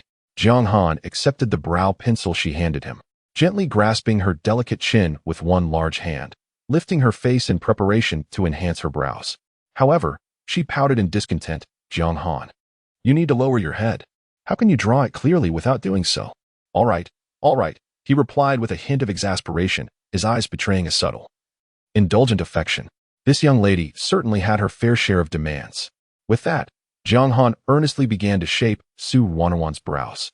Her eyebrows, naturally fine, arched and faint, appeared rather inconspicuous against her exquisite features, often lacking vitality. As he gripped the pencil, a wave of awkwardness washed over him. He recalled that in the final year of his past life, aside from signing documents, he had not touched a pen, and a sense of nostalgia enveloped him. Jiang Han's handsome face bore an expression of utmost seriousness, as he feared the prospect of ruining Ruanruan's brows. Strangely enough, he was deeply averse to witnessing sadness on her face. All he yearned for was to see her smile. With each stroke, the gray pencil left a mark upon her brows, as if gently teasing the very depths of her heart. She raised her sparkling eyes to behold his striking visage so near, her pupil shimmering with an astonishing brilliance. Unbeknownst to her, this was the first time in both of Jiang Han's lives that he had been so close to a girl. The atmosphere between them was so sweet it seemed almost to bubble over, causing several sales assistants nearby to stifle their gasps in unison. "Goodness, this young couple is simply too sweet," they marveled, feeling as though they had witnessed something truly special. Ruanruan's emotions became a whirlwind, her heart raced fiercely, and she suddenly felt an overwhelming urge to share certain thoughts with Jiang Han. Chapter 46. Ruanruan's confession. As the words teetered on the edge of her lips, Ruanruan opened her mouth, but could not articulate her feelings. She gazed quietly at Jiang Han, her eyes aflame with intensity, yet softened by an unrecognized tenderness. They stood in close proximity, so near that it seemed they could hear each other's heartbeats. Jiang Han's strikingly handsome face bore a gentle expression, his gaze imbued with utmost seriousness. Within the depths of his pupils, her features reflected vividly. In that moment, it felt as though something within him transcended barriers, emerging as their distance diminished. The confession lingered on her tongue, and Ruanruan's eyes sparkled with newfound determination, her lips curling into a sweet smile. At that instant, she resolved to reveal her true feelings to Jiang Han. Though their time together had barely reached 24 hours, Su Ruo sensed through the myriad of experiences within those fleeting hours that Jiang Han was undoubtedly a man worthy of lifelong devotion. Moreover, the most significant revelation was that she had genuinely fallen for him. Great achievements are not hindered by trivialities. If she was to confess, it had to be now. Yet, as her heart solidified in resolve, a fleeting shadow passed through her bright eyes. She had formulated her thoughts, but how to articulate them? After all, as a young woman, taking the initiative to confess brought with it a certain embarrassment. After a moment of hesitation, Su Ruo rehearsed her words in her mind. What should she say? This was her first confession to a boy, and she could not afford to be dismissive. I like you 10 miles into the spring breeze? No, that was too kitsch. May I be like the stars, and you like the moon, shining brightly together every night? That wouldn't do either. If she were to say that, Jiang Han, being the quintessential straight man, might not comprehend her meaning. 3 miles of gentle breeze, 3 miles of road, each step in the wind leads me to you. Well, that was also lacking, overly sentimental, and likely only marginally better than the previous attempts. After dismissing several romantic lines she had found online, a sense of despondency washed over Su Ruo. It was, after all, her first confession. She had hoped for something poetic and romantic. Yet whether this straightforward man would understand her sentiments posed a significant dilemma. Perhaps she should simply confess directly? After all, the most succinct expressions might resonate the most deeply. Regardless, she struggled to conceive any words that would convey her feelings and be comprehensible to Jiang Han. Locking eyes with him, her lively gaze blinked with rising affection. Jiang Han, But before she could finish, Jiang Han interrupted her. His focus unwavering as he concentrated on the perfectly drawn eyebrows on her face. This was his first time drawing eyebrows for a girl, and he wondered if Su Ruo would appreciate his efforts. In a previous life, Jiang Han, who was once decisive and ruthless in the marketplace, could scarcely have imagined that he would now find himself anxious over the question of whether a girl had drawn her eyebrows to perfection. The man who once faced tens of millions in orders without batting an eye had been subtly transformed by Ruanruan. If a drop of water can pierce stone, why could his steel-hearted demeanor not be altered? Go take a look in the mirror and see for yourself, Jiang Han said with a radiant smile, concealing a trace of nervousness beneath his seemingly flawless facade. What if Ruanruan didn't like it? A light sweat began to form in the palm of his hand. Su Ruanruan's heart was in turmoil, her emotions oscillating like a drum beating loudly within her. Upon hearing his words, she quickly composed herself. Alas, one could only blame the delightful atmosphere from earlier that had led her to act impulsively. Indeed, there is a saying that those fleeting moments of ambiguity resemble love. As she reflected on the possibility of confessing her feelings to Jiang Han in a moment of recklessness, she realized that if he were to reject her, she would be left in an excruciatingly awkward position. After all, based on Jiang Han's current demeanor and actions, there was no concrete evidence that he harbored genuine feelings for her. Even the fondness she perceived was merely her own conjecture. With this thought in mind, Su Ruanruan decided to let it go. The timing was not yet ripe. There would be ample opportunity for confessions in the future. For now, it was paramount that she became even more radiant. Eagerly, she approached the mirror, while Jiang Han's gaze fell upon her reflection, with distant mountains framing her brows. A smile as lovely as a crescent moon graced her alabaster face, where bright eyes gleamed like obsidian, and her lustrous black hair cascaded gracefully down her back. She felt a surge of joy. Remarkably, Jiang Han's first attempt at eyebrow drawing had turned out quite well. It seemed to enhance her charm, as her previously faint eyebrows were now imbued with color, making her reflection even more spirited. Jiang Han felt a stir within him. Brother, you did an amazing job. Su Ruanruan exclaimed, her smile radiant as she turned and excitedly embraced Jiang Han, still caught in the warmth and softness of her embrace. Jiang Han was suddenly alerted by a system notification in his mind. Ding. Romantic behavior detected. Points 20. He pondered for a moment. Could it be that drawing eyebrows was classified as a romantic act? He turned to the beaming Su Ruanruan and questioned himself. Would he have agreed to draw her eyebrows had it not been for the points awarded for romantic behavior? The two had purchased several eyebrow pencils and subsequently wandered to the nearby lipstick section. The shelves were adorned with an array of lipsticks, a dazzling display that captivated the eye. Upon seeing the lipsticks, Su Ruanruan's eyes sparkled. If she wished to create a mature and sultry look, lipstick would undoubtedly be an essential item. With this thought in mind, she enthusiastically pulled Jiang Han toward the lipstick display. Jiang Han, you choose for me. Jiang Han, still reeling from the earlier events, found himself captivated by the brilliance of Su Ruanruan's gaze.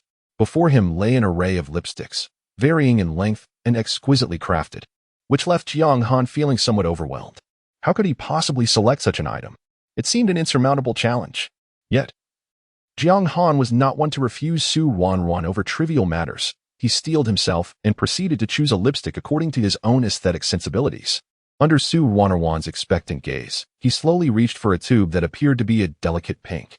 Surely, girls must adore such pastel hues, especially someone as youthful as Ruanruan. As he unscrewed the cap of the lipstick, he was taken aback to discover that, with the shift of light, the initially pink lipstick transformed into a vibrant rose red. He was momentarily flabbergasted. Could it be that this lipstick changed color? No, this simply would not do. There must be a flaw in its quality. Thus, Jiang Han placed the lipstick back on the shelf. Turning to Ruanruan, he pondered deeply about which shade might enhance her beauty without being unflattering. After much deliberation, he picked up a coral red lipstick, reasoning that such a color should be quite flattering. Hesitantly, he extended the lipstick towards Ruanruan, only to glance sideways and retrieve a shocking Barbie pink as well. Upon seeing the color of this lipstick, Ruanruan's smile gradually faltered. Was Jiang Han truly so oblivious? How could he offer her such a disastrous shade? Nevertheless, she did not mind his lack of expertise in this regard. It merely served to highlight his limited interactions with women. That alone sufficed. I'm sorry. I seem unable to distinguish this color properly, Jiang Han noted, keenly observing the abrupt change in Ruanruan's expression, a hint of frustration crossing his handsome features. It's all right. No worries. Jiang Han, just help me try the shades. Ruanruan exclaimed joyfully, pulling his hand without hesitation. Her delicate, cool touch inexplicably ignited a warmth within Jiang Han. She waved several different shades of lipstick before him. So can I try them? Sure, he replied with a nod. With his affirmation, Ruanruan swiftly grabbed a sample, leaving a lipstick mark on Jiang Han's arm. As she applied it, she discreetly observed his expression, finding no trace of impatience upon his handsome face. Unable to resist, Ruanruan's eyes sparkled with delight. Ultimately, she selected a maple red and presented it to Jiang Han. Jiang Han, I think this color is quite lovely. I want to try it. What do you think? Yes, it's fine, he replied, knowing that a nod was the most fitting response in such moments. Upon receiving his consent, Ruanruan promptly placed the lipstick in his hand. What's wrong? Are you going to pay for it directly? Didn't you just say you wanted to try the shades? Jiang Han was puzzled by her words. No, Jiang Han Gij, you see? You just helped me with my eyebrows. I think you could assist me in applying the lipstick as well. That won't do. You should apply it to the mirror yourself. As Jiang Han's peripheral vision caught sight of several other patrons in the beauty store, he resolutely declined Ruanruan's request. Initially, assisting her with her eyebrows had already crossed a line, and now she audaciously sought his help in applying lipstick? Absolutely not. He would rather incur deductions from the system than breach that boundary. Indeed, as this thought crossed his mind, the system promptly deducted 10 points from him. What if I can't apply it myself? He wondered aloud. No worries. I will purchase one of every shade of lipstick for you to experiment with at home, she replied. Brother, I don't want to. That would be too wasteful, Ruanruan pouted, clearly displeased. She recognized that her request was indeed a bit excessive. However, what malice could such a little girl harbor? She was merely indulging in a fleeting whim. That's perfectly fine, as long as you enjoy it, Jiang Han stated earnestly. Yet, Ruanruan ignored his words, tugging at his sleeve instead, her large eyes sparkling with mischief, her voice rising playfully. Jiang Han Gij, just agree to it. Please, just this once, the very last time. I beg you. At that moment, even the most resolute heart of Jiang Han would inevitably yield to Ruanruan's charming coaxing. He pressed his lips together and ultimately acquiesced. Look at that. The slap of reality was as swift and fierce as a tornado. Little did Jiang Han anticipate that merely 3 minutes later, Ruanruan would surprise him with such an unexpected action. Chapter 47. Astonishing. Are you truly an orphan? Jiang Han's motion of applying lipstick on Ruanruan was nearly indistinguishable from that of painting a delicate brow. He meticulously followed the natural curvature of her lips, gradually filling them with color until he had crafted her luscious, vivid rose-hued lips. Ruanruan's features were already exquisitely refined. The bold brows enhanced her vitality, while the maple red lips added an alluring charm. Jiang Han's breath hitched, a flicker of astonishment passing through his eyes. She was undeniably beautiful, a beauty that could hardly be contained within the vibrancy of spring. Jiang Han Gij, do you think it looks good? Jiang Han felt a dryness in his throat, uncertain of how to respond. Observing his expression, Ruanruan mistakenly assumed that the lipstick made her appear unattractive. She hurried to the mirror, scrutinizing her newly adorned lips. They look rather nice, she declared. Moreover, weren't her lips precisely the kind deemed most suitable for kissing, as spoken of in trending videos? With this thought, Ruanruan suddenly turned, a mischievous glint in her eyes as she glanced back at Jiang Han. She beckoned him with a playful gesture, smiling coyly like a little vixen. Jiang Han Gij, I just remembered a secret. About you. Would you come a bit closer so I can share it? Never mind, just say it directly. He replied. That won't do. A secret is a secret. What if someone else hears it? Her enigmatic expression eventually persuaded Jiang Han to step closer to her. Come a bit nearer, she insisted, finding the distance insufficient. All right, Jiang Han complied, taking another step forward, lowering his head. He was entirely oblivious to her intentions, believing she genuinely had a secret to share. Driven by curiosity, Jiang Han leaned down. Was Jiang Han foolish? At times, he was sharper than anyone else. Yet, in Ruanruan's presence, he never seemed to possess that cleverness. As soon as he realized he had fallen into her playful trap, she had already risen on her toes and swiftly planted a kiss on his cheek. Jiang Han's pupils widened in astonishment. Wait a moment, had she just kissed him? No, it had happened again. In that fleeting instant, he recalled that Ruanruan had similarly kissed his right cheek the previous night. Today, it was the left. The profound cultural heritage of the Chinese language, with its vast array of characters and expressions, seemed inadequate to convey Jiang Han's emotions at that moment. He felt the area of his left cheek where she had kissed him growing warm, a sensation that seeped deep into his heart, igniting an indescribable feeling throughout his entire being.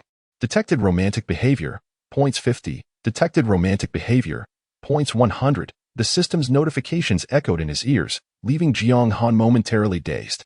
Until Ruanruan thought that her bold action had startled Jiang Han, she quickly called her brother back and explained, Brother, please don't misunderstand.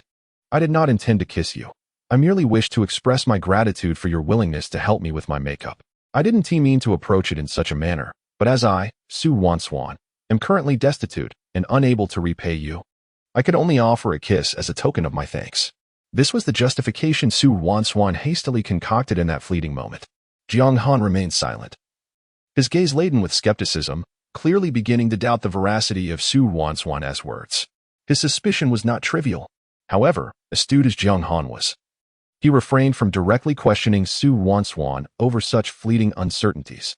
Instead, he began to observe her peculiarities, preparing to inquire once he had gathered sufficient evidence. Feigning belief in Ruanruan's explanation, he graciously dismissed her earlier actions.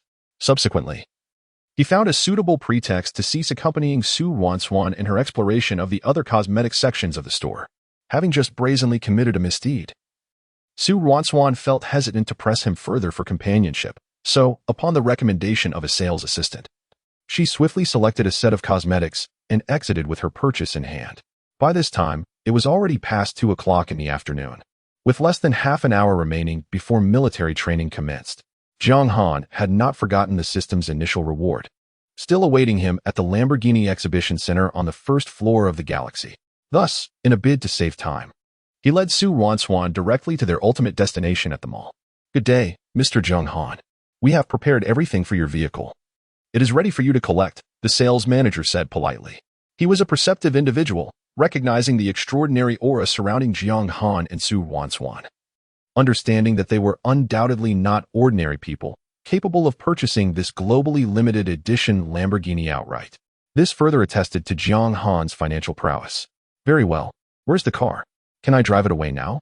Jiang Han inquired of the sales manager, his excitement palpable as this was his first encounter with such a high-caliber luxury vehicle, now belonging to him. It is right here in our exhibition center. It has been waiting for you for quite some time, so we took the liberty of displaying it, the manager replied. Following him, they soon arrived at the Lamborghini. Jiang Han was instantly captivated by its stunning appearance. The sleek body, perfect curves, and extraordinary design, complemented by the opulent interior that clearly signified its exorbitant cost. He was enamored at first sight. Much like how men are drawn to beauty, no man can resist the allure of such a sports car. As Jiang Han settled into the driver's seat, he felt an almost surreal sensation. What he cherished most was the sound of the engine when it roared to life. A rich and melodious tone that fulfilled all his fantasies about sports cars. Even Ruanruan, seated in the passenger seat, gazed at the sports car with a hint of admiration.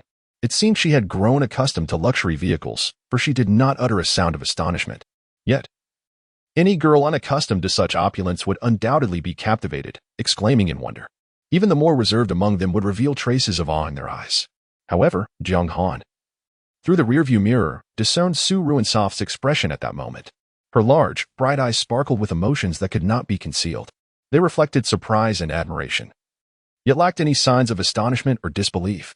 This was an inconceivable scenario for a girl who had grown up without parents, raised in an orphanage, unless she had frequently encountered such luxury. A thought suddenly struck Jiang Han, and he felt he was not mistaken.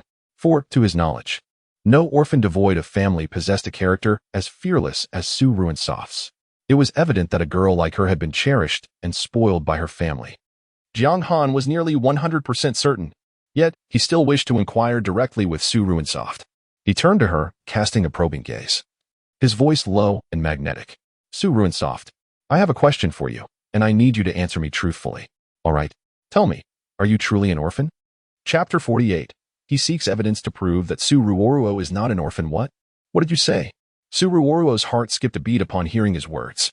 She had assumed that Jiang Han was merely asking out of curiosity, but when she beheld the earnest expression on his face, she realized he was genuinely inquiring. At that moment, she found herself at a loss for how to respond. Jiang Han, perceiving that Su Ruanruan might not have heard his previous question, patiently reiterated, Su Ruanruan, please tell me the truth. Are you truly an orphan? Do you have any family? I am. Su Ruanruan bit her lip, ultimately deciding against revealing her truth to Jiang Han just yet. She feared that if he discovered her true identity, he might cast her aside. However, her primary reason for returning to the country was not solely to attend a local university, it was also for her fiancé, Jiang Han. She had two main considerations regarding him. First, to assess his character and appearance, and second, to determine if their values aligned. Moreover, Su Ruanruan hoped that if he proved to be a good person, like when he had come to her aid the previous night, she could tentatively trust him and further explore their relationship. She did not wish to marry a man without any emotional foundation merely due to a contractual obligation. Conversely, had Jiang Han not rescued her the night before, she would have been honest with her grandfather, Su Zhendong, who would then find a suitable reason to annul her enrollment at the Imperial Capital University, rendering their engagement null and void. This would ensure she would no longer cross paths with Jiang Han, as everything is a cycle of cause and effect, albeit their respective paths had diverged. The reason Su Ruanruan chose to withhold the truth from Jiang Han was quite simple. She had yet to win his affection, and he did not yet harbor feelings for her. She planned to reveal her status as his fiancée when the day arrived that their hearts were mutually entwined. Unbeknownst to her, however, Jiang Han had already developed feelings for her during his first stirrings of love, having remained distant from women for over a decade because of her. The engagement was merely an external constraint, a powerful excuse he concocted to convince himself. In truth, what troubled him most was not the engagement, but rather the memory of that little girl who once played the violin for him every night. Jiang Han gazed intently at Su Ruanruan, noting her earnest demeanor, and suddenly felt a smile tug at his lips. At that moment, he was uncertain how to address her. After a moment's contemplation, he decided it would be best to let the matter rest for now. He resolved to wait until he had concrete evidence before questioning her about the inconsistencies he had observed. His gaze shifted to the vehicle's dashboard, where he noted the precise time. It was already 2:20 in the afternoon, leaving only 10 minutes until the freshman's military training was set to commence. On his first day in office, Jiang Han felt it imperative to set an exemplary standard for his junior peers. Thus he resolved to arrive punctually at the designated military training site. He casually remarked to Su Ruanruan, I am currently unable to assist. Could you please press the one button start located in the middle of our position? Su Ruanruan, relieved by Jiang Han's decision to refrain from inquiring further about her background, felt a wave of ease wash over her. The sports car accelerated with remarkable swiftness and was quite manageable. Jiang Han, racing against time, arrived at the back entrance of Beijing University just 7 minutes later. He parked the vehicle inconspicuously in a neglected little parking lot nearby, before proceeding on foot to the training location. Naturally, he did not forget to instruct Su Ruanruan to return to the medical room and rest in the designated lounge for the morning, a precautionary measure against potential surprise inspections by the instructors. The afternoon sun shone warmly, and due to the military training, the freshmen had assembled on the playground earlier than usual. The chief instructor, possessing a stern countenance and a serious demeanor, revealed a faint smile upon Jiang Han's arrival.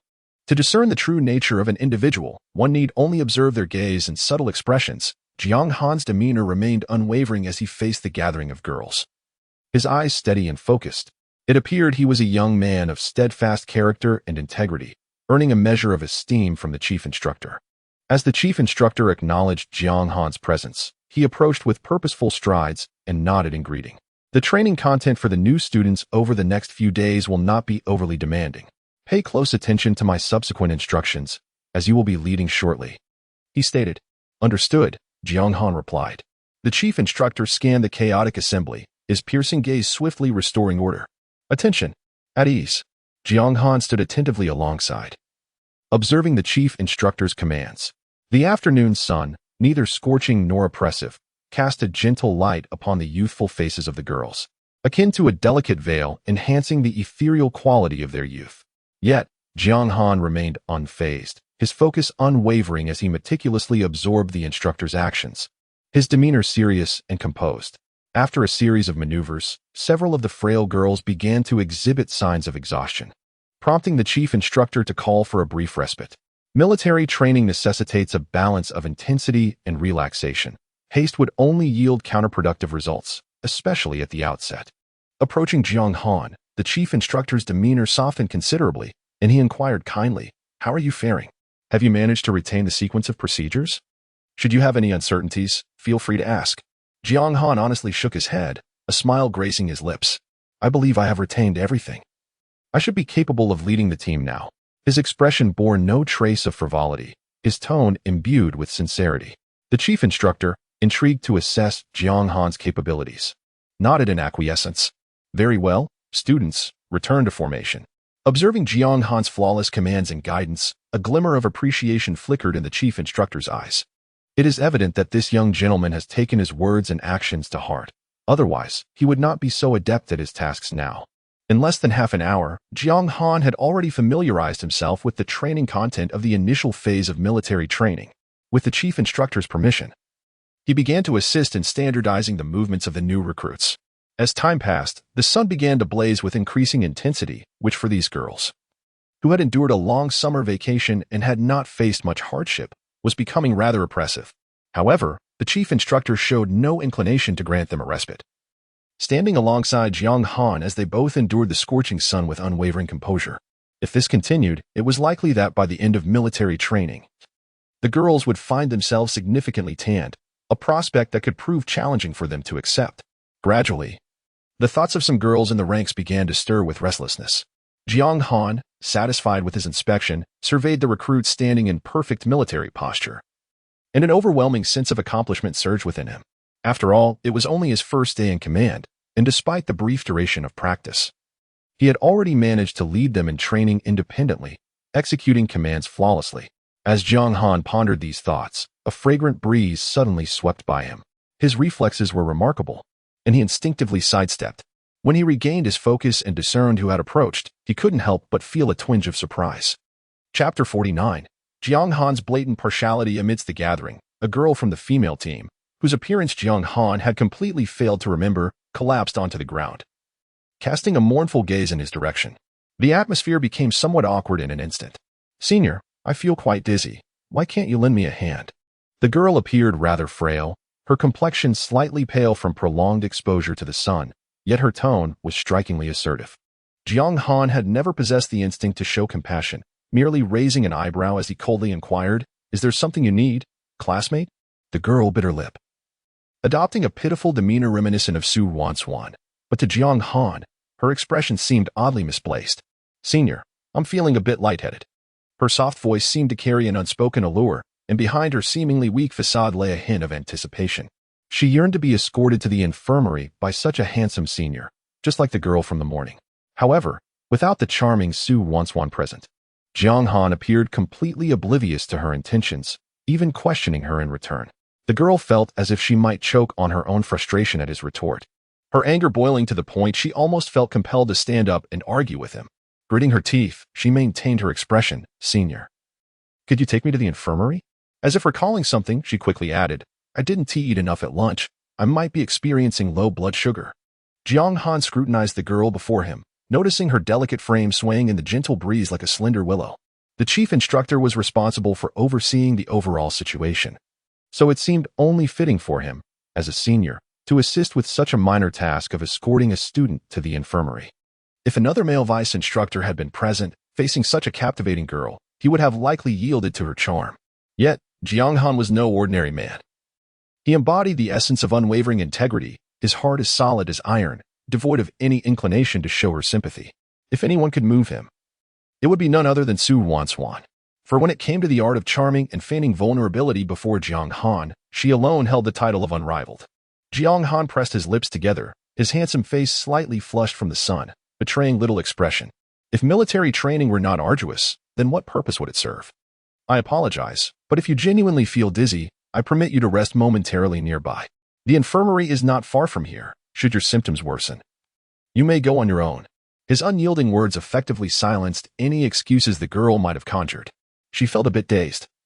But Jiang Han's scrutinizing gaze had already settled upon her.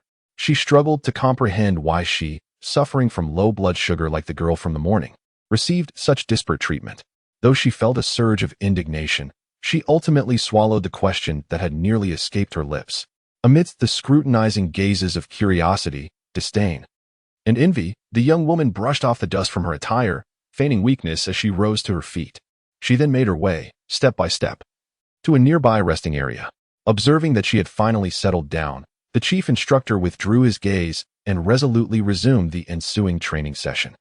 The successful departure of this young woman seemed to stir a latent restlessness in the hearts of the others. Indeed, within a mere 5 minutes, yet another girl fainted. Jiang Han found himself somewhat exasperated by this scene, yet he approached to assess the situation. Earlier that morning, he had expressed his disdain for girls fainting in rapid succession due to low blood sugar. Little did he anticipate that once Ruanruan had set a precedent, the subsequent girls would follow suit, succumbing to similar ailments. Reflecting on the matter, Jiang Han could only attribute the blame to himself for having made an exception for Ruanruan earlier that day. Had he insisted she rest on the sidelines for a few more minutes before rejoining the ranks, it is unlikely that any of the others would have dared to mimic her actions in the afternoon. Everyone present was acutely aware of Jiang Han's unique favoritism towards Ruanruan, yet she remained blissfully unaware. The current girl, who had collapsed due to low blood sugar, possessed a striking beauty, her eyes shimmering with unspoken emotions. "Senior, I feel dizzy as well. Could you escort me to the infirmary?" This girl naively assumed that her predecessor's lack of charm had led to Jiang Han's unyielding refusal. However, she had been the belle of the class throughout her middle and high school years, surrounded by admirers. Thus her confidence in her appearance was well-founded. Of course, this confidence was based on her earlier position at the front of the line, where she had only glimpsed Ruanruan's retreating figure.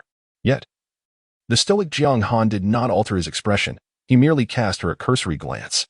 "If you truly have a problem, you can make your way to the infirmary yourself.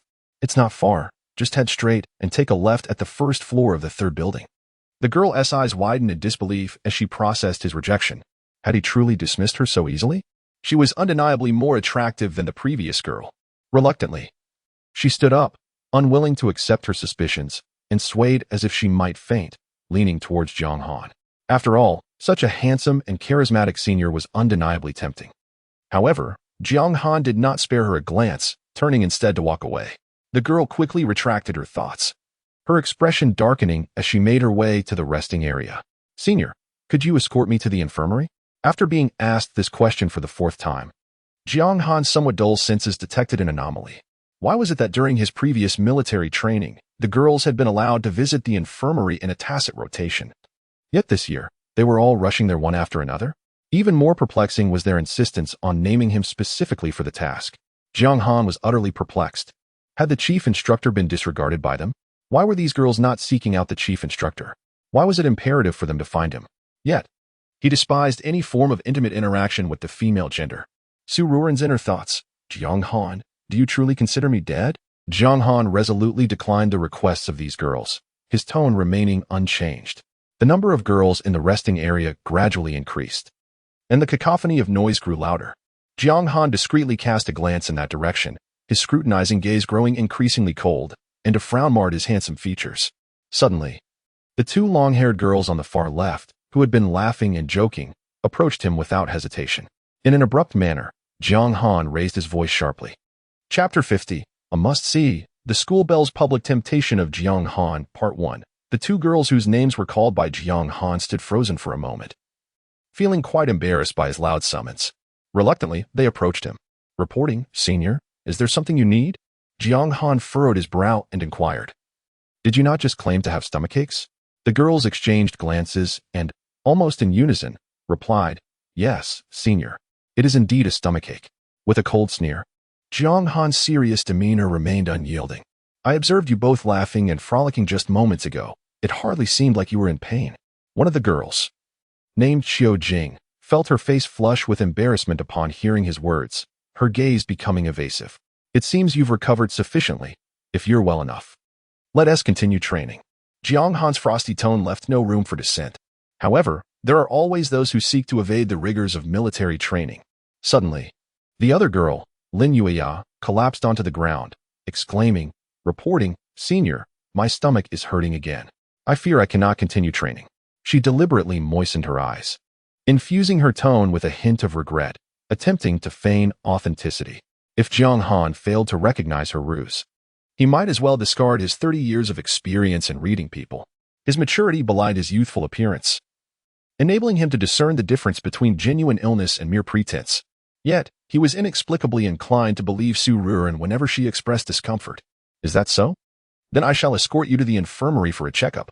Should I discover that you are in perfect health, you will undoubtedly face a significantly increased training regimen this afternoon to compensate for your previous absence. Lin Yueya's complexion instantly paled. She had concocted the illness as an excuse to evade training and had no desire to endure additional exertion. No one knew better than she whether her body was truly unwell.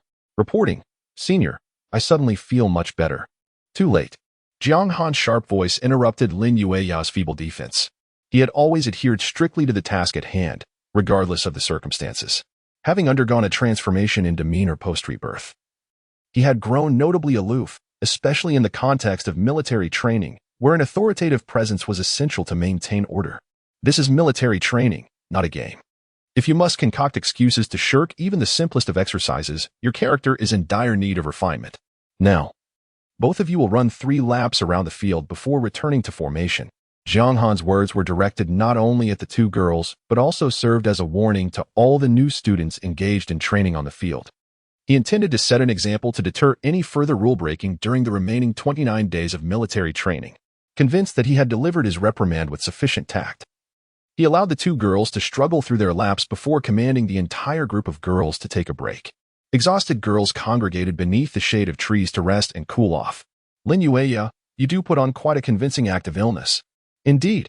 A few playful jests suddenly erupted among the girls. The one being teased was none other than the girl who had just been punished by Jiang Han to run laps. Lin Yueya clenched her fists tightly, her eyes revealing a deep-seated resentment, remaining silent for a while. However, I must say, I have discovered something. A girl suddenly spoke in a mysterious tone. What is it? Her tone naturally piqued the curiosity of all the girls. Many girls had fallen ill. Yet it seemed that only the newly appointed campus belle, Ruanruan, had been personally escorted to the infirmary by a senior. TCH, everyone could see that, right? A girl, sensing the whiff of gossip, joined in with complaints. Isn't the senior being too biased? Why not take us instead? And have you not noticed? Ruanruan merely had low blood sugar, yet she still hasn't returned from military training. Can such a minor ailment warrant such a lengthy absence during training? No way. No way. Could the seemingly stern Jiang Han also be a lecherous man? Ruanruan is indeed petite and beautiful. Amidst the lively gossip among the girls, 2 individuals quietly rose to leave. Qiu Jingjing's face still bore a pallor, her eyes reflecting deep-seated hatred as she fixed her gaze intently in Jiang Han's direction. If Jiang Han hadn't insisted on the matter today, she wouldn't have suffered such humiliation among the girls. Furthermore, if today's events were to be spread by this chattering group, her reputation in college would be irreparably tarnished. Lin Yueya's fist tightened further. She lowered her head, her thoughts mirroring those of Qiu Jingjing. Suddenly, she lifted her gaze toward Qiu Jingjing, her eyes igniting with a flash of startling malice. If that were the case, why should only the 2 of them be infamous?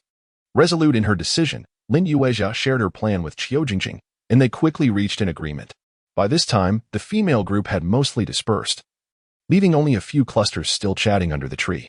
Lin Yueya identified her target, slowly approaching with an unsettling smile.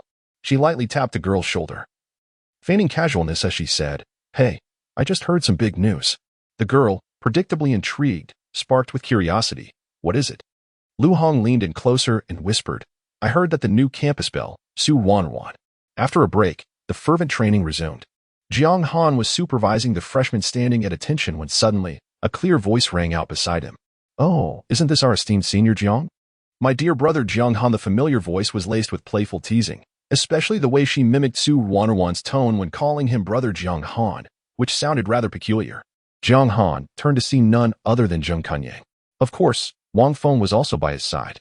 However, both of them were holding large bags of beverages, their faces adorned with playful grins. They had purchased these drinks immediately after finishing their mandatory class, eager to visit the younger female students. "No." To see Jiang Han, Zheng Kunyang raised the drink in his hand and chuckled. "Are you touched? I specifically came to deliver drinks for you." Jiang Han was fully aware of Zheng Kunyang's true intentions. Otherwise, they would not have been brothers for so many years. Stealing glances at the straight-backed younger students in the female group, the smiles on Zheng Kunyang and Wang Feng's faces grew increasingly unrestrained. They had come today with the intent of finding romance. "All right, everyone, take a 10-minute break." After issuing the command, Jiang Han accepted the drink that Zheng Kunyang handed him. "Come on, Zheng Kunyang, do you think I don't know your true nature?" Jiang Han smiled wryly and took a sip of the drink. "Hey, don't expose me." Zheng Kunyang grinned mischievously. "Jiang Han, I'm off to distribute drinks to those younger students." In the sweltering summer heat, after training for an extended period, this was precisely the moment when benevolent seniors were needed to bring some relief. It was an opportune moment to enhance their likability. Zheng Kunyang and Wang Feng began handing out drinks, their gazes fixed on the youthful and vibrant younger students, instantly elevating their spirits. "Thank you, senior." Zheng Kunyang seized the opportunity to draw closer to the girls, advising, "Everyone, be sure to take care of your sunscreen in this hot summer." "You're so considerate, senior." Several girls laughed. Zheng Kunyang and Wang Feng's approachable personalities quickly allowed them to blend in with the group of girls. Suddenly, one girl interjected quietly. "I heard a sensational piece of gossip." She noticed that Zheng Kunyang and Wang Feng did not pay much attention but continued to chat with their friends. "Did you know? I heard that our class's newly crowned beauty, Su Ruanruan, is deliberately flirting with assistant Jiang Han, thinking she can slack off during military training because of her looks." Chapter 51. The School Belle's Public Temptation of Jiang Han, Part 2. What on earth? The junior is actively seducing Jiang Han? How could this be possible? Zheng Kunyang exclaimed in a hushed tone, unable to restrain himself from uttering a curse as he stood beside Wang Feng. "I cannot believe it either. This junior is the newly crowned lowly school belle of our institution. How could she possibly take the initiative to entice Jiang Han, that emotionally oblivious blockhead?" Wang Feng added promptly. Although he had only known Jiang Han for a year, he was well aware of the kind of person Jiang Han was. Not at all. An emotionally oblivious blockhead? Isn't that something every man possesses? Zheng Kunyang, you must have some issues with your thinking. I am referring to his complete lack of charm when it comes to women. Zheng Kunyang rolled his eyes and dragged Wang Feng toward Jiang Han's location, countering Wang Feng's remarks. "What does it matter if he is a man? What we need is someone who can unravel the various garments that women wear." With that, he stroked his chin and continued, "However, from my perspective, such a soft and adorable junior could never be the one to actively seduce Jiang Han. If anything, it is clearly Jiang Han who would be seducing her. Come on, let us hurry and inform Jiang Han about this matter." After Wang Feng spoke, the two of them had almost reached Jiang Han, who was standing beneath another tree, drinking water. Jiang Han stood there observing the already dispersed crowd, letting the beads of sweat cascade down like pearls, flowing from his hairline, along his deep-set eyes, prominent nose, and thin lips, eventually dripping from his chiseled chin. Not only the inexperienced young girls, but even Wang Feng and Zheng Kunyang, witnessing Jiang Han in such a state, couldn't help but entertain a fleeting thought. Why has Jiang Han suddenly become so handsome since the start of this semester? Despite no notable change in his appearance or physique, Jiang Han exuded an aura that felt remarkably different, almost rivaling the university's recognized heartthrob, Su Yin, perhaps even surpassing him. Zheng Kunyang noticed many girls around them continuously stealing glances at Jiang Han, and a pang of jealousy surged within him. He approached Jiang Han and patted him on the shoulder, his tone dripping with envy. "Jiang Han, did you undergo some kind of training during the summer? I can't shake the feeling that you've become significantly more handsome since this semester began." "Indeed, I share the same sentiment. Please, do share the secret to your newfound charm. I wish to escape my single status at the earliest. Not at all. You both know that I have been busy with work since last semester. I hardly have time to visit the gym, let alone attend any training to become more handsome. Jiang Han found their remarks utterly perplexing. However, upon hearing them, he suddenly recalled that the system had seemingly increased his charm value by 20 at noon today. Could this truly be the reason behind it? The system, feeling unjustly accused, overheard Jiang Han's thoughts and felt a wave of grievance. The system was entirely innocent. Must it reveal the truth? In truth, the 20 points of charm bestowed upon Jiang Han by the system are solely intended for his romantic interest, Ruanruan. How could the system possibly be so foolish as to grant the host an increase of 20 charm points solely to attract a multitude of suitors? However, after some contemplation, the being resolved that it would be wiser to remain silent for the time being. When Jiang Han's charm ultimately escalates to 100 and he finds himself captivated by Ruanruan, only then will the truth be revealed to him. Chapter 52. Jiang Han's fury for Ruanruan. Indeed, I have come to understand your character. You are not one to obsess daily over your appearance. Nevertheless, as a man, the visage you currently possess is more than adequate, Zheng Kunyang candidly remarked. However, Kunyang digressed from the topic at hand. Have you forgotten our purpose in speaking to Jiang Han? Wang Feng interjected, recalling the alarming rumors he had just heard. Yes, Jiang Han. I must inform you that these rumors are truly dreadful. You cannot fathom the extent of their claims regarding the younger female students. Zheng Kunyang swiftly recounted the troubling information to Jiang Han. Upon hearing the slander directed at Ruanruan, Jiang Han's handsome face darkened, his expression becoming as grim as that of a judge. The baseless rumors struck a nerve, causing the veins at his temples to throb with suppressed rage. How utterly outrageous! These individuals seemed to revel in concocting malicious fabrications devoid of truth. Jiang Han, known for his typically placid demeanor, had scarcely reacted to Lu Dongyang's earlier provocations. Yet now, a tempest of fury brewed within him. Society often exhibits a lack of kindness towards young women, readily disseminating scandalous gossip that tarnishes their reputations. Jiang Han was determined to shield Ruanruan from such damage. He would rather these detractors claim that he was enamored by her beauty and sought to exploit his influence for personal gain. Kunyang, Wang Feng. Where did you first hear these rumors? Was it on the school forum? Jiang Han inquired, his countenance serious. No, not at all. I overheard it merely moments ago while delivering drinks to the girls in your group. However, rest assured, we checked our phones. And this matter has yet to surface on the forum, aside from a post regarding the younger student fainting from low blood sugar during morning military training. Zheng Kunyang quickly replied. Therefore, I surmise that there is an 80% likelihood these rumors originated from the very girls you are leading. Jiang Han's brow furrowed. His astute mind began to form suspicions. However, his immediate objective was to identify the source of these rumors and eradicate the issue at its root. Meanwhile, after parting ways with Jiang Han, Ruanruan returned to the infirmary. She reclined leisurely on a lounge chair, casually crossing her legs. A lollipop perched between her lips as she scrolled through her phone. She initially sought information about Jiang Han from Zheng Kunyang's social media, but inadvertently stumbled upon a forum thread he had shared months prior. The content of that thread was of little concern to her. However, her curiosity led her to explore the campus forum from top to bottom. To her surprise, upon accessing the forum, she found her name featured prominently in the first two posts marked with explosive. The first post was a search notice capturing her silhouette and profile from this morning's school entry. Ruanruan casually glanced at the comments beneath the post and noticed that they were all seemingly praising her. Having been showered with compliments from relatives and friends throughout her life, she felt no stir of emotion upon reading these remarks. She then proceeded to click on the second topic thread that bore her name. As soon as Ruanruan opened this post, her attention was immediately captivated by the photograph displayed at the top. Chapter 53. They are a perfect match. The first thing that caught the eye was a photograph, exquisitely captured by a skilled photographer, resembling that of a professional, with a composition so artfully arranged that it centered the two individuals perfectly. The image depicted Ruanruan, just as she had fainted, leaning against Jiang Han's shoulder. Half of her face was obscured by his arm, revealing only her tightly shut eyes and delicately shaped nose to the camera.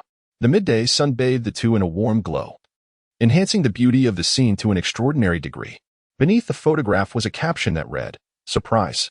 The new campus beauty fainted during military training and was caught by teaching assistant Jiang Han." As Ruanruan gazed at their shared picture, Her large eyes sparkled with excitement. She nearly squealed in delight within the infirmary. Oh my goodness! This photograph is utterly perfect. Jiang Han and I are truly a match made in heaven. Overjoyed, she promptly saved the image and set it as her phone wallpaper. Eagerly, she clicked into the comments section, and as she anticipated, many were praising their good looks as a handsome man and a beautiful woman.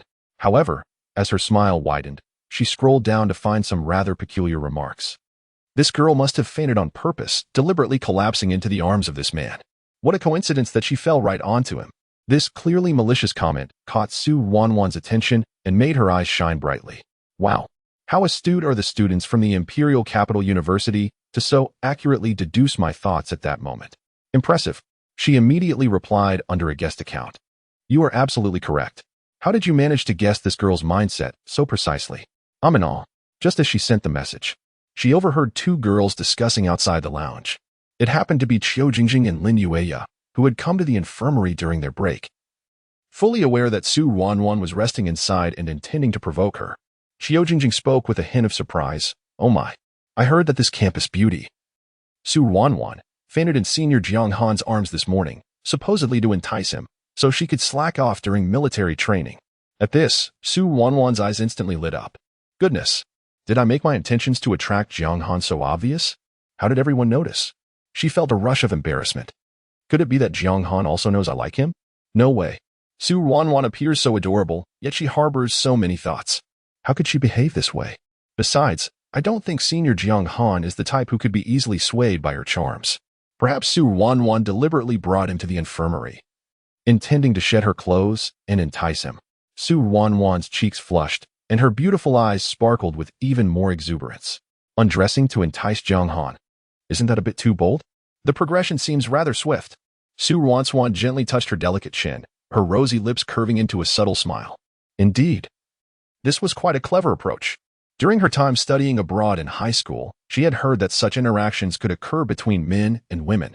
Moreover, they were engaged to be married, so her actions couldn't be deemed excessive, could they? Just as countless scenarios of how to captivate Jiang Han flitted through her mind.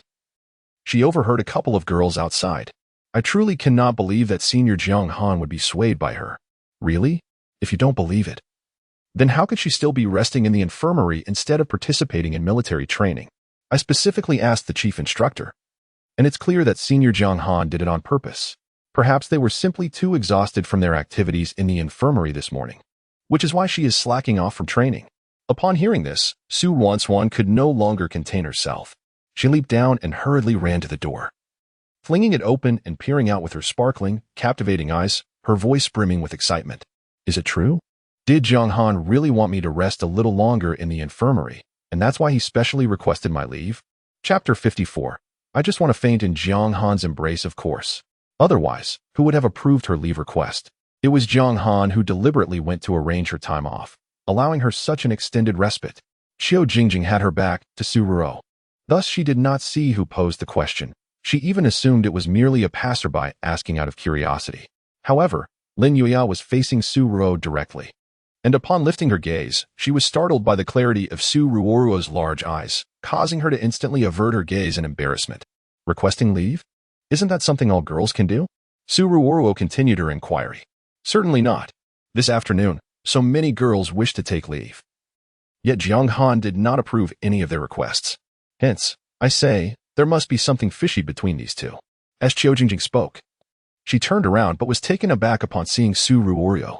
Despite holding considerable animosity towards Su Ruo for being reprimanded by Jiang Han earlier, she could not help but be captivated by Su Ruo's exquisite face at such close proximity. Her thick, curled eyelashes, her sparkling eyes, and her perfectly proportioned features amounted to a stunning beauty. How could it be you? Lin Yueya observed the smile gracing her face and could not resist grinding her teeth in irritation. Oh, so you were unaware of my presence? I thought your loud discussion at the lounge entrance was purposely meant for my ears. Su Ruo replied with a sweet smile, her demeanor rendering the other party rather petty. Impossible. We merely heard it through the grapevine. We had no idea you were inside the lounge. Qiu Jingjing's thoughts were laid bare by Su Ruo's unrelenting candor, causing her complexion to pale. I hope so. I truly hope you are not aware. Su Ruo shrugged nonchalantly, a glimmer of excitement flickering in her eyes. By the way, I must thank you both. If you had not informed me that it was Jiang Han who specifically requested my leave, I would have been oblivious. How can you be like this? How could you deliberately entice Assistant Jiang Han under the pretense of slacking off due to military training? Before uttering this, Lin Yueya activated her phone's recording function. She intended to coax Su Ruanruan into admitting the matter, subsequently sharing the recording on the forum. Knowing that the ensuing heat would undoubtedly attract the school's attention, leading to their punishment. But wait, how can you say that? Your logic is flawed. We have known each other for quite some time, haven't we? Otherwise, how could he have given me the champion t-shirt from last year's sports meet to wear as a dress? So, we have known each other for ages, all right? We were betrothed since childhood. But does meeting just last night not count as knowing each other well? Su Ruanruan paused, then ran her fingers through her hair, continuing, moreover. Dear classmate, I must seriously clarify that it is not my desire to be lazy that has led me to entice Assistant Jiang Han. If it's not for that, then for what reason? At this point, Xiao Jingjing's astonishment could hardly be expressed in words. Could it be that Su Ruanruan harbors ulterior motives for wanting to entice Jiang Han? I am well aware of my chronic hypoglycemia. I deliberately skipped breakfast. And by the time I reported to the administration office, the symptoms of my low blood sugar had already begun to manifest, causing me to feel faint. I endured this discomfort. Do you know why? Su Ruanruan cheerfully articulated her inner thoughts. Why? Is it not because I wished to faint during military training? Lin Yueya has yet to capture any crucial information, thus she insists on steering the conversation towards this matter. How could that be? It is merely military training, which hardly necessitates me fainting, is it not? The truth is, I intentionally aim to collapse into Jiang Han's embrace. Moreover, regardless of whether military training proceeds today, I shall inevitably find myself fainting perfectly into Jiang Han's arms. Su Ruanruan's melodious voice resonated through the corridor of the infirmary as she spoke these words with a remarkably candid expression, devoid of any semblance of deceit. Standing beside her, Xiao Jingjing and Lin Yueya absorbed her declaration, their expressions reflecting a spectrum of emotions. However, it seemed that the audience extended beyond just the two of them. At the entrance of the infirmary, a figure abruptly halted, suddenly reluctant to enter so soon. Chapter 55. Do you have feelings for Jiang Han? Jiang Han inquired among several girls in the team, ultimately tracing the source of the rumor back to Xiao Jingjing and Lin Yueya. Upon discovering that they were the culprits, Jiang Han felt no surprise. It was quite common for some girls to harbor grudges and hold onto them tightly. However, he never anticipated that their pettiness would extend so far as to involve the innocent Su Ruanruan.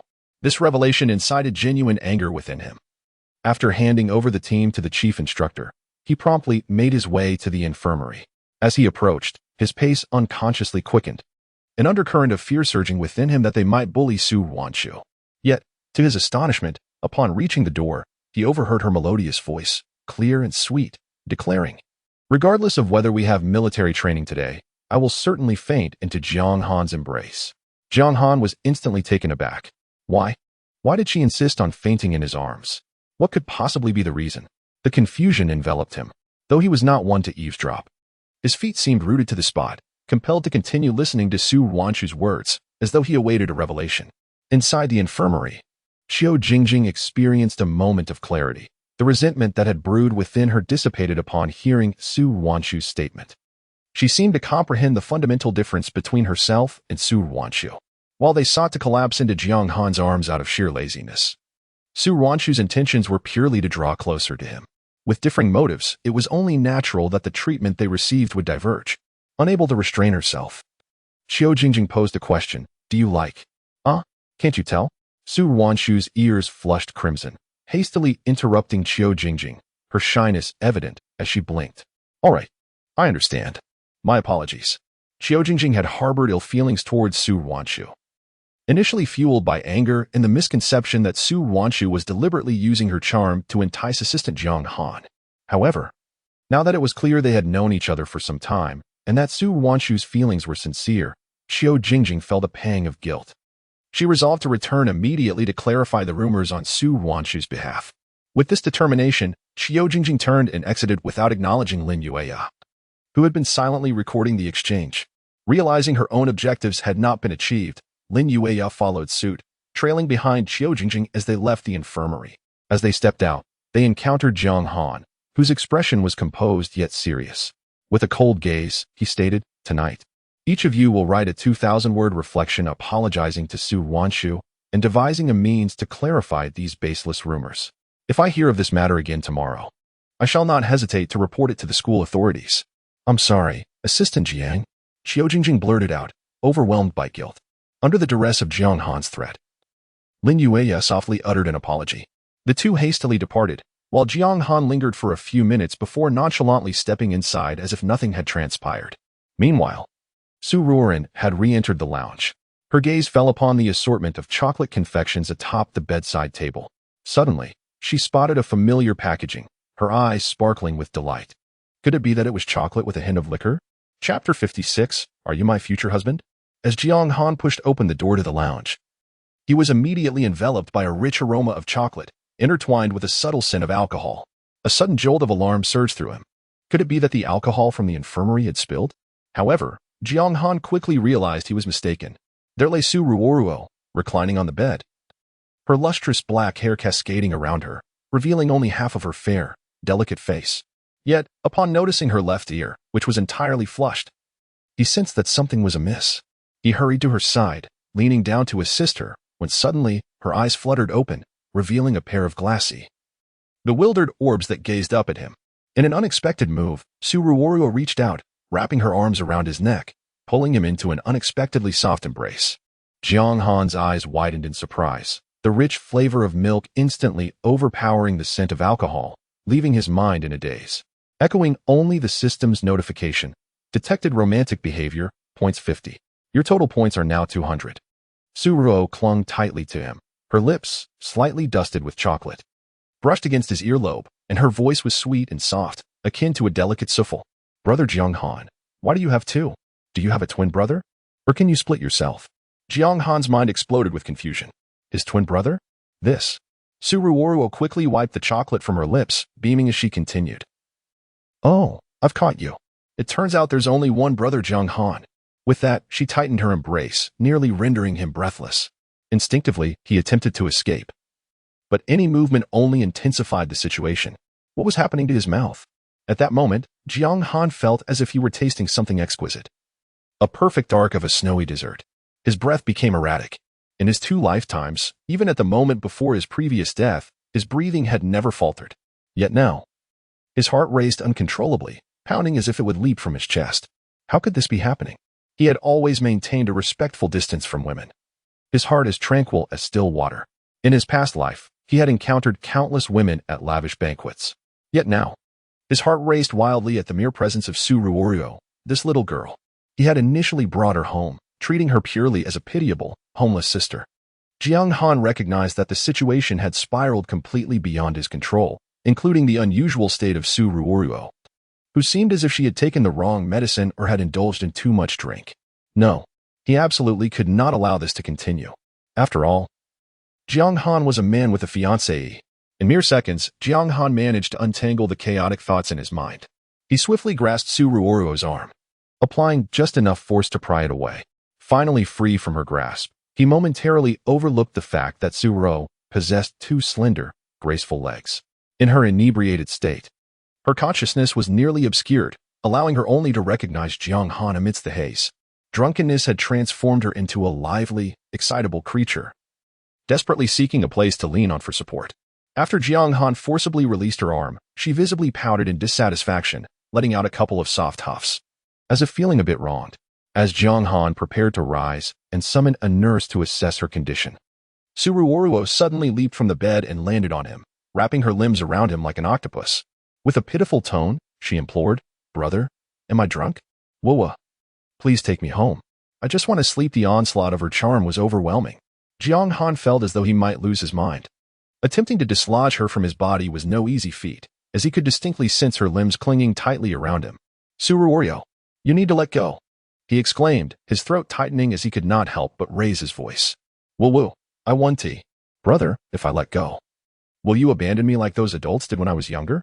Su Ruanruan's voice trembled, almost to the point of tears, her tone so delicate it could melt hearts. I promise to be good. Please don't leave me. Don't abandon me.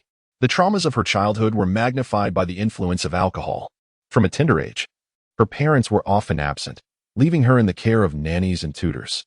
By the time she was very young, She had mastered mental arithmetic, acutely aware that her parents would only return home to witness her achievements when she won awards internationally, only to depart swiftly due to their demanding work schedules. Consequently, she devoted herself to excelling in every endeavor, striving for excellence in various fields, including music, chess, calligraphy, and mathematics. It wasn't until a few years ago, after her grandfather's retirement, that she finally experienced the warmth of familial affection. However, the emotional void from her childhood was a wound that one could scarcely hope to heal in a lifetime. Thus, even as she grew, she would often awaken from nightmares, tears streaming down her cheeks. "I want to leave, I promise.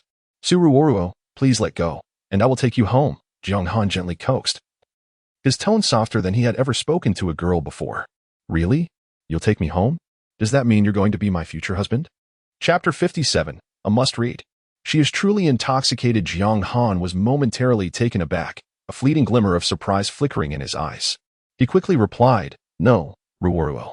How could I possibly be your future husband? I have a fiancée." The last three words lingered on the tip of his tongue. Yet he ultimately refrained from voicing them. What was there left to say? Even if he spoke, Ruanruan was not in a state to comprehend. His words would be in vain. It would be more prudent to wait until she regained her senses to have a proper conversation. "No, Ruanruan cannot go with you," she mumbled, though her words contradicted her actions. Her hands and feet continued their mischief, and she boldly reached out a small hand, probing into Jiang Han's collar. It's so warm. What's inside? Is it ice?" So cool, so comfortable." Ruanruan closed her eyes in contentment, a gentle smile gracing her features as her fingers caressed the skin at his collarbone, igniting a fire that could not be extinguished. As Jiang Han felt her playful hand continue its exploration, the situation threatened to spiral out of control. Frowning, he swiftly grasped her wandering hand to restrain her movements. "Ruanruan, tell me, what did you just eat?" His tone grew serious as he raised his voice, attempting to rouse her awareness. With a teasing lilt, Ruanruan responded, "What did I eat? I think I had some white things." Jiang Han instinctively glanced toward the bedside table and, to his dismay, spotted a pile of opened white wrappers. He reached out, grasping one to inspect it closely. The wrapper bore a string of English text, which translated to Insha brand liquor-filled chocolate. Jiang Han gazed at the scattered wrappers on the table, momentarily speechless. Consuming just a few pieces of liquor-filled chocolate was harmless, but Ruanruan's reckless indulgence of over a dozen had completely altered the outcome. For someone of her petite stature, such an excess could easily lead to intoxication. No wonder she was in such a state. "Can you even walk in this condition?" Ruanruan suddenly leaned forward, her misty eyes wide as she regarded him. "I can't. Brother Jiang Han, Ruanruan can't walk anymore." In her heart, she mused that given her current predicament, Jiang Han would surely have to carry her back. The mere thought of being swept up in his arms from the infirmary to the parking lot made her legs feel weak. Even if Jiang Han was reluctant to carry her, surely he would have to at least give her a piggyback ride, and that would be quite delightful. It would solidify the rumors surrounding their relationship, making it common knowledge throughout the school. Henceforth, no other girls would dare to approach Jiang Han. Ruanruan wished to declare her claim over Jiang Han before everyone. However, Jiang Han doused her enthusiasm with a cold splash of reality. "Can't walk? That's fine. I'll borrow a wheelchair from the nurse's office to push you," he said. In an instant, Ruanruan froze, her heart brimming with joy now crushed to dust. Ding. Post straight man behavior detected. Points deducted. 50. Upon hearing the substantial reduction in the points he had painstakingly accumulated, Jiang Han felt a pang of regret. Yet, suddenly, a realization struck him. He recognized that in the system, straight man behavior and romantic behavior were antonyms. Did this imply that the inverse of straight man behavior was romantic conduct? With this thought, Jiang Han's eyes sparkled. He then turned to Ruanruan and proposed. "Shall I carry you back?" Ruanruan bit her lip, cautiously whispering into his ear, "Brother, may I have a hug?" Ruanruan, "Dear child, are you not pushing your luck?" Jiang Han responded, somewhat bewildered. To him, it seemed only natural to push her in a wheelchair, especially considering the convenience it offered. Yet Ruanruan's demands were rather excessive. She even desired to be held? Oh dear, she was not just a child. In her drunken haze, Ruanruan, mistaking Jiang Han for her cousin Sumu, believed she was reliving a moment from her childhood when she had stolen a drink and become inebriated. "You are so childish. So fond of causing a ruckus. How can you not be a child?" Jiang Han found himself engaging in playful banter. "Brother, if you keep calling me a child, I shall bite you." Ruanruan declared, playfully tugging at his right ear and mischievously pinching his reddened earlobe. Jiang Han's handsome face flushed intensely. He was not some toy for her amusement. His voice, slightly hoarse as he suppressed his frustration, turned stern. Ruanruan, if you keep moving around, I will drop you. Oh no, that won't do. I'll be still, she quickly replied, releasing his ear and covering her face before resting on his back in silence. Under the influence of alcohol, her excitement surged, her dazed eyes wide open, gazing ahead. As Jiang Han carried Ruanruan to the infirmary, he suddenly pondered the propriety of their situation, realizing that it was inappropriate to be seen carrying her across campus in broad daylight. After a moment's thought, he leaned closer to her ear, infusing his voice with a hint of persuasion. Ruo, why not get down and walk? I can hold your hand. Yet, the only response he received was silence. Turning his head slightly, he discovered that Ruanruan had fallen asleep on his back. Jiang Han sighed helplessly. But she had already fallen asleep, so what could he do? He could only accept his fate and meander through the small grove behind the infirmary, carrying Ruanruan as he traversed dozens of winding paths, eventually managing to exit through the back door. Noticing that Jiang Han seemed to be truly struggling, the system granted him an additional 30 points. Seeing Ruanruan sleeping so soundly, Jiang Han finally breathed a sigh of relief. Thankfully, this little troublemaker had drifted off, allowing him a moment of respite. Being in such close proximity to her, Jiang Han felt that it was hardly a pleasure. To him, it was at most a sweet punishment. Jiang Han settled into the driver's seat, recalling that he had forgotten to ask the manager at Star River Mall to set up the fingerprint ignition for the car. Thus, to start the vehicle, he either needed to use Ruanruan's hand for the fingerprint or rely on the car key. After a moment of contemplation, he remembered that when he purchased his Mercedes in his previous life, there was a spare key tucked in a small compartment beneath the vehicle. Accordingly, he bent down to probe in the compartment for the key. Little did he know, as soon as he successfully retrieved the key and raised his head, an unexpected presence appeared in his arms, a soft, fluffy bundle. To be precise, it was the adorable young girl who had suddenly awakened and seated herself upon Jiang Han's lap, gazing up at him with her bright, sparkling eyes. Her fair complexion bore a pair of suspicious rosy blushes, resembling the stains of spilled rouge. Jiang Han thought to himself, I must be dreaming. Ruanruan, with her eyes fixed on Jiang Han, appeared as though she were intoxicated, her gaze captivating him like two pools of enchanting wine, drawing him into a state of blissful stupor. Just as Jiang Han's mind went blank, Ruanruan unexpectedly extended a finger and gently pressed it against his lips. Ruanruan, behave yourself and sit back down. Before Jiang Han's words could fully escape his lips, a blinding beam of light suddenly illuminated the parking lot from across the way, accompanied by a robust voice. What are you all doing in broad daylight? Don't you have any sense of shame? Text separator, Jiang Han. What is this? Was Shui Yao Yao misbehaving yesterday? I heard she got caught speeding on the highway. Shui Yao Yao.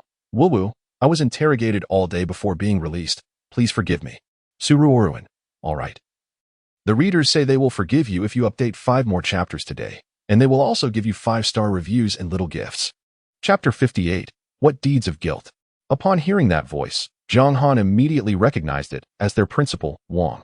He recalled an incident from his previous life during his junior year. A couple, seeking solace in the small grove on campus one evening, found themselves unexpectedly interrupted by Principal Wang, who was patrolling with a flashlight. Infuriated, he promptly expelled the male student, issued a severe reprimand to the female, and mandated a 1-year suspension for her. A chill ran down Jiang Han's spine as he contemplated the uncanny timing. Just as Ruanruan settled onto his lap, Principal Wang appeared for his patrol. Had he witnessed this scene? It was over. The principal's earlier remarks suggested he had indeed seen them and likely assumed they were engaged in some impropriety in the parking lot. Jiang Han's mind raced. He glanced sideways, only to discover that the sole route for reversing had been obstructed by Principal Wang. Escape was impossible. What to do now? Hide. Quick-witted as ever, Jiang Han devised a plan in this moment of crisis. He raised all the windows of the Lamborghini, only to realize it was fitted with a privacy film that effectively blocked UV rays and prying eyes from the outside, while allowing those inside to see clearly out. A wave of relief washed over him, yet as the principal's footsteps drew nearer, he felt increasingly guilty. Hurry and sit back down. Stop messing around, he urged Ruanruan. If Principal Wang sees you on my lap, it will lead to a huge misunderstanding. What? No, I want to cuddle, she insisted, clearly still inebriated. Not only did she refuse to get off his lap, but she clung tighter, wrapping her arms around his neck and resting her cheek against his chest. Deep down, she harbored a profound sense of insecurity and relied heavily on those close to her. Please, just get down for now. We can cuddle later, all right? Jiang Han was on the verge of losing his mind. In his frustration and desperation, he attempted to lift her back to her seat, but Ruanruan, perceptive to his intentions, stubbornly held on. The confined space of the car made their tug-of-war quite chaotic, causing the entire vehicle to sway. This is it, Jiang Han thought. If the car is shaking this much, Principal Wang must be able to see. Hearing the principal's footsteps grow closer and noticing the beam of the flashlight intensifying, Jiang Han resignedly closed his eyes. Well, at least we are still clothed, so it should be fine, right? I don't want to.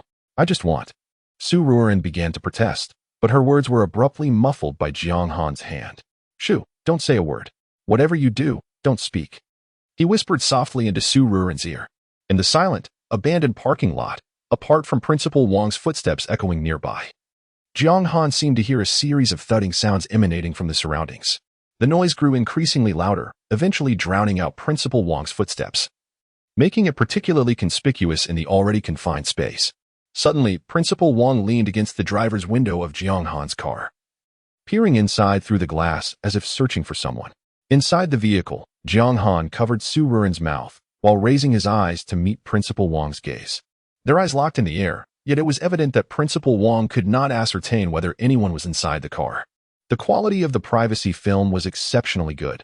After several seconds of peering into the darkness, he shifted his gaze away, realizing he could see nothing but a void. As Jiang Han noticed that he was finally preparing to leave, a wave of relief washed over him, and his grip instinctively relaxed. Seizing the moment, Ruanruan took a couple of deep breaths, producing a sound that was neither too loud nor too soft. Principal Wang suddenly turned his head, his piercing gaze darting back like an arrow. Who? Chapter 59. Is cultivation inevitable? Jiang Han was utterly astonished, his heart nearly leaping into his throat. Was it truly the case that he could not escape his fate today? Yet, just in time, a timely intervention arrived. The sound emitted by Ruanruan reached Principal Wang's ears through the car window, barely a murmur. For nearby, a black BMW erupted with a series of loud thuds, indicating that the two occupants were at a critical juncture. Principal Wang, as if having found his target, swiftly turned and strode over, illuminating the interior of the black BMW with his flashlight. Unfortunately, the two inside were not as fortunate as Jiang Han and his companion. Perhaps in search of excitement or for some other reason, the car owner had eschewed even the most basic sun-shielding film, leaving the windows completely transparent. Thus, the flashlight beam pierced through the glass, casting a blinding light that startled the two occupants, who instinctively screamed in unison. Immediately following this, Principal Wang's furious voice echoed, "You two, which department and class do you belong to at our university? Hand over your student IDs at once. To engage in such behavior within the confines of our esteemed Imperial Capital University is utterly disgraceful and undermines moral standards. Who are you? Why are you shining a flashlight at us? Be careful. I could report you for invading our privacy." A frustrated male voice retorted. "Exactly. Who is this old man? Why should we show our student IDs?" The girl, facing away from Principal Wang, continued. "I have no idea. Who are you?" The boy, finally adjusting his clothing, opened his eyes to see the figure standing outside their car window. The moment he looked, he was taken aback. "What, the principal? What are you doing here?" "Ah, it's the principal." The girl wailed. "I'm so sorry, principal, I was wrong." Upon hearing this, Jiang Han could no longer contain his curiosity. His heart raced, and he quickly patted Ruanruan's small head, leaning forward to catch a glimpse. Ruanruan pouted, expressing her dissatisfaction. "Brother, what are you doing? There's a fight. This scene isn't suitable for you to watch." Jiang Han lifted his gaze and saw the reflections of two pale figures hurriedly dressing in the car window. For some reason, he felt an unexpected urge to laugh, perhaps out of schadenfreude, or maybe from the relief of escaping danger. Upon realizing what was transpiring inside the vehicle, Jiang Han could only think how foolish the two were. How could anyone be so naive? They were acutely aware of the strict discipline and rigorous atmosphere at Imperial Capital University, and that Principal Wang was a stern, no-nonsense figure who patrolled the campus. Yet, they still dared to engage in such behavior on university grounds. However, wrongdoing must be met with consequences. Just as those who commit crimes face justice, one must also adhere to the rules within the school. Jiang Han felt no sympathy for them, merely shaking his head in regret. Ugh, I can't breathe. Don't cover my mouth. Su Ruanruan let out a muffled sound. After witnessing Principal Wang escorting the two individuals away, Jiang Han finally released her lips. Exhaling deeply, Su Ruanruan took several breaths to regain her composure before turning to face Jiang Han. However, the moment she moved, Jiang Han could hardly contain himself. Su Ruanruan, I must tell you, if children misbehave, they may be taken away. If you don't sit properly, I shall have someone take you away. After uttering these words, Jiang Han immediately regretted his childish remark. He had only intended to tease Su Ruanruan in her drunken state, never anticipating that he would sound so juvenile himself. Humph. Su Ruanruan fell silent, yet she remained still, defiantly burying her head into Jiang Han's embrace, as if she had heard nothing. Hurry back and sit properly. I need to drive, Jiang Han said, attempting to use Su Ruanruan's small hand to press the ignition button beside him. Go ahead. Brother, you drive your car. It has nothing to do with me. At this moment, the unreasonable Su Ruanruan reemerged, and she feigned innocence flawlessly, revealing not a hint of vulnerability. Jiang Han furrowed his brow and patiently replied, How can I drive if you don't sit properly? Woo-woo, I am sitting properly. Am I not already in your lap? How else do you want me to sit? Su Ruanruan said, her voice laced with grievance. Immediately, she lifted her large, watery eyes to gaze at Jiang Han. Her smile innocent yet alluring. Brother, is this how I should sit? With that, the mischievous Su Ruanruan shifted positions abruptly, moving from Jiang Han's lap to the center. Chapter 60. Roleplay in an instant, Jiang Han felt as though his breath was nearly suspended. Su Ruanruan was incessantly dancing on the edge of his limits. She had audaciously taken a seat here. The most alarming part was that, in her inebriated state, she flirted without awareness, her laughter sweet and innocent. As she desperately nestled closer to Jiang Han, this was maddening. She truly seemed intent on ensnaring his heart. Su Ruanruan, are you doing this on purpose? Jiang Han gritted his teeth and asked, Brother, weren't you the one who told Ruanruan to sit properly just now? Ruanruan is sitting properly now. Please drive. Su Ruanruan giggled sweetly, her eyes sparkling with innocence, making it difficult for Jiang Han to associate her with any wicked intentions. However, unbeknownst to Jiang Han, there exists a saying, a woman 3 parts drunk can bring you to tears. Every fiber of Jiang Han's straight-laced self was stirred by Su Ruanruan's teasing. I meant for you to sit in the passenger seat, not in my embrace. Jiang Han felt that conversing with the inebriated Su Ruanruan was akin to playing music to an indifferent audience. He soon realized his assumption was correct. But I remember when riding a bicycle, adults would place children in the middle of the seat. So, I am not mistaken now. Su Ruanruan blinked her large eyes, feigning innocence. In ancient times, there was Yang Guifei, who drunkenly entertained the emperor. In modern times, there was Su Ruanruan, who flirted with Jiang Han in a state of intoxication. In truth, when she had just awakened from the passenger seat, her drunkenness had nearly dissipated, leaving her with only a slight buzz. After all, chocolate laced with alcohol does not lead to a significant intoxication, even in excess. This is not a bicycle. Does a Lamborghini exist in the form of a bicycle? Ruanruan was undeterred. She was an orphan, having only ever ridden a bicycle throughout her life. The implication of her statement was clear. She had only ever ridden a bicycle, thus she knew only how to sit on one. Su Ruanruan, what exactly do you want from me? Jiang Han's inner turmoil was reaching a breaking point. How could he persuade Su Ruanruan to refrain from leaning against him? Even if he could bear it, she was simply too much. Brother Jiang, how about you kiss me? If you are willing to kiss me, I will obediently sit properly. Su Ruanruan stated earnestly. Upon hearing this, Jiang Han felt his heart race wildly, and he hastily declined. No, Ruanruan, you are intoxicated. You are drunk. Please be obedient, all right? Shall I take you home? I will not be obedient, brother. You must either kiss me or hug me. You choose. Jiang Han thought. Is this the dilemma of the century? Can I choose neither? No. Su Ruanruan shook her head, then suddenly proposed. Oh, there is a third option. You can choose both. Su Ruanruan, you are a young lady. You cannot behave this way. Do you understand? Jiang Han couldn't help but begin to scold her. But I am already an adult. I am of age. Then as an adult, you ought to know your limits. I am a man. You cannot simply sit in my embrace like this. Alas, could it be that the little one has never experienced warmth, yearning instead for a simple embrace?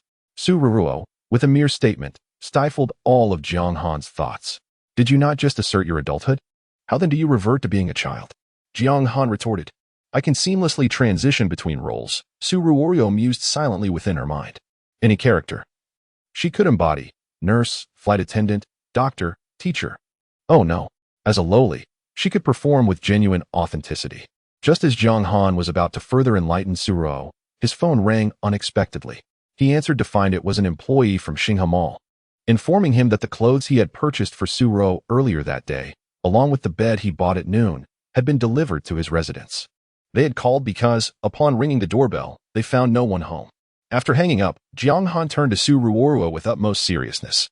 If you do not return to your seat, I shall exit the vehicle.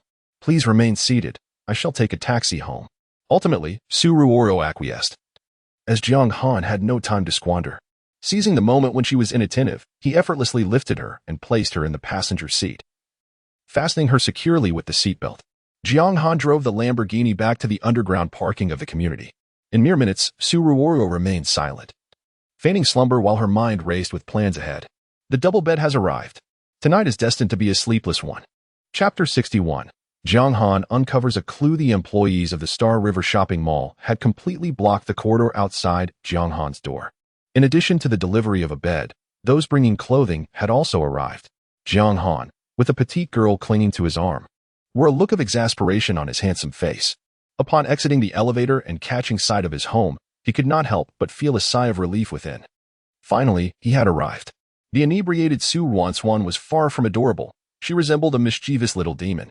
At last, he could escort this little imp to the guest room and enjoy a moment of peace. Ruanruan, stand still for a moment. We're home. I'll unlock the door. This time, Ruanruan obediently leaned against the wall. However, as Jiang Han opened the door with the key, she clung to his arm like a koala, mumbling drowsily, "Brother, I feel dizzy and so sleepy." Yet, her eyes sparkled with clarity. "All right, lean on me," Jiang Han replied, directing his gaze towards the staff still lingering at the doorway. Using his free hand to gesture towards the innermost guest room. "Could you please help me remove those 2 worn-out sofas first and place the bed in that spot?" "Certainly, Mr. Jiang." As the sound of knocking echoed in his ears, Ruanruan, resting her eyes against Jiang Han's shoulder, could not help but stifle a giggle. "Hiki. The double bed has finally arrived. This will make things much easier." The workers were efficient, and within 10 minutes, everything was arranged. They not only made the bed, but also thoughtfully removed the 2 old sofas for Jiang Han. The radiant sunset painted the sky with brilliant hues, casting a dreamlike glow throughout the room. The atmosphere was just perfect. However, in Ruanruan's eyes, this was not the ideal moment for a meal. According to her habits, dessert should precede the main course. "Brother Jiang Han, my head is spinning. Could you please make me some hangover soup?" "All right, you should rest in the room first." Jiang Han nodded in agreement. At that moment, Ruanruan naively believed that the room he referred to was the master bedroom. With his assistance, she finally lay down on the bed. As soon as Jiang Han's footsteps faded away, Ruanruan slowly opened her eyes. Yet, upon doing so, she was taken aback. What? The furnishings in this room were entirely different from those in the morning. Could it be that this was not Jiang Han's room at all? She sat up abruptly and looked down. The blue ocean-themed bedspread was unmistakably the very one Jiang Han had purchased for her earlier that day. But this was not the same room. She was nearly beside herself with frustration. She had thought they would be sharing a room tonight to nurture their bond, only to discover they were not in the same space at all. Before she could ponder further, Jiang Han, for reasons unknown, had prepared the hangover soup in record time. And within 3 minutes, his footsteps echoed in the corridor outside the room. She calculated the time roughly and felt it was sufficient. Swiftly, she leaped out of bed and rummaged through the cosmetics bag she had purchased that afternoon, retrieving a small box. Inside lay a shimmering crimson eyeshadow, a gift from the store attendant who, charmed by Ruanruan's adorable appearance, had presented it to her just before they departed. Had this eyeshadow merely been a standard red powder, it would have sufficed. She could have easily applied it with her fingers, achieving an effect indistinguishable from blush. Most men would be unable to discern the difference between red eyeshadow and blush. However, the eyeshadow in Ruanruan's possession was a shimmering red, and due to the urgency of the moment, she hadn't taken a moment to scrutinize its precise hue. Glancing at it, she thought it resembled blush. So she opened the lid and applied 2 strokes to her face. Just as Jiang Han was about to enter the room, Ruanruan slipped back under the covers, closing her eyes to maintain the same posture as before. As Jiang Han's footsteps drew nearer, Ruanruan mused to herself. Her face now surely bore the appearance of someone intoxicated, flushed from the effects of alcohol. When Jiang Han arrived with the hangover soup, all she needed to do was continue feigning a severe state of inebriation, claiming dizziness and an inability to hold the bowl. At that moment, Jiang Han would undoubtedly take the opportunity to feed her. Ruanruan reveled in her delightful scheme, a smile of joy lighting up her features. Jiang Han possessed an innate tolerance for alcohol. In her previous life, whenever he dined with Zheng Kunyang for business, Zheng would invariably end up utterly intoxicated. As Zheng Kunyang was Jiang Han's close companion, he would prepare hangover soup for him the following morning, honing his skills to a remarkable 3-minute efficiency. Now, he stood at Ruanruan's bedside with a steaming bowl of hangover soup. "Ruanruan, the hangover soup is ready. Please wake up and drink it." Ruanruan played her part convincingly, letting out a soft whimper as she half-opened her bleary eyes, gazing at Jiang Han dreamily. "Brother, I feel so dizzy and unwell. Just hold on a bit longer. Sit up and drink the hangover soup before you go back to sleep." Jiang Han placed the soup on the bedside table. "I'm feeling awful. I can't hold on any longer." Ruanruan thought her plan was flawless. "What should we do then? I've already prepared the hangover soup." Jiang Han's gaze suddenly fell upon Ruanruan's flushed face. Noticing the unusual brightness of her rosy cheeks, he found it increasingly perplexing. Why did Ruanruan's face glow so strikingly after drinking? For a moment, Jiang Han thought he must be mistaken. So he leaned closer to scrutinize her features more carefully. Ruanruan, with her eyes tightly shut, felt Jiang Han's sudden proximity and blushed, her ears warming with embarrassment. Was Jiang Han attempting to take advantage of her drunken state? Should she rebuff him? Or perhaps directly refuse? Yet, if she declined, would Jiang Han feel disheartened and assume she harbored no affection for him? Should she simply yield to Jiang Han, given their mutual affections? Perhaps she could candidly disclose everything to him once the sun rises tomorrow and the course of events has already been set. Ultimately, their engagement and marriage would ensue naturally, crafting what could only be deemed a perfect life. Ruanruan's thoughts galloped like an untamed steed, far removed from reality. Little did she know, she was on the brink of revealing her true self. Meanwhile, Jiang Han was studying the radiant visage of Ruanruan, illuminated by the sunlight streaming through the window. It was only upon drawing near that he discerned the glow emanating solely from the flushed areas of her face. Strangely, the rest of her complexion lacked any semblance of light. Doubt stirred within Jiang Han's heart. He playfully pinched Ruanruan's slightly cherubic cheeks and remarked, "Ruanruan, wake up. Quickly drink the hangover soup before you sleep again." He only maintained his gentle hold for a few moments before retracting his hand. When he opened his fingers, he was instantly taken aback. Indeed, the flush on Ruanruan's face was anything but normal. Chapter 62. Astonishment. Ruanruan was not intoxicated at all. Jiang Han had just pressed his fingertip against the flushed area of her cheek, and a subtle glimmer of red had appeared. When he turned to look back at Ruanruan's face, he noticed that the area his finger had touched had returned to its normal alabaster hue. However, there remained other parts of her visage that still radiated a faint shimmer of red. Jiang Han had formed a distinct hypothesis, yet he dared not confirm it until he had gathered sufficient evidence. His attention was drawn to a white bag embossed with a beauty store logo, lying closest to the edge of the bed. Why did this bag catch his eye? It was the only one sprawled on the floor, while all the others stood upright. Jiang Han distinctly remembered that prior to his venture to prepare a hangover remedy, the bags on the floor had been arranged normally. He had not disturbed any of them during his comings and goings. Thus, Jiang Han was now unequivocally certain the rosy flush on Ruanruan's face, which appeared to be the result of inebriation, was indeed a facade. It was evidently the result of cosmetics. Upon uncovering this truth, Jiang Han found himself at an impasse, uncertain whether to be incensed or to laugh. Alternatively, should he simply confront her directly? As he pondered this, he noticed Ruanruan's eyelashes, which trembled lightly despite her apparent unconsciousness. He couldn't help but feel a mix of amusement and exasperation. Suddenly, he was reluctant to expose her true nature so swiftly. He was intrigued to discover her underlying motives for this charade. Moreover, he now had ample reason to suspect that Ruanruan was not inebriated at all. With this thought in mind, Jiang Han decided to speak again. "Never mind, if you're so weary, then rest for now. I shall set aside this bowl of hangover remedy. When you awaken, it will naturally alleviate your condition." Clever as he was, Jiang Han's words seemed to be a mere soliloquy, yet his voice was far from soft, ensuring that Ruanruan, lost in slumber, would hear him clearly. He lifted the bowl of remedy once more, intentionally clinking it against the table before feigning an intent to remove it. As predicted, Ruanruan's anxiety was palpable.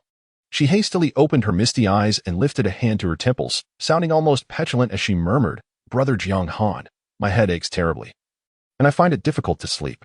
Should I drink the hangover remedy? A hint of playful mockery danced upon Jiang Han's lips. Yet, Ruanruan failed to notice the peculiar expression on his handsome face. Yes, if you wish to drink, do so before you sleep, she replied slowly. You should drink it yourself. But brother Jiang Han, I have no strength at all. My arms are so sore, I can hardly lift them. If you cannot lift your arms, then do not drink. Just sleep. Ruanruan couldn't help but grit her teeth in frustration. How could Jiang Han be so utterly unpredictable? This steadfast man remained unwaveringly direct. Well, never mind. Since he was oblivious to her hints, she decided to take the initiative to remind him. Brother Jiang Han, why don't you feed me? Ruanruan said tentatively. In that moment, Jiang Han was at a loss for words. Could this truly be Ruanruan's intention? Surely not. Was she going to such lengths just to have him feed her? It seemed implausible. Jiang Han found it hard to believe that Ruanruan genuinely desired this from him. Thus, he resolved to tease her a little longer. No, men and women should not engage in such intimacy. I cannot feed you. But it doesn't matter. Ruanruan stammered. Since childhood, I have had no family, and no one has ever fed me. So you envy the other children who were fed? Jiang Han barely needed her to finish her sentence. He could almost anticipate her thoughts. Ruanruan, believing Jiang Han understood her meaning, shyly nodded. Little did she know. Jiang Han's next words would deliver another blow. Then you should envy. You are grown now and no longer a child. Or perhaps, since you've mentioned it, I could invite the 8-year-old from next door to assist in feeding you? Ruanruan was infuriated to the point of nearly leaping from the bed. What did he mean? To find an 8-year-old to feed her, an 18-year-old? How could he be so outrageous? A sudden jolt of realization struck her. She was not foolish, upon reflection. She immediately sensed something amiss in his tone. Jiang Han would not have said such things without reason. However, by the time Ruanruan grasped the situation, everything had already unraveled. Through their recent conversation, Jiang Han was now entirely certain that Ruanruan was not intoxicated at all. She was completely sober. Otherwise, a girl who was genuinely drunk would not articulate her words so clearly and logically. Very well, Ruanruan, I shall not feed you directly. However, I can help you clean the redness from your face. Upon hearing this, she could not help but widen her eyes in disbelief, stammering. What? What is on my face? There is nothing. Ruanruan thought Jiang Han was merely trying to scare her, even concocting ways to maintain a ruse. Little did she know. Jiang Han swiftly grabbed a white tissue from the bedside table, and before she could react, he dabbed the blush on her cheeks. Then, he unfolded the tissue before her eyes, raising an eyebrow. Oh, did I really misjudge? Today I learned that the redness on a girl's face when she is intoxicated can be wiped away with a tissue staring at the white tissue stained with a hint of pink. Ruanruan was utterly dumbfounded. What on earth was this shimmer resembling eyeshadow doing on her blush? And why did it gleam so distinctly? Jiang Han gazed at her exquisite face, which had transformed into a vibrant palette of colors, and couldn't help but let out a sigh. Just as he was beginning to suspect that Ro was not intoxicated but rather lucid, he felt compelled to share this revelation with her. Now, the moment was ripe for him to voice his thoughts. After a brief contemplation, Jiang Han slowly began to speak. Ultimately, he revealed the truth to her. Ruanruan, you truly need not exert yourself in this manner. At this, Ruanruan's pupils dilated in shock, and her heart raced to her throat. Could it be that Jiang Han had long harbored affections for someone else? Chapter 63. The insincere Jiang Han, if you regard me as your brother, you need only ask me directly for some hangover soup. There is no need to go to such lengths, Jiang Han stated earnestly. To Ruanruan. His solemn demeanor appeared utterly sincere. However, whether she chose to believe Jiang Han's words had become of little consequence to her at that moment. But Jiang Han, what if I have never perceived you as an older brother? Ruanruan sat up, gazing at Jiang Han, her voice heavy with emotion. Regardless of how you view me, in my heart, I can only see you as a sister. Jiang Han uttered these words, yet a sharp pang struck his heart. He questioned himself. Has he truly regarded Ruanruan as a sister all this time? Very well, if she is to be a sister, then so be it. In that instant, an overwhelming wave of sorrow enveloped Ruanruan's heart, akin to a torrent that shattered her once joyous spirit. Why did all her efforts seem futile? While Jiang Han remained utterly unmoved, Ruanruan found herself in a turmoil of thoughts, and the more she pondered, the more her heart ached. She never wished to be his sister. Why had she become merely a sister in his heart? Suddenly, she spoke again, her expression serious as she looked at Jiang Han. What if you had rescued another woman? Would you treat her the same way? Would you take her home? For this question, Jiang Han found himself at a loss for words. Should he confess that it was the system's intervention that had shattered the defenses of his heart? His silence to Su Ruanruan became an unspoken affirmation. Her face paled, and her emotions became increasingly complex, laden with conflict. In that moment, Su Ruanruan felt as though her mind was troubled. If Jiang Han answered affirmatively, she would perceive him as unfaithful to their engagement. Conversely, if he said no, she would believe he was merely attracted to her appearance, lacking any genuine desire to bring her home. No matter how Jiang Han responded to her query, it felt wrong. If it were another woman, would you personally teach her to cook? Upon hearing this, Jiang Han was suddenly reminded of the scene from the previous night in the kitchen. She had mentioned her height, requesting to be held. She had asked him to guide her hands as she struggled with the spatula. She had turned swiftly, her bright eyes meeting his, and planted a kiss on his cheek, affectionately calling him brother. If he had rescued a different woman last night, would he have genuinely taught her to cook, despite the system's threats? Jiang Han thought he probably wouldn't he. Just as he was about to shake his head, Su Ruanruan spoke again. Would you share a bed with her? Jiang Han felt a surge of speechlessness. Was it truly his desire to sleep beside her? It was merely a reward orchestrated by the system's whims. Would you support her during military training? After a moment of silence, Jiang Han finally uttered a few words. As an assistant instructor, I always lend a hand to the girls when they faint. Suddenly, Su let out a soft giggle. How delightful. Instructor Jiang Han. With so many girls fainting this afternoon, why did I not see you assist any of them? Jiang Han, caught off guard, found himself speaking contrary to his true feelings. Little did he know, Su Ruanruan had yet another surprising remark for him. Or perhaps, all those girls claiming to have low blood sugar have taken the day off with your help from the chief instructor? Chapter 64. Does he have affections for Su Ruanruan? Jiang Han's gaze flickered momentarily as he parted his lips, yet ultimately refrained from uttering a single word. Oh, you truly excel as a mentor, don't you? You are exceptionally kind to my sister, aren't you, Brother Jiang Han? How fortunate it is to be your sister. Being personally carried to the infirmary by you and indulged with sweets and chocolates. That is indeed splendid. Observing Jiang Han's utterly oblivious demeanor, Su Ruanruan could no longer contain her frustration and launched into a fervent tirade. It felt as if Jiang Han's heart had been forcefully struck, leaving him in a daze as he stared at her, speechless. Indeed, he could not fabricate an elaborate web of lies to justify his actions, nor could he bring himself to utter deceitful words while gazing into Su Ruanruan's eyes. Jiang Han acknowledged his inability to do so. Yet, he found himself questioning why he repeatedly crossed boundaries. After all, he had been betrothed since childhood, and there had been a girl he fancied during his formative years. Could it be that he harbored feelings for Su Ruanruan? As this thought surged through Jiang Han's mind, his pupils widened in shock. No, this cannot be. How could this be? He had a girl he liked since childhood. In that moment, his mind felt muddled, akin to a thick-paced, chaotic, and disordered. His heart was in turmoil, panicked, like an inexperienced youth unaccustomed to the complexities of life. Suddenly, Jiang Han felt an overwhelming urge to evade Su Ruanruan's probing questions. He turned to leave, only to be tightly embraced from behind by her once more. Jiang Han, do not walk away. If you don't clarify things tonight, you shall not leave. What is it you wish for me to say? Jiang Han feigned ignorance, knowing full well. Respond to what I just asked. Tell me this. If the girl you saved initially had not been me, but another, would you still have done the same things with her? If I answer your question, will you release me and drink the hangover remedy before going to bed obediently? Desperately seeking an answer, Su Ruanruan nodded vigorously in agreement. Then I shall tell you no. Jiang Han's voice was steady as he spoke, his handsome face betraying an expression that Su Ruanruan could not decipher.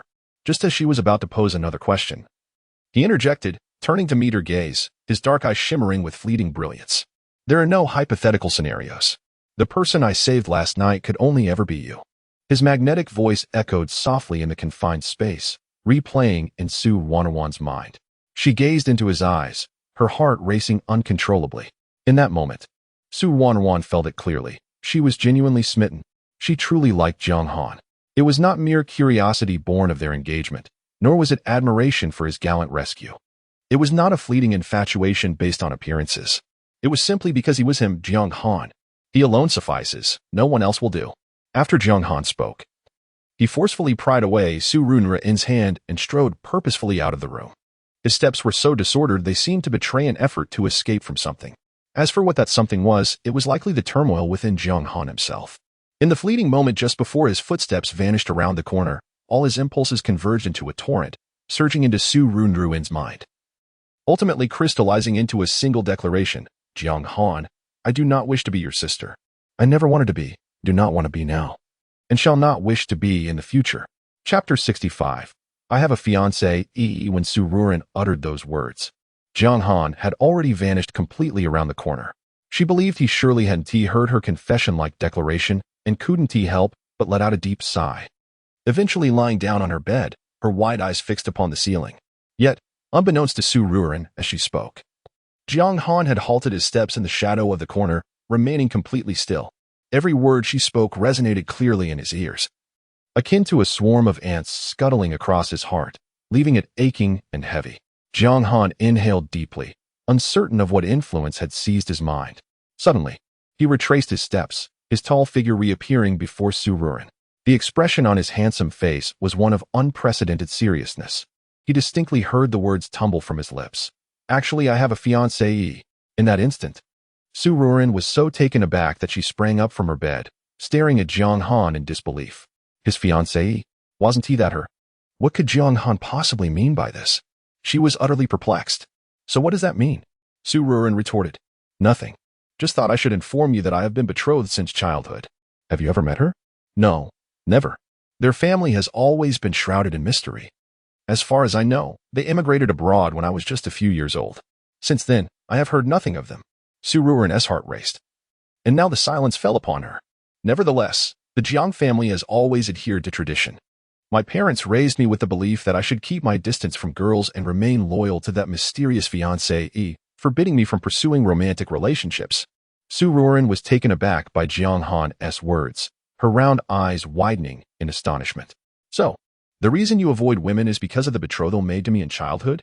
Have you never had feelings for anyone throughout your life? The words Jiang Han had prepared suddenly lodged in his throat. Should he confess to Ruanruan that he had been captivated by the girl who played the violin since childhood? Moreover, that this girl was indeed his fiancée? Ruanruan's gaze was fixed intently on Jiang Han's lips, awaiting the answer she longed to hear from him. Yet, Jiang Han's thoughts were in disarray. How could he possibly divulge everything to her in one breath? Ultimately, Jiang Han shook his head and replied simply no. Those two brief words sent Ruanruan's spirits plummeting from the heights of elation to the depths of despair, her beautiful brows furrowing in profound desolation. He had no one he liked. In other words, he did not harbor feelings for her. Even if she were to reveal that she was, in fact, his mysterious fiancée, it would make no difference.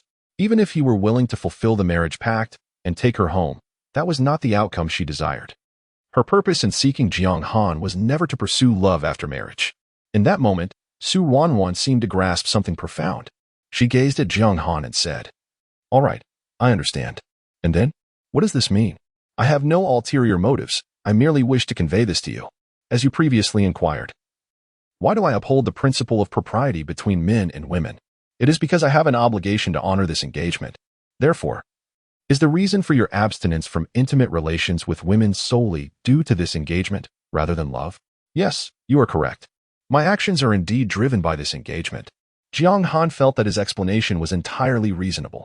He hoped Ruanruan would comprehend his intent.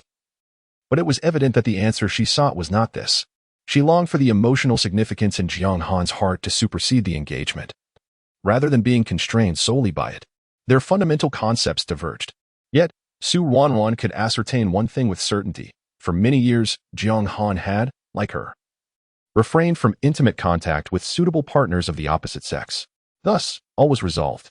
She only needed to strive to make Jiang Han completely fall for her, at which point she would reveal that she was indeed his fiancée. She believed this would come to fruition soon. For Ruanruan was convinced that Jiang Han harbored affection for her, and this was her true intention. From a young age, Ruanruan had understood that her parents were often absent due to their troubled relationship, bound by a marriage arranged by their elders. Their nearly 2-decade-long married life had been fraught with suffering, leaving young Ruanruan with a shadow over the concept of marriage. She vowed that when she married, it would be out of mutual affection. This was her genuine aspiration. Reflecting on this, the dullness in Ruanruan's large eyes rekindled with light. It was all right. Everything was still in its early stages. She could play the role of a sister, for after all, she was not a biological sister. And being a sister of the heart was also delightful. In any case, Jiang Han could not escape. Nurturing their feelings could be a gradual process. She would inevitably prompt Jiang Han to confess his feelings for her. Enough of this. As long as you understand my meaning, please maintain some distance moving forward. All right. Brother Jiang Han, I acknowledge that you have a fiancée. You may regard me as a sister. Ruanruan smiled brightly at Jiang Han, a mischievous glint flashing in her large eyes. A sister? Tonight, allow you to experience the live version of Yuan Jikong. Maintain distance? Shouldn't we be in close proximity instead? As night fell, the stars twinkled brilliantly in the sky. After dinner, the two sat on the sofa watching television, albeit at opposite ends, maintaining a considerable distance. Ruanruan's large eyes darted around, suddenly recalling that many of the clothes she had purchased at the mall today had yet to be tried on. Brother Jiang Han, I wish to try on these new clothes. After I put them on, could you take a look and see if they suit me? All right, Jiang Han thought. That poses no issue. He could offer Ruanruan some guidance. However, when she reappeared before him 3 minutes later, his composed demeanor was instantly disrupted.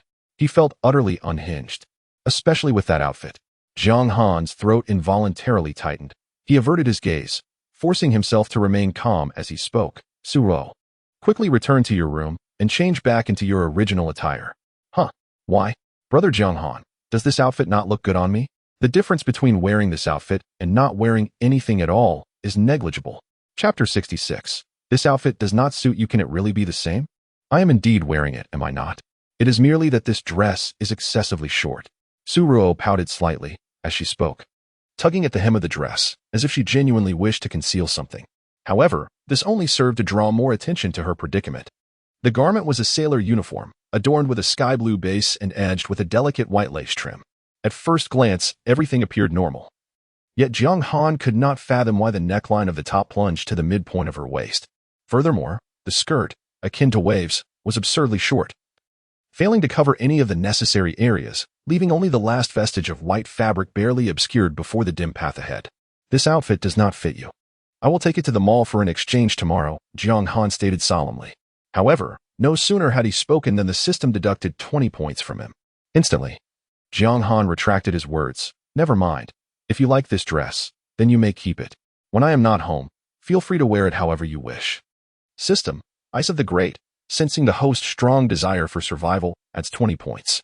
Jiang Han was momentarily taken aback, unable to comprehend the system's peculiar operation. All right. Thank you, Brother Jiang Han, Ruo smiled, her eyes brimming with innocence. Unbeknownst to her, she could not understand why Jiang Han had suddenly changed his tune. She then changed into another outfit. Brother Jiang Han, take a look at this one. Is it beautiful? Upon glancing at this new ensemble, Jiang Han initially perceived no faults. However, upon a second inspection, it was evident that there were numerous issues. This was a JK uniform. The collar tightly fastened with buttons and adorned with a soft pink bow. While the bow itself was unremarkable, it was thrust upward by the abundant layers of fabric, making it particularly conspicuous. Above the skirt, where the white shirt could not provide coverage, her slender waist tantalizingly peeked through, presenting an alluring sight. Jiang Han's throat tightened involuntarily, and he quickly averted his gaze, maintaining an outwardly nonchalant demeanor as he remarked, "It's acceptable, but it does not suit you. It would be best not to wear it outside." Oh, very well. Ruo's displeasure was evident upon hearing this. She noticed his gaze shift back to the television, which only fueled her irritation further. She marched up to Jiang Han, standing firmly before him, and enunciated, "Look closely. What is wrong with this outfit? Did you not help me choose it at the mall today?" Jiang Han was taken aback, instinctively raising his gaze to meet hers. How could that be? This outfit is hideous. It cannot possibly be my selection. Jiang Han perfectly epitomized the concept of saying one thing while meaning another. What is ugly about it? Ruo's large eyes seemed ready to ignite, her small fist clenched tightly. I cannot specify, but both the outfits you just wore are unappealing. What difference does it make whether you wear them or not? They are far too revealing. How can one dress in such a manner outside? Jiang Han reflected silently. Yet he chose not to voice his thoughts. If it appeared unappealing, so be it. After all, there were still a dozen garments. Surely, some would be attractive. Ruanruan, in a huff, tossed out a remark before retreating to her room. Half an hour later, upon encountering the array of garments Jiang Han had praised for their beauty, she was left utterly dumbfounded. Jeans, short-sleeved shirts, athletic ensembles, and knee-length skirts. All these pieces shared a singular characteristic. They were exceedingly modest, devoid of even the slightest hint of allure or exposure. Ruanruan was perplexed. By conventional reasoning, do not boys prefer girls to dress in a sexy and beautiful manner? Why then was Jiang Han such an anomaly? Are you certain these are appealing? Indeed, you are best suited to wear these, Jiang Han affirmed with a decisive nod. Ruanruan gazed at the earnest expression on his face, unable to suppress a smile. In that moment, she comprehended his true intent. He simply did not wish for her to dress too revealingly at school. Jiang Han, the man of contradictory sentiments. She felt as though she had seen through him. Suddenly, Ruanruan recollected that she had purchased something quite proper.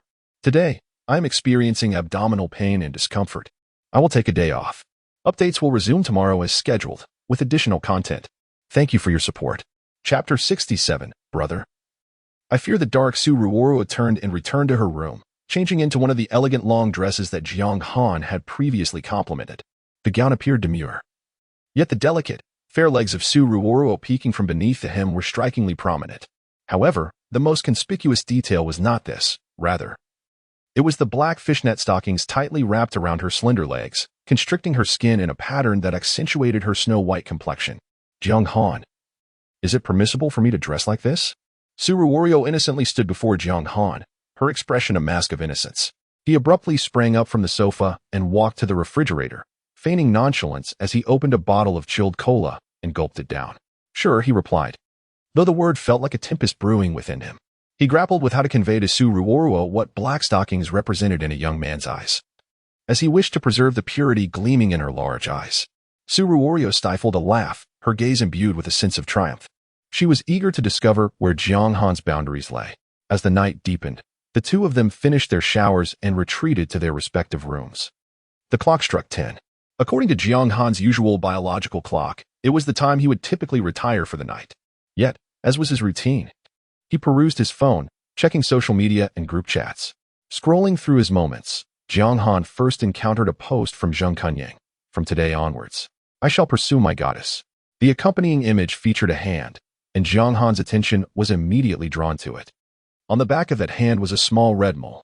A red mole? In an instant, memories from his previous life surged into Jiang Han's mind. In fact, Zheng Kunyang had fervently pursued a woman shortly after his graduation at the age of 22. Eventually, at 23, they became a couple. However, within 3 months, Zheng Kunyang was betrayed multiple times, leading to a heart shattered beyond repair, leaving him distrustful of women thereafter. This incident transformed Zheng Kunyang from a once gentle soul into a notorious rogue, ultimately causing immense heartache to a girl who adored him deeply. Such is the nature of many men, they often fail to cherish what they possess until it is lost, only to lament their folly afterward. Some losses are irretrievable. Jiang Han recalled how the girl, heartbroken by Zheng Kunyang, acquiesced to her parents' wishes and married a foreigner abroad. When news of her marriage reached home, Zheng Kunyang finally grasped the meaning of regret. Jiang Han observed as Zheng Kunyang languished for nearly a year before barely returning to normalcy. Yet the man he once was could never be resurrected. In this new life, Jiang Han aspired for all those who had shown him kindness in his past to receive the happy endings they deserved. Thus, he must now prevent Zheng Kunyang from pursuing this so-called goddess. Jiang Han swiftly opened Zheng Kunyang's chat window and sent a message. Did you not have someone you liked? How suddenly is there a goddess? Zheng Kunyang replied promptly. Brother Jiang, you have no idea. The moment I laid eyes on her in the library this evening, I was utterly captivated. She is, without a doubt, the goddess of my dreams. She looks single, so I have resolved to pursue her. Zheng Kunyang also sent 2 excited emojis, leaving Jiang Han speechless. How could he convey to Zheng Kunyang that this woman might not be suitable? How do you know she is single? What if she has a boyfriend? I can tell. Moreover, I have already inquired. Zhang Jie has indeed been single throughout her 3 years at university. Jiang Han chuckled coldly to himself. Single? Indeed, this Zhang Jie is single. Regardless of how many boyfriends she may have at once, her public stance is always that she is single. More critically, this woman possesses remarkable cunning and exceptional time management skills, ensuring that her boyfriends remain oblivious to each other's existence while adeptly maintaining secrecy regarding their romantic entanglements. Jiang Han decided to subtly remind Zheng Kunyang. She may have a boyfriend. You just haven't found out. Brother Jiang, my goddess is pure and virtuous. You cannot say such things about her. Do you have a misunderstanding of that term? Jiang Han, if you continue to speak this way, I will be upset. You already have the school beauty. Why are you stopping me from pursuing the goddess? Jiang Han felt utterly speechless. But he found himself unable to clarify things with Zheng Kunyang at the moment. Thus, he simply replied, "It's time for me to sleep. We'll talk about the rest tomorrow." After sending this message to Zheng Kunyang, he prepared to turn off his phone and go to sleep. At that moment, he noticed a red dot indicating new activity on his friend's circle. With a hint of compulsion, Jiang Han instinctively clicked in, only to find several new posts from Ruanruan. There were 3 in total. For the first time since childhood, I am sleeping alone in a room. I am truly so happy. Upon reading this, Jiang Han felt an inexplicable pang of sorrow. Was it truly so difficult for her in the orphanage? Was this really Ruanruan's first experience of having a room to herself for sleep? Feeling a bit shivery. Why do the shadows of the trees outside the window keep swaying, like a scene from a horror movie? Jiang Han wondered if he had misunderstood last night. Was Ruanruan genuinely afraid of ghosts? Was she so frightened to sleep alone in a room? Jiang Han's gaze fell upon Ruanruan's latest post. "Oh, all-powerful friend circle. Is there anyone who can keep me company for a chat? Voice or video calls are fine. Being alone is truly terrifying." At this point, Jiang Han was 100% certain that Ruanruan was indeed afraid to sleep alone. A thought suddenly surged in his mind. Perhaps he should go and see her? She was afraid, so he thought it would be harmless to take a glance at her in the adjacent room. Ultimately, Jiang Han quietly approached the door of the neighboring room and paused. After lingering for a few seconds, he finally extended his hand and knocked softly on the door. Knock. Knock, knock. Who is it?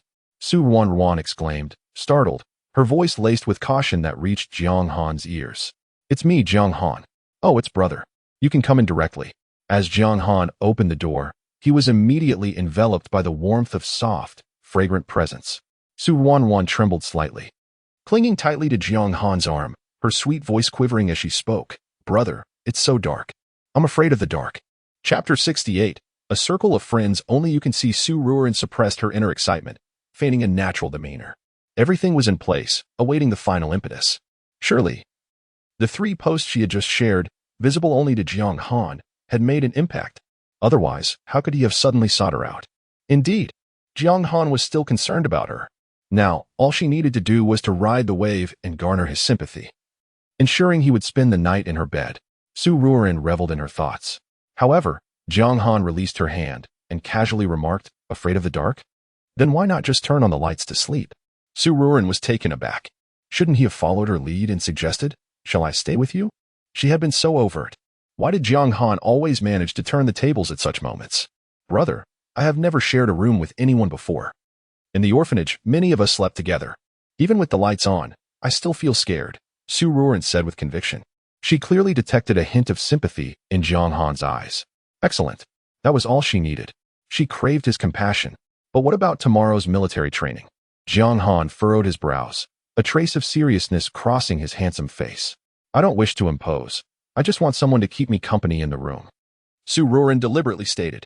Yet, she noticed the hesitation etched on Jiang Han's striking features. Thus, she tactfully softened her approach, saying, "I only wish for someone to keep me company until I fall asleep, or perhaps chat with me. I can drift off quickly." "All right. Then I can talk with you for a while," Jiang Han concluded after much contemplation, finding this method most viable. As soon as he spoke, he fetched a stool and sat beside Ruanruan's bed. "Sleep quickly. I'll stay here with you until you do," he assured her. Ruanruan had successfully achieved her first objective. Joy radiated from her as she happily slipped back into bed, lying down and gazing at Jiang Han with her large eyes. In the room, only a dim yellow bedside lamp illuminated the space, casting a unique atmosphere. "Brother Jiang Han, I want to hear a bedtime story." "Isn't that something only children ask for?" he replied. "But I can't sleep right now. Or you could sing me a song. I'm tone deaf and cannot sing." "All right. Then I'll just find a book to read you a story." Unbeknownst to Jiang Han, he had already been drawn into Ruanruan's coaxing words. Completely oblivious to her intentions, he casually pulled a book from the shelf and, bathed in the warm light of the bedside lamp, patiently began to read to Ruanruan. Jiang Han's voice was melodious, and as he read the story, it resonated pleasingly, akin to the enchanting sound of a cello. Ruanruan felt as though her ears were about to be enchanted. Jiang Han had unwittingly succumbed to the charm of her words. Most of these books were left for him by his parents, while a small portion was borrowed by Zheng Kunyang from the library and not yet returned.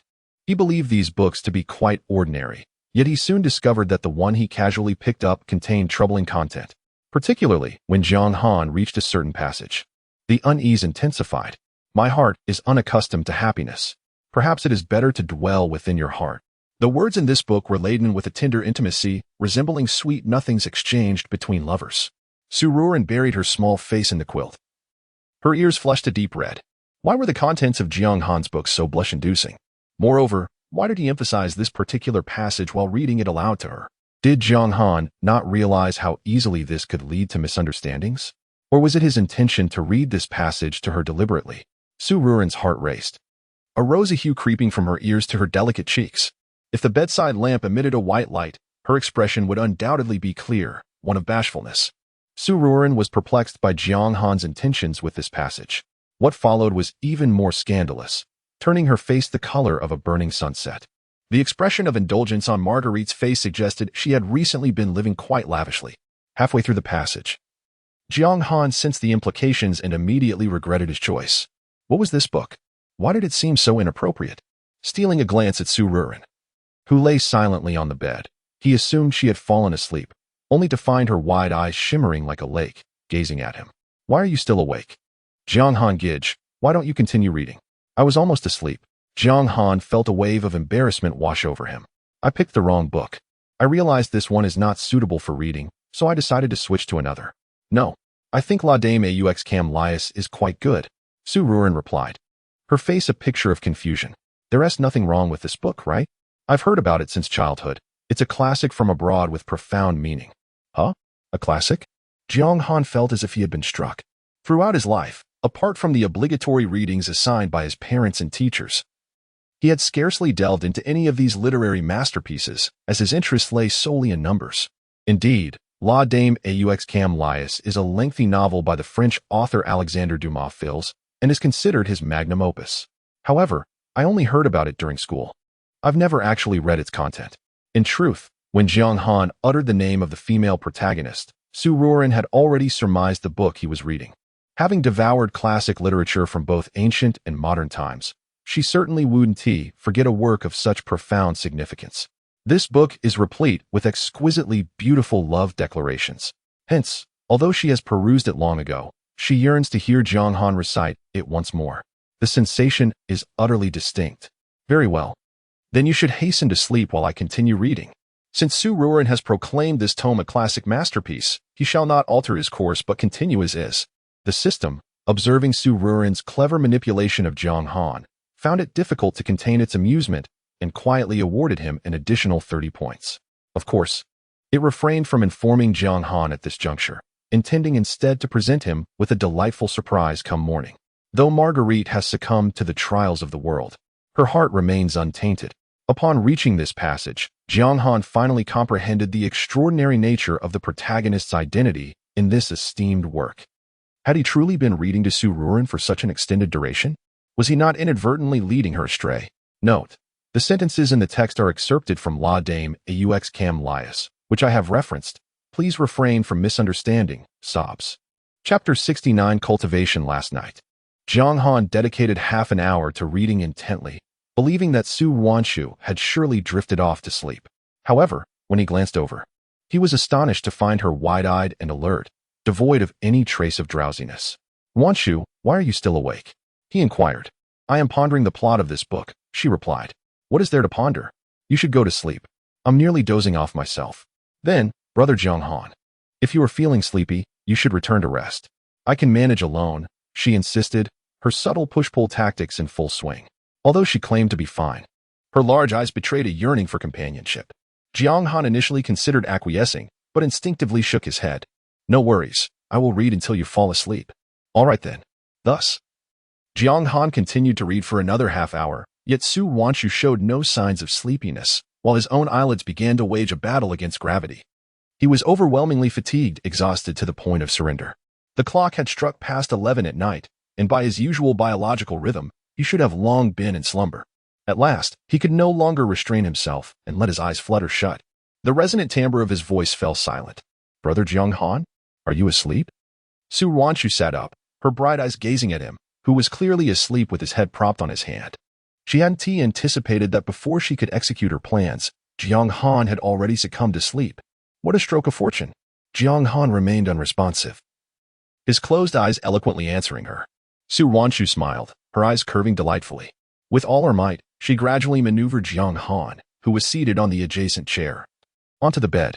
Once she had arranged his sleeping posture, she nestled beside him, resting her head on his shoulder, and gently closed her eyes. Naturally, she ensured that they were snugly wrapped in the blanket together. Before long, she drifted into slumber. As she fully entered the realm of dreams, the man beside her stirred, his fingers twitching slightly. The two spent a dreamless night. At the break of dawn, as the first light began to filter in, Jiang Han opened his eyes. Sensing a difference in his embrace, he momentarily froze before gradually lowering his gaze. To his astonishment, he found Su Wanshu peacefully asleep in his arms, her features serene. What had transpired?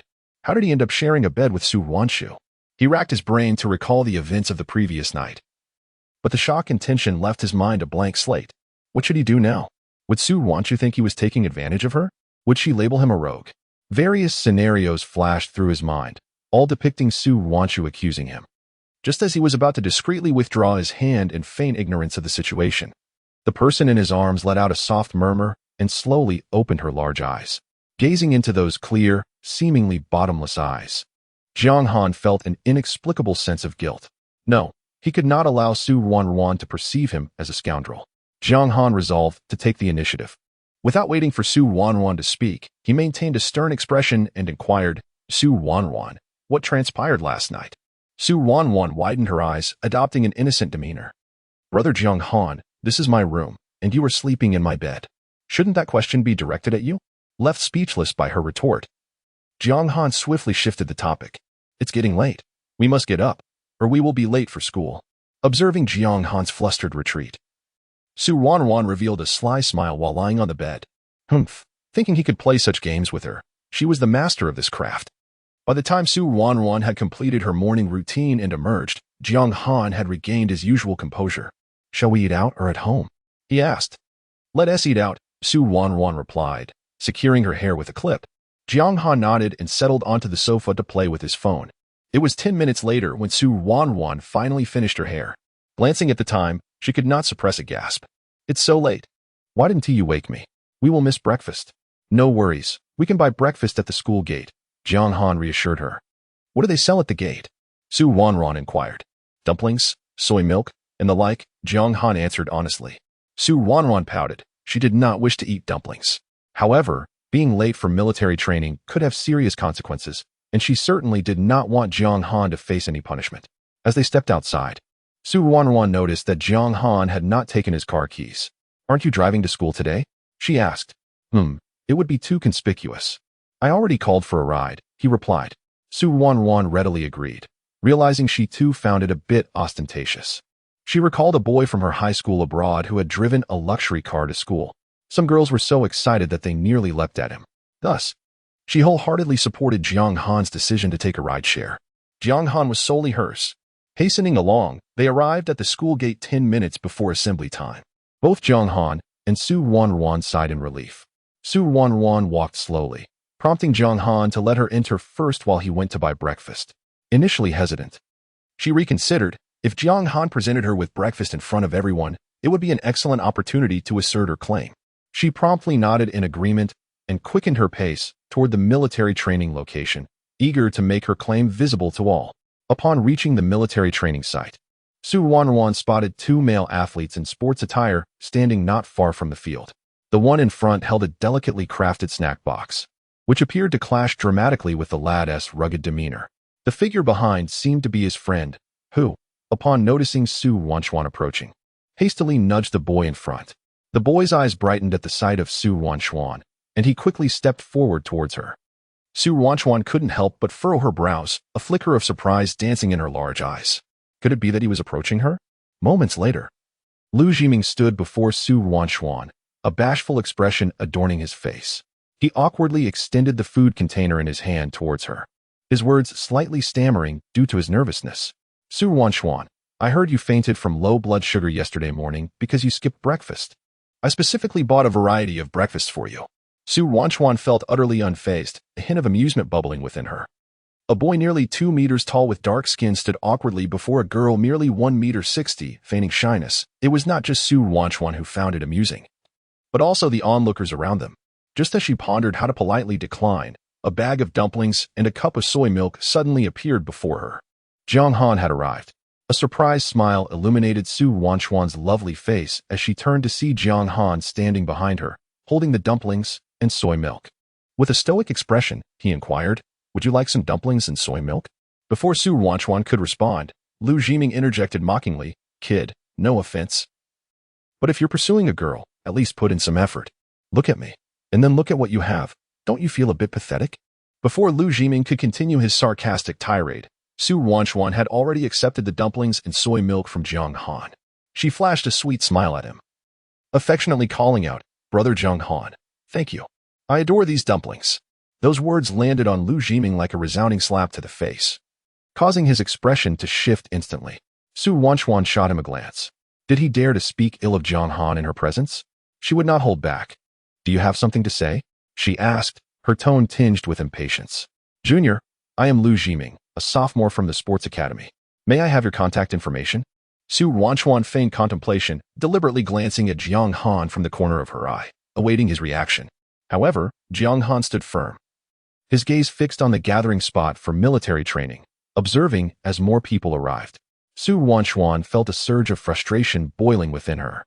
No, she needed to stoke the flames further. "Oh, so you're a senior. Thank you for the breakfast, but let us just add what?"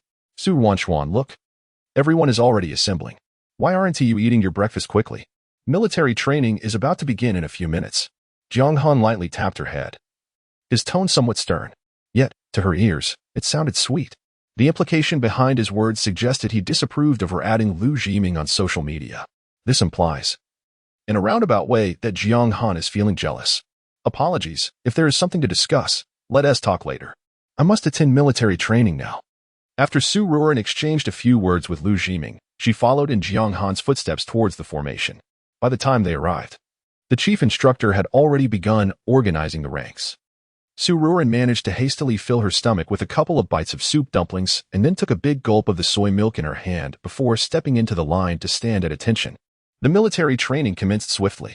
It was Ruanruan's first encounter with Jiang Han's cold and serious demeanor, making her heart race with excitement. She diligently executed each command he issued, striving to perfect every movement. The gentle morning breeze was neither too warm nor too cool, just perfect. At the chief instructor's command, the formation was ordered to jog 5 laps around the playground as a warm-up. Although he termed it a slow jog, there was an underlying rule: the last 3 to finish would face penalties. As soon as the instructor's words resounded, several girls eagerly dashed onto the track. Soon, everyone began to run. The track was a standard 400 meters per lap, totaling 2,000 meters. While this might be an easy feat for the boys, it posed a significant challenge for the girls, who were just beginning their military training. The synchronized sound of footsteps echoed across the playground.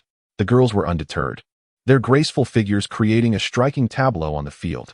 It was an age of vigor, where they sweat under the bright sun, and everything seemed perfectly harmonious. By the second lap, Ruanruan began to feel overwhelmed. Her physical condition was not particularly robust. After all, she had fainted from low blood sugar in the past. Coupled with her lack of exercise over time, each step felt as if her feet were burdened by an immense weight. Initially, she could keep pace with the main group, but she soon began to lag behind. Gritting her teeth, she pushed herself forward. She quickly caught up with the main group, but at a critical moment, her shoelace came undone. Resigned, Ruanruan crouched down to tie her shoelace, taking a moment to regain her composure before rising to continue running. The delay in securing her shoelace had cost her precious time, and the distance between her and the main group widened once more. Thus, she pressed on, her steps heavy with determination. However, by the 4th lap, she had completely fallen behind. Yet, Ruanruan could not afford to dwell on her predicament. Her feet felt increasingly leaden, her throat burned painfully, and it felt as though each breath was a struggle. Each step became a torment. Eventually, she stopped, dragging her feet forward in a jog that was almost akin to walking. "I still have great faith in you. In just a few days, I am certain you will be fully capable of training these new recruits in my stead," the chief instructor remarked, patting Jiang Han on his resolute face, revealing an appreciative smile. Jiang Han smiled humbly, but his gaze involuntarily drifted towards the running formation, where he spotted Ruanruan.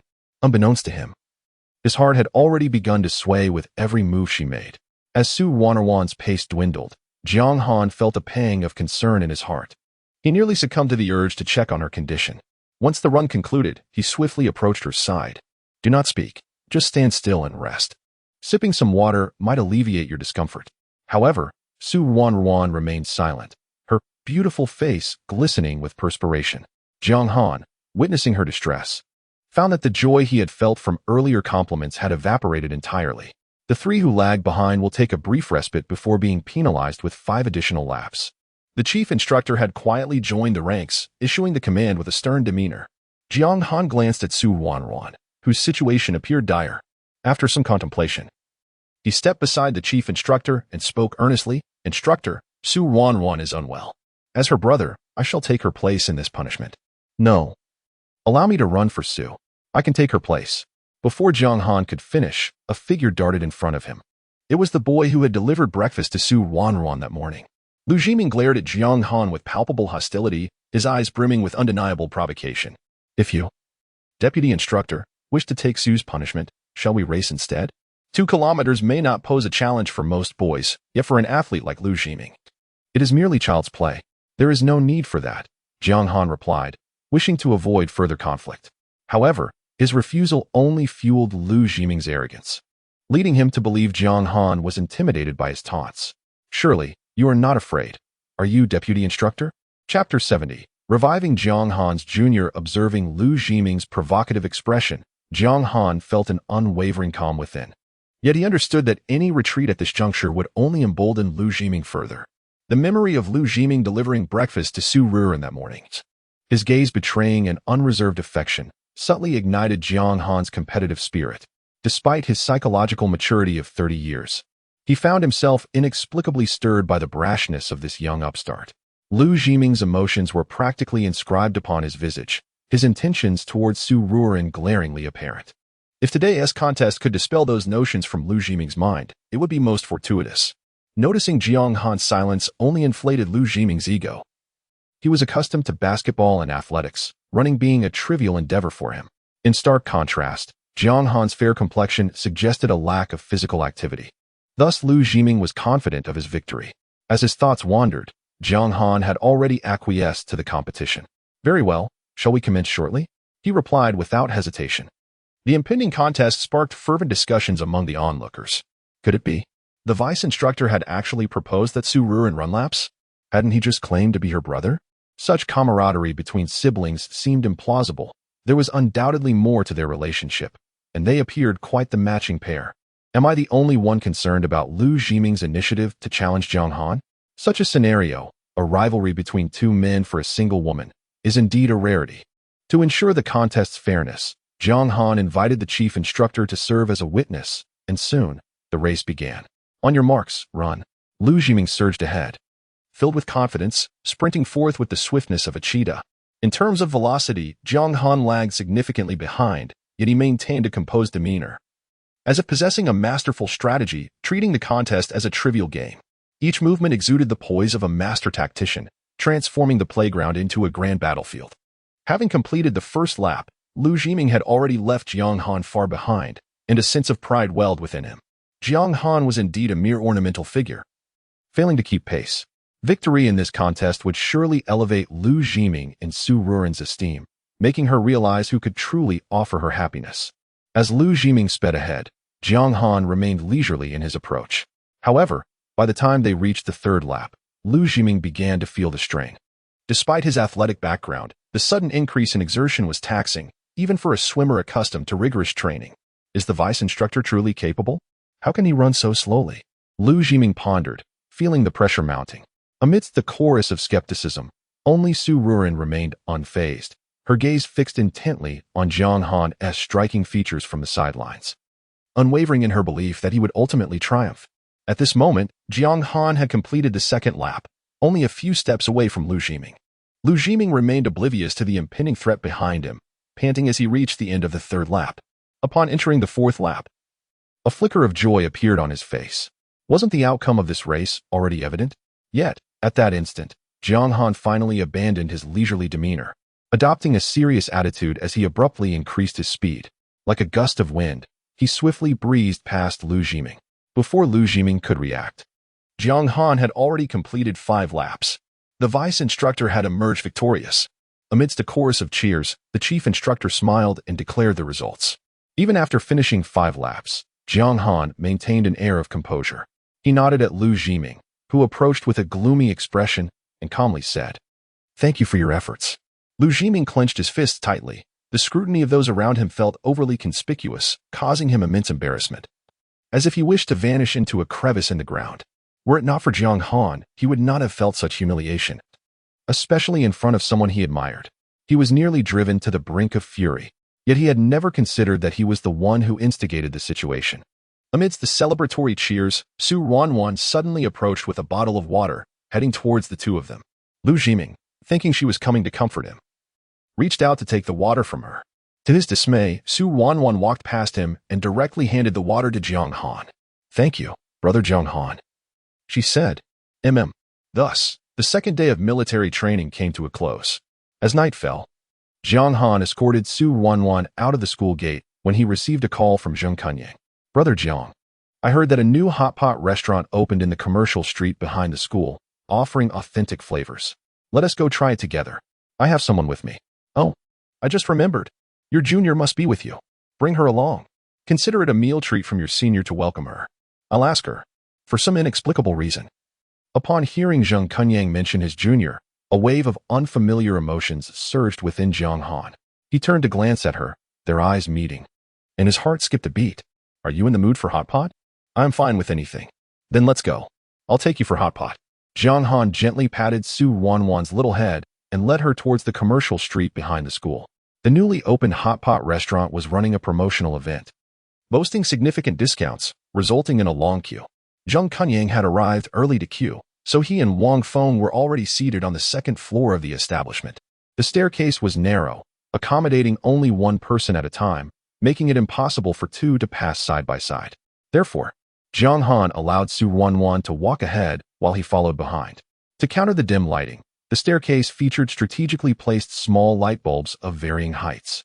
The warm yellow light cascaded before her, and thoughts of the person behind her inevitably stirred a sweet sensation within Ruo.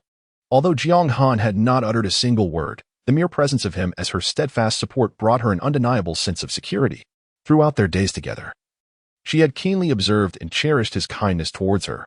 Yet, she could not fathom why this dense fellow remained so oblivious. This thought ignited a flicker of annoyance within her. A sudden idea took shape in her mind, having already nudged this blockhead numerous times. A gentle push would surely do no harm. With a sweet smile gracing her lips, a hint of mischief sparkled in her watery eyes. Just then, as Jiang Han walked behind her, he was startled by Ruanruan's sudden exclamation. In an instant, she stumbled backward, and without a moment's hesitation, Jiang Han swiftly caught her. Detected romantic behavior. Points 50. A body that felt almost insubstantial crashed against him, the intoxicating fragrance of youthful femininity invading his senses. Yet, the most overwhelming sensation was the soft touch of her lips against his, rendering Jiang Han momentarily rigid. Once again, he had been kissed by Ruanruan. Strangely, this sensation did not repel him. Rather, the sweet aroma enveloped him, leaving him in a state of bliss. His heart raced, the mechanical voice of the system echoing in his ears. Detected host romantic behavior. Points 100. Jiang Han paused, realizing that embraces and kisses could accumulate such points. At that moment, Ruo spoke again. "I'm sorry, Jiang Han, I accidentally twisted my ankle." Her cherry-red lips barely brushed against his, leaving behind an endless aftertaste. Observing Jiang Han's stunned expression, she knew she had successfully struck a chord within him, and a radiant smile blossomed on her face. This blockhead Jiang Han. After a brief moment, he finally regained his composure and hurriedly inquired, "How is your ankle? Is it serious?"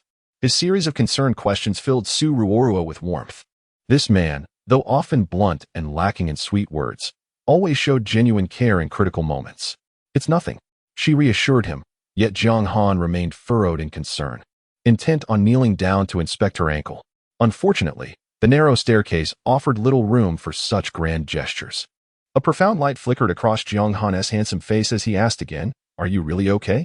Ruanruan's smile blossomed like a flower, her expression softening. "I'm truly fine. Let us hurry upstairs. We shouldn't keep them waiting.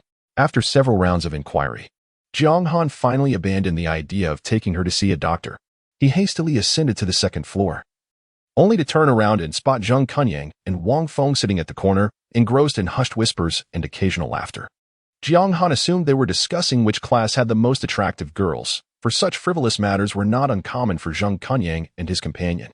After leading Su Ruo over, the sound of dragging chairs finally caught the attention of Zheng Kunyang and Wang Feng, who looked up. "Oh, you're here," Zheng Kunyang exclaimed, his smile wide, his gaze appraising the two with an unmistakable mischief. "Su Ruorio, you've met her before," Jiang Han briefly introduced, then pulled out a chair for Su Ruoruo to sit down. "Hello, senior." Su Ruoruo greeted politely before taking her seat, her charming smile and bright eyes instantly evoking fondness.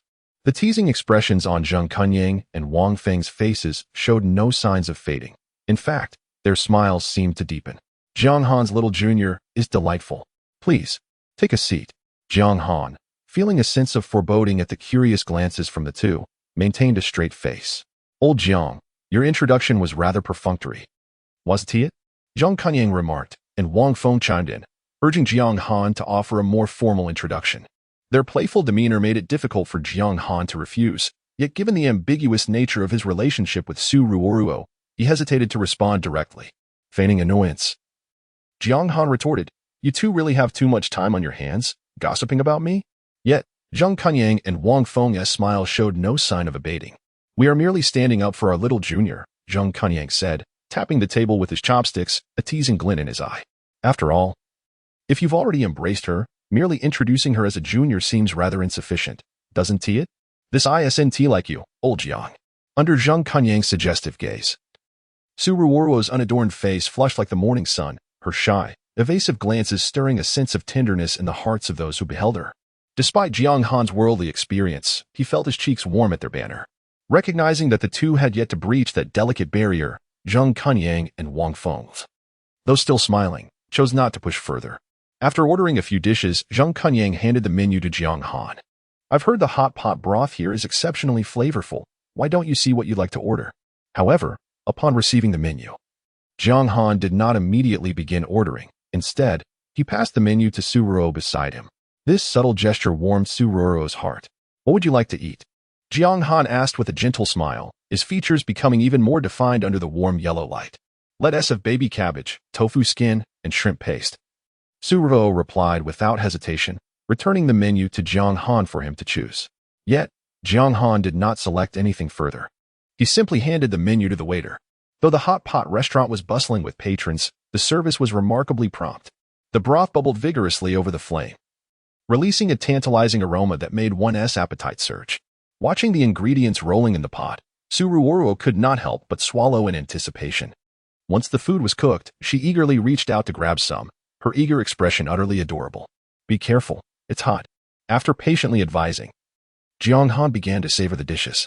The shrimp paste was delightfully tender and succulent. Upon tasting, the spicy and numbing flavors unfurled rapidly across his palate.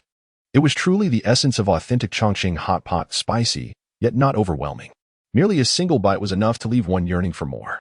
Jiang Han could not resist indulging in a few more pieces of the shrimp paste, and out of the corner of his eye, he caught sight of Su Ruanruan, her forehead glistening with perspiration from the heat. It seemed the spiciness had taken its toll. Su Ruanruan flicked her tongue and panted, a thin sheen of sweat forming on her nose, her cheeks flushed with a faint rose hue. Not accustomed to spicy food, she found herself somewhat overwhelmed by the fiery Chongqing hot pot. "Waiter, a cup of milk tea, please." Suddenly, Jiang Han's calm and resonant voice echoed beside her. Could he have perceived her struggle with the heat? Just as she pondered this, the waiter arrived with the milk tea. Jiang Han graciously accepted it and placed the cup before Su Ruanruan. "Is this truly for me?" she exclaimed with delight, eagerly grasping the cup and taking generous sips. Jiang Han, meanwhile, remained unperturbed, discreetly fetching a clean bowl and filling it with an array of dishes. He then replenished the teacup with water, dipped the vegetables from the bowl into the cup, and served them back to Su Ruanruan. This gentle routine continued until he had thoroughly dipped all the vegetables. Su Ruanruan, cradling her milk tea, observed Jiang Han's actions with keen interest. Her eyes sparkled like crescent moons, and she smiled with unrestrained joy. Chapter 71. The light bulb. The group swiftly finished off the hot pot laid before them. "Old Jiang, Wang Feng and I shall not intrude as the light bulbs between you two. If anything arises, just give us a call. Once the bill was settled, Zheng Kunyang perceptively took Wang Feng by the arm and departed, leaving Jiang Han and Su Ruanruan exchanging glances in silent contemplation. The silence between them did not linger for long. After a moment of reflection, Su Ruanruan suggested, "Brother Jiang Han, since we've finished our meal, why don't we take a stroll down the nearby pedestrian street?" Upon seeing the hopeful gleam in Su Ruanruan's eyes, Jiang Han's lips curled into a smile as he acquiesced. The pedestrian street was a renowned locale near the university, having flourished for many years. Its most distinctive feature lay in the lights adorning the storefronts. Each evening, they converged into a sea of illumination, twinkling like stars and exuding a charming, scattered beauty. The design and iconic architecture of the area remained timeless, rivaling even the newest pedestrian streets. Thanks to its enchanting atmosphere, it has become a favored rendezvous for many couples. As they walked side by side, they appeared to onlookers as a pair of affectionate lovers. Su Ruanruan lowered her gaze to the intertwined shadows beneath their feet, her thoughts drifting far away. How wonderful it would be if she and Jiang Han were a legitimate couple, yet their relationship currently lingered in the realm of friends, teetering on the brink of something more. She found herself uncertain if Jiang Han harbored any feelings for her. Feeling the warmth of his presence beside her, Su Ruanruan experienced a profound sense of tranquility. Although Jiang Han was not particularly verbose, his kindness had not gone unnoticed, and she had cherished it deeply. Reflecting on his considerate gestures over the past few days, she felt a surge of gratitude. After all, having spent such considerable time together, it would be remiss to continually rely on him without reciprocation. Perhaps she could present him with a small gift? Moreover, as they sought to cultivate a lasting relationship, it was indeed time to offer something imbued with sentimental value. Resolute in her decision, she kept it to herself. A gift, after all, is best when given unexpectedly to evoke a sense of surprise. The soft glow enveloping the pedestrian street illuminated the few passers-by, their laughter occasionally mingling harmoniously with the bustling noise of the city. Jiang Han gazed upon the splendid scenery before him, feeling a wave of nostalgia wash over him. In his past life, he had never imagined he would one day stroll down a pedestrian street with someone he cherished. Merely walking side by side, doing nothing, filled him with sweetness and happiness. Such beauty was a rarity he had seldom experienced since reaching adulthood. The marketplace had been akin to a battlefield, where one had to navigate through social niceties and verbal sparring, and even during rare moments of leisure, he found himself engrossed in the intricacies of business. Though such a life was meticulously planned and tightly scheduled, it eventually wore him down. At the very least, one should not merely exist as an unceasing machine, adhering rigidly to the prescribed path. If only time could pause in this very moment, allowing the beauty of this experience to linger eternally. Even if they did nothing, just standing there in tranquil stillness would suffice. Suddenly, he felt a firm tug at the hem of his garment. Jiang Han turned his head to glance at Su Ruanruan, who was biting her lip, her expression seemingly tinged with a hint of embarrassment. "What's the matter?" Jiang Han inquired gently. Su Ruanruan scratched her head and, in a tone of negotiation, said, Jiang Han Gij, I would like to visit the restroom. Would you mind waiting for me here?" Fearing that Jiang Han might decline, she quickly added, "I won't take too long." Chapter 72. Purchasing flowers for my girlfriend in moments of urgency, Jiang Han could scarcely refuse. "Go ahead, there's no need to rush. I'll be here waiting for your return." Upon hearing Jiang Han's response, Su Ruanruan exhaled in relief, her smile brightening as she declared, "You must wait for me. I'll be back shortly." Jiang Han affectionately ruffled Su Ruanruan's hair, his tone imbued with deep fondness. "All right." Finally having found an excuse to depart, Su Ruanruan's steps became light and buoyant. She pondered earnestly about what gift would convey both solemnity and charm, as this would be their inaugural commemorative gift. Lost in thought, her gaze fell upon a nearby shop, and inspiration struck. With a swift turn of her heel, she entered the establishment. Observing Su Ruanruan's lively departure, Jiang Han felt a subtle curve of contentment grace his lips, a smile he was unaware he wore. While he awaited her return, Jiang Han chose a bench to sit upon, retrieving his phone to browse recent financial news, contemplating the economic trends that lay ahead. Suddenly, a shadow fell across him, prompting him to look up. Before him stood a petite girl, around 8 or 9 years old, struggling to hold a substantial bouquet of flowers. Her timid gaze fixed upon him. Dressed in a lovely princess gown with dark, slightly curled hair, she resembled a delicately adorned doll. with a mere glance. Jiang Han could deduce the girl's intent from the flowers she clutched. Casually surveying the vicinity, he noticed a modestly dressed middle-aged woman nearby, casting glances in their direction, presumably the girl's mother. "Little one, is there something you need?" Jiang Han inquired gently, as the girl remained silent. His warm smile and soothing voice served to encourage her to express herself. The girl hesitated, biting her lower lip, her large, glistening eyes resembling those of Ruanruan, prompting a nostalgic reflection in Jiang Han's mind. Was Ruanruan as adorable in her youth? "Brother." Summoning her courage, the girl finally spoke, her gaze drifting shyly to her toes. Jiang Han recognized her nervousness and softened his tone further. "Are you wearing a snow-white dress?"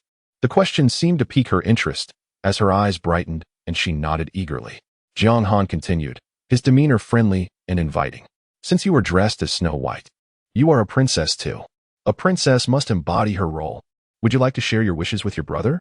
In a previous life, Jiang Han would never have squandered time on such trivial matters, yet the girl's resemblance to Ruanruan stirred an involuntary affection within him.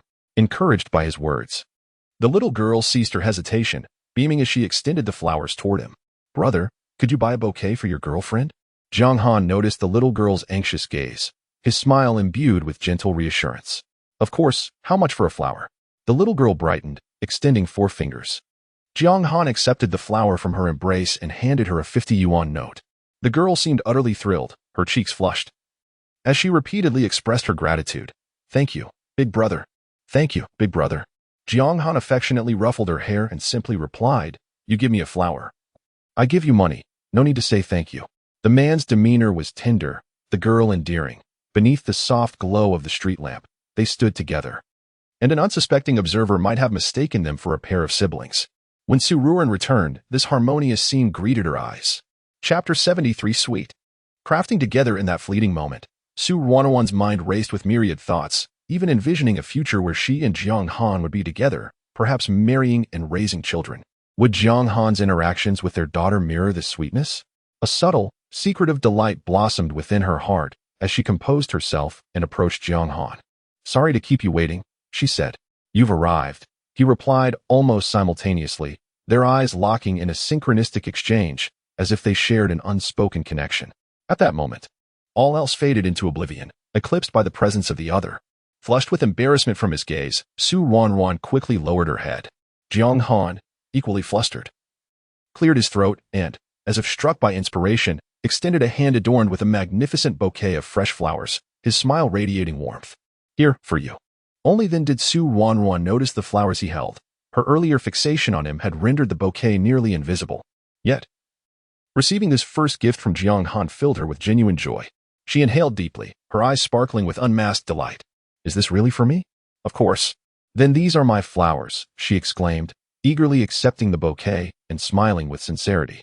Jiang Han gazed at her enchanting visage, momentarily speechless, pondering whether it was she who outshone the flowers or if both were equally exquisite, a beauty beyond compare. "Is this your girlfriend, brother?"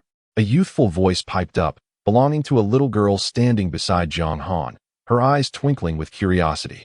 Ruanruan felt her cheeks warm as she met the girl's bright gaze, momentarily at a loss for words. Surprisingly, Jiang Han remained silent, offering no rebuttal to the child's inquiry. The little girl, unable to contain her admiration, exclaimed, "Brother, your girlfriend is so pretty, like a fairy." The innocent joy radiating from the girl filled Ruanruan's heart with elation. She slowly revealed a radiant smile, mimicking the child's gesture by winking and responding.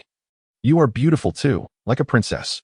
The little girl beamed with delight, her laughter illuminating her face, and after expressing her gratitude several times, she skipped away in search of her family.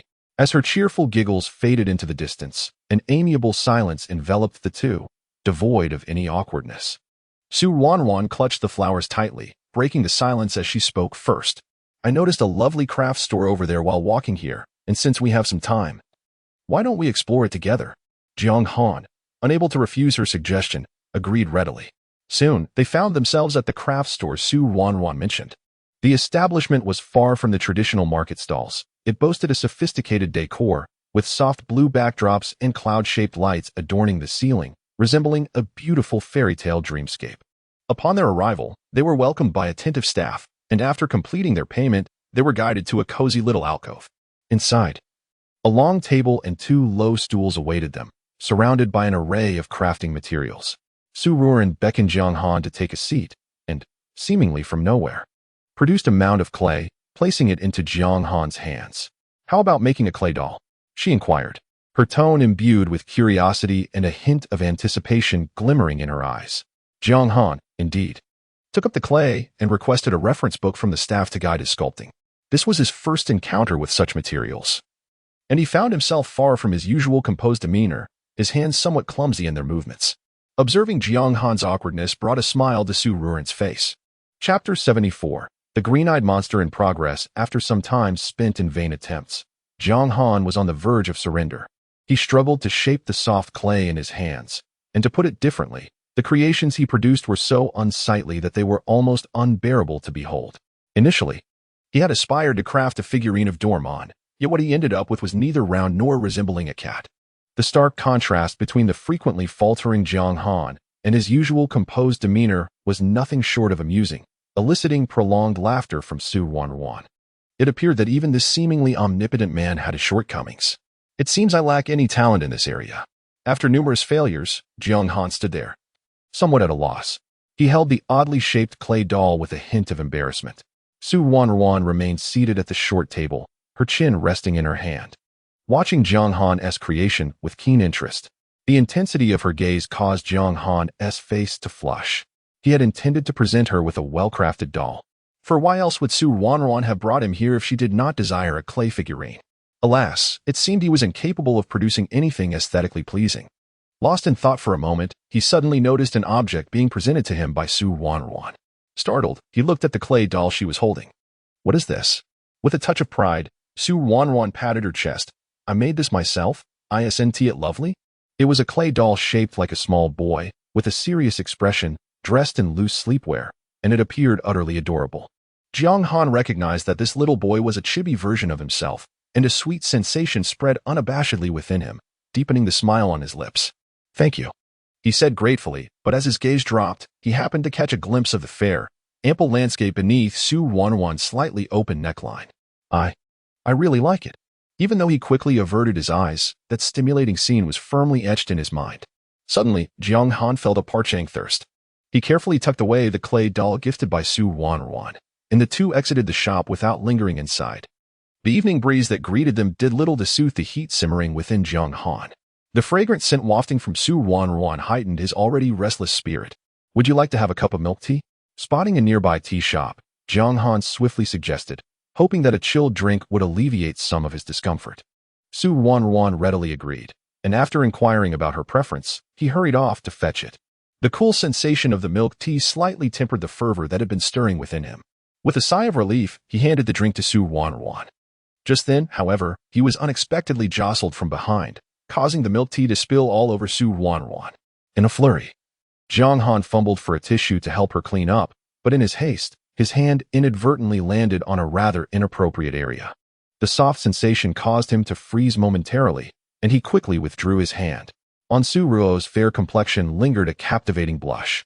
Though she understood that Jiang Han's actions were unintentional, she found herself too embarrassed to utter a single word. The upper half of Ruo's attire consisted of a white shirt, which, after being drenched in milk tea, rendered the outline of her undergarments unmistakably visible. Fortunately, there was a women's clothing store not far away. As she entered the fitting room, Jiang Han found himself momentarily entranced, the lingering images in his mind causing his cheeks to flush as well. The events of the day would surely provide him with endless reminiscence throughout his life. Just as Jiang Han was lost in thought, a playful voice broke the silence. "Deputy Instructor." Immediately, a charming figure dashed toward him.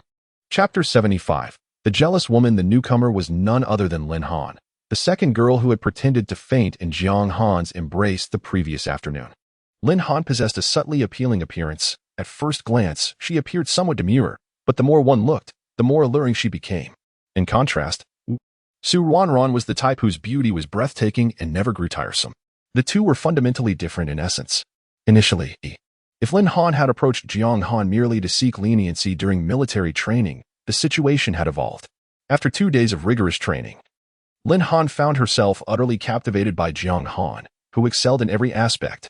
She was determined to pursue him. "Deputy instructor, why are you here alone? Have you had dinner?" "I have." Jiang Han nodded slightly, subtly increasing the distance between them. He truly wished to avoid excessive interaction with girls. However, Lin Han seemed oblivious to this. Upon noticing Jiang Han step back, she moved forward, closing the distance. Jiang Han frowned at her actions, but refrained from commenting, as she clearly lacked awareness of boundaries. He lifted his gaze, casting a cold glance at Lin Han before swiftly turning to sit on a short stool a few steps away, evidently wishing to avoid any entanglement with her. A crack appeared in Lin Han's otherwise flawless expression. How could he behave this way? It was her first encounter with a man so indifferent to her charms. Yet, if Jiang Han were to show her warmth too easily, her interest in him would likely diminish. Instead, her desire to possess this man grew more insistent. With a graceful and composed smile, Lin Han quickly approached Jiang Han once more, seemingly unaffected by his previous behavior. As she neared, Jiang Han's previously impassive face displayed a hint of confusion. His rejection was so apparent. Why did this girl persist in pursuing him? Surely, there was nothing urgent she needed. But observing Lin Han's calm demeanor, he suspected there was no pressing matter at hand. Their acquaintance was still nascent, and Jiang Han felt there was little to discuss. He wished to avoid misunderstandings and any entanglement, so he lowered his gaze to his phone, causing the atmosphere to grow somewhat frosty. Yet, Lin Han appeared blissfully unaware of the chill, her expression animated and her eyes sparkling with excitement. Her charmingly delicate face beamed with a radiant smile. Any ordinary man would likely have succumbed to such an enchanting display. However, Jiang Han was no ordinary man. He simply averted his gaze, not even looking at Lin Han. "Deputy instructor, you probably don't know me yet," her soft, melodious voice chimed in, reminiscent of a lilting piano piece, delightful to the ears. Even upon hearing Lin Han speak, Jiang Han's expression remained unchanged. Noting his silence, Lin Han's smile remained bright and unwavering as she continued, "I am Lin Han." Lin, as in the character for wood, and Han, with the 3 dots of water. Jiang Han did not lift his head, merely responding with a faint hum. His attitude unmistakably one of resistance. Yet, Lin Han appeared oblivious to this clear signal. Perhaps feeling that standing was somewhat awkward, Lin Han shyly inquired, "Instructor, may I sit beside you?" Before Jiang Han could reply, she unceremoniously settled next to him. At that moment, the fitting room door swung open unexpectedly. A delicate fragrance of lavender wafted from Lin Han, subtly enveloping the air around them. It was as though a gentle touch was teasing at his heart. An elusive caress that only heightened his restlessness. This was the perfume she had deliberately worn before seeking out Jiang Han. "Instructor, you wouldn't blame me for sitting down without your permission, would you? I'm simply exhausted." Lin Han's breath was fragrant, her tone laced with a hint of ambiguity. And the short stool offered little space for 2 adults, forcing them to sit closely together. The warmth of her breath grazed Jiang Han's neck, causing him to leap to his feet as if startled. His expression was one of restraint, seemingly suppressing a surging anger. After a prolonged silence, Jiang Han spoke with a rigid tone, his attitude resolute. "Lin Han, I kindly ask you to maintain some decorum." "Indeed. Do not simply cling to a man at the first opportunity," echoed a melodious voice, reminiscent of a songbird. Upon hearing that familiar tone, Jiang Han felt an inexplicable sense of relief wash over him. Ruanruan had changed out of her damp shirt and now wore a beautiful white dress. On an ordinary girl, this attire would evoke a sense of innocence, yet on Ruanruan, it accentuated her ethereal grace, as if she were a celestial being. Seeing Ruanruan's arrival, Lin Han's expression shifted slightly, though she quickly regained her composure. "Ah, it's you, Su. I'm Lin Han. I believe we've met." She initiated a greeting, seemingly ignoring Ruanruan's earlier sarcastic remark, her smile disarmingly friendly. However, Ruanruan, perceiving Lin Han's feigned friendliness, felt an intense surge of frustration. Earlier, she had seen this girl inappropriately close to Jiang Han, practically pressing against him. In just a brief absence, Jiang Han had been approached by another. And the thought incensed Ruanruan. She almost succumbed to the urge to confront Lin Han, but to maintain her image of kindness in Jiang Han's eyes, she refrained. Instead, she strode over to Jiang Han, firmly linking her arm with his, as if to assert her claim. "Ah, it's Lin, right?" Ruanruan responded through gritted teeth, her smile devoid of warmth. Observing Ruanruan's possessive gesture, Lin Han felt a flicker of emotion beneath her composed exterior. Building a connection with Jiang Han would not be accomplished in a single day. She understood that patience was essential. No matter. She had ample time to navigate the complexities between the two of them. Su Wanchu's beauty was merely a slight advantage. What gave her the right to be worthy of Jiang Han? Surely, someone as intelligent, wise, and talented as Lin Han should be the one deserving of him. Startled by Lin Han's unchanged expression, Su Wanchu felt a twinge of caution within her. She had observed Lin Han's actions clearly. Yet, in the wake of her assertion of dominance, Lin Han behaved as if nothing had transpired, her demeanor flawless and unblemished. The girl before her was either exceptionally shrewd or genuinely naive, unversed in the ways of the world. Guided by her keen intuition, Su Wanchu sensed that Lin Han leaned more towards the former.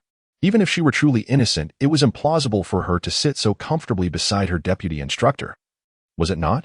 There were numerous benches in this establishment. What were the odds of such a coincidence? Jiang Han's gaze was entirely fixated on Su Wanchu's exquisite profile, his eyes still reflecting a lingering awe. He was well aware that among the throng of girls, Su Wanchu's beauty was undeniably the most striking. Yet, even when she donned a different style, he found himself irresistibly captivated once more. Observing Jiang Han's affectionate gaze directed at Su Wanchu, Lin Han clenched her teeth, a pang of jealousy stirring within her. She quickly reassured herself that Jiang Han would eventually be hers. What did it matter if he gazed longingly at Su Wanchu for the moment? The outcome would remain unchanged. A plan was already taking shape in her mind, nearly awaiting execution. Su, where are you two headed next?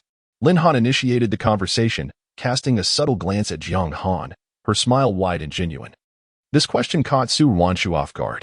She had anticipated that Lin Han would take her leave, especially after witnessing her proximity to Jiang Han. Surely, Lin Han could not endure such a sight.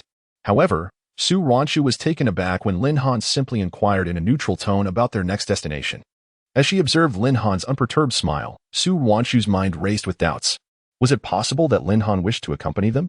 This suspicion was confirmed in the next moment when Lin Han tilted her head, amiably asking, "May I join you?" Su Wanchu's eyes widened in disbelief. If only she could express her thoughts in that moment, her screen would be flooded with question marks.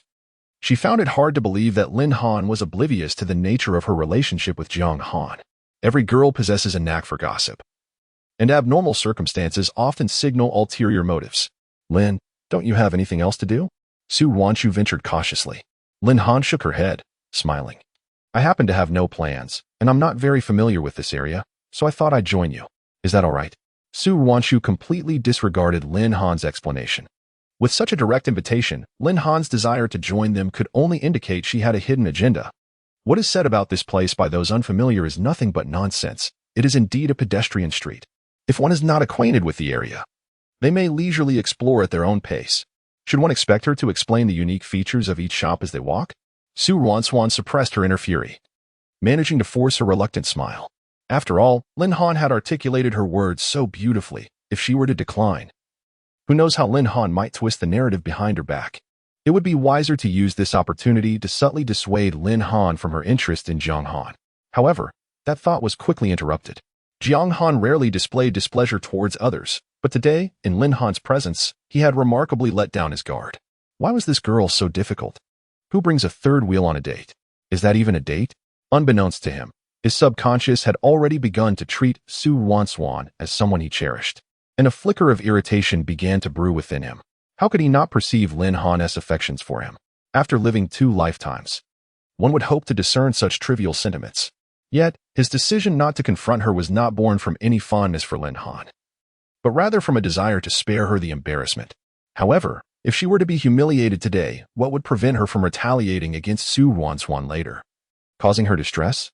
While one should harbor no ill will, one must also remain vigilant. Jiang Han's discontent was evident in his tone, making it difficult to overlook. Lin Han's smile began to waver. Su Wanruan internally reveled in delight, though she maintained a composed exterior. She had not anticipated that her own approach towards Lin Han mirrored Jiang Han's, truly a match made in heaven, resonating on the same wavelength. Su Wanruan felt an overwhelming satisfaction with Jiang Han's stance. If given the chance, she would gladly nod in agreement and usher Lin Han out of sight. Yet, should she fail to dissuade Lin Han, who could predict what mischief she might concoct to annoy her? Upon hearing Jiang Han's refusal, Lin Han felt a twinge of reluctance but could not remain there any longer. With such a definitive rejection, lingering would only expose her intentions, and revealing them too soon would jeopardize her future plans. Just as she was about to turn away, she was unexpectedly grasped. Assuming Jiang Han had changed his mind, Lin Han eagerly turned around, only to find the graciously smiling Ruanruan. Lin, you're not familiar with this place, are you? We would mind bringing you along. After all, we are all classmates. This statement held no discernible flaw. Yet, Lin Han felt a pang of guilt, now certain that Ruanruan had seen through her intentions. But why not directly confront her? Lin Han remained perplexed. Jiang Han too was equally bewildered. How could one allow another to sleep soundly beside them? He believed Ruanruan must have recognized Lin Han's ulterior motives. Why then would she invite Lin Han to accompany them? Though feeling disheartened, Jiang Han did not overtly display his emotions. He understood that Ruanruan never acted without purpose. Her actions surely harbored her own intentions. We are headed to the dessert shop next. I've heard the coffee mousse here is exceptionally delightful. Shall we go, Lin? Ruanruan grasped Jiang Han's hand. Their fingers intertwined in an intimate embrace.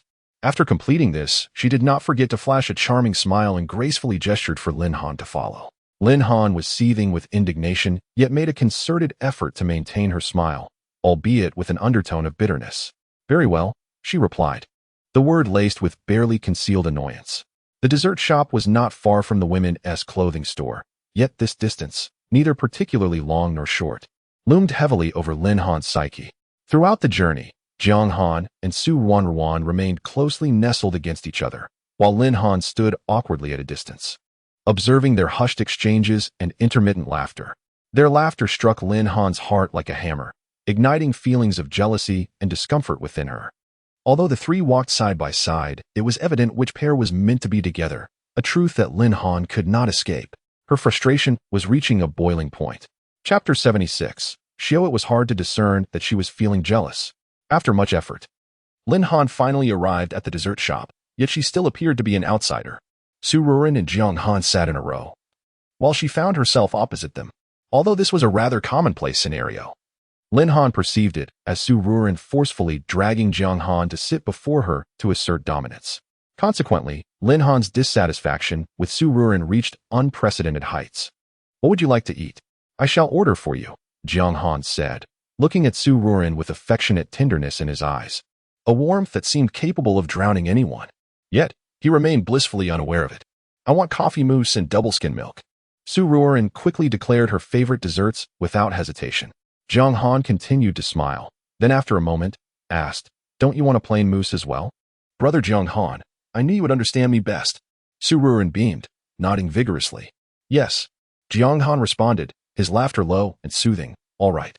Lin Han struggled to suppress her jealousy, her smile appearing somewhat strained. As she watched Jiang Han approach her, she intended to inform him of her desired order. However, unexpectedly, Jiang Han bypassed her entirely. Jiang Shuezhang, I just want some sago pudding. Understood. Jiang Han nodded, remaining seated without moving. Lin Han was taken aback. According to the norm, wasn't he supposed to order for her as well? Ruanruan couldn't help but chuckle, intensifying the awkwardness of the moment. Lin Han's hands clenched tightly, her eyes nearly ablaze with fury, yet she found no justification to berate Ruanruan, as she was laughing while holding her phone. Lin Han felt as though the humor was directed at her. Fortunately, a waiter arrived to break the tension. May I ask if you would like to add anything to your order? I'll have a latte, please, Jiang Han said. I need a sago pudding. Lin Han quickly followed suit. After stating her order, she redirected her gaze and met Ruanruan's smiling eyes, causing her heart to flutter. Lin Han hastily averted her eyes. The dessert shop was sparsely populated, and soon the items they ordered were brought to their table by the waiter. As Lin Han observed the waiter standing beside the table, she suddenly stood up as well. She donned a gracious and composed smile, moving forward to place the dishes on the table. Naturally, she occasionally bent down, hoping to flaunt the alluring curves of her figure. This infuriated Ruanruan. How dare someone attempt to seduce her fiancé right before her eyes? Was it because they thought her bosom was insufficiently ample? Lin Han, you. Ruanruan initially intended to retaliate directly, but with Jiang Han beside her, she refrained from being overly harsh and instead shifted her approach. To be careful when carrying the plates. What if you burn yourself? Not at all. Unlike you. I can manage to carry a plate, Lin Han retorted with a provocative smile. However, setting aside comparisons with others, when it comes to the art of tea, Ruanruan is undoubtedly of master caliber. Her greatest delight lies in forging friendships through tea. Oh, very well. It seems that you possess more experience in serving trays. Lin Han's face turned slightly pale with anger. Was Su Ruanruan intent on challenging her today? Brother Jiang Han, where shall we go after we finish eating? Don't you wish to explore further? Jiang Han stirred his coffee with a small spoon, his gaze entirely fixed on Su Ruanruan beside him, barely casting a glance at Lin Han. I wish to return home to sleep, Su Ruanruan declared deliberately. She was determined to believe that Lin Han had yet to grasp her intent. Then let us depart once we finish. Jiang Han swiftly drank half of his coffee. Aren't you two continuing your shopping? Lin Han's eyes widened in disbelief, her dissatisfaction evident. Su Ruanruan feigned ignorance to Lin Han's words and continued addressing Jiang Han. All right, will you still read me stories by the bedside tonight? It depends. Jiang Han hesitated, recalling the events of the previous night. Upon hearing this, Lin Han's complexion shifted dramatically, alternating between shades of green and white. In disbelief, she exclaimed, "What? You two have already moved in together?" Consumed by jealousy, Lin Han could barely control the volume of her voice. Surrounding patrons cast her peculiar glances. Realizing her outburst, Lin Han hurriedly sat down, lowering her head to conceal her expression. She struggled to suppress the jealousy and churn of bitterness within her. Her nails dug painfully into her flesh, a sensation she was oblivious to. Suddenly, as if struck by a thought, Lin Han's previously pallid complexion regained a hint of color, and she smiled once more. Su Ruanruan regarded Lin Han's smile with curiosity. How could she still find joy at this moment? Was she not driven mad by anger? After all, Su classmate, you and the vice instructor are siblings. It is only natural for him to reside with you and look after you. Lin Han's voice was steady, seemingly casual. Yet the underlying implication warranted contemplation. If there is anything you do not understand in life, feel free to ask me. Having uttered this, Lin Han's smile radiated newfound confidence, her tone hinting at an older sister's guidance towards her oblivious younger sibling. Su Ruanruan nearly bent the small spoon in her grasp upon witnessing Lin Han's grin. Perhaps others could not discern the hidden meaning, but for someone well-versed in countless tales of palace intrigue and domestic rivalries, how could she remain oblivious? Was this not a veiled insinuation that she was incapable of self-care? Moreover, how could Lin Han so effectively deceive herself? The nature of Su Ruanruan's relationship with Jiang Han was apparent to anyone with eyes. They were certainly not merely siblings. Yet, Su Ruanruan could not directly counter her. For externally, their relationship indeed adhered to that narrative, and Jiang Han had yet to confess his feelings to her. This is unnecessary. Brother Jiang Han lives with me to take care of me, but my ability to act will not diminish due to his care. Instead, we will grow increasingly in sync. Su Ruo raised her chin, her voice laced with a hint of coldness as she uttered these words. Her typically smiling brows and eyes, now turned frosty, exuded an unexpected allure. Lin Han's smile nearly froze, and she could only nod perfunctorily. After a short while, Su Ruo stood up, casting a worried glance at Lin Han. I'm going to the restroom. I'll be back shortly. Before her words faded, Lin Han's eyes suddenly brightened. Once Su Ruo's figure vanished from view, she felt free to execute her plan. The atmosphere quickly settled into silence in Su Ruo's absence. Lin Han stepped outside the table's periphery, seemingly intending to pour herself a glass of water, but for some reason, as she took a few steps forward, she stumbled and fell backward. Jiang Han, seated beside her, instinctively reached out to steady her, only to be caught in the act by the returning Su Ruo. The distance between the two inevitably shrank, and this scene unfolded before Su Ruo's eyes just as she emerged from the restroom. From her perspective, it appeared as if they were intimately leaning against each other. Anyone unaware of the truth might mistakenly believe they were a perfect match. A surge of anger ignited within her. She had only stepped away for a brief moment, and they had grown so close. What would happen if she were gone for a longer period? Fuming and speechless, Su Ruo turned on her heel, refusing to glance at Jiang Han again. Jiang Han, having spotted Su Ruo, immediately released his grip. Lin Han truly lost her balance and hadn't anticipated Jiang Han's lack of sensitivity. As she prepared to flaunt her charms, she tumbled to the ground. Her slender figure, reminiscent of a delicate willow, was accentuated in a captivating manner, and Lin Han's fair, soft hand clutched her skirt, her half-concealed posture igniting a rush of blood. Biting her lip, she adopted a pitiful demeanor, her voice soft and feeble. Deputy instructor? She did not believe any man could resist her allure. Aside from the kingdom itself, what man does not adore beauty? In a world where all crows are black. Jiang Han pretended before Su Ruo, but he would have to reveal his true self with her. Lin Han felt a surge of secret delight, waiting for Jiang Han to extend a hand to assist her. Jiang Han had risen to his feet, his tall frame blocking the light that shone upon Lin Han. Overjoyed, she maintained her composure, though her enchanting eyes shimmered with a hint of moisture. As she watched Jiang Han approach, her heart raced with excitement. He is coming. He is coming. Indeed, it seemed that the nature of men was universally the same. Lin Han mused, her inner joy escalating. Yet in the next moment, her smile vanished. Jiang Han completely disregarded her, striding past her without a glance. With the seating arrangement tightly enclosed, Lin Han found herself sprawled across the narrow path, leaving her with no choice but to resort to such a predicament to get through. Yet, had Jiang Han harbored any affection for Lin Han, he would have undoubtedly reached out to support her before pursuing Ruanruan. Alas, Jiang Han remained impervious to any girl other than Ruanruan. Lin Han's smile once again froze upon her lips.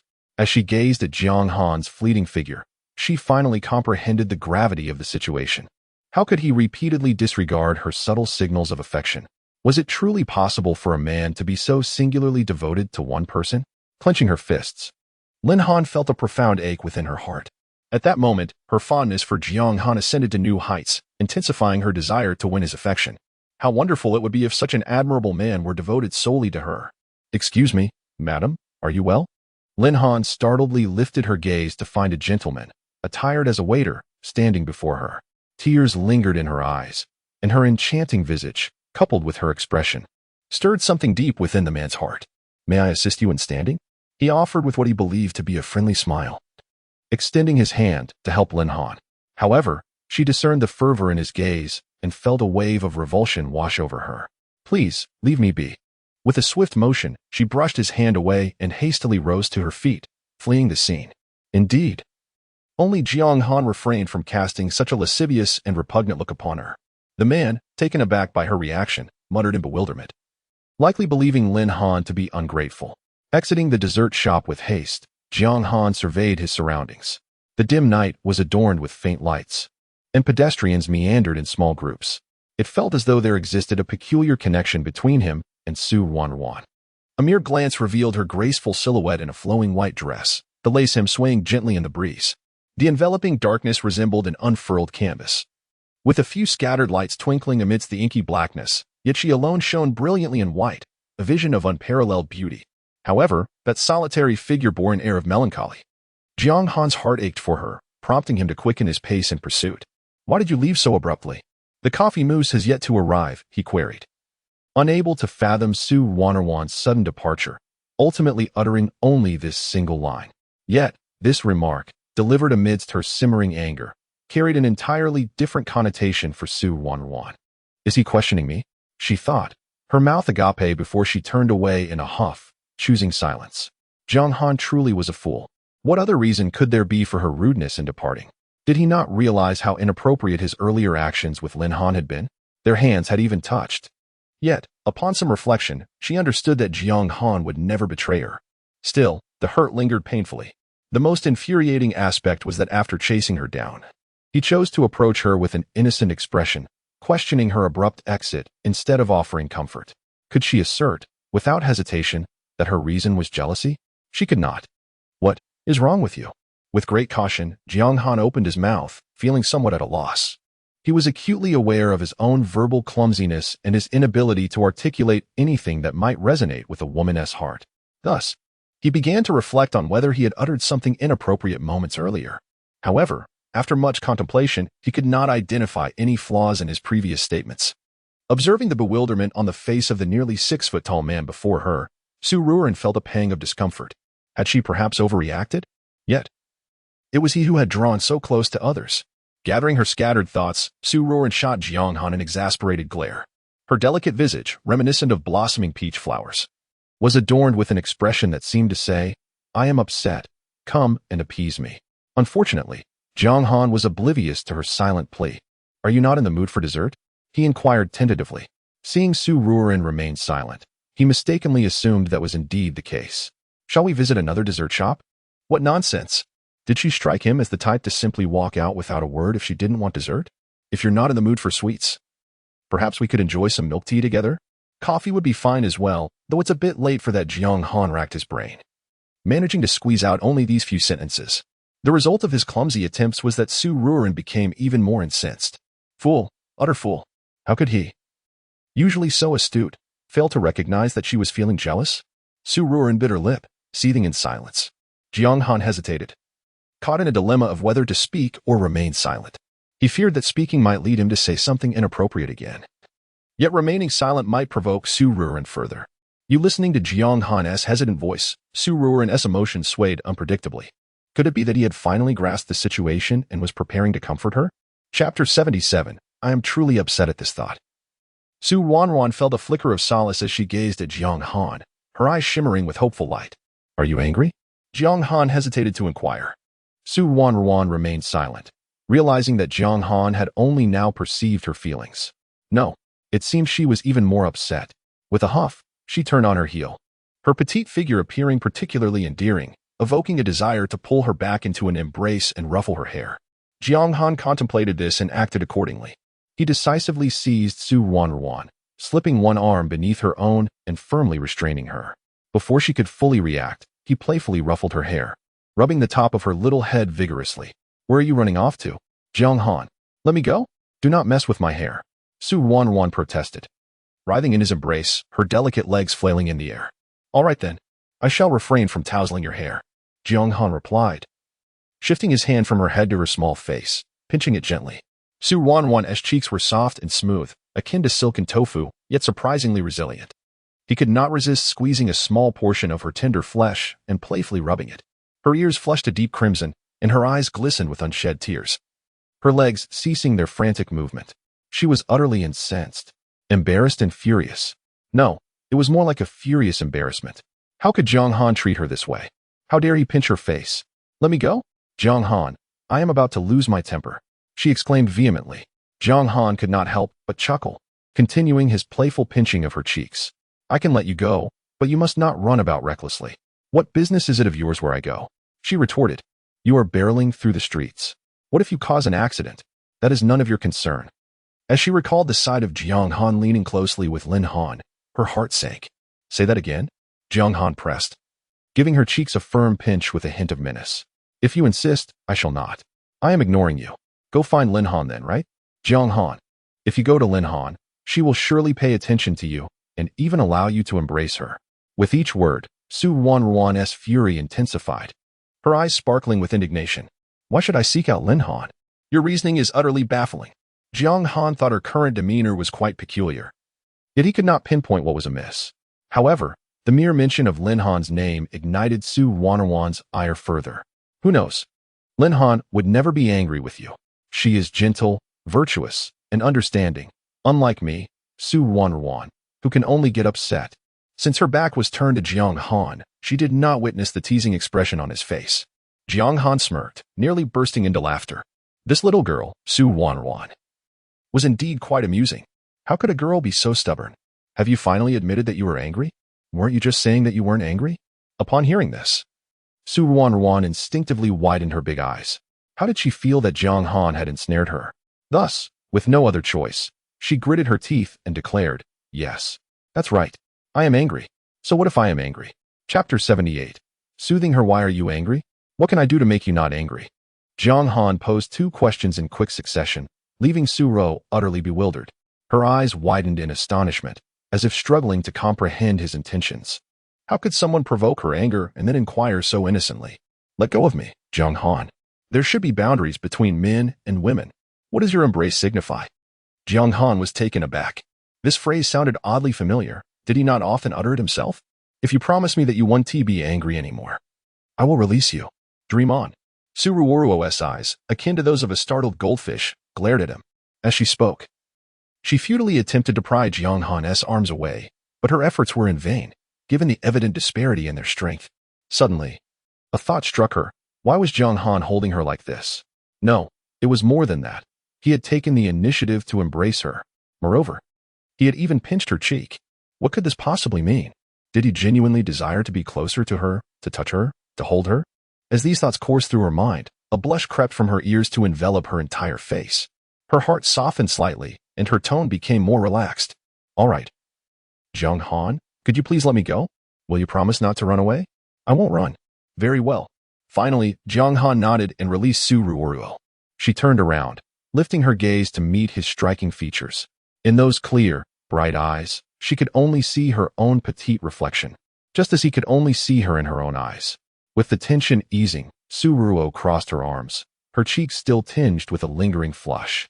Unbeknownst to her, her feigned anger rendered her irresistibly adorable, as she fixed her clear, unwavering gaze upon Jiang Han. "All right, I want to run. What do you wish to do?" Her soft, mellifluous voice still retained a hint of lingering ire, with an undertone of inquiry. In that moment of tension, Jiang Han had inadvertently halted her. What did he wish to do? Truthfully, he was uncertain. Yet, he understood with clarity that he could not bear the thought of Ruanruan leaving him. The mere idea of her absence sent shivers through him, filling him with an inexplicable dread. Time, like a flowing stream, could subtly etch an unmistakable mark upon a once cold heart. "Please, do not be angry anymore, all right?"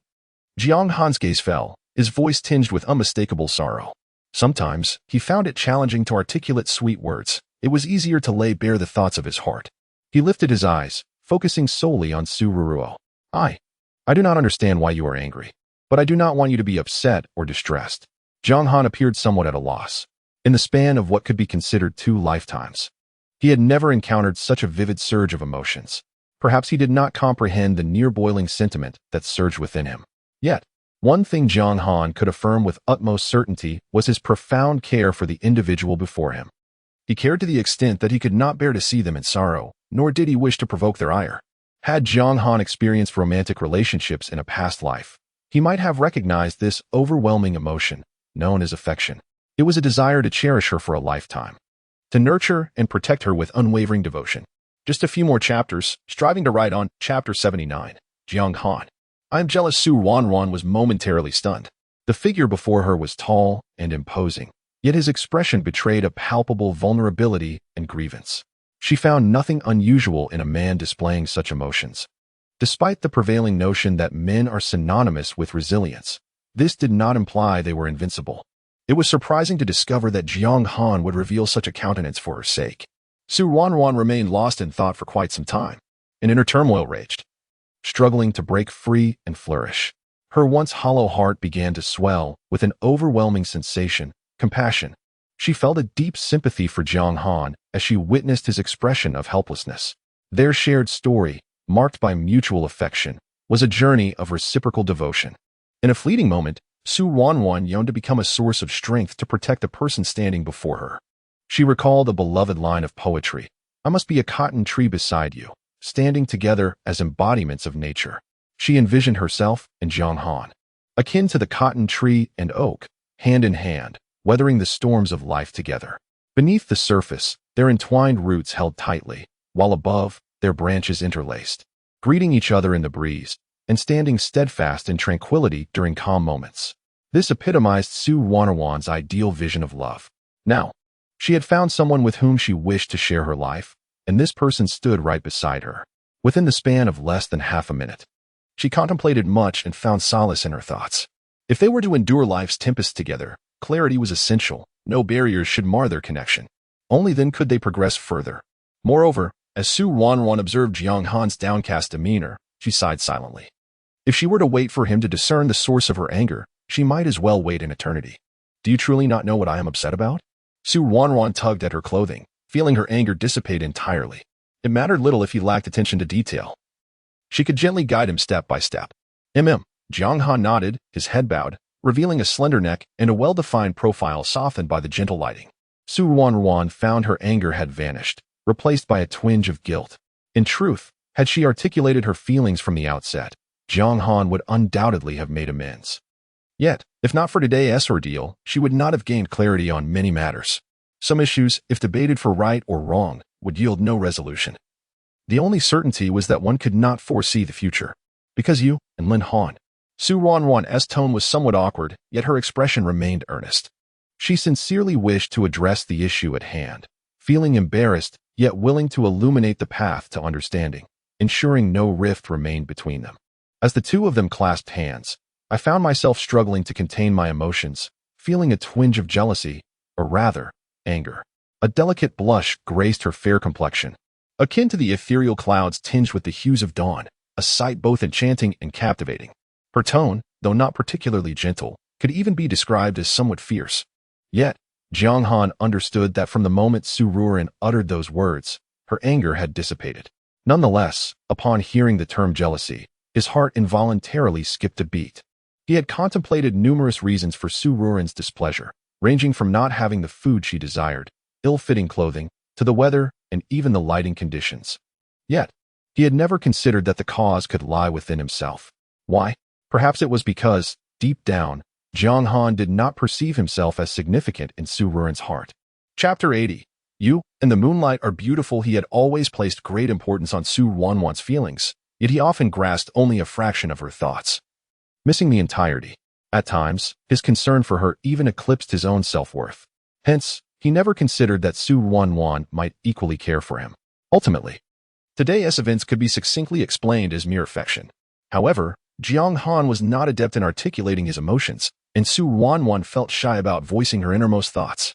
Yet, once the conversation began, it was as if a delicate layer of paper that separated them had been gently pierced, allowing a warm glow from one to seep into the other's heart. A sudden warmth enveloped his entire being. Jiang Han smiled, his eyes sparkling with brilliance. Reminiscent of a child who had just received their most cherished treasure, his expression imbued with a childlike satisfaction. After all I've said, can't you just respond with a simple good? Su Ruanruan, like an agitated cat, feigned annoyance. The atmosphere between them had begun to shift positively. It is my fault, Jiang Han replied with a smile, his gaze filled with affectionate indulgence. Feeling a bit bashful under his unwavering stare, Su Ruanruan quickly lowered her head, mumbling a few words. Fool. Jiang Han's smile remained, even intensifying as he gazed at Su Ruanruan's serene profile. A sweet sensation began to spread throughout him, akin to warm currents flowing through his limbs, causing his ordinarily steady heartbeat to quicken, all for the person before him. We just ate so much. Let's take a walk, Su Ruanruan suggested softly, her face flushed with warmth. It was quite embarrassing to have spoken so candidly, had it not been for this fool's inability to read the situation. She would never have blurted it out so easily. It's all his fault.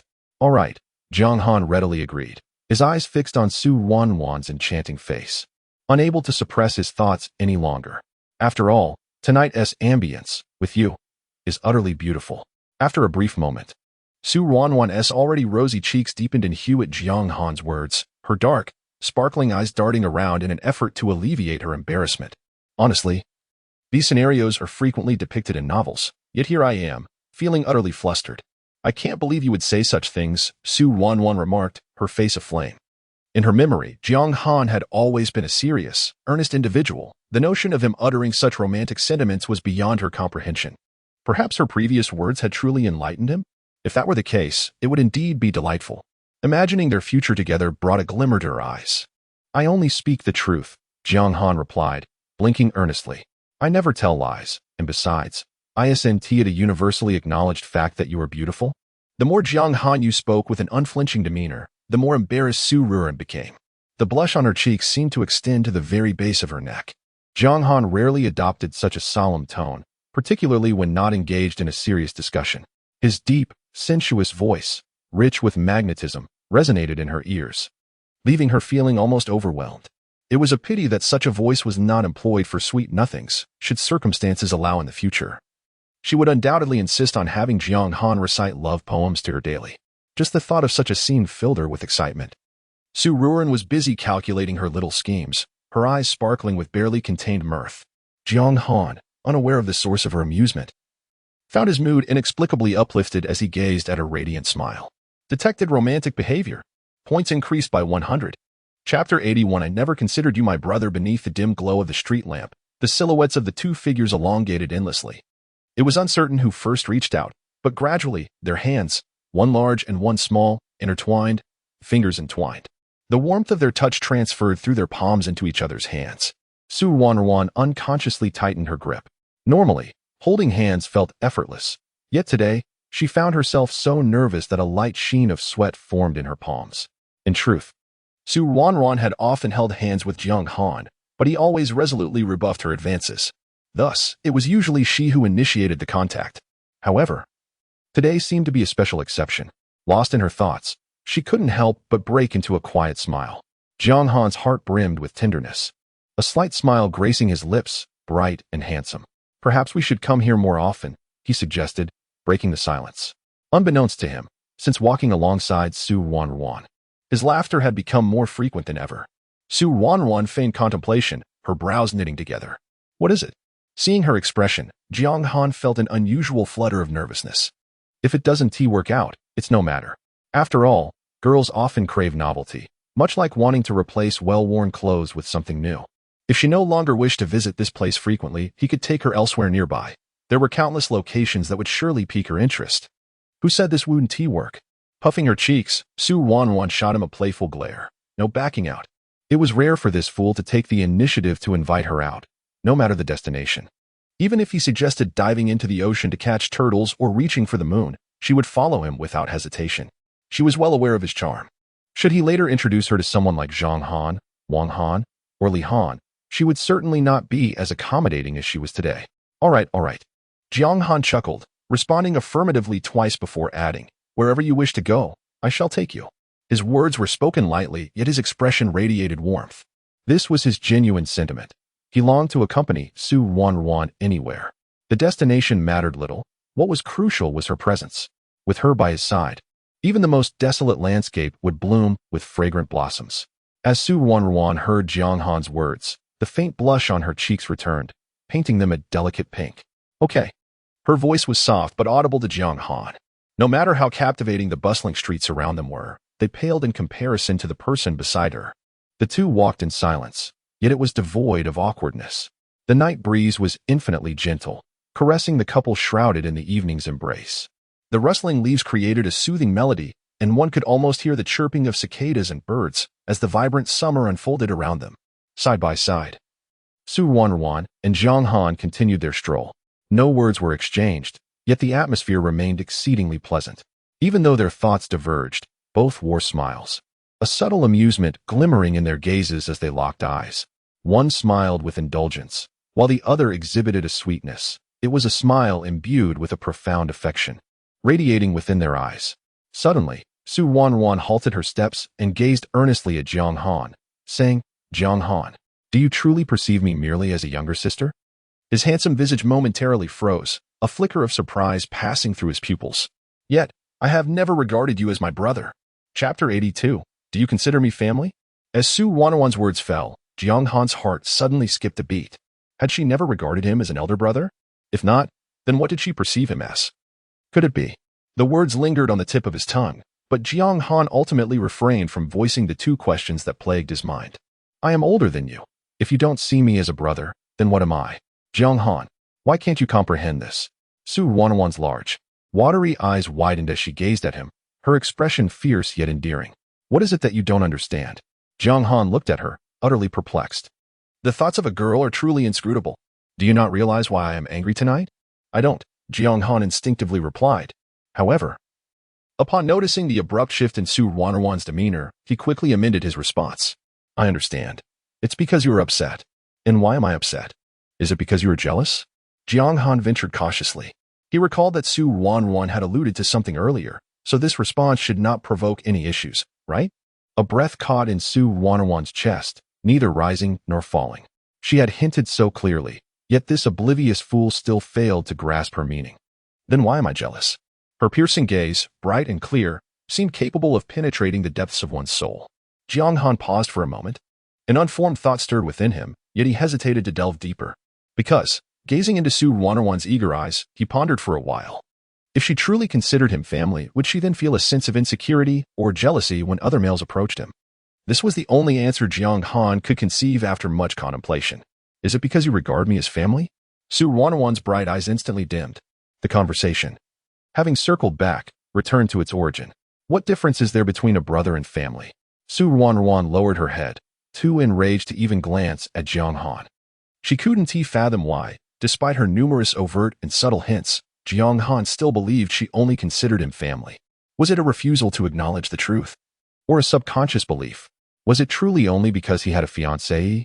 Or was that merely an excuse, while he had already harbored affections for someone else? How many girls had professed their feelings for Jiang Han before she came into his life? Despite all signs indicating that Jiang Han had never dated anyone, he was, after all, a normal man. How could a normal man possibly be disinterested in finding a partner? The more she thought about it, the more daunting it became. These various speculations left Su Ruanruan feeling despondent. Jiang Han sensed the shift in atmosphere but was at a loss for words to ease the tension. You consider me family. So that is why you feel jealous, correct? After much deliberation, he asked once more. This question was undoubtedly pouring oil on the fire. Su Ruanruan bit her lip, her eyes glistening with unshed tears. What do you think? Jiang Han discerned the tremor in Su Ruo's voice, and in a moment of confusion, he inquired. Is it not because of this? Su Ruo offered no response. The silence, akin to devastation, unfurled infinitely between them against the backdrop of the raucous night. Jiang Han's heart raced tumultuously. Although Su Ruo had uttered no words, he sensed her disquiet. He contemplated the futility of further words, fearing they might deepen her sorrow. It seemed wiser to remain silent. Yet, unbeknownst to him, it was precisely his silence that exacerbated the turmoil within Su Ruo. I apologize. But I suddenly remembered I need to purchase something. I must take my leave. She forced a smile, her eyes glistening with unshed tears. Without awaiting Jiang Han's reply, she swiftly turned and departed. Chapter 83. What does it feel like to like someone? Jiang Han stood in a daze. His gaze fixed on the retreating figure of Su Ruanruan, his heart aching to the point of numbness. He had intended to call out to her. Yet he found himself at a loss for words, uncertain of how to halt her departure or what identity he should assume in an attempt to keep her from leaving. He could only watch helplessly as she hurried away, her demeanor tinged with anxiety. Had he uttered something particularly offensive? Ding. Detected the host's oblivious behavior. Points deducted, 100. The system's cold voice echoed in his mind, finally stirring Jiang Han from his stupor. Though he was not foolish, he was utterly inept when it came to matters of the heart. He ruminated on his recent conversation with Su Ruanruan, his mind racing.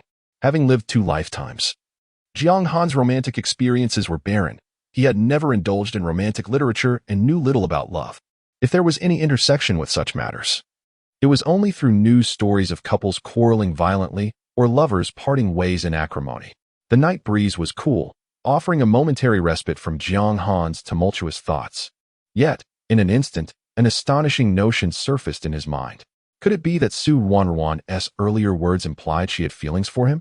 This thought, which he had never dared to entertain, now boldly emerged. Seeking a place to sit, he pondered silently. As the night deepened and the clamor faded, Jiang Han found himself enveloped in reflection. I have never seen you as my brother.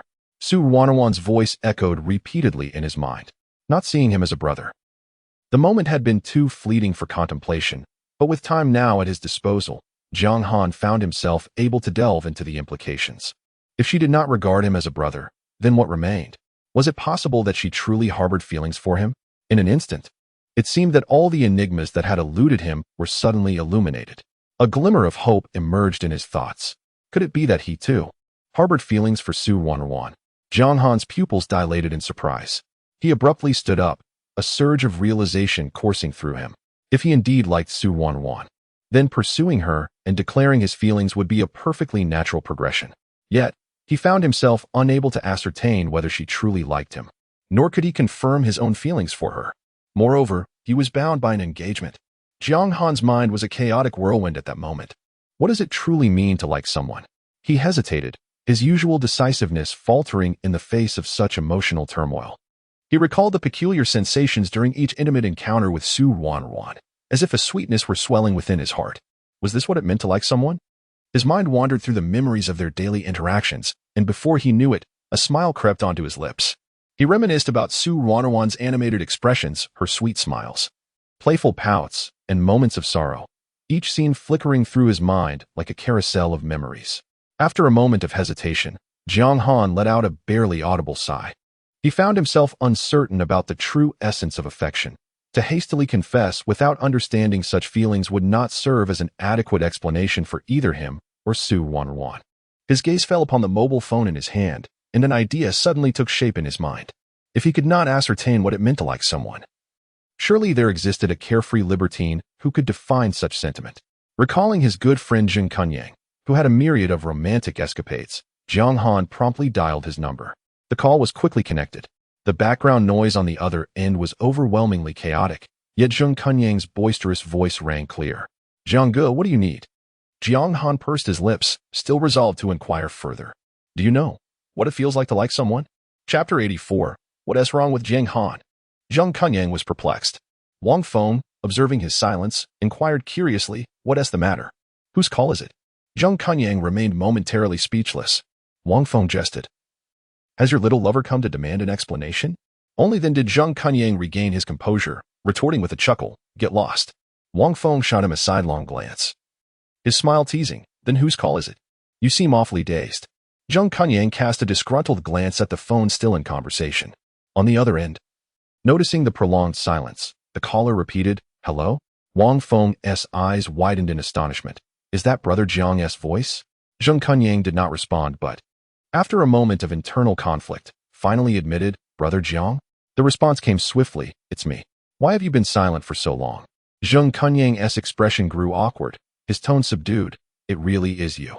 You started off so flowery that if I didn't know better, I'd think you've changed your core." Jiang Han remained silent.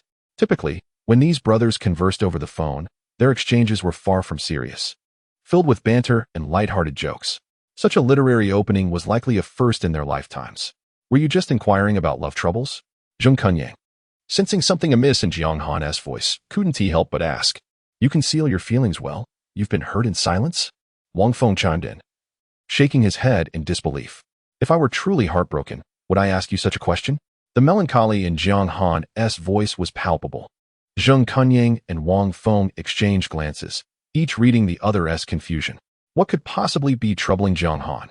Though Jiang Han typically refrained from engaging in their light-hearted teasing, today he seemed unusually grave, devoid of humor even during a phone call. After all, they were brothers. Zheng Kunyang, perceptive as ever, tactfully sidestepped the topic of heartbreak. He recalled Jiang Han's earlier question about what it feels like to like someone, and his expression shifted to one of concern. Jiang Han's inquiry suggested there might be complications with Su Ruanruan. Wait a moment. If Jiang Han was asking such a question, it implied that he and Su Ruanruan had yet to formally establish their relationship. This couldn't be. The atmosphere between them was evident to anyone. Did they remain oblivious to it? Zheng Kunyang felt a pang of frustration and tentatively asked, "Have you developed feelings for someone?" Jiang Han, bewildered, replied, "I just don't know if I like her." "You don't know if you like her?" Zheng Kunyang sat up abruptly. With his extensive experience in matters of the heart, he immediately grasped the situation. Jiang Han and Su Ruanruan had yet to break through the final barrier between them. Something must have propelled Jiang Han to contemplate this matter seriously today. Wang Feng stood nearby, utterly perplexed, while Zheng Kunyang held the phone, gesturing animatedly to convey his thoughts. There existed a certain unspoken understanding between Wang Feng and Zheng Kunyang, allowing him to quickly grasp the essence of Zheng's gestures. It turned out that he was bewildered by matters of the heart. Reflecting on Jiang Han's typically righteous demeanor and then recalling his current flustered state, Wang Feng couldn't help but chuckle softly. A moment of inspiration struck him, and he exchanged a knowing smile with Zheng Kunyang, conveying their mutual understanding. Chapter 85. Accelerated Heartbeat. Zheng Kunyang smiled with a knowing glint in his eye. "Brother Jiang, you claim you do not understand what it feels like to like someone, correct?" Jiang Han sensed an undercurrent of mischief in Zheng Kunyang's tone, yet he dismissed it, responding with a subdued Zheng Kunyang's eyes darted playfully, his smile growing more pronounced. "To like someone, it is a feeling," he declared. Wang Feng chimed in, "Indeed, it is a profoundly unique sensation." Jiang Han, bewildered by their banter, could not help but inquire, "What do you mean?" The confusion in his voice sent Wang Feng and Zheng Kunyang into fits of laughter on the other end of the line. Zheng Kunyang's laughter brought tears to his eyes as he struggled to stifle his amusement. He was not speaking falsely. After all, liking someone is undeniably a feeling. And a love that transcends friendship is something altogether extraordinary, a singular devotion, a lifetime commitment to that one person. A special feeling, indeed. Jiang Han mulled over the term special, reflecting on the exhilarating rush he felt in the presence of Su Ruanruan, a sweetness nearly overflowing from his heart. Was that feeling truly special? Zheng Kunyang, well aware of Jiang Han's current state, coughed discreetly to regain his composure. "Brother Jiang, do you not yet comprehend?" Jiang Han answered candidly, "No, I cannot grasp it." Zheng Kunyang feigned a sigh, expressing, "This is perfectly normal. I remember when I first found myself in ambiguous flirtations with a girl, I too could not discern whether I liked her." Jiang Han, still puzzled, continued, "So, is this a process everyone must endure? Am I not alone in this?" "Of course not," Zheng Kunyang thought silently, amused by Jiang Han's predicament. "However," he replied with careful ambiguity, "well, certainly." Taking a breath, Jiang Han persisted with his original query. So how did you eventually realize whether you liked that girl or not? Jiang Kunyang's mind raced, internally chastising himself for fabricating a tale to placate Jiang Han. How could he possibly know how one comes to understand their feelings? He eventually devised a method to ascertain his feelings for the girl. As Jiang Kunyang hesitated, Wang Feng, observing from the sidelines, quickly interjected to answer Jiang Han's question. A method, you say? Jiang Han's confusion deepened. What method? Wang Feng, his tone imbued with an air of mystery, replied, This method is one I initially shared with him. I found it exceedingly effective. He praised it repeatedly, expressing his gratitude. The exaggerated praise sounded almost like a promotional pitch, yet Jiang Han remained oblivious. Seizing the opportunity, he eagerly declared, If this method proves effective, I shall certainly treat you both to a meal at your favorite Sichuan restaurant. A sly smile flickered across Wang Feng's lips. Jiang Kunyang seized the moment and remarked with a mischievous grin, according to the conclusions drawn by certain scientists, one's heartbeat accelerates dramatically when in proximity to a favored member of the opposite sex. Therefore, Jiang Kunyang could hardly contain his amusement. If you were to stand beside a girl you were uncertain about and test your heart rate with a monitor, and if your heartbeat was notably faster than usual, then it surely indicates affection. Chapter 86. Testing if she is liked. After hanging up the phone, Jiang Han was lost in thought. Reflecting on Jiang Kunyang's words, if your heart rate increases, it signifies affection.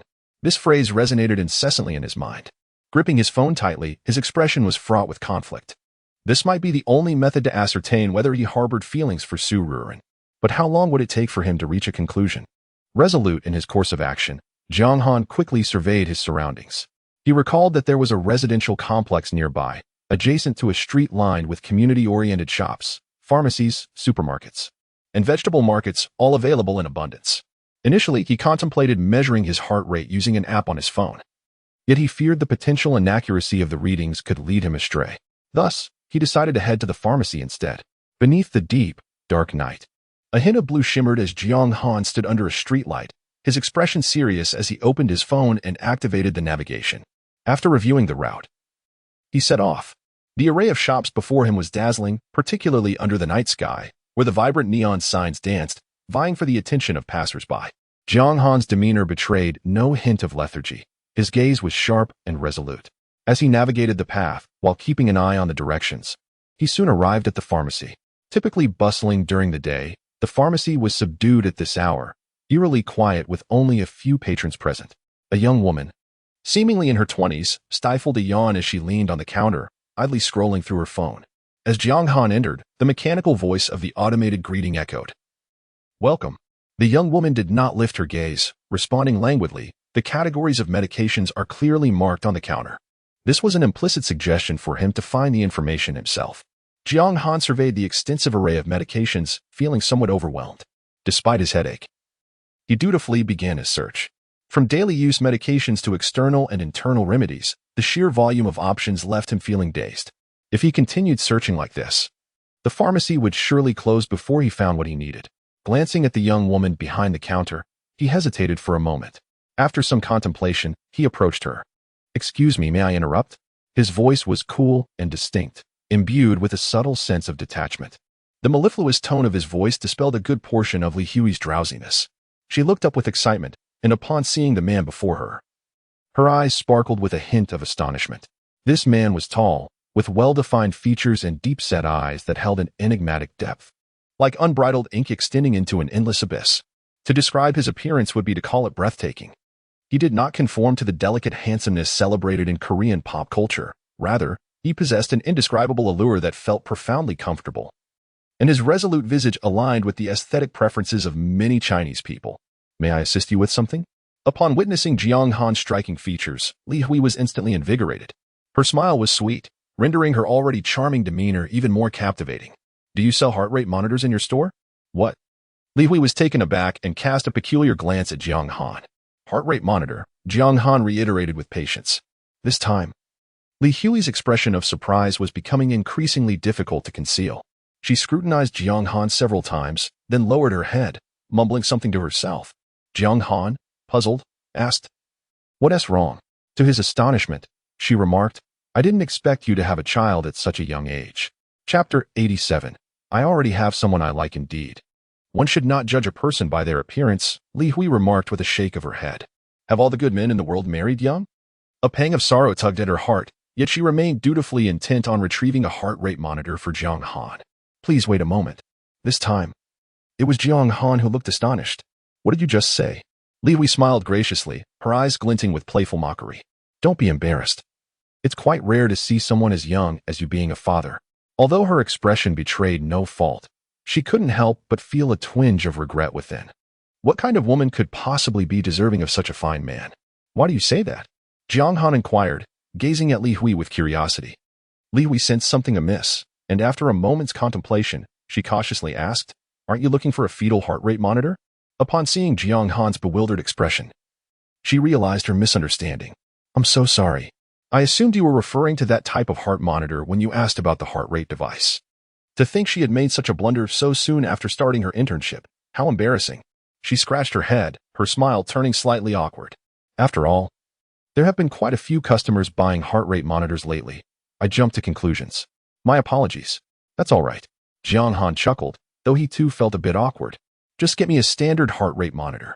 Oh, and make sure it's compact and portable. Understood. Li Hui nodded repeatedly before heading out from the counter to fetch the heart rate monitor. She sifted through the options and finally found one that met Jiang Han's requirements. Before handing it to him, Li Hui's demeanor shifted slightly. Is this for a family member, or is it for you? Jiang Han preferred to keep his answers vague, simply stating that it was not for a family member. Instantly, Li Hui's expression changed. She glanced at Jiang Han from time to time, seemingly on the verge of saying something. This isn't for you, is it? Seeing Jiang Han's silence only solidified her suspicions, her tone tinged with regret. You should really take care of yourself, reduce late nights, maintain a light diet, and limit alcohol. I happen to have some blood pressure medication on promotion. Would you like to try some? Jiang Han frowned and declined. This young woman, though seemingly youthful, spoke with the nagging concern of an elder, which left him feeling somewhat uncomfortable. After completing the transaction and collecting his items, he was called back by Li Hui just before he exited. At that moment, she finally displayed an expression befitting her age, youthful shyness, her gaze shimmering as if she had something to say, yet hesitated. May I have your WeChat? Jiang Han paused for a moment before shaking his head in refusal. No need. I already have someone I like. Li Hui stared blankly as Jiang Han departed, her heart filled with reflection. To encounter such an extraordinary person, even once in a lifetime, was already a blessing. Clutching a steaming rice ball in her hand, the enticing aroma teased her hungry belly as Suruo bit her lip and peeled away the outer packaging of the rice ball. At this hour, the supermarket was nearly deserted, with only her seated beside the display window. Thoughts of Jiang Han stirred her previously calm demeanor into turmoil. What had initially been a mere expression of frustration about shopping had transformed into a genuine hunger as she walked, a result of her impulsive decision. Having consumed little at the dessert shop, the enticing aroma of the rice balls lured the famished Ruanruan into the supermarket. Yet, as the rice ball approached her lips, she found it difficult to swallow. Memories of Jiang Han flooded her mind, intensifying her anger and, in a fit of rage, she finally took a bite of the rice ball. The rice was fragrant and chewy, while the chicken was tender and delectable. The delightful flavors danced on her tongue, quickly distracting Ruanruan from her troubles as she devoured it eagerly.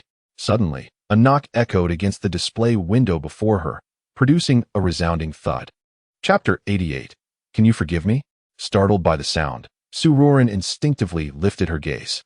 Outside the transparent window stood a tall figure, strikingly handsome, with an inscrutable emotion lurking in his eyes, yet his gaze was fixed upon her with a gentle, nuanced smile gracing his lips.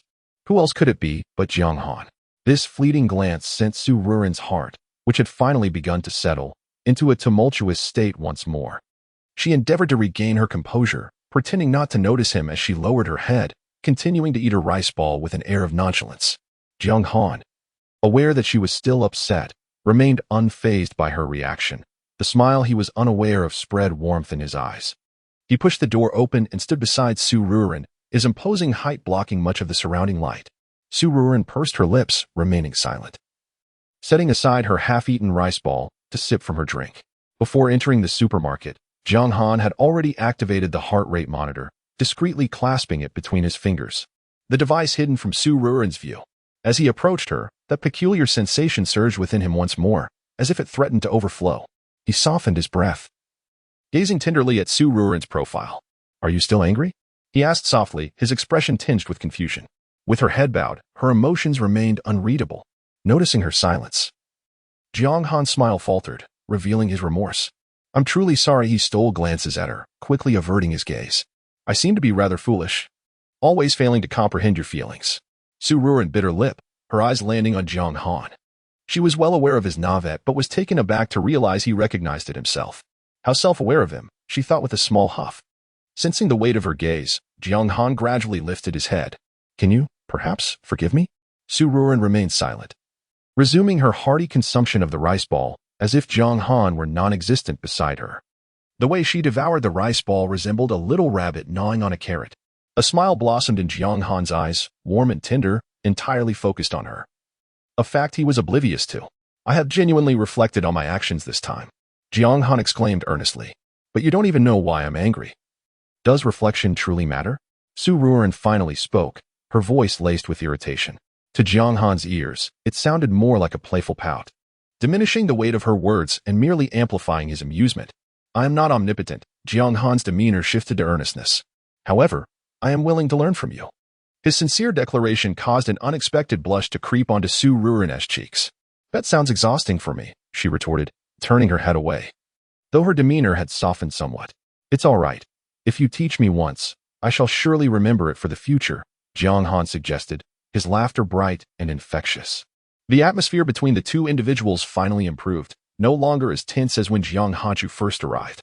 Well, I suppose that's acceptable, Su Ruansoft murmured quietly, appearing to ponder the merits of Jiang Han's proposal earnestly. Jiang Han, maintaining his serene smile, allowed it to linger in his profound gaze without uttering much more. Please fetch me a rice ball. I shall contemplate your suggestion. Su Ruansoft awkwardly gestured toward the shelf selling rice balls. Very well, Jiang Han acknowledged, sensing Su Ruansoft's concession. A glimmer of amusement crossing his eyes. As he turned to depart, he cast one last glance at Su Ruansoft's petite silhouette. And that familiar flutter of emotion surged once again. Jiang Han raised his hand, noting that a typical human heart rate hovers around 60 beats per minute. However, his had unwittingly escalated to 78. Thump, thump, it was decidedly abnormal. Jiang Han's pupils dilated in sudden realization. Could it be that he truly harbored feelings for Su Ruansoft? The pivotal moment is approaching. Everyone, do not miss tomorrow night. Chapter 89. Will you continue to make mistakes? When Jiang Han realized this, he felt utterly disheartened. His emotions were a tumultuous mix, and his gaze towards Su Ruanruan subtly shifted. As he handed her the rice ball, he could not bring himself to meet her eyes. Reminiscent of Liang Shanbo, who dared not gaze upon Guanyin. From that moment, Jiang Han too could not bear to look directly at Su Ruanruan.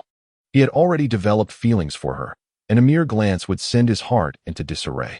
Moreover, Jiang Han was already bound by marriage. His heart raced furiously, as if it were about to leap from his chest. Jiang Han, why won't you look at me? Su Ruanruan quickly noticed that he was deliberately averting his gaze. She pouted, a hint of dissatisfaction evident. Jiang Han remained silent, lightly tapping her head. Eat up, we'll head home to sleep after this. We have military training tomorrow. All right. Su Ruanruan sulked slightly before opening the rice ball and beginning to eat.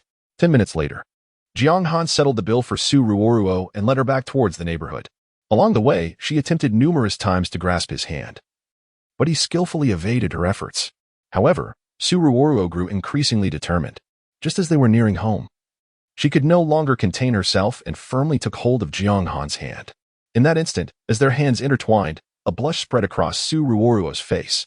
She bit her lip, overwhelmed with shyness, yet unable to suppress her joy. Jiang Han felt the softness of her palm, and he froze in place. It was as if two little figures were wrestling in his mind, one urging him to seize the moment, proclaiming that the girl had made her intentions clear, and questioning his masculinity if he remained unmoved. The other, however, cautioned him, reminding him that he was already engaged. You have already let one woman down. Must you betray another? Jiang Han closed his eyes, his once thundering heart gradually calming, his complexion paling. He struggled against the pain and sorrow, forcefully withdrawing his hand from Su Ruanruan's grasp, stammering, Ruanruan, we are not suited for this. Su Ruanruan was taken aback by his rejection, tears welling in her eyes. It dawned on her that she had misinterpreted his kindness. He likely viewed her merely as a sister, as he had stated. But she did not wish to be Jiang Han's sister. Enveloped in embarrassment and anger, Su Ruanruan dashed away. Jiang Han hurried after her. relieved to see that she was heading home. They maintained a distance, and when Su Ruanruan glanced back at him with annoyance, he felt the weight of her ire. "You insufferable Jiang Han! If you do not care for me, why treat me so kindly?" Upon arriving home, Su Ruanruan shut herself in her room. When Jiang Han returned, he found her door firmly closed. After a moment of hesitation, he chose not to knock. Both of them now require a moment of tranquility. Since he cannot provide Su Ruanruan with what she desires, it is prudent for him to maintain his distance from her. Although she had entered the room, Su Ruanruan remained attentively listening for any sounds from Jiang Han. She heard the creaking of the front door, followed by footsteps that halted at her own door. Just as Su Ruanruan anticipated that Jiang Han would come to apologize, he turned away, and she then heard the sound of his room door closing. Chapter 90, a subtle reminder from the system. Su Ruanruan remained rooted in place, regaining her senses only after a prolonged silence of several seconds. The warmth that had just ignited within her heart was suddenly extinguished, leaving a chilling void. She wrapped her arms tightly around her knees and sank down in the direction of the door.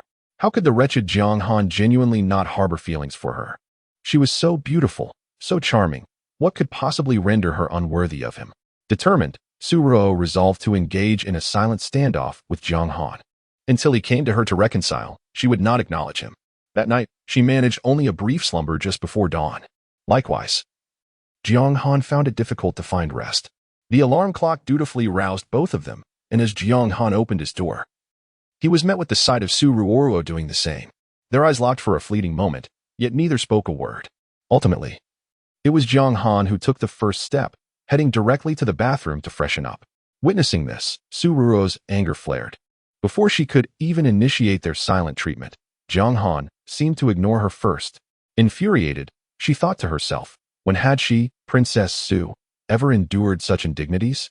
Fine, Jiang Han, if you wish to disregard her, then may you never speak to her again throughout your life. Su Ruanruan resolved that even if Jiang Han sought her forgiveness, she would not relent so easily this time. When Jiang Han emerged from the bathroom, he found the room devoid of Su Ruanruan's presence. He reached for his phone to call her, hesitating momentarily before ultimately setting it down. They had just quarreled. Perhaps it was best to allow her some time to cool down. Upon arriving at school, Jiang Han was relieved to see Su Ruanruan already standing in line. As training commenced, the physical exhaustion temporarily distracted her from the tension between them. However, each time her familiar figure came into view, a pang of heartache would strike her. At noon, Jiang Han waited as usual for Su Ruanruan to join him for lunch, but as the lunch period came to a close, her absence became increasingly conspicuous. It finally dawned on the usually oblivious Jiang Han that something was indeed amiss. Su Ruanruan was angry, and very much so. The hours that followed felt interminable to him. He repeatedly reassured himself that Su Ruanruan was merely throwing a childish tantrum and that all would be well by the time they returned home in the evening. After what felt like an eternity, the military training concluded, yet Jiang Han could not find a trace of Su Ruanruan. He declined the chief instructor's invitation to dinner and returned home directly. Upon entering, he noticed Su Ruanruan's shoes left by the entrance, and a sense of relief washed over him. He walked straight to her door and gently knocked a few times. "Ruanruan, are you in there?" Silence was his only reply. At that moment, the system's voice echoed in his mind. Detected the host's clueless behavior. 50 points deducted. With this subtle reminder from the system, Jiang Han suddenly grasped the situation. "Ruanruan, I was wrong. Tell me what you wish me to do, and I shall comply, all right?" Hearing Jiang Han's plea for mercy, Su Ruanruan felt a significant portion of the pent-up frustration within her dissipate. After a lengthy pause, she remained silent. It appeared she was not in the mood to converse, prompting Jiang Han to turn and leave. As Su Ruanruan prepared to open the door, she suddenly noticed the silence at the entrance. Upon opening the door, she found no trace of Jiang Han. Gritting her teeth, Su Ruanruan forcefully shut the door. The loud thud startled Jiang Han, causing his heart to sink. It seemed he had erred once more. Following this incident, Su Ruanruan did not reopen the door, and Jiang Han spent the night on the sofa. When morning arrived and he opened his eyes, he found Su Ruanruan's door wide open, yet the room was devoid of any presence. He hurried to school, eager to apologize to Su Ruanruan. However, upon lifting her eyelids and spotting Jiang Han, she turned her back to him without a word. Chapter 91, an argument with my girlfriend. In the midst of a bustling crowd, Jiang Han found himself unable to cling to Su Ruanruan any longer. Consequently, throughout the day, Su Ruanruan did not provide Jiang Han with a single opportunity to speak. Thus, The fellow students undergoing military training sensed an unusual chill emanating from the typically charismatic instructor Jiang, whose demands were extraordinarily stringent. By the end of the day, the entire class was lamenting their plight. During a rare moment of respite, Ruanruan overheard a nearby girl grumbling, speculating that instructor Jiang had been unusually harsh due to a quarrel with his girlfriend, perhaps taking his frustrations out on them. Ruanruan cast a glance at the girl, her eyes betraying a hint of admiration. Congratulations, classmate, you guessed correctly, but alas, there is no reward. Ruanruan, step forward, Jiang Han's voice suddenly rang out. The previously complaining students promptly fell silent, sympathy etched on their faces as they regarded Ruanruan. Reluctantly, she followed Jiang Han beneath a large tree. His back turned to the others, concealing his expression from view. Ruanruan, are you still angry with me? Jiang Han softened his tone, his demeanor somewhat flustered. Ruanruan shot him a disdainful glance, deliberately averting her gaze to remain silent. Despite Jiang Han's repeated attempts to engage her, she offered no response. As the assembly time approached, he could only helplessly wave his hand, signaling for her to return to the ranks. Watching Ruanruan skip back to her place in line like a cheerful little rabbit, Jiang Han's expression darkened further. Ruanruan, what did the instructor want with you? Upon her return, a nosy classmate immediately inquired. Oh, just some trivial matters, Ruanruan replied vaguely. Soon, the bell signaling the end of the session rang out. Jiang Han observed, helplessly, as Ruanruan warmly linked arms with a nearby female classmate, radiating joy as they made their way to the cafeteria. Perhaps it was the piercing intensity of Jiang Han's gaze that prompted the girl to glance back, inadvertently locking eyes with him. Her cheeks flushed crimson as she quickly lowered her head, leaning towards Ruanruan to whisper, Ruanruan, it seems like instructor Jiang is looking at me. Do you think he might like me? At the sound of such self-absorbed words, Ruanruan nearly choked. She subtly released the girl's arm, chuckling lightly, perhaps. Why not ask him for his WeChat? This was a casual remark, yet to her surprise, the girl took it seriously, diving into her pocket for her phone. She spun around and dashed towards Jiang Han. Watching the girl's retreating figure, Ruanruan struggled to maintain her smile. Upon hearing the girl request his WeChat, Jiang Han's eyes sharpened like an eagle's, locking onto Ruanruan, as if trying to pierce into her very soul. Feeling somewhat guilty under Jiang Han's gaze, Ruanruan hastily averted her eyes, yet she could not help but keep a watchful eye on the unfolding interaction between Jiang Han and the girl. When she saw Jiang Han actually pull out his phone to add the girl's WeChat, the smile vanished from her face. Her small hands clenched into fists at her sides. How dare he add another girl's WeChat right in front of her? Ruanruan let out a huff and turned to walk out of the school gates. Oh no, this simply wouldn't he do. She was far too incensed to ever acknowledge Jiang Han again. He claimed to regard her as nothing more than a sister. Yet he turned around to engage warmly with other girls. The words he had spoken to her previously were likely not but deceit. As she approached the school entrance, she suddenly heard the familiar sound of footsteps behind her. She turned to look. Chapter 92, Irreplaceable without even glancing back. Ruanruan knew it was Jiang Han. His footsteps were distinct from those of others. They were steady and powerful, each step resonating with a similar cadence that others could not replicate.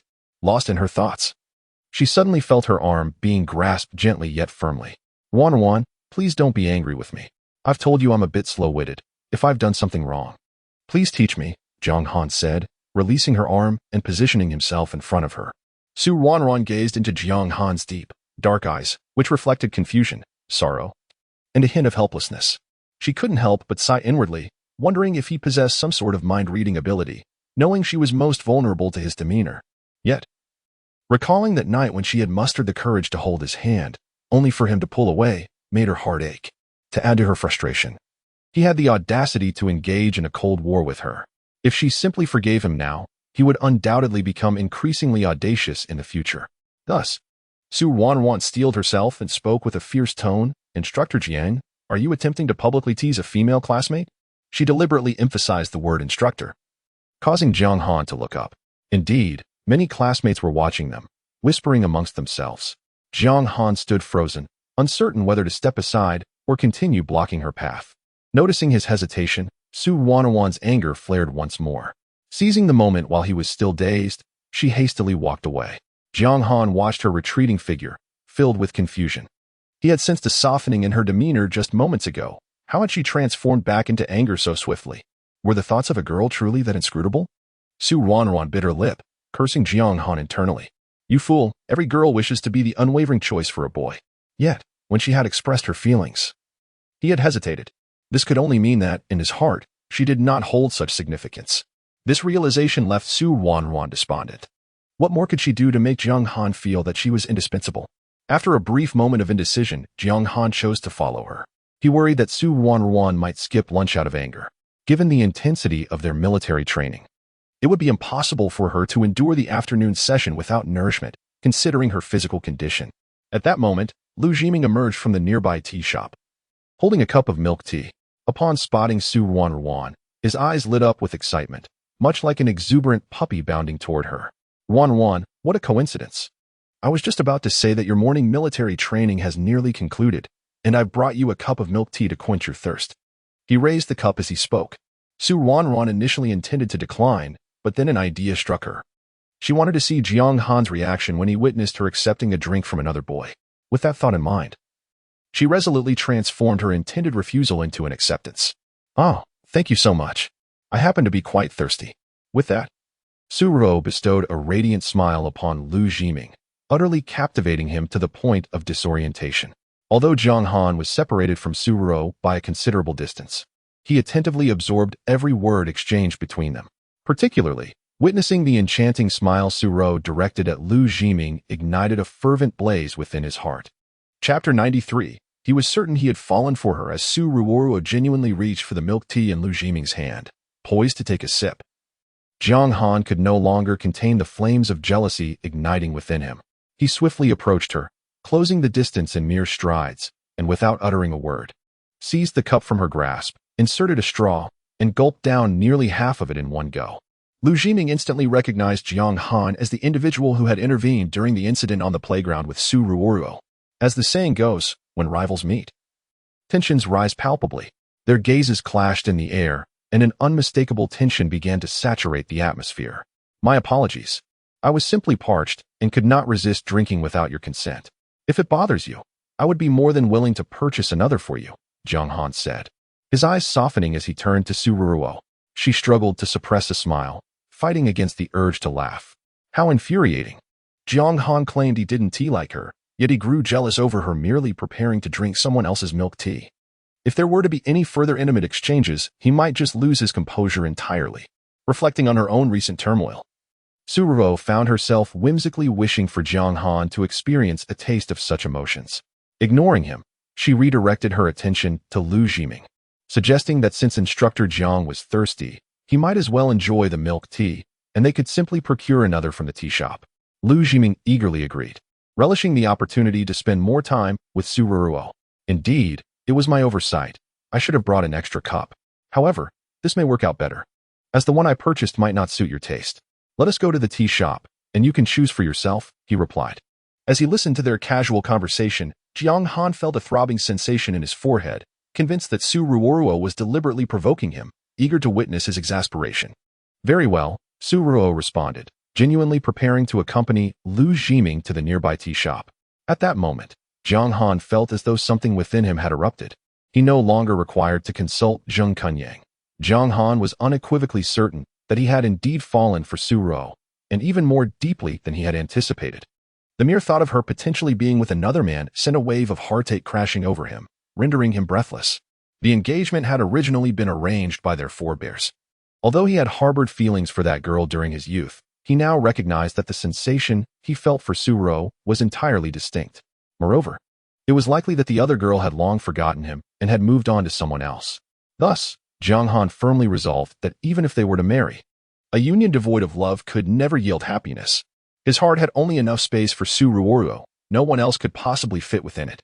Jiang Han decided that once the engagement was annulled, he would pursue Ruanruan openly and without reservation. The most pressing concern was to prevent any unscrupulous individuals from whisking her away. Observing as the two entered the tea shop, he strode purposefully after them. Initially, unaware of Jiang Han's following, Ruanruan felt a flicker of anxiety. Would he truly be upset enough to not show up? Just as she was about to step outside, she noticed Jiang Han pushing open the door of the milk tea shop. Ruanruan quickly adjusted her sitting posture, adopting a leisurely demeanor as she leaned back in her chair. Jiang Han approached her side and softly spoke, "Ruo, come back with me." The enchanting beauty had finally agreed to go on a date with him, yet they had barely exchanged a few words. Lu Jiming was unwilling to let it in so easily. Jiang Han, you are merely an assistant instructor. Now that the military training has concluded, you and Ruanruan have no further connection. I urge you to conduct yourself with dignity. Chapter 94. Lavishing her with extravagance, Lu Jiming's remarks were utterly unreserved. Yet, Su Ro only added fuel to the fire, taunting, Instructor Jiang, let us not forget that you are merely a teaching assistant. Her words left Jiang Han momentarily speechless. Instructor Jiang, if there is nothing else, you may return. I am not a child in need of your supervision to go home. Upon witnessing Jiang Han's change in demeanor, a glimmer of triumph flickered in Su Ruanruan's eyes. Humph, you sought to provoke me, and now you experience the discomfort of being provoked yourself, don't you? Jiang Han clenched his fists, wishing he could throw Lu Jiming out. However, catching sight of Su Ruo's smug expression, he suddenly regained his composure. He was now certain that this little girl was deliberately trying to irk him. Such pettiness, yet she was the woman he adored, the one he had indulged to such an extent. What could he do? He could only continue to pamper her. Nevertheless, he had no intention of following Su Ruo's script. You misunderstand. I merely came in for a cup of milk tea, Jiang Han said with a slight smile, his eyes brimming with affection. Su Ruo was momentarily taken aback before she turned away, dismissing Jiang Han. This milk tea shop was not owned by Lu Jiming, and since Jiang Han had expressed his desire for milk tea, she could not expel him. However, Lu Jiming's eyes glinted, recognizing a splendid opportunity to undermine his rival. Ruanruan, what milk tea would you like? Su Ruanruan only sought to vex Jiang Han. She had no genuine desire for milk tea. Seeing that Jiang Han was not falling for her ploy, she lost interest in the drink altogether and replied nonchalantly. Anything is fine. Since you are uncertain of your preference, let us order one of each variety. We can keep what we like and discard the rest, Lu Jiming declared, ostentatiously while casting a challenging glance at Jiang Han. Just a penniless wretch, and yet he dared to contest him for the goddess? He ought to take a good look in the mirror.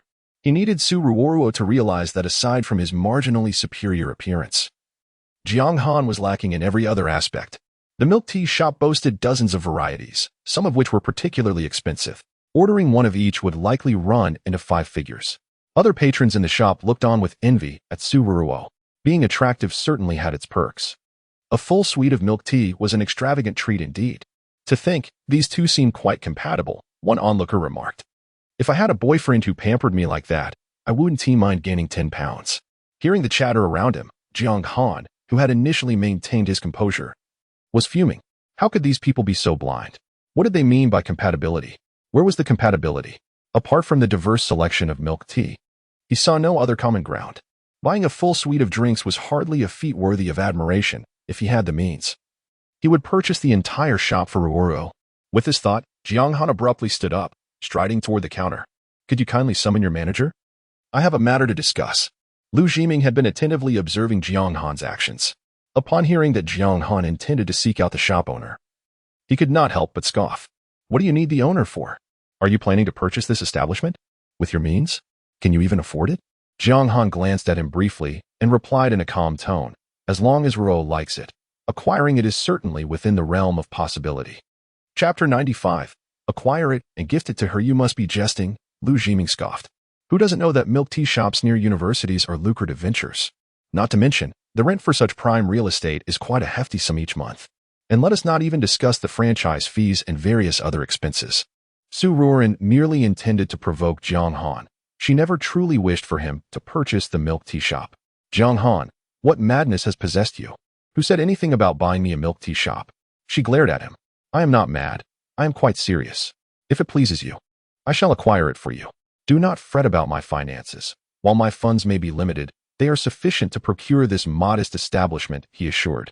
His confidence bolstered by the balance in his bank account. Lu Jiming felt that his only advantage over Jiang Han lay in his economic prowess. Yet even that was swiftly diminishing, causing him considerable anxiety. Jiang Han, cease this pretense of affluence. I advise you to apologize to me before this situation escalates. Should the owner arrive and you find yourself unable to pay, you may well lose face across the entire campus. Ignoring Lu Jiming, Jiang Han's gaze remained fixed on Su Ruanruan. His overt attention did not go unnoticed by the onlookers. Wow, it turns out these two are a couple. Honestly, just looking at them, I think they make quite a pair. Yes, upon entering and learning they weren't together, I felt rather disappointed. The male protagonist in the novels I read always has such a compelling image. Upon overhearing the crowd's remarks that Jiang Han and Su Ruanruan were more suited for each other, Lu Jiming's face flushed with anger. He glared at those around him, incredulous. How could they believe Su Ruanruan belonged with Jiang Han? Clearly, he was the one who was the better match for her. Su Ruanruan regarded Jiang Han with a complex expression, mirroring the turmoil within her heart. She realized she truly did not understand him at all. From this incident, it was evident that Jiang Han harbored feelings for her. Otherwise, his jealousy would not be so potent. Yet, if he cared for her, why had he released her hand that night? Perplexed, Su Ruanruan pondered this contradiction. Lu Jiming continued his sarcastic tirade, but Jiang Han offered him not even a glance. Finding the encounter increasingly tedious, Lu Jiming eventually fell silent. As the two ceased their verbal sparring, a staff member finally spoke up. The owner is on his way and should arrive in about 10 minutes. You may take a seat over there while you wait. Upon hearing that the owner was imminent, those who had intended to leave settled back down. Such a significant event was not one to be missed. 5 minutes later, a rotund gentleman hurriedly entered the milk tea shop. He wiped the sweat from his forehead with 2 napkins he had taken from a nearby table. After surveying the establishment, his gaze landed on Jiang Han and Lu Jiming. Which of you wishes to purchase my shop? The owner inquired, a cheerful smile adorning his face, exuding a charmingly bumbling demeanor. Yet, Jiang Han perceived the ambition lurking beneath the owner's jovial facade. Lu Jiming was waiting for his boss to arrive, eager to witness Jiang Han's embarrassment. Upon seeing the situation, he promptly stood up and pointed at Jiang Han, exclaiming, "Boss, this is the fellow who claimed he wants to purchase your establishment, brazenly asserting that you can set any price you desire." Upon hearing this, a glint of interest flashed in the boss's eyes. However, Su Ruanruan was displeased, realizing that Lu Jiming was clearly attempting to sabotage Jiang Han. Chapter 96. The affluent Jiang Han. Lu Jiming. When did Jiang Han ever utter such words? Upon hearing Su Ruanruan speak on his behalf, a warm light flickered in Jiang Han's eyes. Indeed, Su Ruanruan cared for him. He hadn't anticipated that a mere visit to the milk tea shop would unveil her feelings so clearly. Thus, the expense seemed trivial. "Boss, it's all right. Name your price," Jiang Han stated calmly, seemingly unperturbed by the prospect of acquiring the establishment, which caused Lu Jiming to grow anxious. His knowledge of Jiang Han was limited. He merely recognized him as a sophomore finance student and Su Ruanruan's teaching assistant. Dressed in ordinary attire, Lu Jiming had assumed Jiang Han was just an average individual. Had he unintentionally offended someone of stature? This thought quickly dissipated. Jiang Han appeared to be of similar age, and if he were truly influential, Lu Jiming would have certainly heard of him. The owner's gaze darted between the 3 individuals. Though he had arrived late, he had gleaned enough from their brief exchanges to ascertain the situation. The scenario of 2 men vying for a woman's affection was a common trope. Yet it was rare to encounter someone as handsome as Jiang Han. Initially inclined to demand a hefty sum, the owner hesitated. Jiang Han's audacity to declare that he could name any figure suggested his considerable worth. A young man's greatest asset often lay in his family background. And the owner speculated that Jiang Han's boldness in proposing to purchase his milk tea shop likely stemmed from a wealthy lineage. Adhering to the principle that having more acquaintances opens more avenues, the owner ultimately presented a fair price. Once he quoted the amount, Jiang Han, without a moment's hesitation, retrieved his phone and transferred the funds. At that instant, Lu Jiming still believed Jiang Han was merely boasting. A second later, the store's announcement chimed, revealing that the owner's account had received an additional 360,000, a sum exceeding the quoted figure by 10,000. The once bustling milk tea shop fell into stunned silence, all eyes fixed on Jiang Han in disbelief. Had he truly purchased the shop so effortlessly? It appeared that acquiring a milk tea store was as simple for him as ordering a cup of tea. As the saying goes, comparisons can be infuriating. The women in the shop cast envious glances at Su Ruanruan, yearning for a boyfriend exuding such confidence and charm. Before long, the crowd erupted in cheers for Jiang Han and Su Ruanruan, chanting for them to be together. Amidst the raucous celebration, Lu Jiming quietly slipped away from the shop. Stepping outside, he glanced back, catching sight of Su Ruanruan nestled shyly against Jiang Han, a smile gracing her face. He could not help but clench his fists. His intention to humiliate Jiang Han had backfired, rendering him the fool instead. Having completed the transfer agreement, Jiang Han handed it to Su Ruanruan, declaring with a commanding presence, "Since you adore milk tea, indulge yourself. Drink to your heart's content." Ruanruan gazed at him intently, having never encountered someone as mischievous as Jiang Han. Yet, how did she come to perceive that Jiang Han grew increasingly handsome? It felt as though she had succumbed to a poison named Jiang Han, one that had seeped into her heart, and she feared that she would never be able to unravel its effects in this lifetime. Jiang Han raised his hands high, signaling for silence. I would like to express my gratitude for everyone's kindness and blessings. However, I had a quarrel with Ruanruan earlier, and there are still some matters that remain unresolved. As a token of appreciation, all friends present today may enjoy a complimentary cup of milk tea. Chapter 97. I want to break off the engagement. The once tranquil milk tea shop erupted once more into a chorus of enthusiastic screams. Amidst the fervent cheers, Jiang Han escorted Ruanruan away. Not a single word was exchanged between them until they settled into the car. Ruanruan clutched the contract, feeling as though she was holding a searing hot potato. In front of so many people, she had refrained from rejecting Jiang Han's offer, reluctantly accepting the document. Now, in the taxi, with only the driver and Jiang Han present, she tossed the contract at him, declaring, "Here, take it back. I have no desire for this milk tea shop. Jiang Han, you know this is not what I want." Gazing into Ruanruan's strikingly expressive eyes, Jiang Han paused in silence before returning the contract to her. "There is no reason to retract what I have given. If you do not want it, simply discard it." Upon witnessing Jiang Han's demeanor, Ruanruan's spirits plummeted once more. She could not fathom what Jiang Han was evading. Earlier, in the milk tea shop, his feelings were manifest. Yet, now that they were alone, his warmth had swiftly dissipated. What did he perceive her to be? Tian observed Jiang Han, her heart heavy with indignation. She had initially resolved that once she confirmed Jiang Han's genuine affection, she would disclose the engagement matter. However, his fluctuating demeanor left her in uncertainty. Jiang Han, noticing Ruanruan's expression, felt a surge of compassion. He restrained himself from embracing her, whispering to himself, "Ruo, please wait a little longer.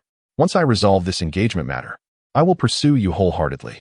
Upon returning home, Ruanruan rushed to the bathroom. Jiang Han, meanwhile, settled onto the sofa, retrieving his phone to contact his parents, who had seemingly forgotten to return home. "Esteemed father and mother, may I inquire when you shall return? Your mother is feeling unwell and will likely need to remain out for some time." Jiang Han could not help but smirk at his father's excuse. Once again, it was the same old pretense of illness. They simply did not wish to come home. Over the years, he had grown accustomed to this. However, today he sought them not to inquire about their return, but rather to discuss the engagement. "Father, in my youth, you arranged a marriage for me. I wish to know the current circumstances of that girl." "Oh, my son, is your heart beginning to flutter? Have you taken a liking to someone?" Jiang Han was taken aback by his mother Qin Xiaorong's perceptiveness. He had merely posed a question, and she had already surmised that he might have affections for someone. Before he could respond, another message from his mother arrived. "Son, I have told you before, we will not accept any daughter-in-law other than that girl." Reading this message, Jiang Han felt a jolt of anxiety. Fearing his parents might grow suspicious, he quickly replied, "No, I was merely curious. I wish to know how old she is now, her name, and where she lives. After all, this is my future spouse. It is not excessive to inquire a little. Let me clarify, if the person is unattractive, I shall not accept." Jiang Han's underlying implication is that he recognizes only Ruanruan. However, he finds it difficult to express this sentiment openly at the moment. Just then, his father interjected, reassuringly stating, "Rest assured, they are more than worthy of you. As for their home address, we have none. We have not been in contact with them for several years. When we eventually reconnect, I shall inquire on your behalf." Jiang Han furrowed his brow, somewhat skeptical of his father's words. Nonetheless, he steeled himself and resolved to voice his deepest desire. "What if I were to say that I wish to annul the engagement tomorrow?" An exhilarating plot twist. Everyone, please remain calm and refrain from leaving negative reviews. It would deeply sadden me. Sob sob sob. Chapter 98. She took the initiative to speak after sending the message. Jiang Han anxiously stared at his phone. Since he began to keep a diary, his parents had incessantly lectured him about the marriage contract. Over the years, he had grown accustomed to it. However, this was the first time he had revealed his intention to withdraw from the engagement in front of them. A minute later, a flurry of messages erupted in the family group chat. "Withdraw from the engagement? Why would you do that? You must have found someone else you like, right? Son, this is infidelity. You cannot do this. Quickly send me a photo of that girl. I need to see her." Is it really infidelity? After all, it's just a marriage contract. You haven't formally engaged yet. Before Jiang Han could respond, his parents had already engaged in a heated argument within the chat. He quietly observed their animated discussion. After another minute, the couple finally reached a consensus. The notion of withdrawing from the engagement had come too abruptly from Jiang Han. They needed to deliberate carefully before providing him with a response. Jiang's mother repeatedly emphasized in the chat that until the marriage contract was dissolved, he was not to make any promises to any other girl. Jiang Han was well aware that withdrawing from the engagement was not a matter to be resolved with just a few words, so he did not feel particularly disappointed. As long as there was still a chance, he could endure. Just as he put his phone away, he heard Ruanruan calling for him from the bathroom. Jiang Han. Jiang Han. He hurried to the door. I'm here, what's the matter? Ruanruan stood in the bathroom, her body bare, her face flushed to the point of seeming as though she might bleed. It was entirely her fault for losing her composure earlier due to Jiang Han's irritation. She had forgotten to bring her clothes with her. I forgot to take my clothes in. Could you help me get them? Ruanruan was overwhelmed with embarrassment. But speaking through the door, she had to raise her voice for Jiang Han to hear. Upon hearing her request, a vivid image of her bathing flashed through Jiang Han's mind.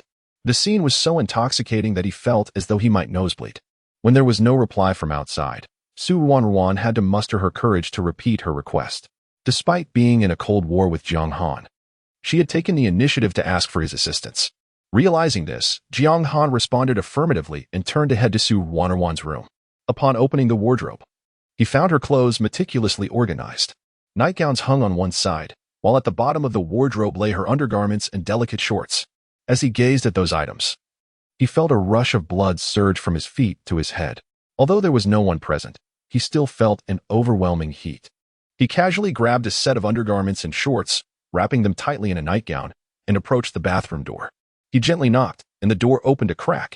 Through the gap, Jiang Han passed the clothes to Ruanruan. As he withdrew his hand, he brushed against her arm. Her skin was as smooth as jade. And those 4 words echoed in his mind. Unconsciously, he rubbed his fingers together, savoring the sensation of their brief contact. Receiving the clothes, Ruanruan quickly donned them.